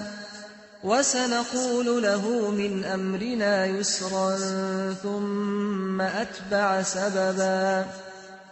حتى إذا بلغ مطلع الشمس وجدها تطلع على قوم لم نجعل لهم من دونها سترا كذلك وقد أحطنا بما لديه خبرا ثم أتبع سببا حتى إذا بلغ بين السدين وجد من دونهما قوما لا يكادون يفقهون قولا قالوا يا ذا القرنين إن يأجوج ومأجوج مفسدون في الأرض فهل نجعل لك خرجا على أن تجعل بيننا وبينهم سدا قال ما مكني فيه ربي خير فأعينوني بقوة أجعل بينكم وبينهم ردما آتوني زبر الحديد حتى إذا ساوى بين الصدفين قال انفخوا حتى إذا جعله نارا قال آتوني أفرغ عليه قطرا فما استطاعوا أن يظهروه وما استطاعوا له نقبا قال هذا رحمة من ربي فإذا جاء وعد ربي جعله دكاء وكان وعد ربي حقا وتركنا بعضهم يومئذ يموج في بعض ونفخ في الصور فجمعناهم جمعا وعرضنا جهنم يومئذ للكافرين عرضا الذين كانت أعينهم في غطاء عن ذكري وكانوا لا يستطيعون سمعا أفحسب الذين كفروا أن يتخذوا عبادي من دوني أولياء إنا أعتدنا جهنم للكافرين نزلا قل هل ننبئكم بالأخسرين أعمالا الذين ضل سعيهم في الحياة الدنيا وهم يحسبون أنهم يحسنون صنعا أولئك الذين كفروا بآيات ربهم ولقائه فحبطت أعمالهم فلا نقيم لهم يوم القيامة وزنا ذلك جزاؤهم جهنم بما كفروا واتخذوا آياتي ورسلي هزوا إن الذين آمنوا وعملوا الصالحات كانت لهم جنات الفردوس نزلا خالدين فيها لا يبغون عنها حولا قل لو كان البحر مدادا لكلمات ربي لنفد البحر قبل أن تنفد كلمات ربي ولو جئنا بمثله مددا قل إنما أنا بشر مثلكم يوحى إلي أنما إلهكم إله واحد فمن كان يرجو لقاء ربه فليعمل عملا صالحا ولا يشرك بعبادة ربه أحدا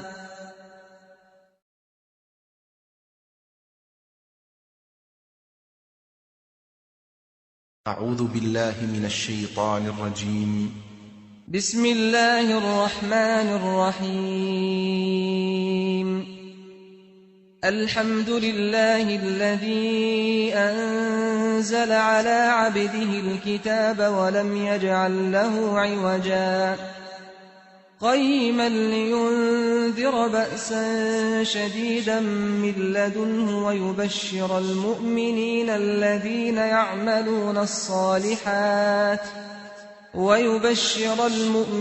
الذين يعملون الصالحات أن لهم أجرا حسنا ماكثين فيه أبدا وينذر الذين قالوا اتخذ الله ولدا ما لهم به من علم ولا لآبائهم كبرت كلمة تخرج من أفواههم إن يقولون إلا كذبا فلعلك باخع نفسك على آثارهم إن لم يؤمنوا بهذا الحديث أسفا إنا جعلنا ما على الأرض زينة لها لنبلوهم أيهم أحسن عملا وإنا لجاعلون ما عليها صعيدا جرزا أم حسبت أن أصحاب الكهف والرقيم كانوا من آياتنا عجبا إذ أوى الفتية إلى الكهف فقالوا ربنا آتنا من لدنك رحمة وهيئ لنا من أمرنا رشدا فضربنا على آذانهم في الكهف سنين عددا ثم بعثناهم لنعلم أي الحزبين أحصى لما لبثوا أمدا نحن نقص عليك نبأهم بالحق إنهم فتية آمنوا بربهم وزدناهم هدى وربطنا على قلوبهم إذ قاموا فقالوا ربنا رب السماوات والأرض لن ندعو من دونه إلها لقد قلنا إذا شططا هؤلاء قومنا اتخذوا من دونه آلهة لولا يأتون عليهم بسلطان بين فمن أظلم ممن افترى على الله كذبا وإذ اعتزلتموهم وما يعبدون إلا الله فأووا إلى الكهف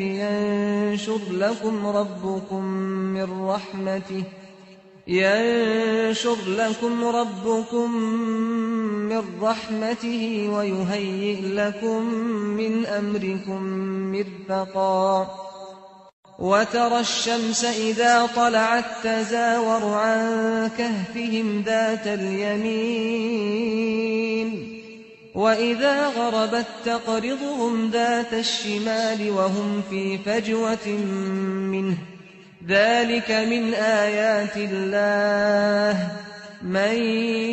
يهد الله فهو المهتد ومن يضلل فلن تجد له وليا مرشدا وتحسبهم أيقاظا وهم رقود ونقلبهم ذات اليمين وذات الشمال وكلبهم باسط ذراعيه بالوصيد لو اطلعت عليهم لوليت منهم فرارا ولملئت منهم رعبا وكذلك بعثناهم ليتساءلوا بينهم قال قائل منهم كم لبثتم قالوا لبثنا يوما أو بعض يوم قالوا ربكم أعلم بما لبثتم فابعثوا أحدكم بورقكم هذه إلى المدينة فلينظر أيها أزكى طعاما فليأتكم برزق منه وليتلطف ولا يشعرن بكم أحدا إنهم إن يظهروا عليكم يرجموكم أو يعيدوكم في ملتهم ولن تفلحوا إذا أبدا وكذلك أعثرنا عليهم ليعلموا أن وعد الله حق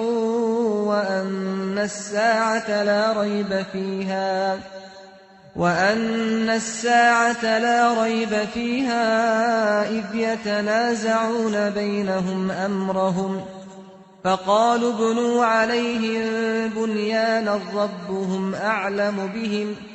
قال الذين غلبوا على أمرهم لنتخذن عليهم مسجدا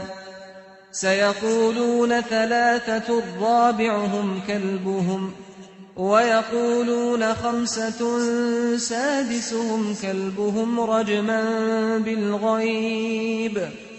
ويقولون سبعة وثامنهم كلبهم قل ربي أعلم بعدتهم ما يعلمهم إلا قليل فلا تمار فيهم إلا مراء ظاهرا ولا تستفت فيهم منهم أحدا ولا تقولن لشيء إني فاعل ذلك غدا إلا أن يشاء الله واذكر ربك إذا نسيت وقل عسى أن يهديني ربي لأقرب من هذا رشدا ولبثوا في كهفهم 300 سنين وازدادوا 9 قل الله أعلم بما لبثوا له غيب السماوات والأرض أبصر به وأسمع ما لهم من دونه من ولي ولا يشرك في حكمه أحدا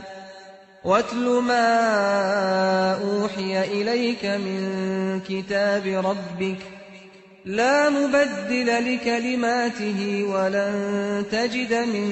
دونه ملتحدا واصبر نفسك مع الذين يدعون ربهم بالغداة والعشي يريدون وجهه ولا تعد عيناك عنهم تريد زينة الحياة الدنيا ولا تطع من أغفلنا قلبه عن ذكرنا واتبع هواه وكان أمره فرطا وقل الحق من ربكم فمن شاء فليؤمن ومن شاء فليكفر إنا أعتدنا للظالمين نارا أحاط بهم سرادقها وإن يستغيثوا يغاثوا بماء كالمهل يشوي الوجوه بئس الشراب وساءت مرتفقا إن الذين آمنوا وعملوا الصالحات إنا لا نضيع أجر من أحسن عملا أولئك لهم جنات عدن تجري من تحتهم الأنهار يحلون فيها من أساور من ذهب ويلبسون ثيابا خضرا من سندس واستبرق متكئين فيها على الأرائك نعم الثواب وحسنت مرتفقا واضرب لهم مثل الرجلين جعلنا لأحدهما جنتين من أعناب وحففناهما بنخل وجعلنا بينهما زرعا كلتا الجنتين آتت أكلها ولم تظلم منه شيئا وفجرنا خلالهما نهرا وكان له ثمر فقال لصاحبه وهو يحاوره أنا أكثر منك مالا وأعز نفرا ودخل جنته وهو ظالم لنفسه قال ما أظن أن تبيد هذه أبدا وما أظن الساعة قائمة ولئن رددت إلى ربي لأجدن خيرا منها منقلبا قال له صاحبه وهو يحاوره أكفرت بالذي خلقك من تراب ثم من نطفة ثم سواك رجلا لكن هو الله ربي ولا أشرك بربي أحدا ولولا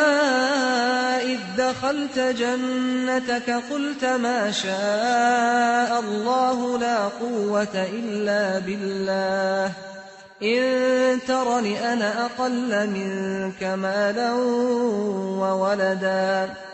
فعسى ربي أن يؤتيني خيرا من جنتك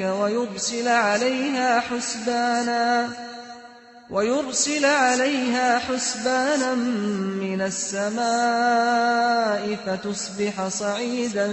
زلقا أو يصبح ماؤها غورا فلن تستطيع له طلبا وأحيط بثمره فأصبح يقلب كفيه على ما أنفق فيها وهي خاوية على عروشها ويقول يا ليتني لم أشرك بربي أحدا ولم تكن له فئة ينصرونه من دون الله وما كان منتصرا هنالك الولاية لله الحق هو خير ثوابا وخير عقبا واضرب لهم مثل الحياة الدنيا كماء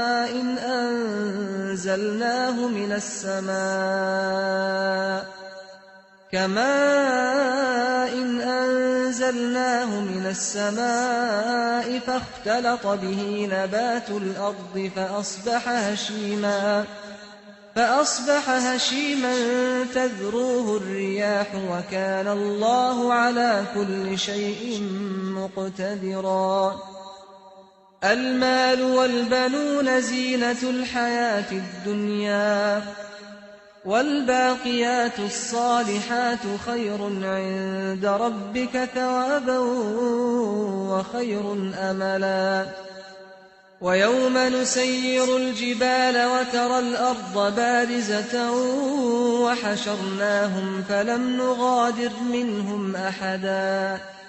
وعرضوا على ربك صفا لقد جئتمونا كما خلقناكم أول مرة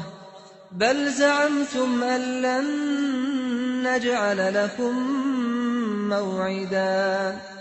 ووضع الكتاب فترى المجرمين مشفقين مما فيه ويقولون يا ويلتنا ما لهذا الكتاب لا يغادر صغيرة ولا كبيرة إلا أحصاها ووجدوا ما عملوا حاضرا ولا يظلم ربك أحدا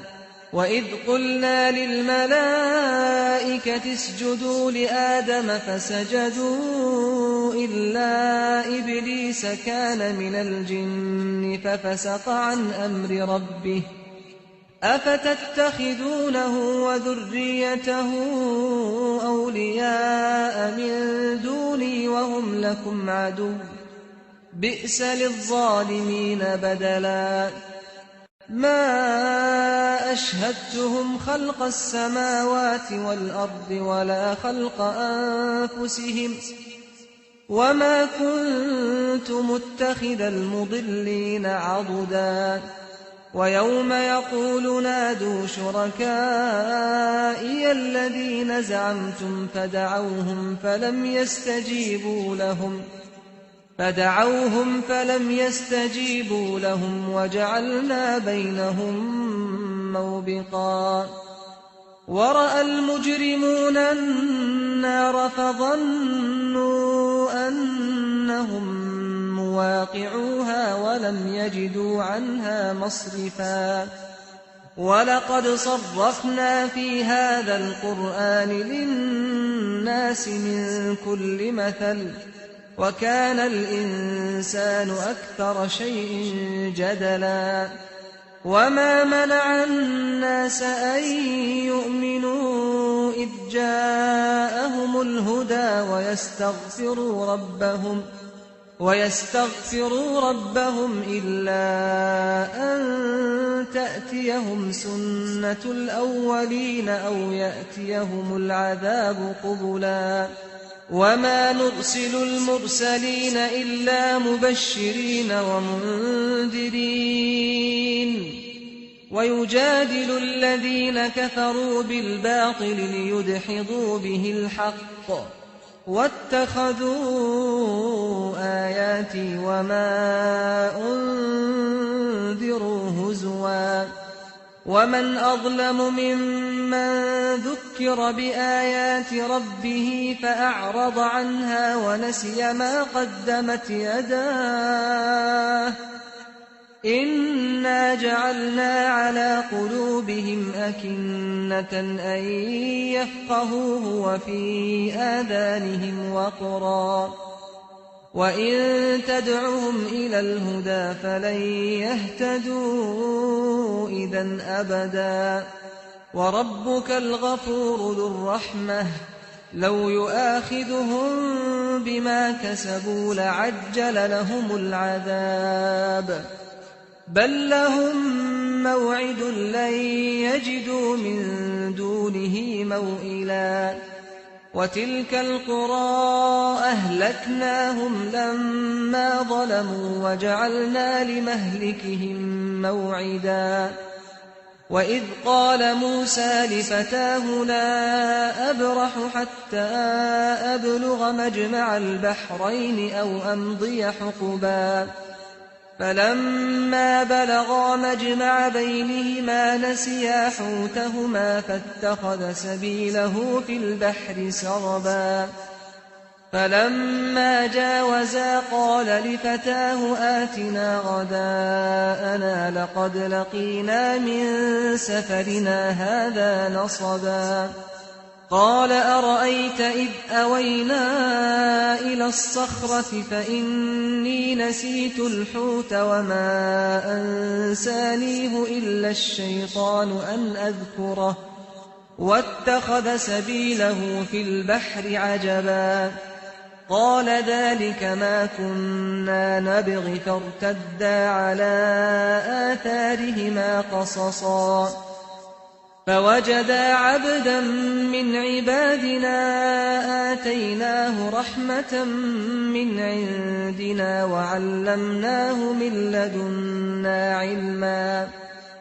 قال له موسى هل أتبعك على أن تعلمني مما علمت رشدا قال إنك لن تستطيع معي صبرا وكيف تصبر على ما لم تحط به خبرا قال ستجدني إن شاء الله صابرا ولا أعصي لك أمرا قال فإن اتبعتني فلا تسألني عن شيء حتى أحدث لك منه ذكرا فانطلقا حتى إذا ركبا في السفينة خرقها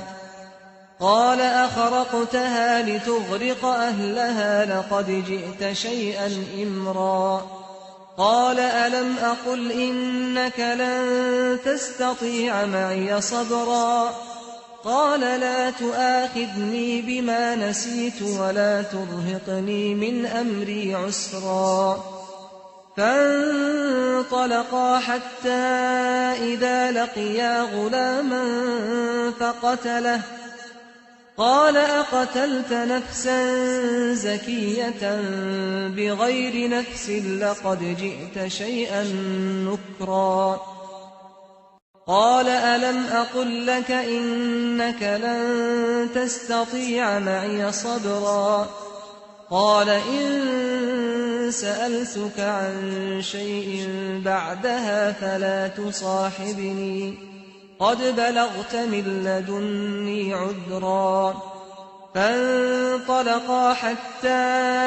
إذا أتيا أهل قرية استطعما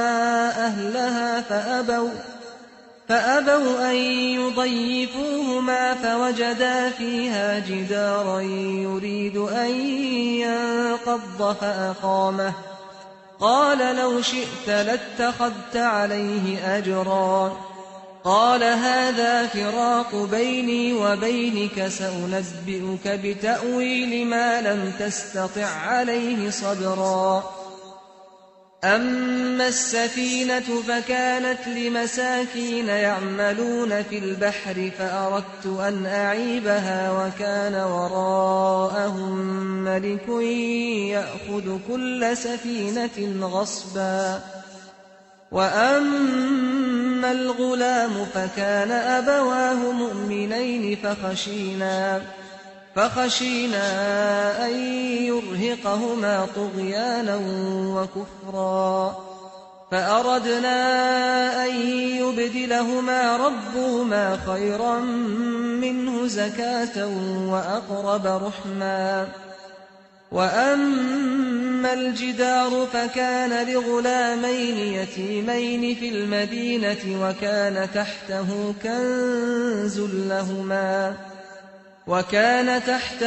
كنز لهما وكان أبوهما صالحا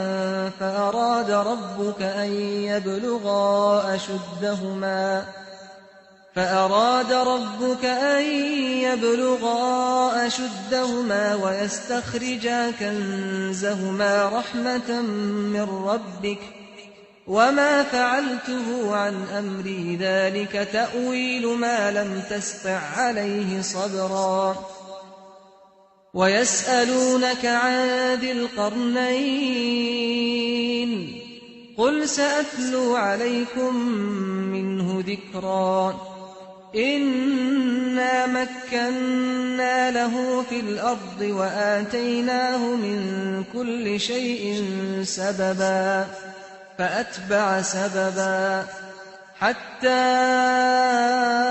إذا بلغ مغرب الشمس وجدها تغرب في عين حمئة ووجد عندها قوما قلنا يا ذا القرنين إما أن تعذب وإما أن تتخذ فيهم حسنا قال أما من ظلم فسوف نعذبه ثم يرد إلى ربه فيعذبه عذابا نكرا وأما من آمن وعمل صالحا فله جزاء الحسنى وسنقول له من أمرنا يسرا ثم أتبع سببا حتى إذا بلغ مطلع الشمس وجدها تطلع على قوم لم نجعل لهم من دونها سترا كذلك وقد أحطنا بما لديه خبرا ثم أتبع سببا حتى إذا بلغ بين السدين وجد من دونهما قوما لا يكادون يفقهون قولا قالوا يا ذا القرنين إن يأجوج ومأجوج مفسدون في الأرض فهل نجعل لك خرجا على أن تجعل بيننا وبينهم سدا قال ما مكني فيه ربي خير فأعينوني بقوة أجعل بينكم وبينهم ردما آتوني زبر الحديد حتى إذا ساوى بين الصدفين قال انفخوا حتى إذا جعله نارا قال آتوني أفرغ عليه قطرا فما استطاعوا أن يظهروه وما استطاعوا له نقبا قال هذا رحمة من ربي فإذا جاء وعد ربي جعله دكاء وكان وعد ربي حقا وتركنا بعضهم يومئذ يموج في بعض ونفخ في الصور فجمعناهم جمعا وعرضنا جهنم يومئذ للكافرين عرضا الذين كانت أعينهم في غطاء عن ذكري وكانوا لا يستطيعون سمعا أفحسب الذين كفروا أن يتخذوا عبادي من دوني أولياء إنا أعتدنا جهنم للكافرين نزلا قل هل ننبئكم بالأخسرين أعمالا الذين ضل سعيهم في الحياة الدنيا وهم يحسبون أنهم يحسنون صنعا أولئك الذين كفروا بآيات ربهم ولقائه فحبطت أعمالهم فلا نقيم لهم يوم القيامة وزنا ذلك جزاؤهم جهنم بما كفروا واتخذوا آياتي ورسلي هزوا إن الذين آمنوا وعملوا الصالحات كانت لهم جنات الفردوس نزلا خالدين فيها لا يبغون عنها حولا قل لو كان البحر مدادا لكلمات ربي لنفد البحر قبل أن تنفد كلمات ربي ولو جئنا بمثله مددا قل إنما أنا بشر مثلكم يوحى إلي أنما إلهكم إله واحد فمن كان يرجو لقاء ربه فليعمل عملا صالحا ولا يشرك بعبادة ربه أحدا.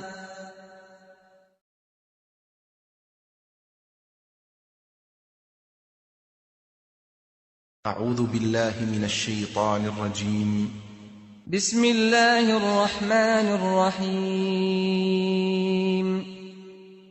الحمد لله الذي أنزل على عبده الكتاب ولم يجعل له عوجا قيما لينذر بأسا شديدا من لدنه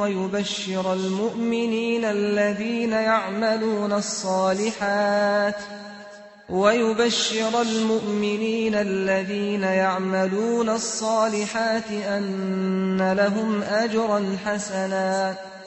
ماكثين فيه أبدا وينذر الذين قالوا اتخذ الله ولدا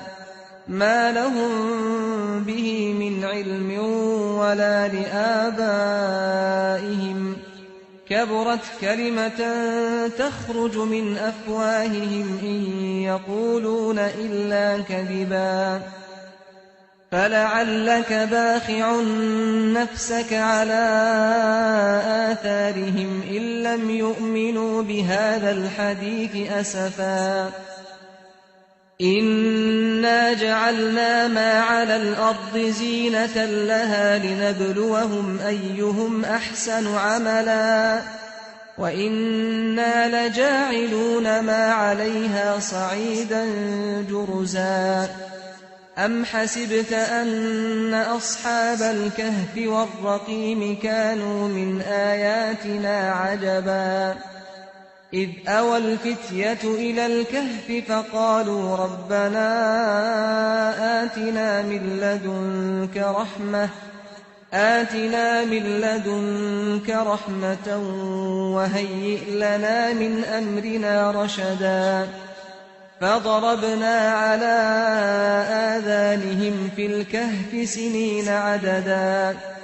ثم بعثناهم لنعلم أي الحزبين أحصى لما لبثوا أمدا نحن نقص عليك نبأهم بالحق إنهم فتية آمنوا بربهم وزدناهم هدى وربطنا على قلوبهم إذ قاموا فقالوا ربنا رب السماوات والأرض لن ندعو من دونه إلها لقد قلنا إذا شططا هؤلاء قومنا اتخذوا من دونه آلهة لولا يأتون عليهم بسلطان بين فمن أظلم ممن افترى على الله كذبا وإذ اعتزلتموهم وما يعبدون إلا الله فأووا إلى الكهف ينشر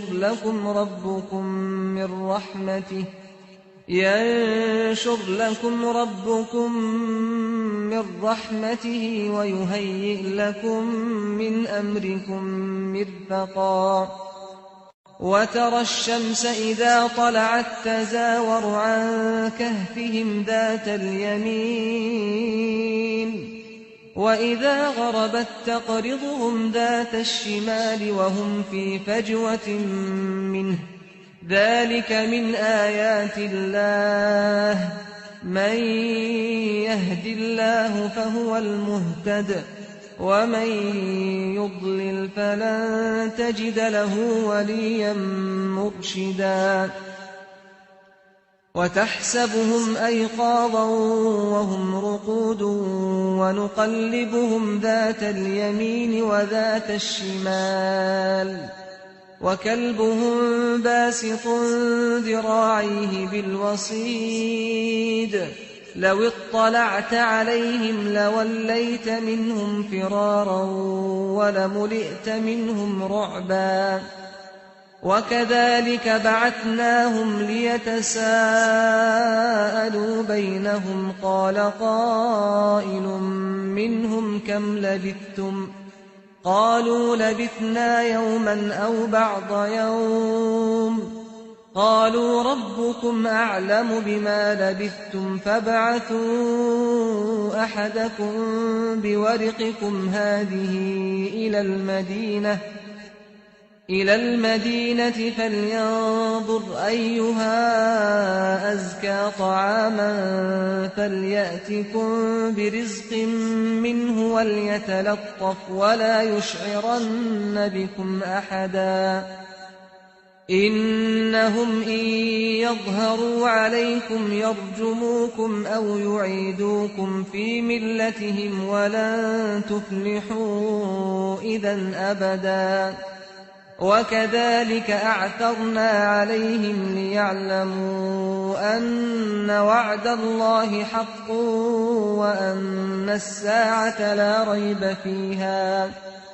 وأن الساعة لا ريب فيها إذ يتنازعون بينهم أمرهم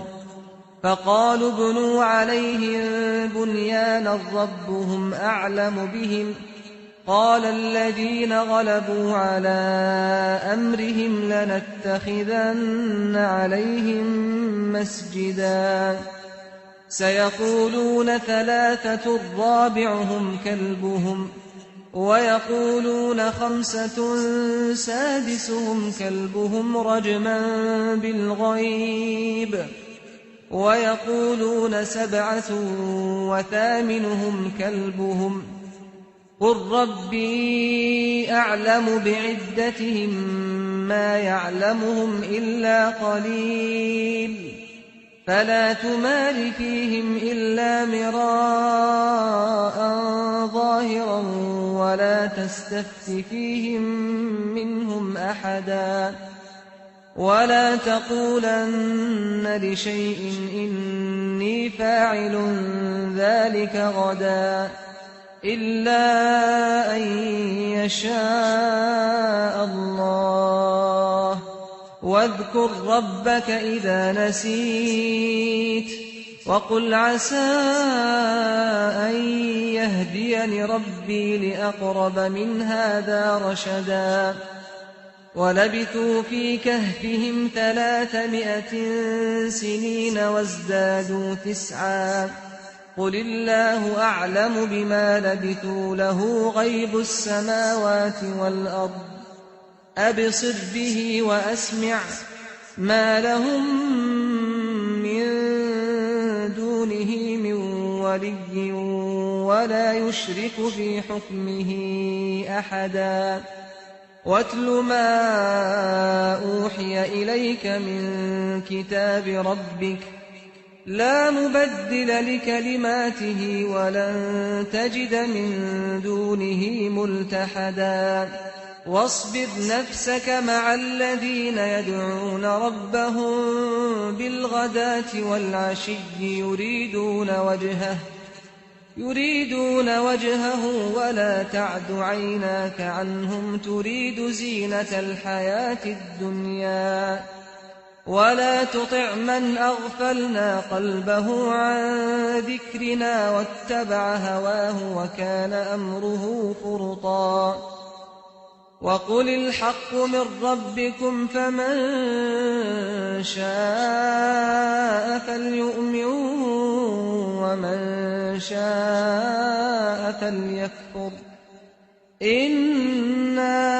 أعتدنا للظالمين نارا أحاط بهم سرادقها وإن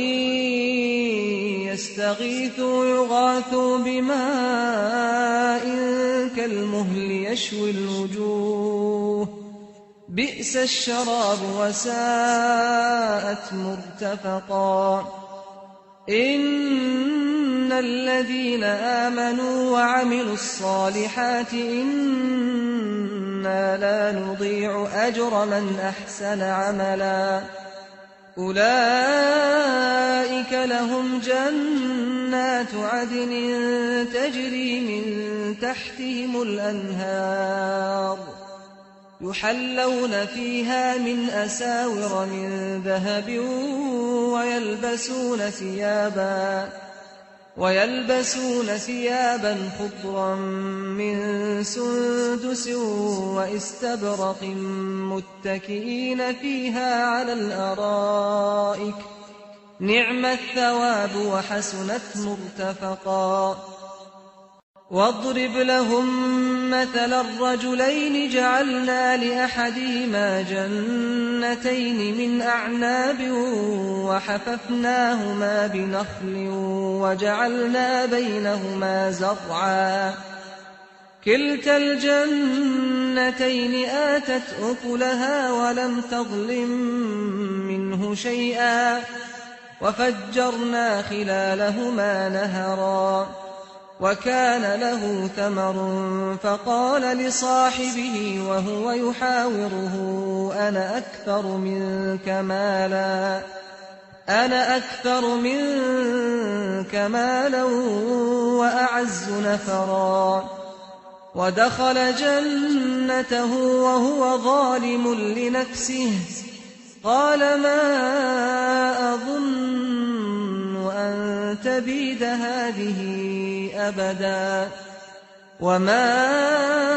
أظن الساعة قائمة ولئن رددت إلى ربي لأجدن خيرا منها منقلبا قال له صاحبه وهو يحاوره أكفرت بالذي خلقك من تراب ثم من نطفة ثم سواك رجلا لكن هو الله ربي ولا أشرك بربي أحدا ولولا إذ دخلت جنتك قلت ما شاء الله لا قوة إلا بالله إن ترني أنا أقل منك مالا وولدا فعسى ربي أن يؤتيني خيرا من جنتك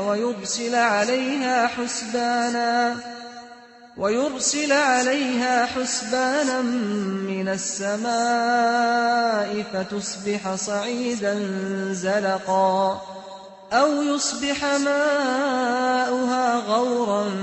فلن تستطيع له طلبا وأحيط بثمره فأصبح يقلب كفيه على ما أنفق فيها وهي خاوية على عروشها ويقول يا ليتني لم أشرك بربي أحدا ولم تكن له فئة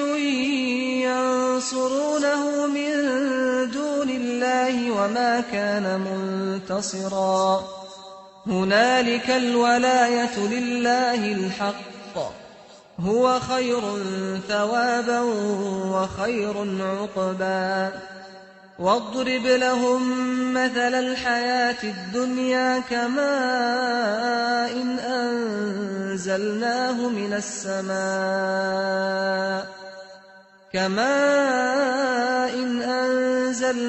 من السماء فاختلط به نبات الأرض فأصبح هشيما تذروه الرياح وكان الله على كل شيء مقتدرا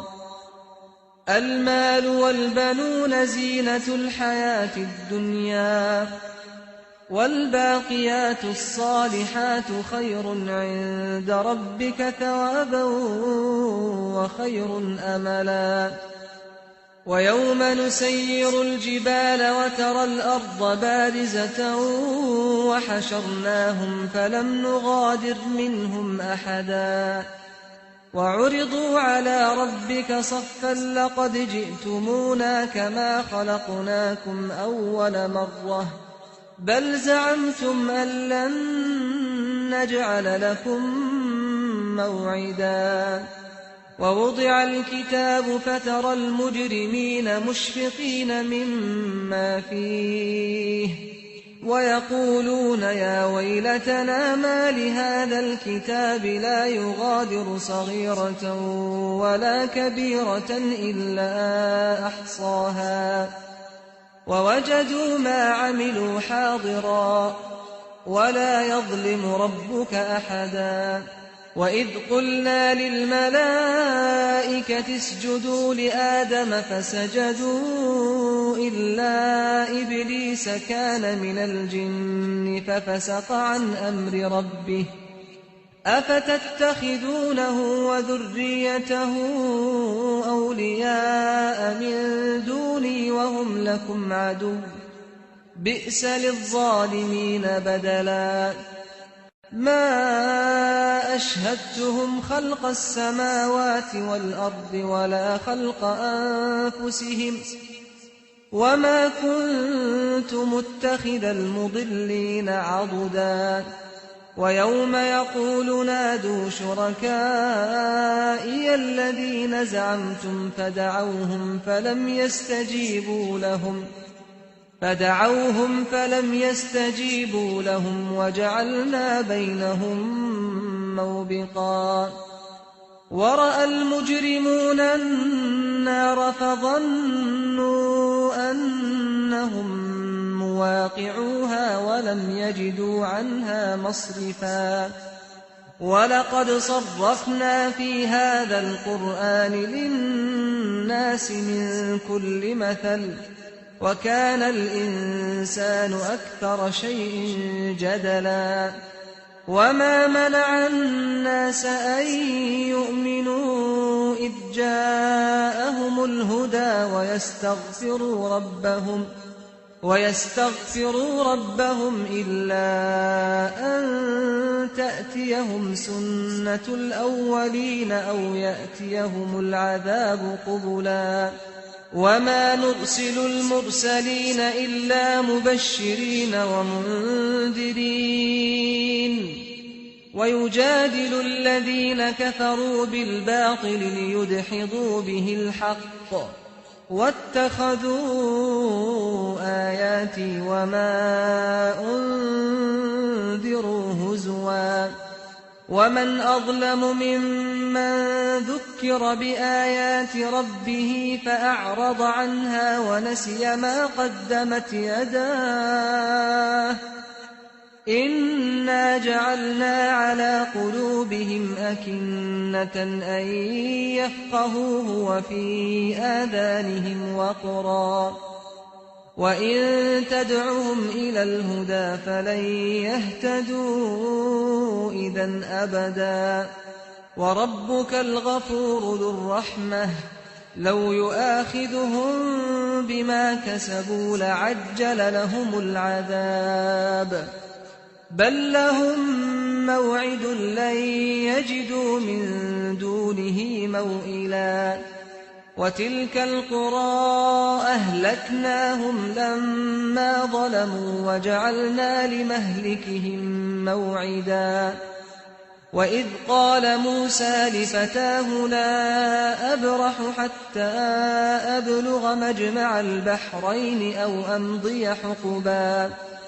فلما بلغا مجمع بينهما نسيا حوتهما فاتخذ سبيله في البحر سربا فلما جاوزا قال لفتاه آتنا غداءنا لقد لقينا من سفرنا هذا نصبا قال أرأيت إذ أوينا إلى الصخرة فإني نسيت الحوت وما أنسانيه إلا الشيطان أن أذكره واتخذ سبيله في البحر عجبا قال ذلك ما كنا نبغ فارتدا على آثارهما قصصا فوجدا عبدا من عبادنا آتيناه رحمة من عندنا وعلمناه من لدنا علما قال له موسى هل أتبعك على أن تعلمني مما علمت رشدا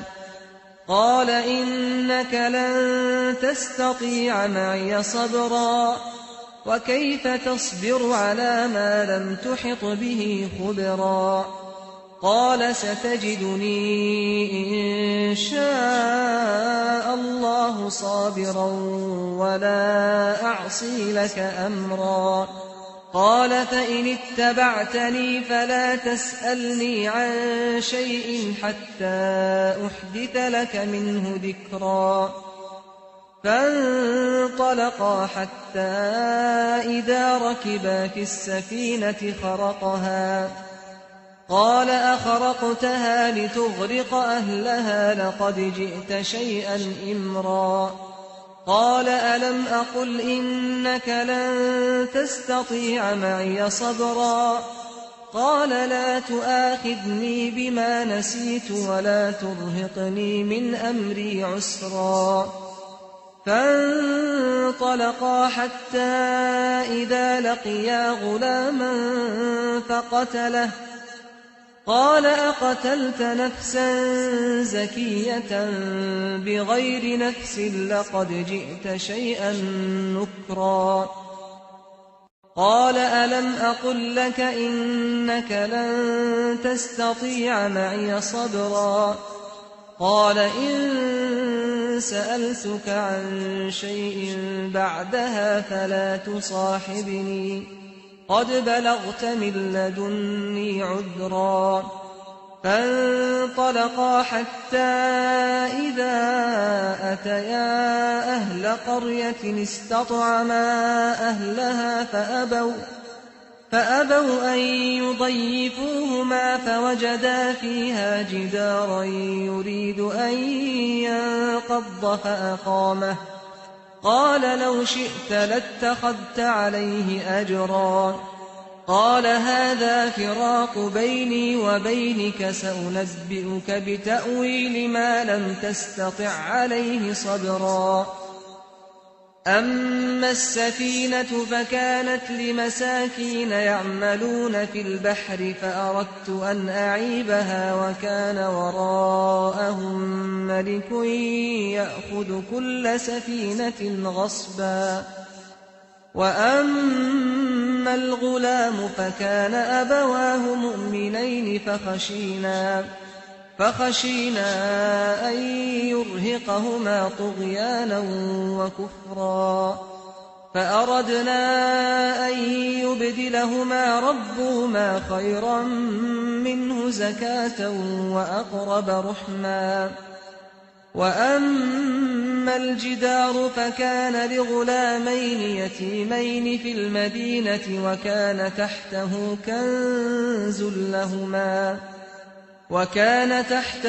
كنز لهما وكان أبوهما صالحا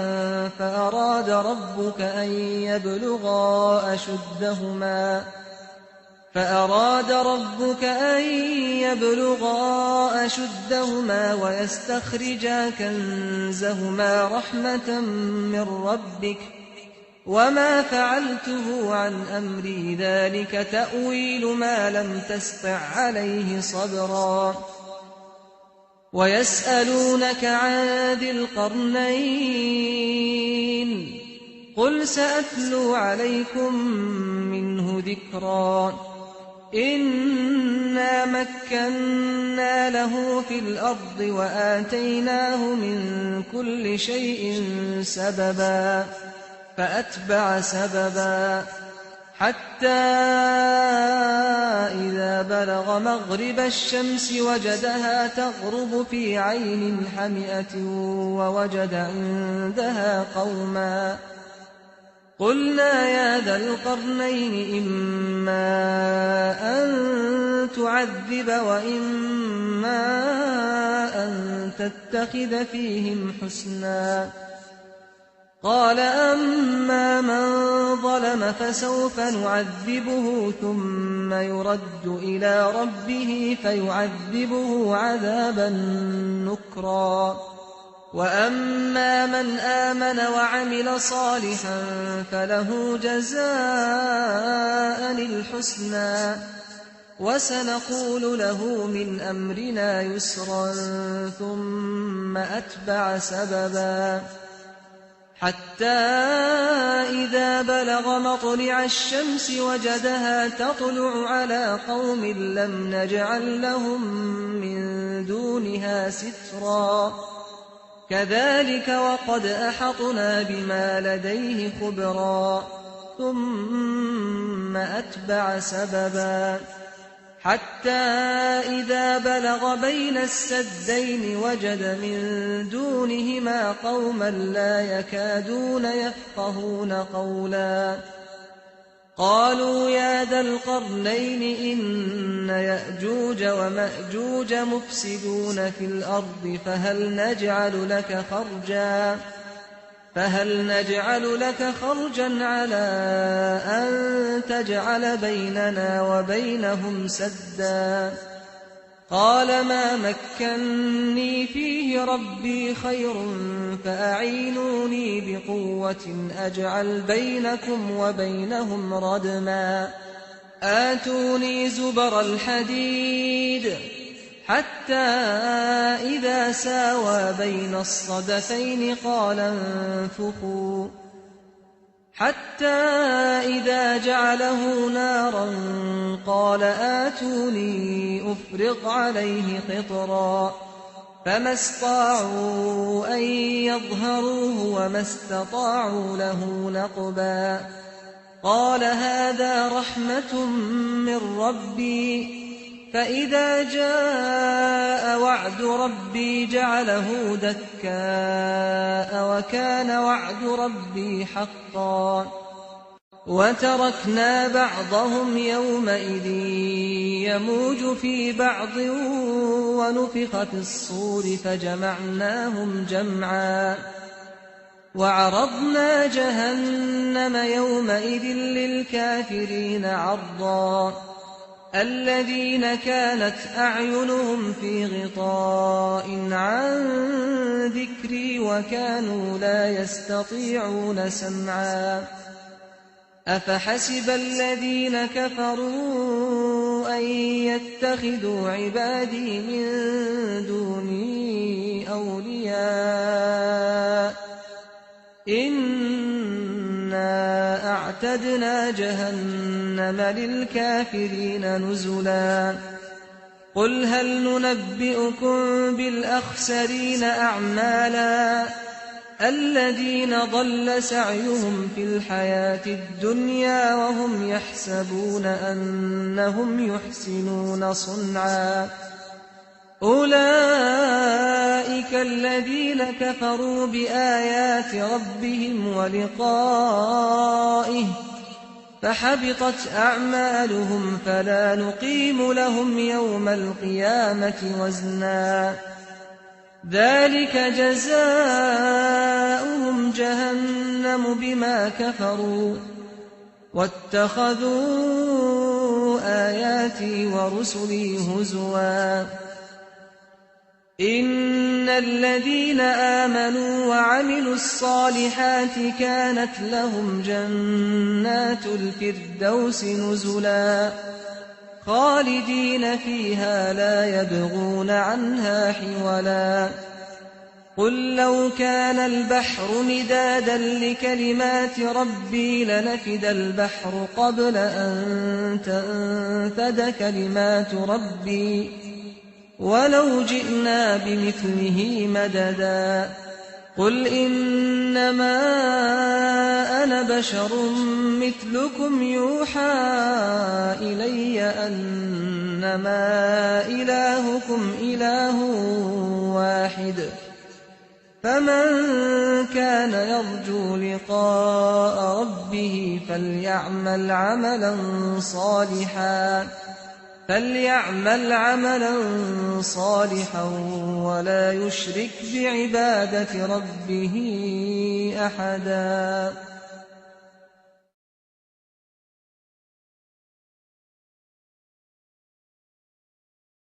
أعوذ بالله من الشيطان الرجيم. بسم الله الرحمن الرحيم. الحمد لله الذي أنزل على عبده الكتاب ولم يجعل له عوجا قيما لينذر بأسا شديدا من لدنه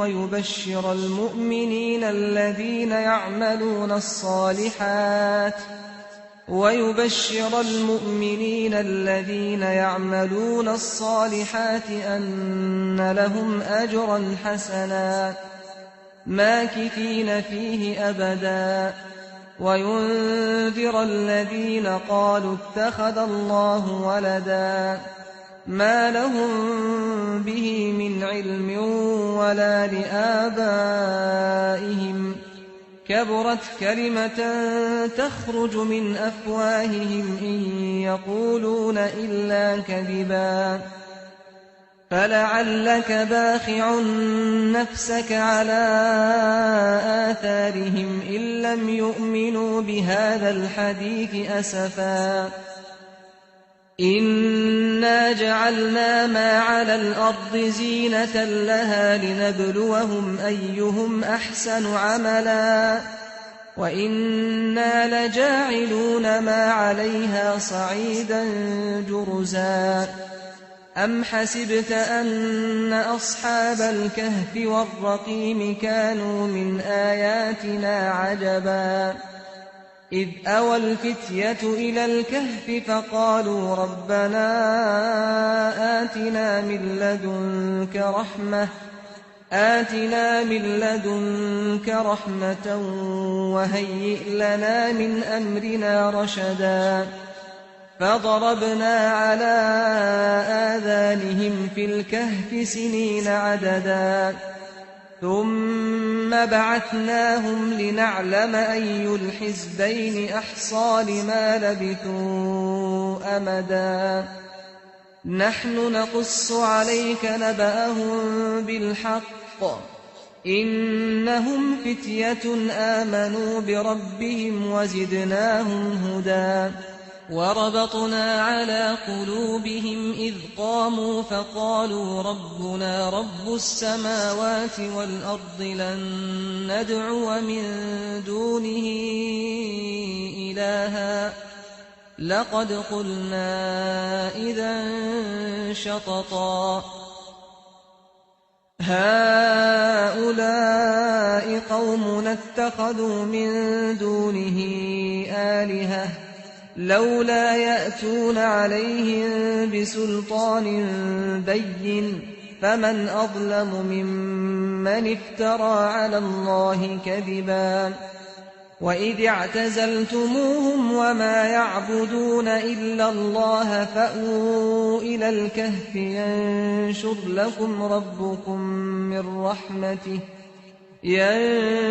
لكم ربكم من رحمته ويهيئ لكم من أمركم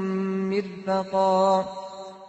وترى الشمس إذا طلعت تزاور عن كهفهم ذات اليمين وإذا غربت تقرضهم ذات الشمال وهم في فجوة منه ذلك من آيات الله من يهد الله فهو المهتد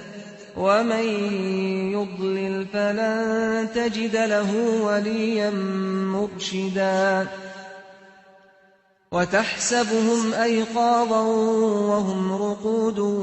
ونقلبهم ذات اليمين وذات الشمال وكلبهم باسط ذراعيه بالوصيد لو اطلعت عليهم لوليت منهم فرارا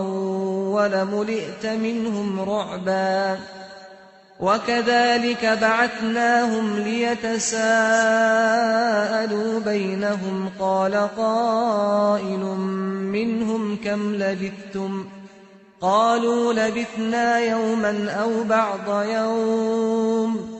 قالوا ربكم أعلم بما لبثتم فابعثوا أحدكم بورقكم هذه إلى المدينة فلينظر أيها أزكى طعاما فليأتكم برزق منه وليتلطف ولا يشعرن بكم أحدا إنهم إن يظهروا عليكم يرجموكم أو يعيدوكم في ملتهم ولن تفلحوا إذا أبدا وكذلك أعثرنا عليهم ليعلموا أن وعد الله حق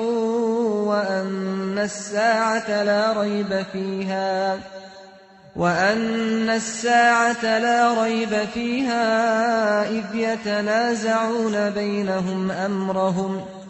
فقالوا ابنوا عليهم بنيانا ربهم أعلم بهم قال الذين غلبوا على أمرهم لنتخذن عليهم مسجدا سيقولون ثلاثة رابعهم كلبهم ويقولون خمسة سادسهم كلبهم رجما بالغيب ويقولون سبعة وثامنهم كلبهم قل ربي أعلم بعدتهم ما يعلمهم إلا قليل فلا تمار فيهم إلا مراء ظاهرا ولا تستفت فيهم منهم أحدا ولا تقولن لشيء إني فاعل ذلك غدا إلا أن يشاء الله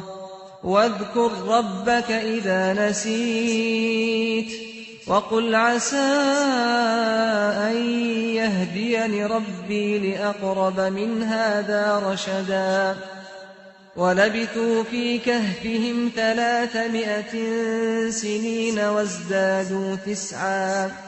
قل الله أعلم بما لبثوا له غيب السماوات والأرض أبصر به وأسمع ما لهم من دونه من ولي ولا يشرك في حكمه أحدا واتل ما أوحي إليك من كتاب ربك لا مبدل لكلماته ولن تجد من دونه ملتحدا واصبر نفسك مع الذين يدعون ربهم بالغداة والعشي يريدون وجهه ولا تعد عيناك عنهم تريد زينة الحياة الدنيا ولا تطع من أغفلنا قلبه عن ذكرنا واتبع هواه وكان أمره فرطا وقل الحق من ربكم فمن شاء فليؤمن ومن شاء فليكفر إنا أعتدنا للظالمين نارا أحاط بهم سرادقها وإن يستغيثوا يغاثوا بماء كالمهل يشوي الوجوه بئس الشراب وساءت مرتفقا إن الذين آمنوا وعملوا الصالحات إنا لا نضيع أجر من أحسن عملا أولئك لهم جنات عدن تجري من تحتهم الأنهار يحلون فيها من أساور من ذهب ويلبسون ثيابا خضرا من سندس واستبرق متكئين فيها على الأرائك نعم الثواب وحسنت مرتفقا واضرب لهم مثل الرجلين جعلنا لأحدهما جنتين من أعناب وحففناهما بنخل وجعلنا بينهما زرعا كلتا الجنتين آتت أكلها ولم تظلم منه شيئا وفجرنا خلالهما نهرا وكان له ثمر فقال لصاحبه وهو يحاوره أنا أكثر منك مالا وأعز نفرا ودخل جنته وهو ظالم لنفسه قال ما أظن أن تبيد هذه أبدا وما أظن الساعة قائمة ولئن رددت إلى ربي لأجدن خيرا منها منقلبا قال له صاحبه وهو يحاوره أكفرت بالذي خلقك من تراب ثم من نطفة ثم سواك رجلا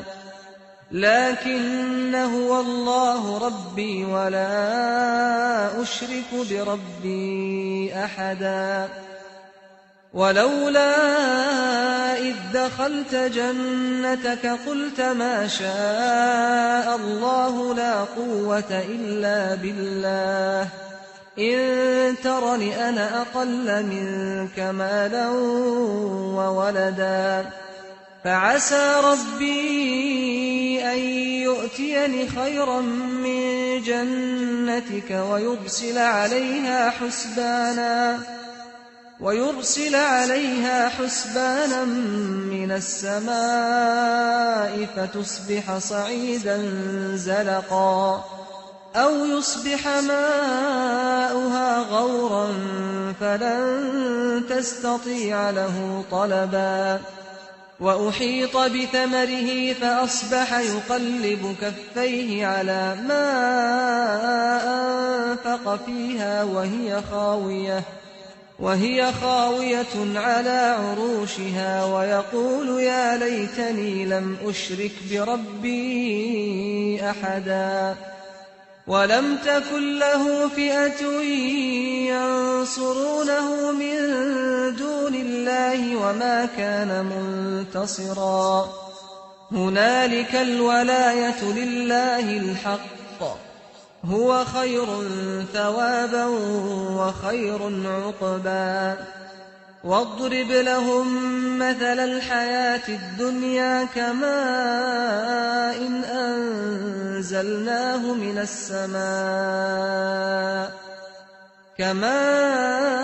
إن أنزلناه من السماء فاختلط به نبات الأرض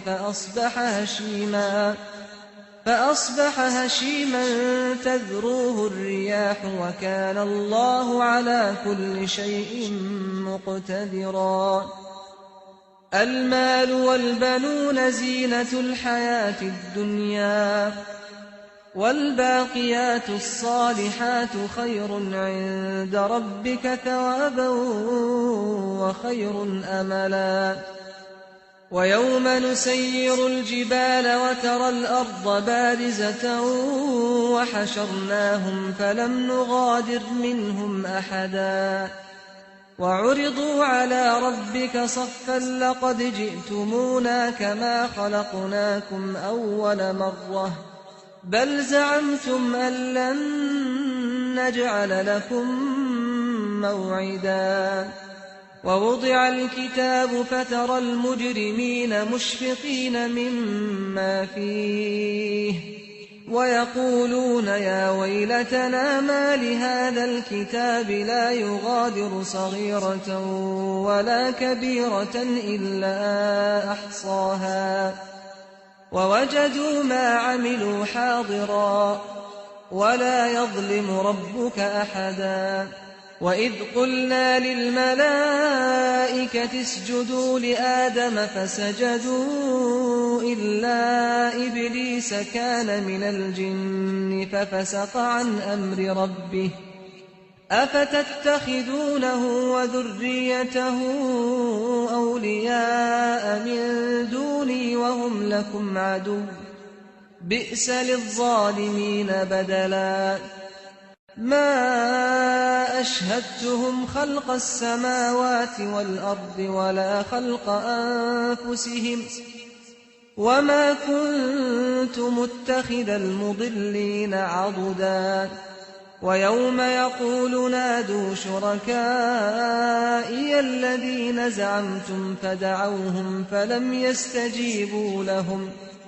فدعوهم فلم يستجيبوا لهم وجعلنا بينهم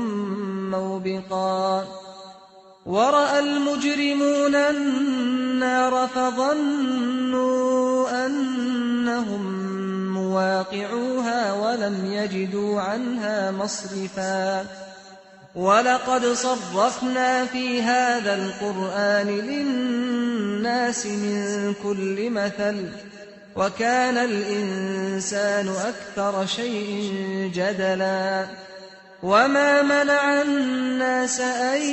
يؤمنوا إذ جاءهم الهدى ويستغفروا ربهم إلا أن تأتيهم سنة الأولين أو يأتيهم العذاب قبلا وما نرسل المرسلين إلا مبشرين ومنذرين ويجادل الذين كفروا بالباطل ليدحضوا به الحق واتخذوا آياتي وما أنذروا هزوا ومن أظلم ممن ذكر بآيات ربه فأعرض عنها ونسي ما قدمت يداه إنا جعلنا على قلوبهم أكنة أن يفقهوه وفي آذانهم وقرا وإن تدعهم إلى الهدى فلن يهتدوا إذا أبدا وربك الغفور ذو الرحمة لو يؤاخذهم بما كسبوا لعجل لهم العذاب بل لهم موعد لن يجدوا من دونه موئلا وتلك القرى أهلكناهم لما ظلموا وجعلنا لمهلكهم موعدا وإذ قال موسى لفتاه لا أبرح حتى أبلغ مجمع البحرين أو أمضي حقبا فلما بلغا مجمع بينهما نسيا حوتهما فاتخذ سبيله في البحر سربا فلما جاوزا قال لفتاه آتنا غداءنا لقد لقينا من سفرنا هذا نصبا قال أرأيت إذ أوينا إلى الصخرة فإني نسيت الحوت وما أنسانيه إلا الشيطان أن أذكره واتخذ سبيله في البحر عجبا قال ذلك ما كنا نبغ فارتدا على آثارهما قصصا فوجدا عبدا من عبادنا آتيناه رحمة من عندنا وعلمناه من لدنا علما قال له موسى هل أتبعك على أن تعلمني مما علمت رشدا قال إنك لن تستطيع معي صبرا وكيف تصبر على ما لم تحط به خبرا قال ستجدني إن شاء الله صابرا ولا أعصي لك أمرا قال فإن اتبعتني فلا تسألني عن شيء حتى أحدث لك منه ذكرا فانطلقا حتى إذا ركبا في السفينة خرقها قال أخرقتها لتغرق أهلها لقد جئت شيئا إمرا قال ألم أقل إنك لن تستطيع معي صبرا قال لا تؤاخذني بما نسيت ولا ترهقني من أمري عسرا فانطلقا حتى إذا لقيا غلاما فقتله قال أقتلت نفسا زكية بغير نفس لقد جئت شيئا نكرا قال ألم أقل لك إنك لن تستطيع معي صبرا قال إن سألتك عن شيء بعدها فلا تصاحبني قد بلغت من لدني عذرا فانطلقا حتى إذا أتيا أهل قرية استطعما أهلها فأبوا أن يضيفوهما فوجدا فيها جدارا يريد أن ينقض فأقامه قال لو شئت لاتخذت عليه أجرا قال هذا فراق بيني وبينك سأنبئك بتأويل ما لم تستطع عليه صبرا أما السفينة فكانت لمساكين يعملون في البحر فأردت أن أعيبها وكان وراءهم ملك يأخذ كل سفينة غصبا وأما الغلام فكان أبواه مؤمنين فخشينا أن يرهقهما طغيانا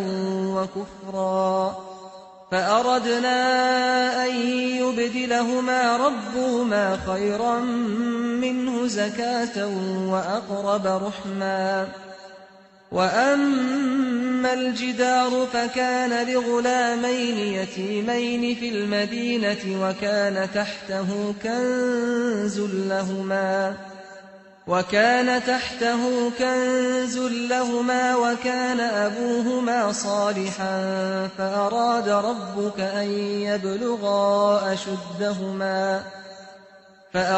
ربك أن يبلغا أشدهما ويستخرجا كنزهما رحمة من ربك وما فعلته عن أمري ذلك تأويل ما لم تسطع عليه صبرا ويسألونك عن ذي القرنين قل سأتلو عليكم منه ذكرا إنا مكنا له في الأرض وآتيناه من كل شيء سببا فأتبع سببا حتى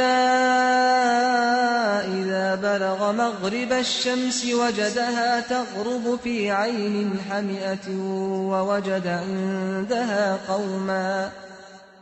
قلنا يا ذا القرنين إما أن تعذب وإما أن تتخذ فيهم حسنا قال أما من ظلم فسوف نعذبه ثم يرد إلى ربه فيعذبه عذابا نكرا وأما من آمن وعمل صالحا فله جزاء الحسنى وسنقول له من أمرنا يسرا ثم أتبع سببا حتى إذا بلغ مطلع الشمس وجدها تطلع على قوم لم نجعل لهم من دونها سترا كذلك وقد أحطنا بما لديه خبرا ثم أتبع سببا حتى إذا بلغ بين السدين وجد من دونهما قوما لا يكادون يفقهون قولا قالوا يا ذا القرنين إن يأجوج ومأجوج مفسدون في الأرض فهل نجعل لك خرجا على أن تجعل بيننا وبينهم سدا قال ما مكني فيه ربي خير فأعينوني بقوة أجعل بينكم وبينهم ردما آتوني زبر الحديد حتى إذا ساوى بين الصدفين قال انفخوا حتى إذا جعله نارا قال آتوني أفرغ عليه قطرا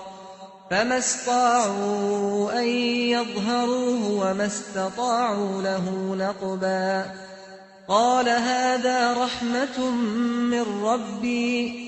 فإذا جاء وعد ربي جعله دكاء وكان وعد ربي حقا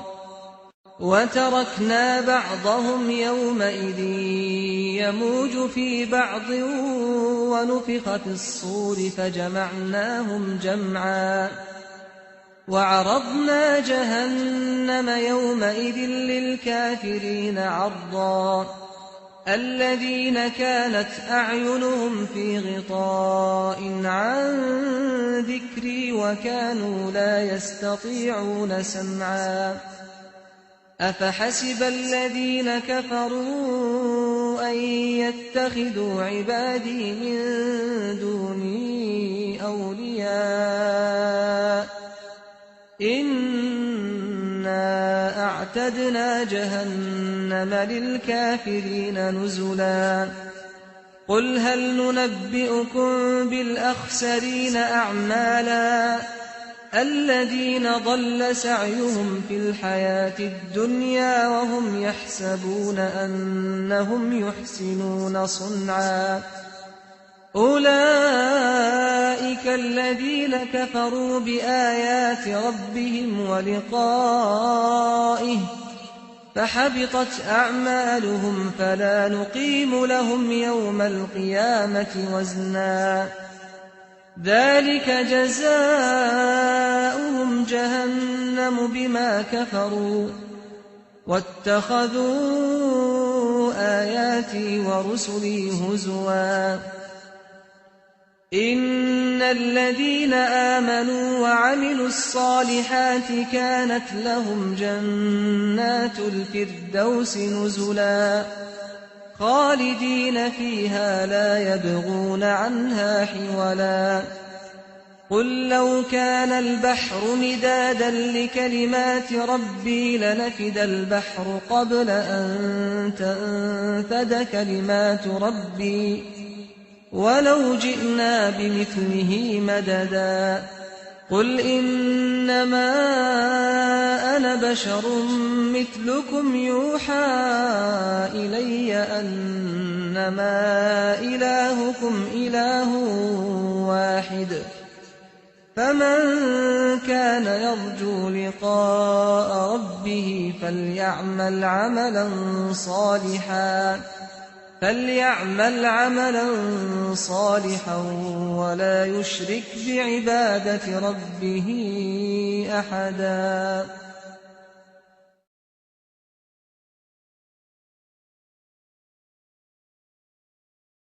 أعوذ بالله من الشيطان الرجيم. بسم الله الرحمن الرحيم. الحمد لله الذي أنزل على عبده الكتاب ولم يجعل له عوجا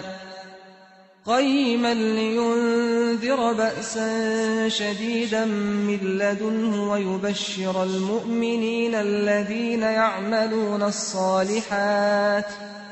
ويبشر المؤمنين الذين يعملون الصالحات أن لهم أجرا حسنا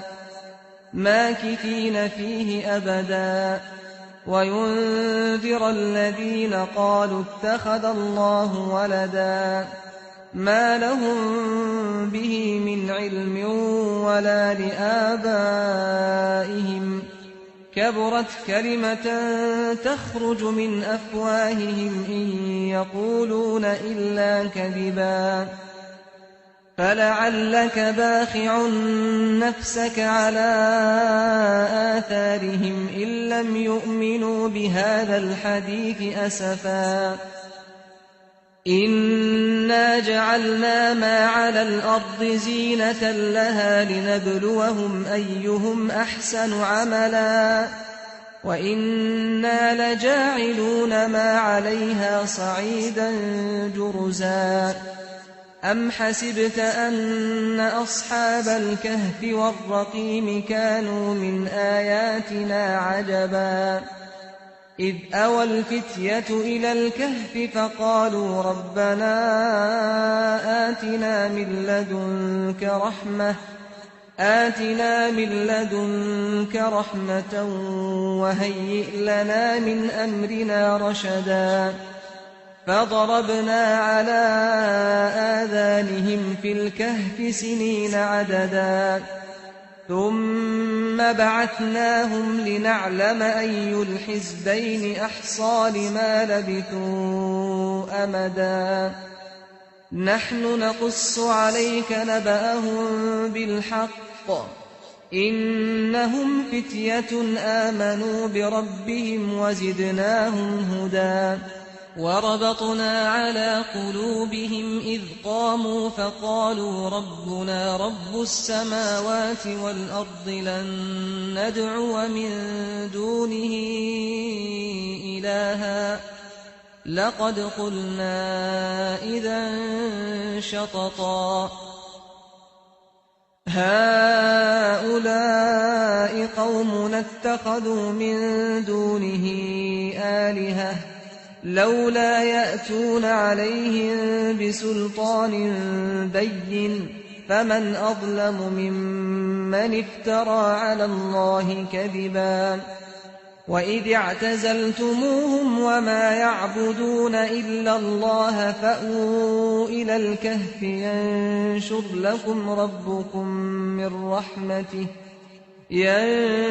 لكم ربكم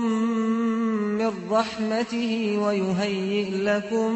من أمركم مرفقا وترى الشمس إذا طلعت تزاور عن كهفهم ذات اليمين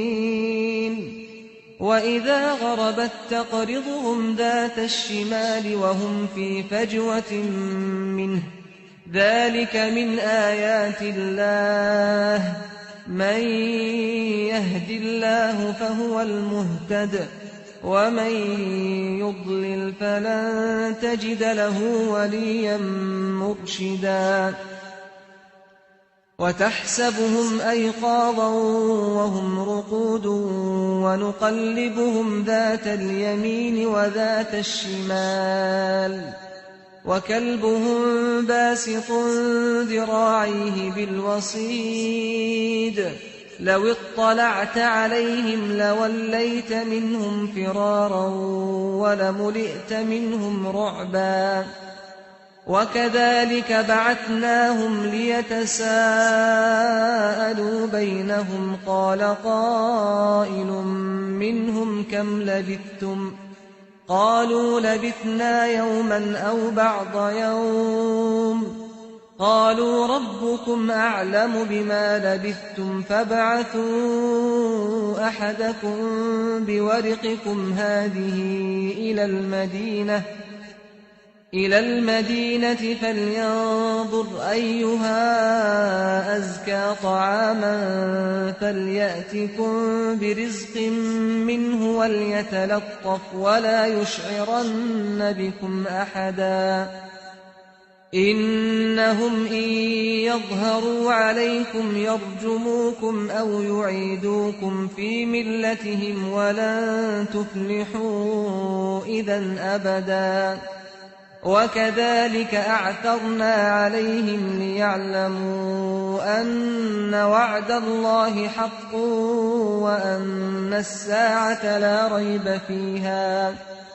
وأن الساعة لا ريب فيها إذ يتنازعون بينهم أمرهم فقالوا ابنوا عليهم بنيانا ربهم أعلم بهم قال الذين غلبوا على أمرهم لنتخذن عليهم مسجدا سيقولون ثلاثة رابعهم كلبهم ويقولون خمسة سادسهم كلبهم رجما بالغيب ويقولون سبعة وثامنهم كلبهم قل ربي أعلم بعدتهم ما يعلمهم إلا قليل فلا تمار فيهم إلا مراء ظاهرا ولا تستفت فيهم منهم أحدا ولا تقولن لشيء إني فاعل ذلك غدا إلا أن يشاء الله واذكر ربك إذا نسيت وقل عسى أن يهديني ربي لأقرب من هذا رشدا ولبثوا في كهفهم 300 سنين وازدادوا 9 قل الله أعلم بما لبثوا له غيب السماوات والأرض أبصر به وأسمع ما لهم من دونه من ولي ولا يشرك في حكمه أحدا واتل ما أوحي إليك من كتاب ربك لا مبدل لكلماته ولن تجد من دونه ملتحدا واصبر نفسك مع الذين يدعون ربهم بالغداة والعشي يريدون وجهه ولا تعد عيناك عنهم تريد زينة الحياة الدنيا ولا تطع من أغفلنا قلبه عن ذكرنا واتبع هواه وكان أمره فرطا وقل الحق من ربكم فمن شاء فليؤمن ومن شاء فليكفر إنا أعتدنا للظالمين نارا أحاط بهم سرادقها وإن يستغيثوا يغاثوا بماء كالمهل يشوي الوجوه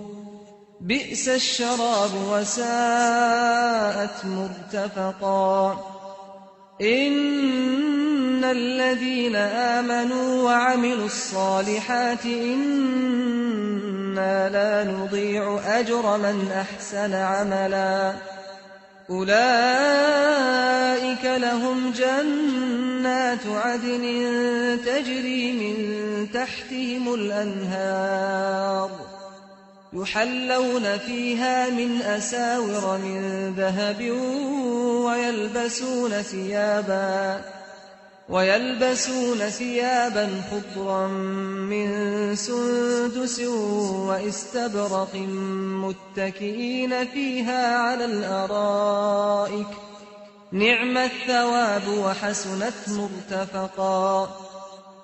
واضرب لهم مثل الرجلين جعلنا لأحدهما جنتين من أعناب وحففناهما بنخل وجعلنا بينهما زرعا كلتا الجنتين آتت أكلها ولم تظلم منه شيئا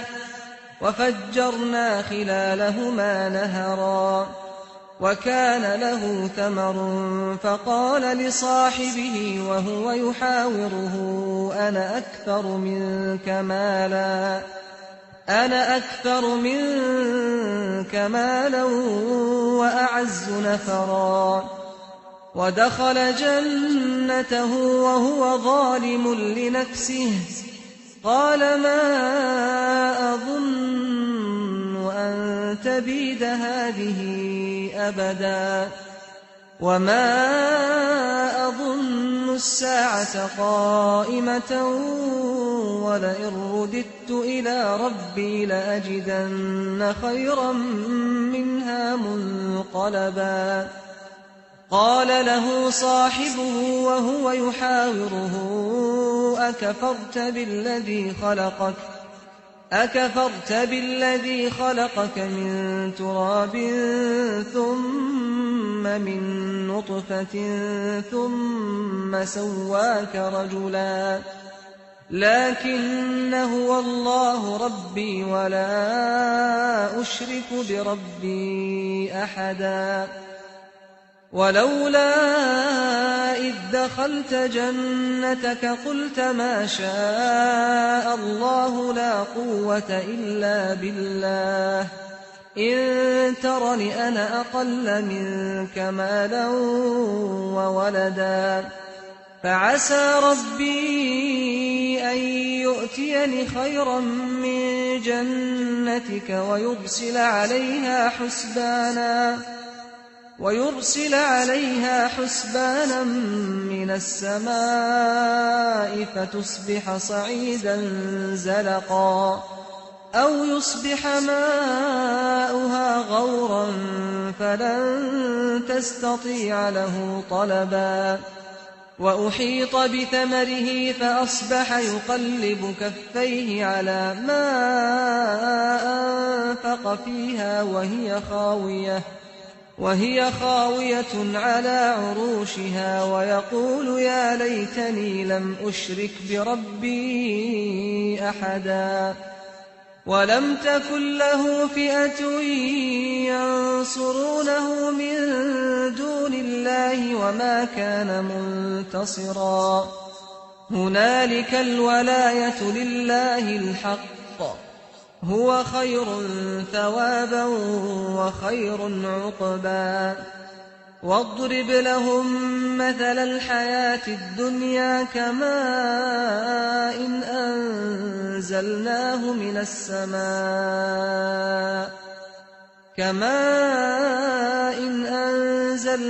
من السماء فاختلط به نبات الأرض فأصبح هشيما تذروه الرياح وكان الله على كل شيء مقتدرا المال والبنون زينة الحياة الدنيا والباقيات الصالحات خير عند ربك ثوابا وخير أملا ويوم نسير الجبال وترى الأرض بارزة وحشرناهم فلم نغادر منهم أحدا وعرضوا على ربك صفا لقد جئتمونا كما خلقناكم أول مرة بل زعمتم أن لن نجعل لكم موعدا ووضع الكتاب فترى المجرمين مشفقين مما فيه ويقولون يا ويلتنا ما لهذا الكتاب لا يغادر صغيرة ولا كبيرة إلا أحصاها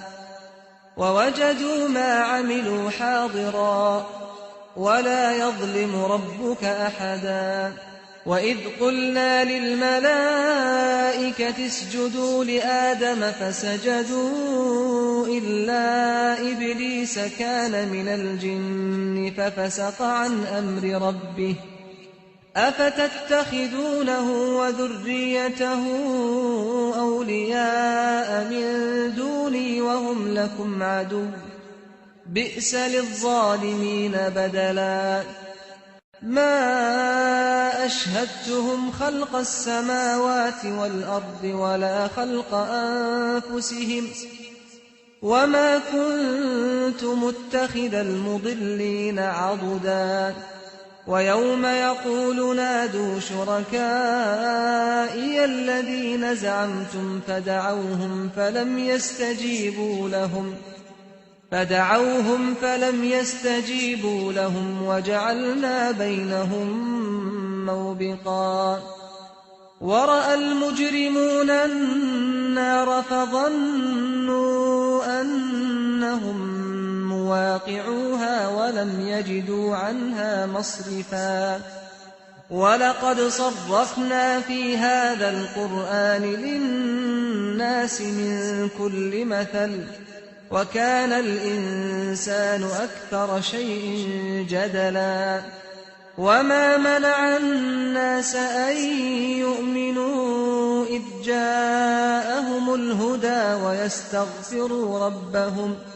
ويستغفروا ربهم إلا أن تأتيهم سنة الأولين أو يأتيهم العذاب قبلا وما نرسل المرسلين إلا مبشرين ومنذرين ويجادل الذين كفروا بالباطل ليدحضوا به الحق واتخذوا آياتي وما أنذروا هزوا ومن أظلم ممن ذكر بآيات ربه فأعرض عنها ونسي ما قدمت يداه إنا جعلنا على قلوبهم أكنة أن يفقهوه وفي آذانهم وقرا وإن تدعهم إلى الهدى فلن يهتدوا إذا أبدا وربك الغفور ذو الرحمة لو يؤاخذهم بما كسبوا لعجل لهم العذاب بل لهم موعد لن يجدوا من دونه موئلا وتلك القرى أهلكناهم لما ظلموا وجعلنا لمهلكهم موعدا وإذ قال موسى لفتاه لا أبرح حتى أبلغ مجمع البحرين أو أمضي حقبا فلما بلغا مجمع بينهما نسيا حوتهما فاتخذ سبيله في البحر سربا فلما جاوزا قال لفتاه آتنا غداءنا لقد لقينا من سفرنا هذا نصبا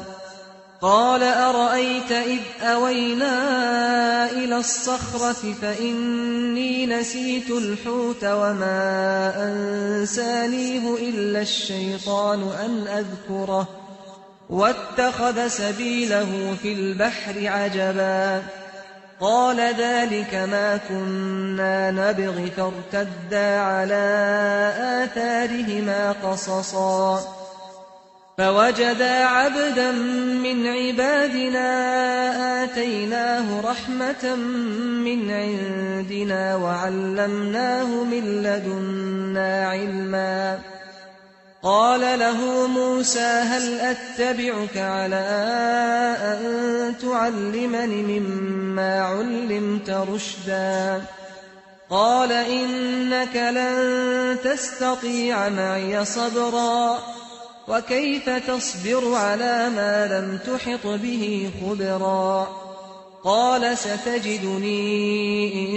إن شاء الله صابرا ولا أعصي لك أمرا قال فإن اتبعتني فلا تسألني عن شيء حتى أحدث لك منه ذكرا فانطلقا حتى إذا ركبا في السفينة خرقها قال أخرقتها لتغرق أهلها لقد جئت شيئا إمرا قال ألم أقل إنك لن تستطيع معي صبرا قال لا تؤاخذني بما نسيت ولا ترهقني من أمري عسرا فانطلقا حتى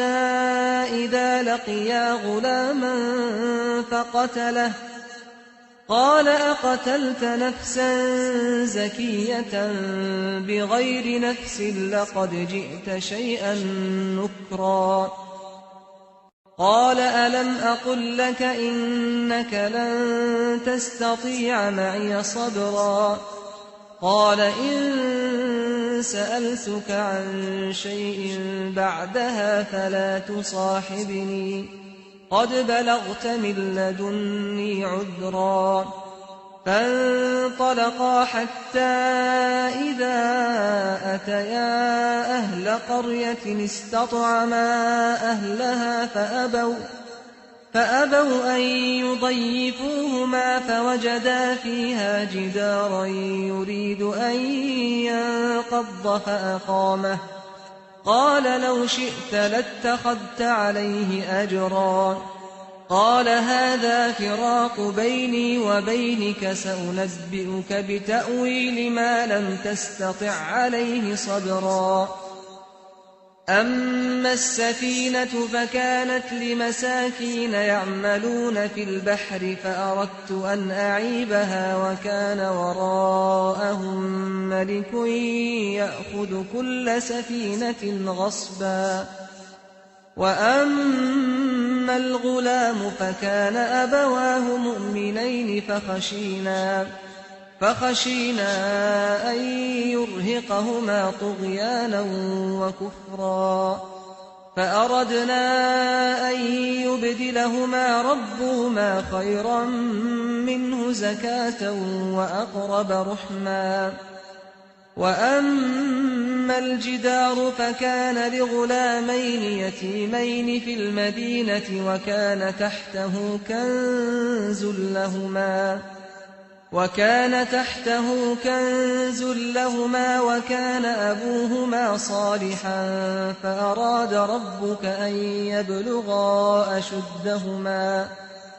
فأراد ربك أن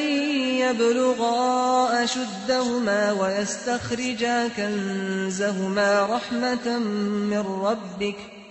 وما فعلته عن أمري ذلك تأويل ما لم تسطع عليه صبرا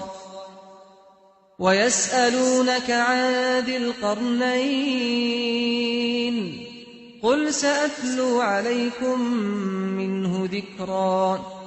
إنا مكنا له في الأرض وآتيناه من كل شيء سببا فأتبع سببا حتى إذا بلغ مغرب الشمس وجدها تغرب في عين حمئة ووجد عندها قوما قلنا يا ذا القرنين إما أن تعذب وإما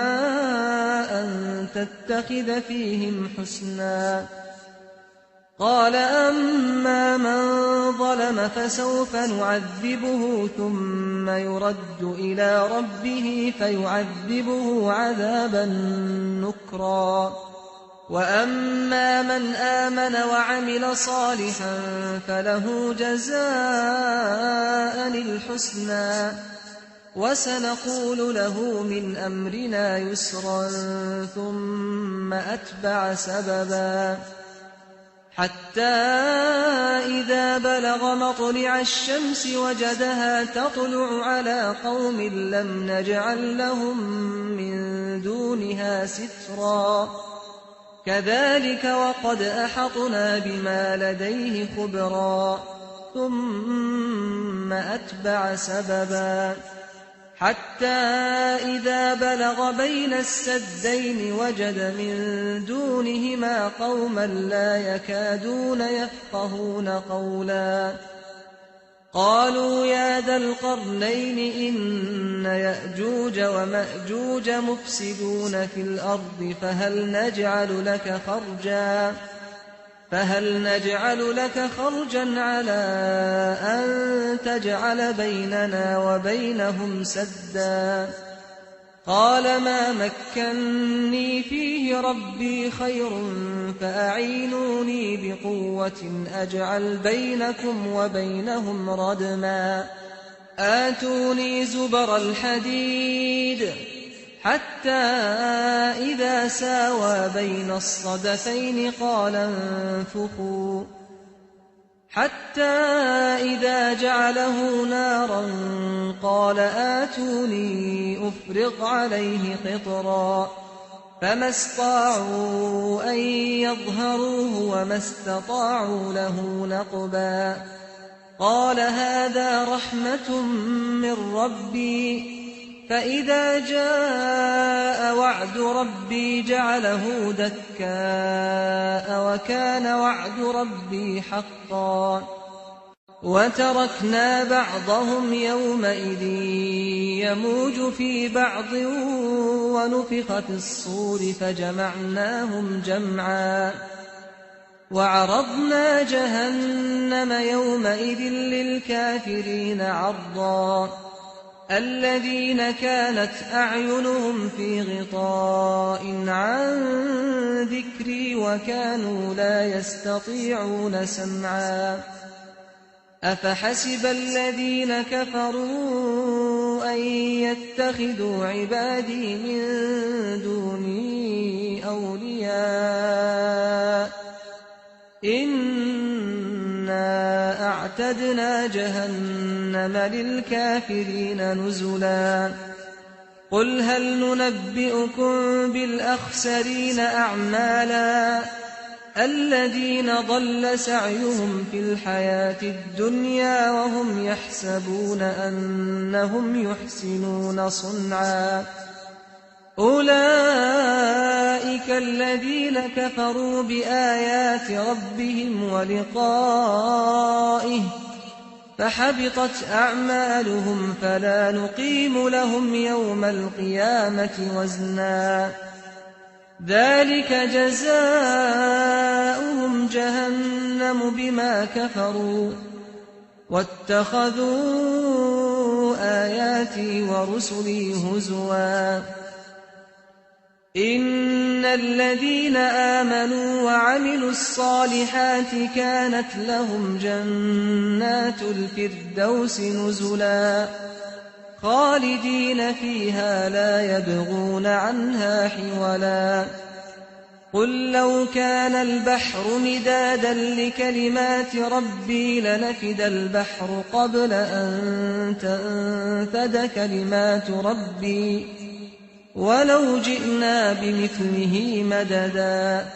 قل إنما أنا بشر مثلكم يوحى إلي أنما إلهكم إله واحد فمن كان يرجو لقاء ربه فليعمل عملا صالحا ولا يشرك بعبادة ربه أحدا.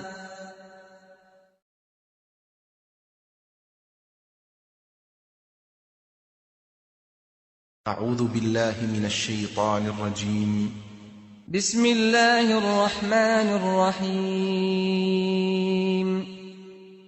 الحمد لله الذي أنزل على عبده الكتاب ولم يجعل له عوجا قيما لينذر بأسا شديدا من لدنه ويبشر المؤمنين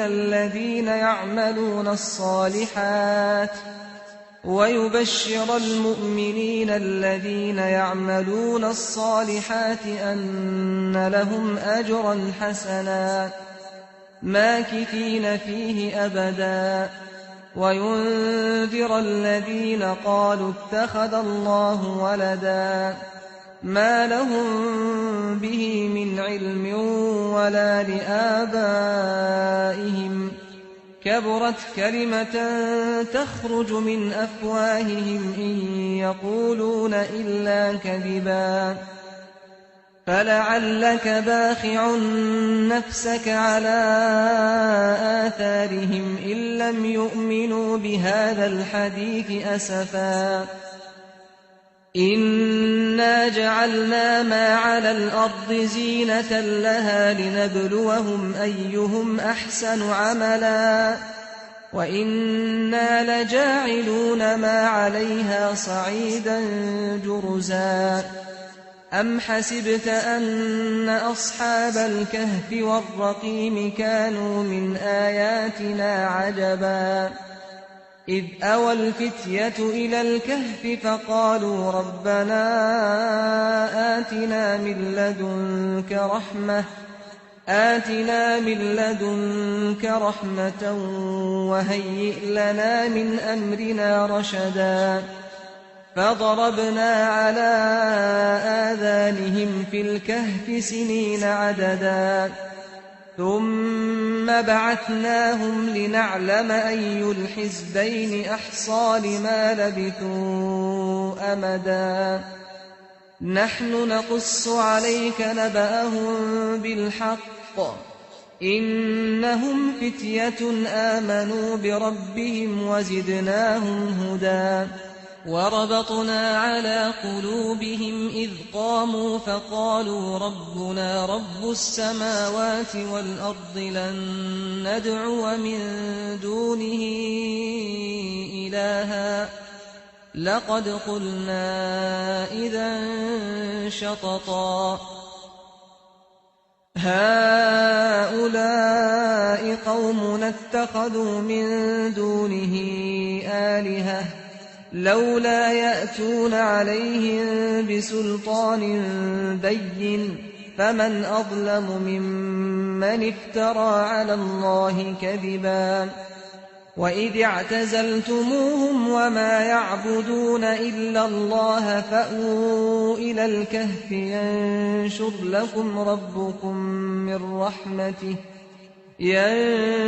لكم ربكم من رحمته ويهيئ لكم من أمركم مرفقا وترى الشمس إذا طلعت تزاور عن كهفهم ذات اليمين وإذا غربت تقرضهم ذات الشمال وهم في فجوة منه ذلك من آيات الله من يهد الله فهو المهتد ومن يضلل فلن تجد له وليا مرشدا وتحسبهم أيقاظا وهم رقود ونقلبهم ذات اليمين وذات الشمال وكلبهم باسط ذراعيه بالوصيد لو اطلعت عليهم لوليت منهم فرارا ولملئت منهم رعبا وكذلك بعثناهم ليتساءلوا بينهم قال قائل منهم كم لبثتم قالوا لبثنا يوما أو بعض يوم قالوا ربكم أعلم بما لبثتم فابعثوا أحدكم بورقكم هذه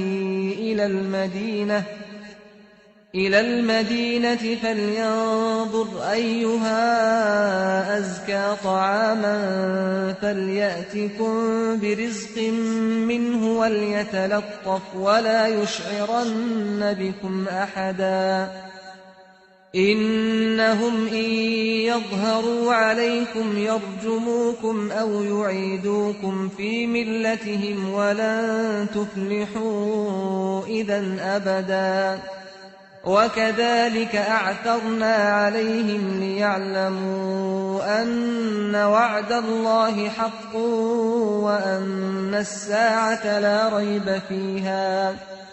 وأن الساعة لا ريب فيها إذ يتنازعون بينهم أمرهم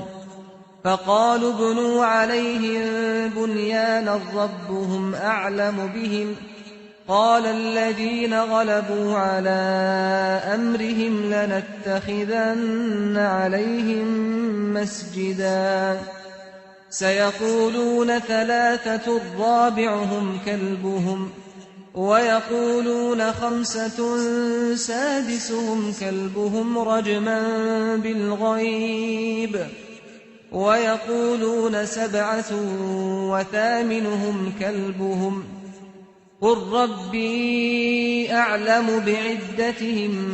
ما يعلمهم إلا قليل فلا تمار فيهم إلا مراء ظاهرا ولا تستفت فيهم منهم أحدا ولا تقولن لشيء إني فاعل ذلك غدا إلا أن يشاء الله واذكر ربك إذا نسيت وقل عسى أن يهديني ربي لأقرب من هذا رشدا ولبثوا في كهفهم 300 سنين وازدادوا 9 قل الله أعلم بما لبثوا له غيب السماوات والأرض أبصر به وأسمع ما لهم من دونه من ولي ولا يشرك في حكمه أحدا واتل ما أوحي إليك من كتاب ربك لا مبدل لكلماته ولن تجد من دونه ملتحدا واصبر نفسك مع الذين يدعون ربهم بالغداة والعشي يريدون وجهه ولا تعد عيناك عنهم تريد زينة الحياة الدنيا ولا تطع من أغفلنا قلبه عن ذكرنا واتبع هواه وكان أمره فرطا وقل الحق من ربكم فمن شاء فليؤمن ومن شاء فليكفر إنا أعتدنا للظالمين نارا أحاط بهم سرادقها وإن يستغيثوا يغاثوا بماء كالمهل يشوي الوجوه بئس الشراب وساءت مرتفقا إن الذين آمنوا وعملوا الصالحات إنا لا نضيع أجر من أحسن عملا أولئك لهم جنات عدن تجري من تحتهم الأنهار يحلون فيها من أساور من ذهب ويلبسون ثيابا خضرا من سندس واستبرق متكئين فيها على الأرائك نعم الثواب وحسنت مرتفقا واضرب لهم مثل الرجلين جعلنا لأحدهما جنتين من أعناب وحففناهما بنخل وجعلنا بينهما زرعا كلتا الجنتين آتت أكلها ولم تظلم منه شيئا وفجرنا خلالهما نهرا وكان له ثمر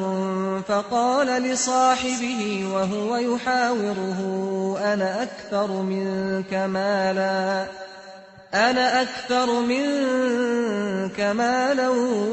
وأعز نفرا ودخل جنته وهو ظالم لنفسه قال ما أظن أن تبيد هذه أبدا وما أظن الساعة قائمة ولئن رددت إلى ربي لأجدن خيرا منها منقلبا قال له صاحبه وهو يحاوره أكفرت بالذي خلقك من تراب ثم من نطفة ثم سواك رجلا لكن هو الله ربي ولا أشرك بربي أحدا ولولا إذ دخلت جنتك قلت ما شاء الله لا قوة إلا بالله إن ترني أنا أقل منك مالا وولدا فعسى ربي أن يؤتيني خيرا من جنتك ويرسل عليها حسبانا من السماء فتصبح صعيدا زلقا أو يصبح ماؤها غورا فلن تستطيع له طلبا وأحيط بثمره فأصبح يقلب كفيه على ما أنفق فيها وهي خاوية على عروشها ويقول يا ليتني لم أشرك بربي أحدا ولم تكن له فئة ينصرونه من دون الله الله وما كان منتصرا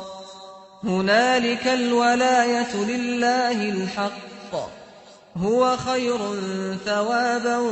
وخير عقبا واضرب لهم مثل الحياة الدنيا كماء إن أنزلناه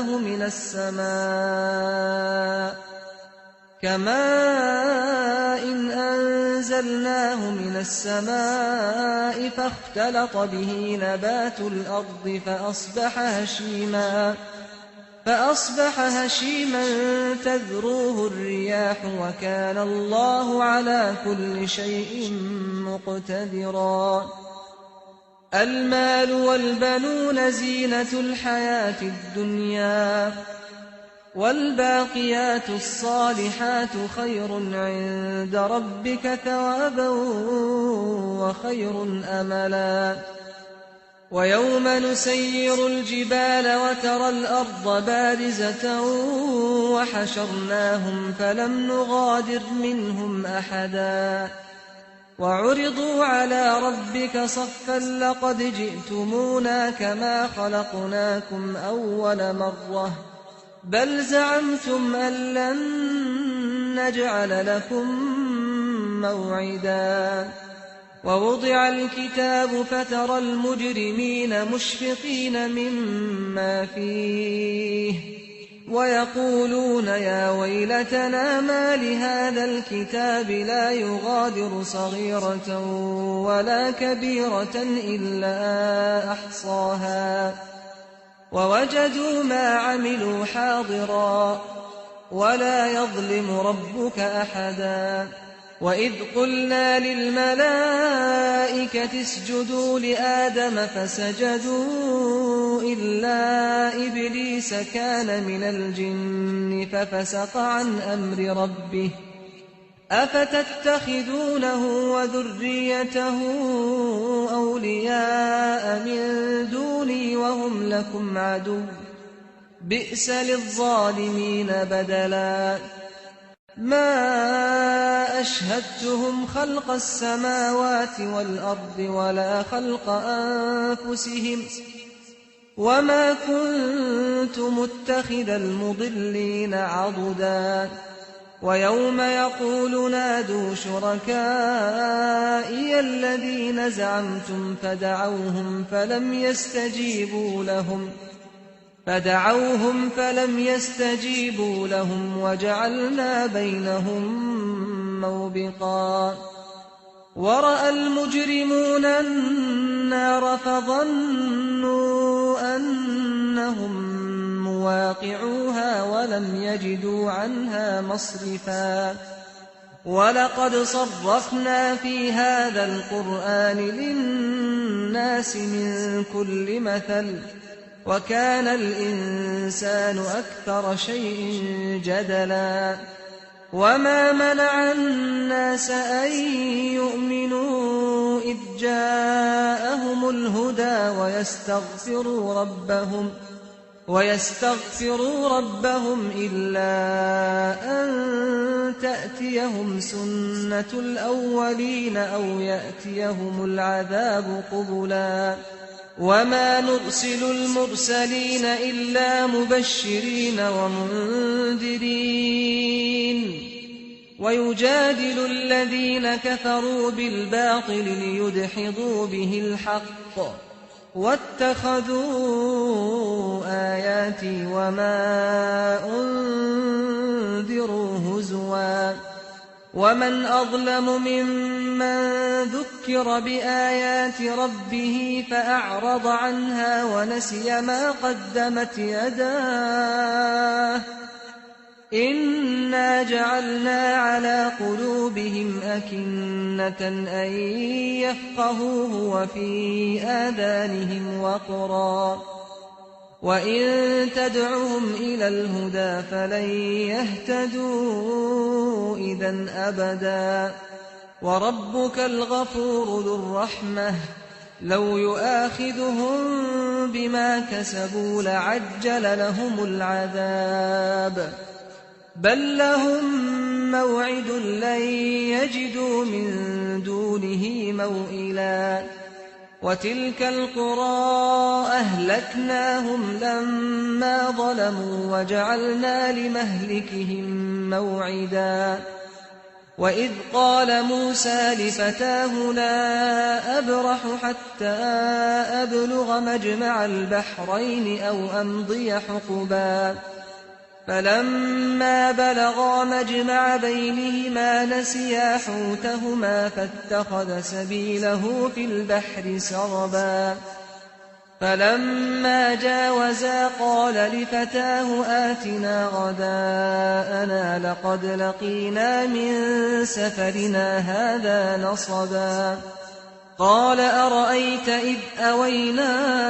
إلى الصخرة فإني نسيت الحوت وما أنسانيه إلا الشيطان أن أذكره واتخذ سبيله في البحر عجبا قال ذلك ما كنا نبغ فارتدا على آثارهما قصصا فوجدا عبدا من عبادنا آتيناه رحمة من عندنا وعلمناه من لدنا علما قال له موسى هل أتبعك على أن تعلمني مما علمت رشدا قال إنك لن تستطيع معي صبرا وكيف تصبر على ما لم تحط به خبرا قال ستجدني إن شاء الله صابرا ولا أعصي لك أمرا قال فإن اتبعتني فلا تسألني عن شيء حتى أحدث لك منه ذكرا فانطلقا حتى إذا ركبا في السفينة خرقها قال أخرقتها لتغرق أهلها لقد جئت شيئا إمرا قال ألم أقل إنك لن تستطيع معي صبرا قال لا تؤاخذني بما نسيت ولا ترهقني من أمري عسرا فانطلقا حتى إذا لقيا غلاما فقتله قال أقتلت نفسا زكية بغير نفس لقد جئت شيئا نكرا قال ألم أقل لك إنك لن تستطيع معي صبرا قال إن سألتك عن شيء بعدها فلا تصاحبني قد بلغت من لدني عذرا فانطلقا حتى إذا أتيا أهل قرية استطعما أهلها فأبوا أن يضيفوهما فوجدا فيها جدارا يريد أن ينقض فأقامه قال لو شئت لاتخذت عليه أجرا قال هذا فراق بيني وبينك سأنبئك بتأويل ما لم تستطع عليه صبرا أما السفينة فكانت لمساكين يعملون في البحر فأردت أن أعيبها وكان وراءهم ملك يأخذ كل سفينة غصبا وأما الغلام فكان أبواه مؤمنين فخشينا أن يرهقهما طغيانا وكفرا فأردنا أن يبدلهما ربهما خيرا منه زكاة وأقرب رحما وأما الجدار فكان لغلامين يتيمين في المدينة وكان تحته كنز لهما وكان تحته كنز لهما وكان أبوهما صالحا فأراد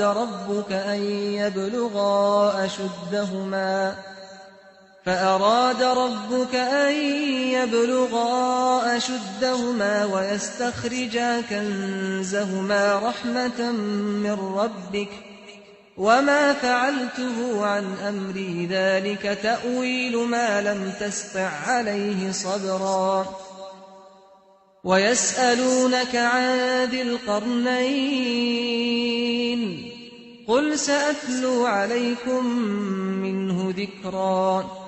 إنا مكنا له في الأرض وآتيناه من كل شيء سببا فأتبع سببا حتى إذا بلغ مغرب الشمس وجدها تغرب في عين حمئة ووجد عندها قوما قلنا يا ذا القرنين إما أن تعذب وإما أن تتخذ فيهم حسنا قال أما من ظلم فسوف نعذبه ثم يرد إلى ربه فيعذبه عذابا نكرا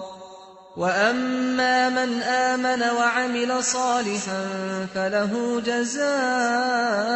الحسنى وسنقول له من أمرنا يسرا ثم أتبع سببا حتى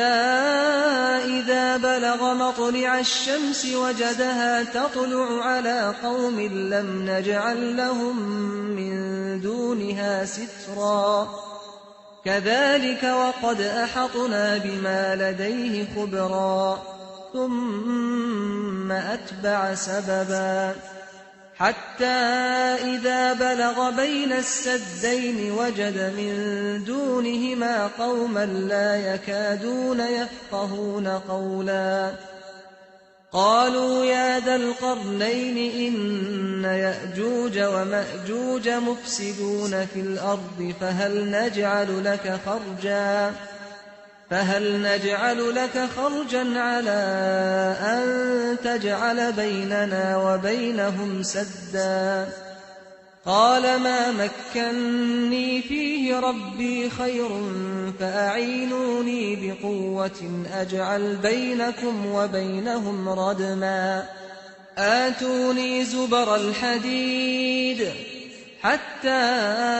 إذا ساوى بين الصدفين قال انفخوا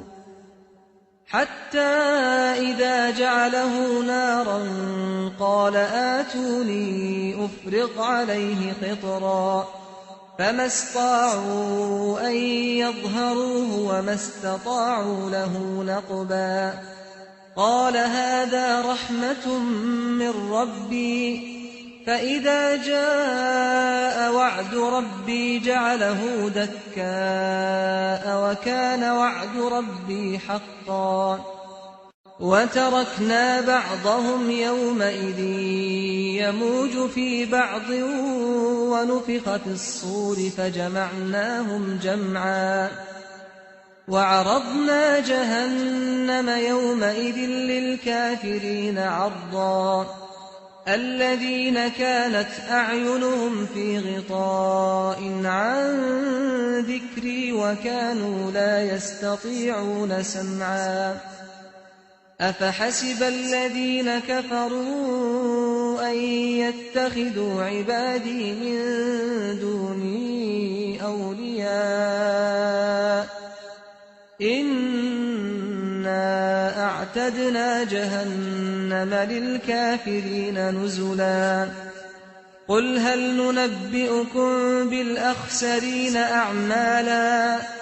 الذين ضل سعيهم في الحياة الدنيا وهم يحسبون أنهم يحسنون صنعا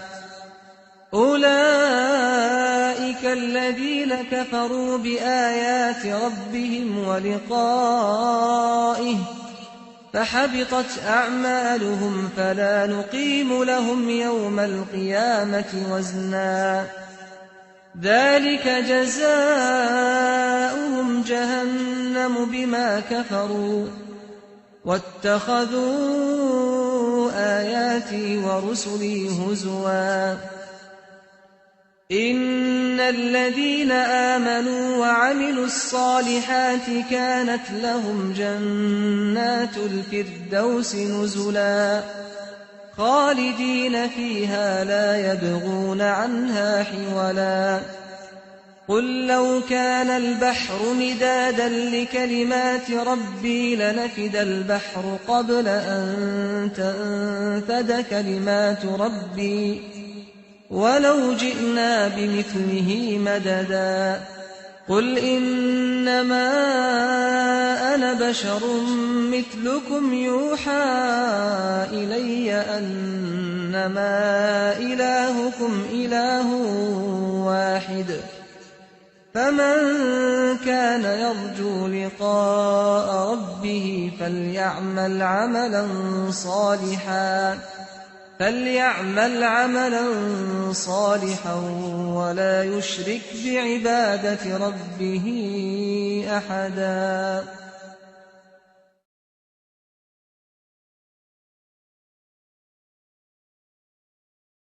أعوذ بالله من الشيطان الرجيم. بسم الله الرحمن الرحيم الحمد لله الذي أنزل على عبده الكتاب ولم يجعل له عوجا قيما لينذر بأسا شديدا من لدنه ويبشر المؤمنين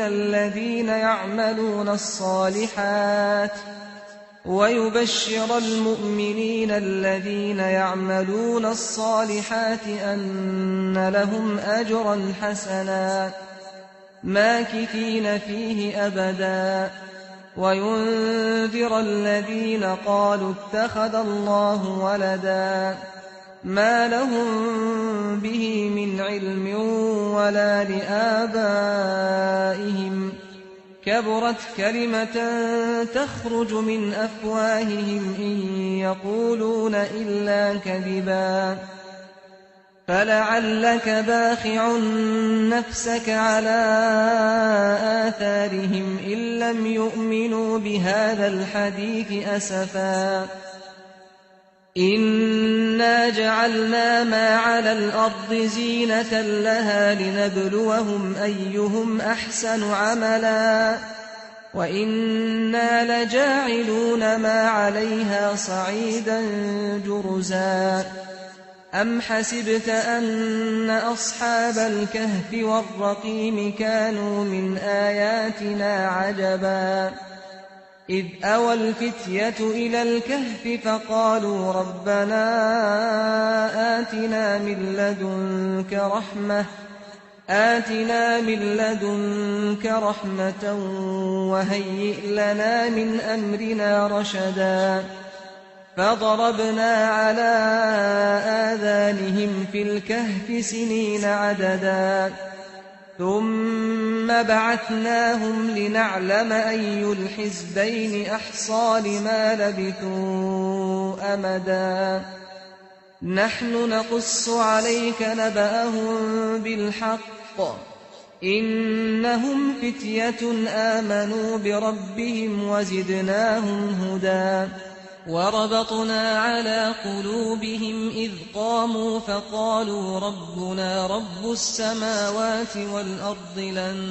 ندعو من دونه إلها لقد قلنا إذا شططا هؤلاء قومنا اتخذوا من دونه آلهة لولا يأتون عليهم بسلطان بين فمن أظلم ممن افترى على الله كذبا وإذ اعتزلتموهم وما يعبدون إلا الله فأووا إلى الكهف ينشر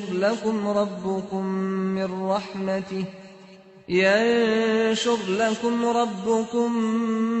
من رحمته ويهيئ لكم من أمركم مرفقا وترى الشمس إذا طلعت تزاور عن كهفهم ذات اليمين وإذا غربت تقرضهم ذات الشمال وهم في فجوة منه ذلك من آيات الله من يهد الله فهو المهتد ومن يضلل فلن تجد له وليا مرشدا وتحسبهم أيقاظا وهم رقود ونقلبهم ذات اليمين وذات الشمال وكلبهم باسط ذراعيه بالوصيد لو اطلعت عليهم لوليت منهم فرارا ولملئت منهم رعبا وكذلك بعثناهم ليتساءلوا بينهم قال قائل منهم كم لبثتم قالوا لبثنا يوما أو بعض يوم قالوا ربكم أعلم بما لبثتم فابعثوا أحدكم بورقكم هذه إلى المدينة فلينظر أيها أزكى طعاما فليأتكم برزق منه وليتلطف ولا يشعرن بكم أحدا إنهم إن يظهروا عليكم يرجموكم أو يعيدوكم في ملتهم ولن تفلحوا إذا أبدا وكذلك أعثرنا عليهم ليعلموا أن وعد الله حق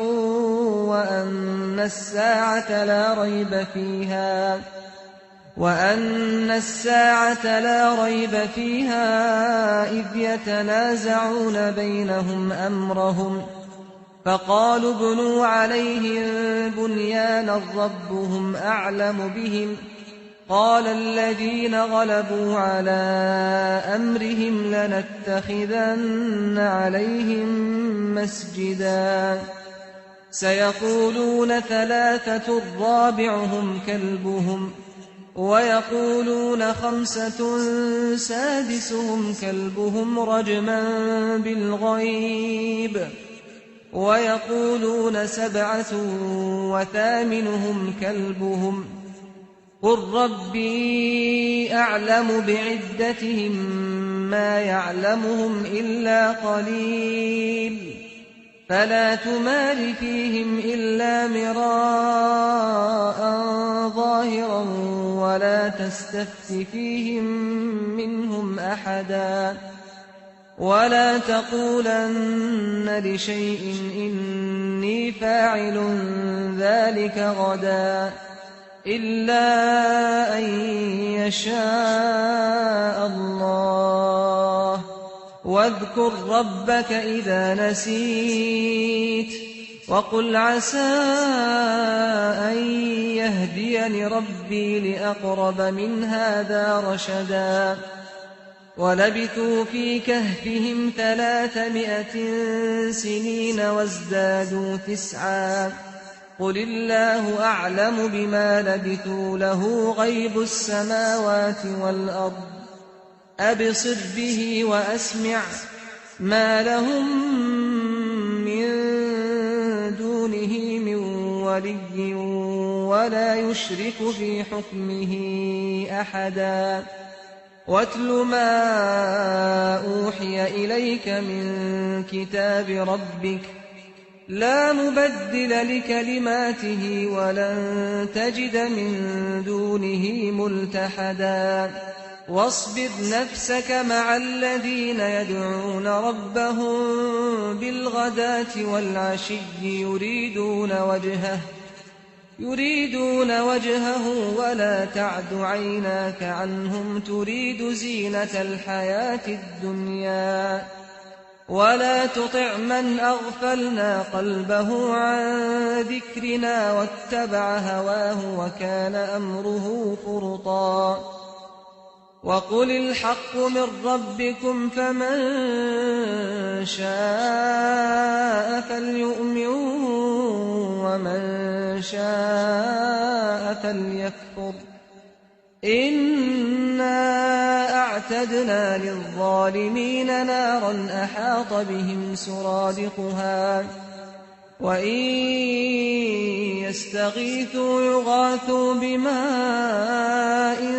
كالمهل يشوي الوجوه بئس الشراب وساءت مرتفقا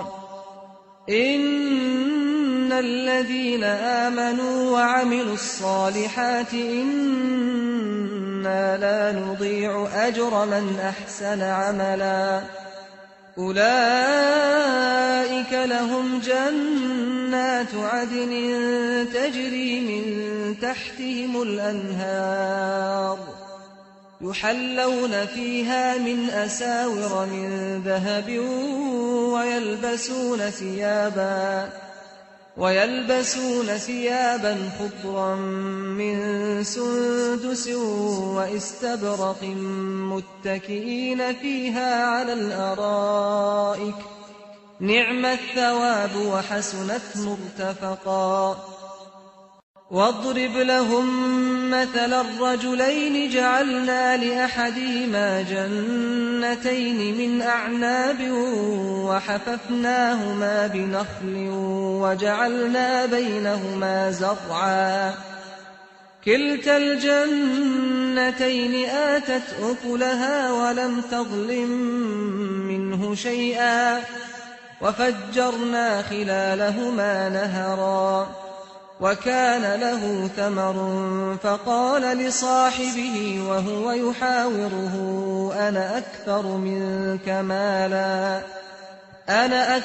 منك مالا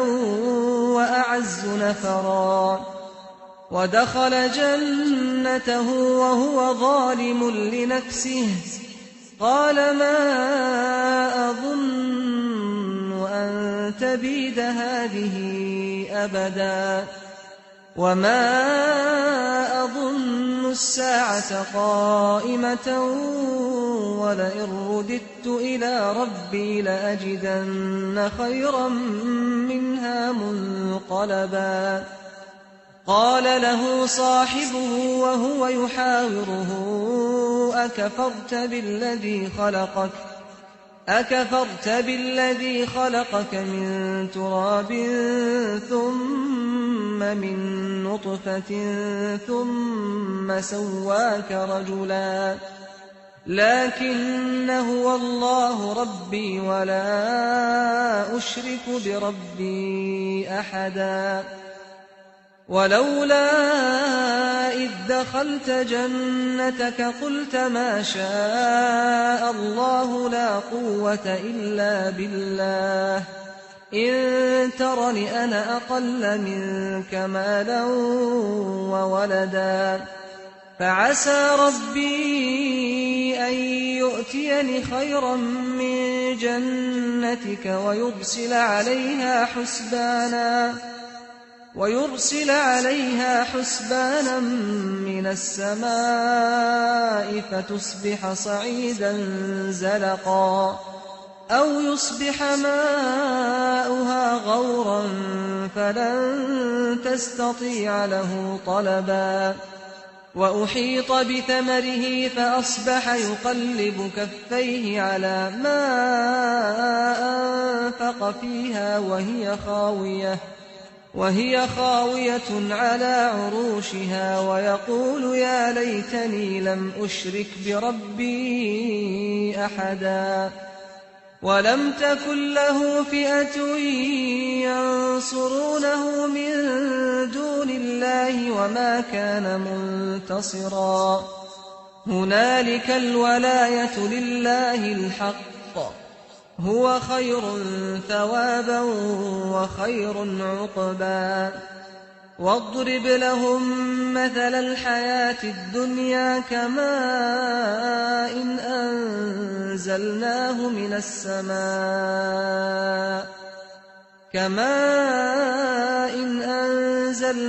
مِنَ السَّمَاءِ فَاخْتَلَطَ بِهِ نَبَاتُ الْأَرْضِ فَأَصْبَحَ هَشِيمًا تَذْرُوهُ الرِّيَاحُ وَكَانَ اللَّهُ عَلَىٰ كُلِّ شَيْءٍ مُّقْتَدِرًا الْمَالُ وَالْبَنُونَ زِينَةُ الْحَيَاةِ الدُّنْيَا وَالْبَاقِيَاتُ الصَّالِحَاتُ خَيْرٌ عِندَ رَبِّكَ ثَوَابًا وَخَيْرٌ أَمَلًا وَيَوْمَ نُسَيِّرُ الْجِبَالَ وَتَرَى الْأَرْضَ بَارِزَةً وَحَشَرْنَاهُمْ فَلَمْ نُغَادِرْ مِنْهُمْ أَحَدًا وَعُرِضُوا عَلَىٰ رَبِّكَ صَفًّا لَّقَدْ جِئْتُمُونَا كَمَا خَلَقْنَاكُمْ أَوَّلَ مَرَّةٍ بَلْ زَعَمْتُمْ أَن لَّن نَّجْعَلَ لَكُم مَّوْعِدًا وَوُضِعَ الْكِتَابُ فَتَرَى الْمُجْرِمِينَ مُشْفِقِينَ مِمَّا فِيهِ وَيَقُولُونَ يَا وَيْلَتَنَا مَالِ هَٰذَا الْكِتَابِ لَا يُغَادِرُ صَغِيرَةً وَلَا كَبِيرَةً إِلَّا أَحْصَاهَا وَوَجَدُوا مَا عَمِلُوا حَاضِرًا وَلَا يَظْلِمُ رَبُّكَ أَحَدًا وَإِذْ قُلْنَا لِلْمَلَائِكَةِ اسْجُدُوا لِآدَمَ فَسَجَدُوا إِلَّا إِبْلِيسَ كَانَ مِنَ الْجِنِّ فَفَسَقَ عَنْ أَمْرِ رَبِّهِ أَفَتَتَّخِذُونَهُ وَذُرِّيَّتَهُ أَوْلِيَاءَ مِن دُونِي وَهُمْ لَكُمْ عَدُوٌّ ۚ بِئْسَ لِلظَّالِمِينَ بَدَلًا مَا أَشْهَدتُّهُمْ خَلْقَ السَّمَاوَاتِ وَالْأَرْضِ وَلَا خَلْقَ أَنفُسِهِمْ وَمَا كُنتُ مُتَّخِذَ الْمُضِلِّينَ عَضُدًا وَيَوْمَ يَقُولُ نَادُوا شُرَكَائِيَ الَّذِينَ زَعَمْتُمْ فَدَعَوْهُمْ فَلَمْ يَسْتَجِيبُوا لَهُمْ وَجَعَلْنَا بَيْنَهُم مَّوْبِقًا وَرَأَى الْمُجْرِمُونَ النَّارَ فَظَنُّوا أَنَّهُم مُّوَاقِعُوهَا وَلَمْ يَجِدُوا عَنْهَا مَصْرِفًا وَلَقَدْ صَرَّفْنَا فِي هَٰذَا الْقُرْآنِ لِلنَّاسِ مِن كُلِّ مَثَلٍ وَكَانَ الْإِنسَانُ أَكْثَرَ شَيْءٍ جَدَلًا وَمَا مَنَعَ النَّاسَ أَن يُؤْمِنُوا إِذْ جَاءَهُمُ الْهُدَىٰ وَيَسْتَغْفِرُوا رَبَّهُمْ إِلَّا أَن تَأْتِيَهُمْ سُنَّةُ الْأَوَّلِينَ أَوْ يَأْتِيَهُمُ الْعَذَابُ قُبُلًا وَمَا نُرْسِلُ الْمُرْسَلِينَ إِلَّا مُبَشِّرِينَ وَمُنذِرِينَ وَيُجَادِلُ الَّذِينَ كَفَرُوا بِالْبَاطِلِ لِيُدْحِضُوا بِهِ الْحَقَّ وَاتَّخَذُوا آيَاتِي وَمَا أُنذِرُوا هُزُوًا وَمَنْ أَظْلَمُ مِمَّن ذُكِّرَ بِآيَاتِ رَبِّهِ فَأَعْرَضَ عَنْهَا وَنَسِيَ مَا قَدَّمَتْ يَدَاهُ إِنَّا جَعَلْنَا عَلَىٰ قُلُوبِهِمْ أَكِنَّةً أَن يَفْقَهُوهُ وَفِي آذَانِهِمْ وَقْرًا وَإِن تَدْعُهُمْ إِلَى الْهُدَىٰ فَلَن يَهْتَدُوا إِذًا أَبَدًا وَرَبُّكَ الْغَفُورُ ذُو الرَّحْمَةِ لو يؤاخذهم بما كسبوا لعجل لهم العذاب بل لهم موعد لن يجدوا من دونه موئلا وتلك القرى أهلكناهم لما ظلموا وجعلنا لمهلكهم موعدا وإذ قال موسى لفتاه لا أبرح حتى أبلغ مجمع البحرين أو أمضي حقبا فلما بلغا مجمع بينهما نسيا حوتهما فاتخذ سبيله في البحر سربا فلما جاوزا قال لفتاه آتنا غداءنا لقد لقينا من سفرنا هذا نصبا قال أرأيت إذ أوينا إلى الصخرة فإني نسيت الحوت وما أنسانيه إلا الشيطان أن أذكره واتخذ سبيله في البحر عجبا قال ذلك ما كنا نبغ فارتدا على آثارهما قصصا فوجدا عبدا من عبادنا آتيناه رحمة من عندنا وعلمناه من لدنا علما قال له موسى هل أتبعك على أن تعلمني مما علمت رشدا قال إنك لن تستطيع معي صبرا وكيف تصبر على ما لم تحط به خبرا قال ستجدني إن شاء الله صابرا ولا أعصي لك أمرا قال فإن اتبعتني فلا تسألني عن شيء حتى أحدث لك منه ذكرا فانطلقا حتى إذا ركبا في السفينة خرقها قال أخرقتها لتغرق أهلها لقد جئت شيئا إمرا قال ألم أقل إنك لن تستطيع معي صبرا قال لا تؤاخذني بما نسيت ولا ترهقني من أمري عسرا فانطلقا حتى إذا لقيا غلاما فقتله قال أقتلت نفسا زكية بغير نفس لقد جئت شيئا نكرا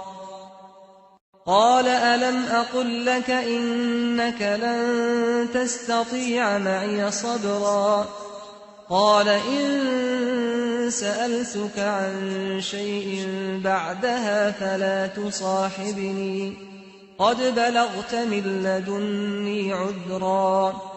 فانطلقا حتى إذا أتيا أهل قرية استطعما أهلها فأبوا أن يضيفوهما فوجدا فيها جدارا يريد أن ينقض فأقامه قال لو شئت لاتخذت عليه أجرا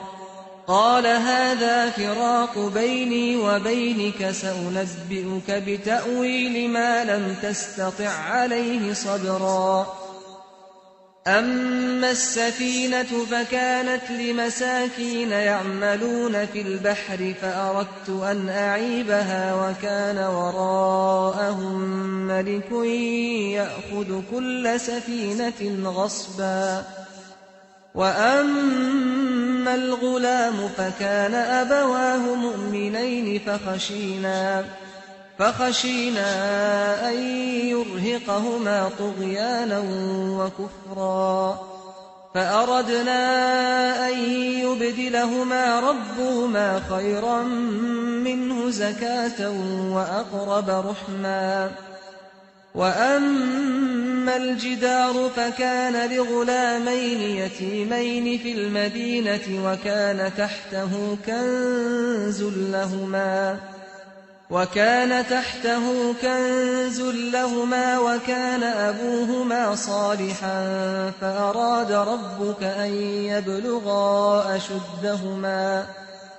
فأراد ربك أن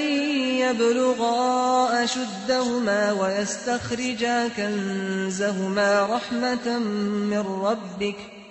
وما فعلته عن أمري ذلك تأويل ما لم تسطع عليه صبرا ويسألونك عن ذي القرنين قل سأتلو عليكم منه ذكرا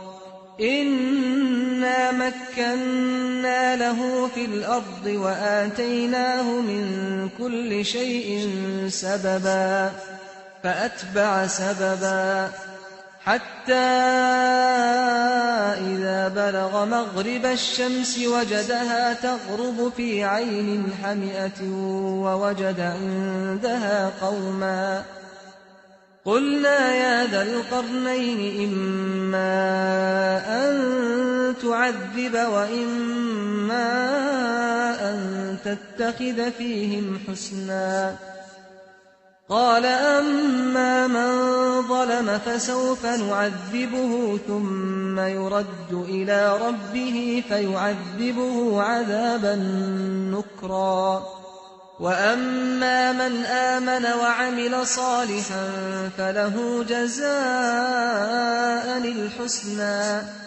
وسنقول له من أمرنا يسرا ثم أتبع سببا حتى إذا بلغ مطلع الشمس وجدها تطلع على قوم لم نجعل لهم من دونها سترا كذلك وقد أحطنا بما لديه خبرا ثم أتبع سببا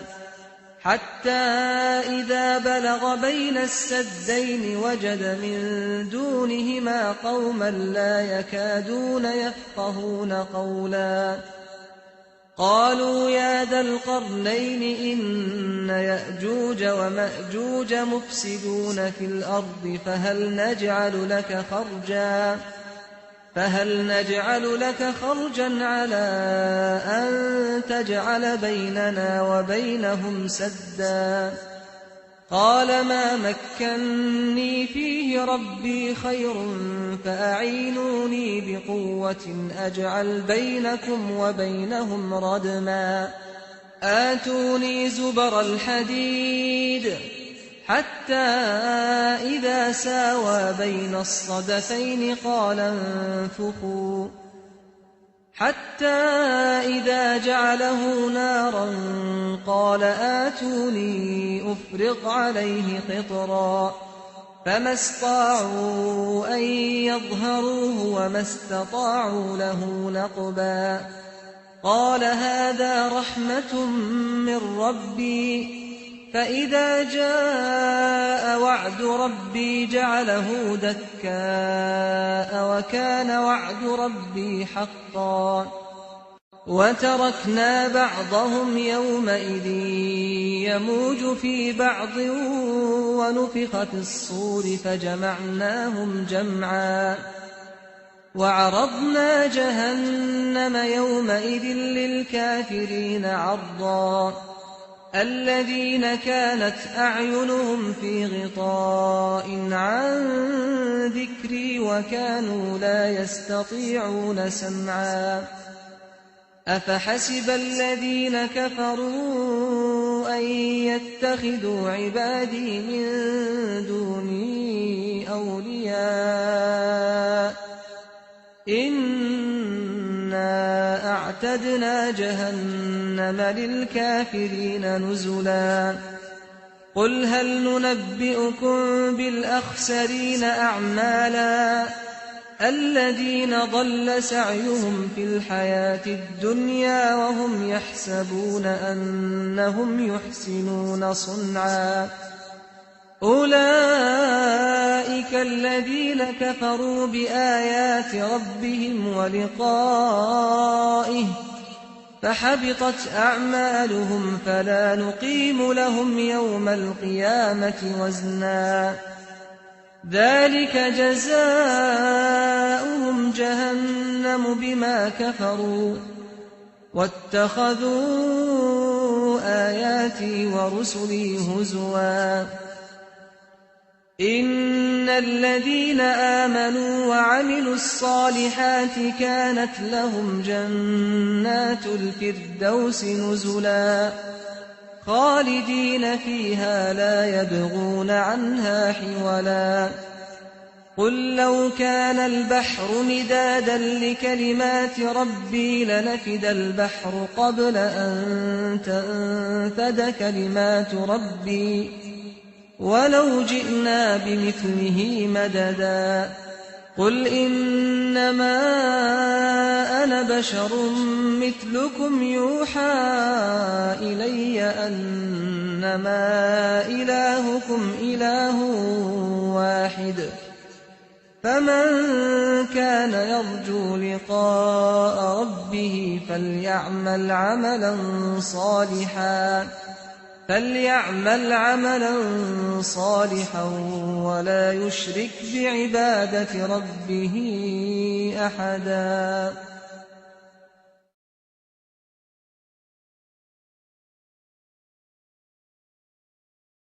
أعوذ بالله من الشيطان الرجيم. بسم الله الرحمن الرحيم.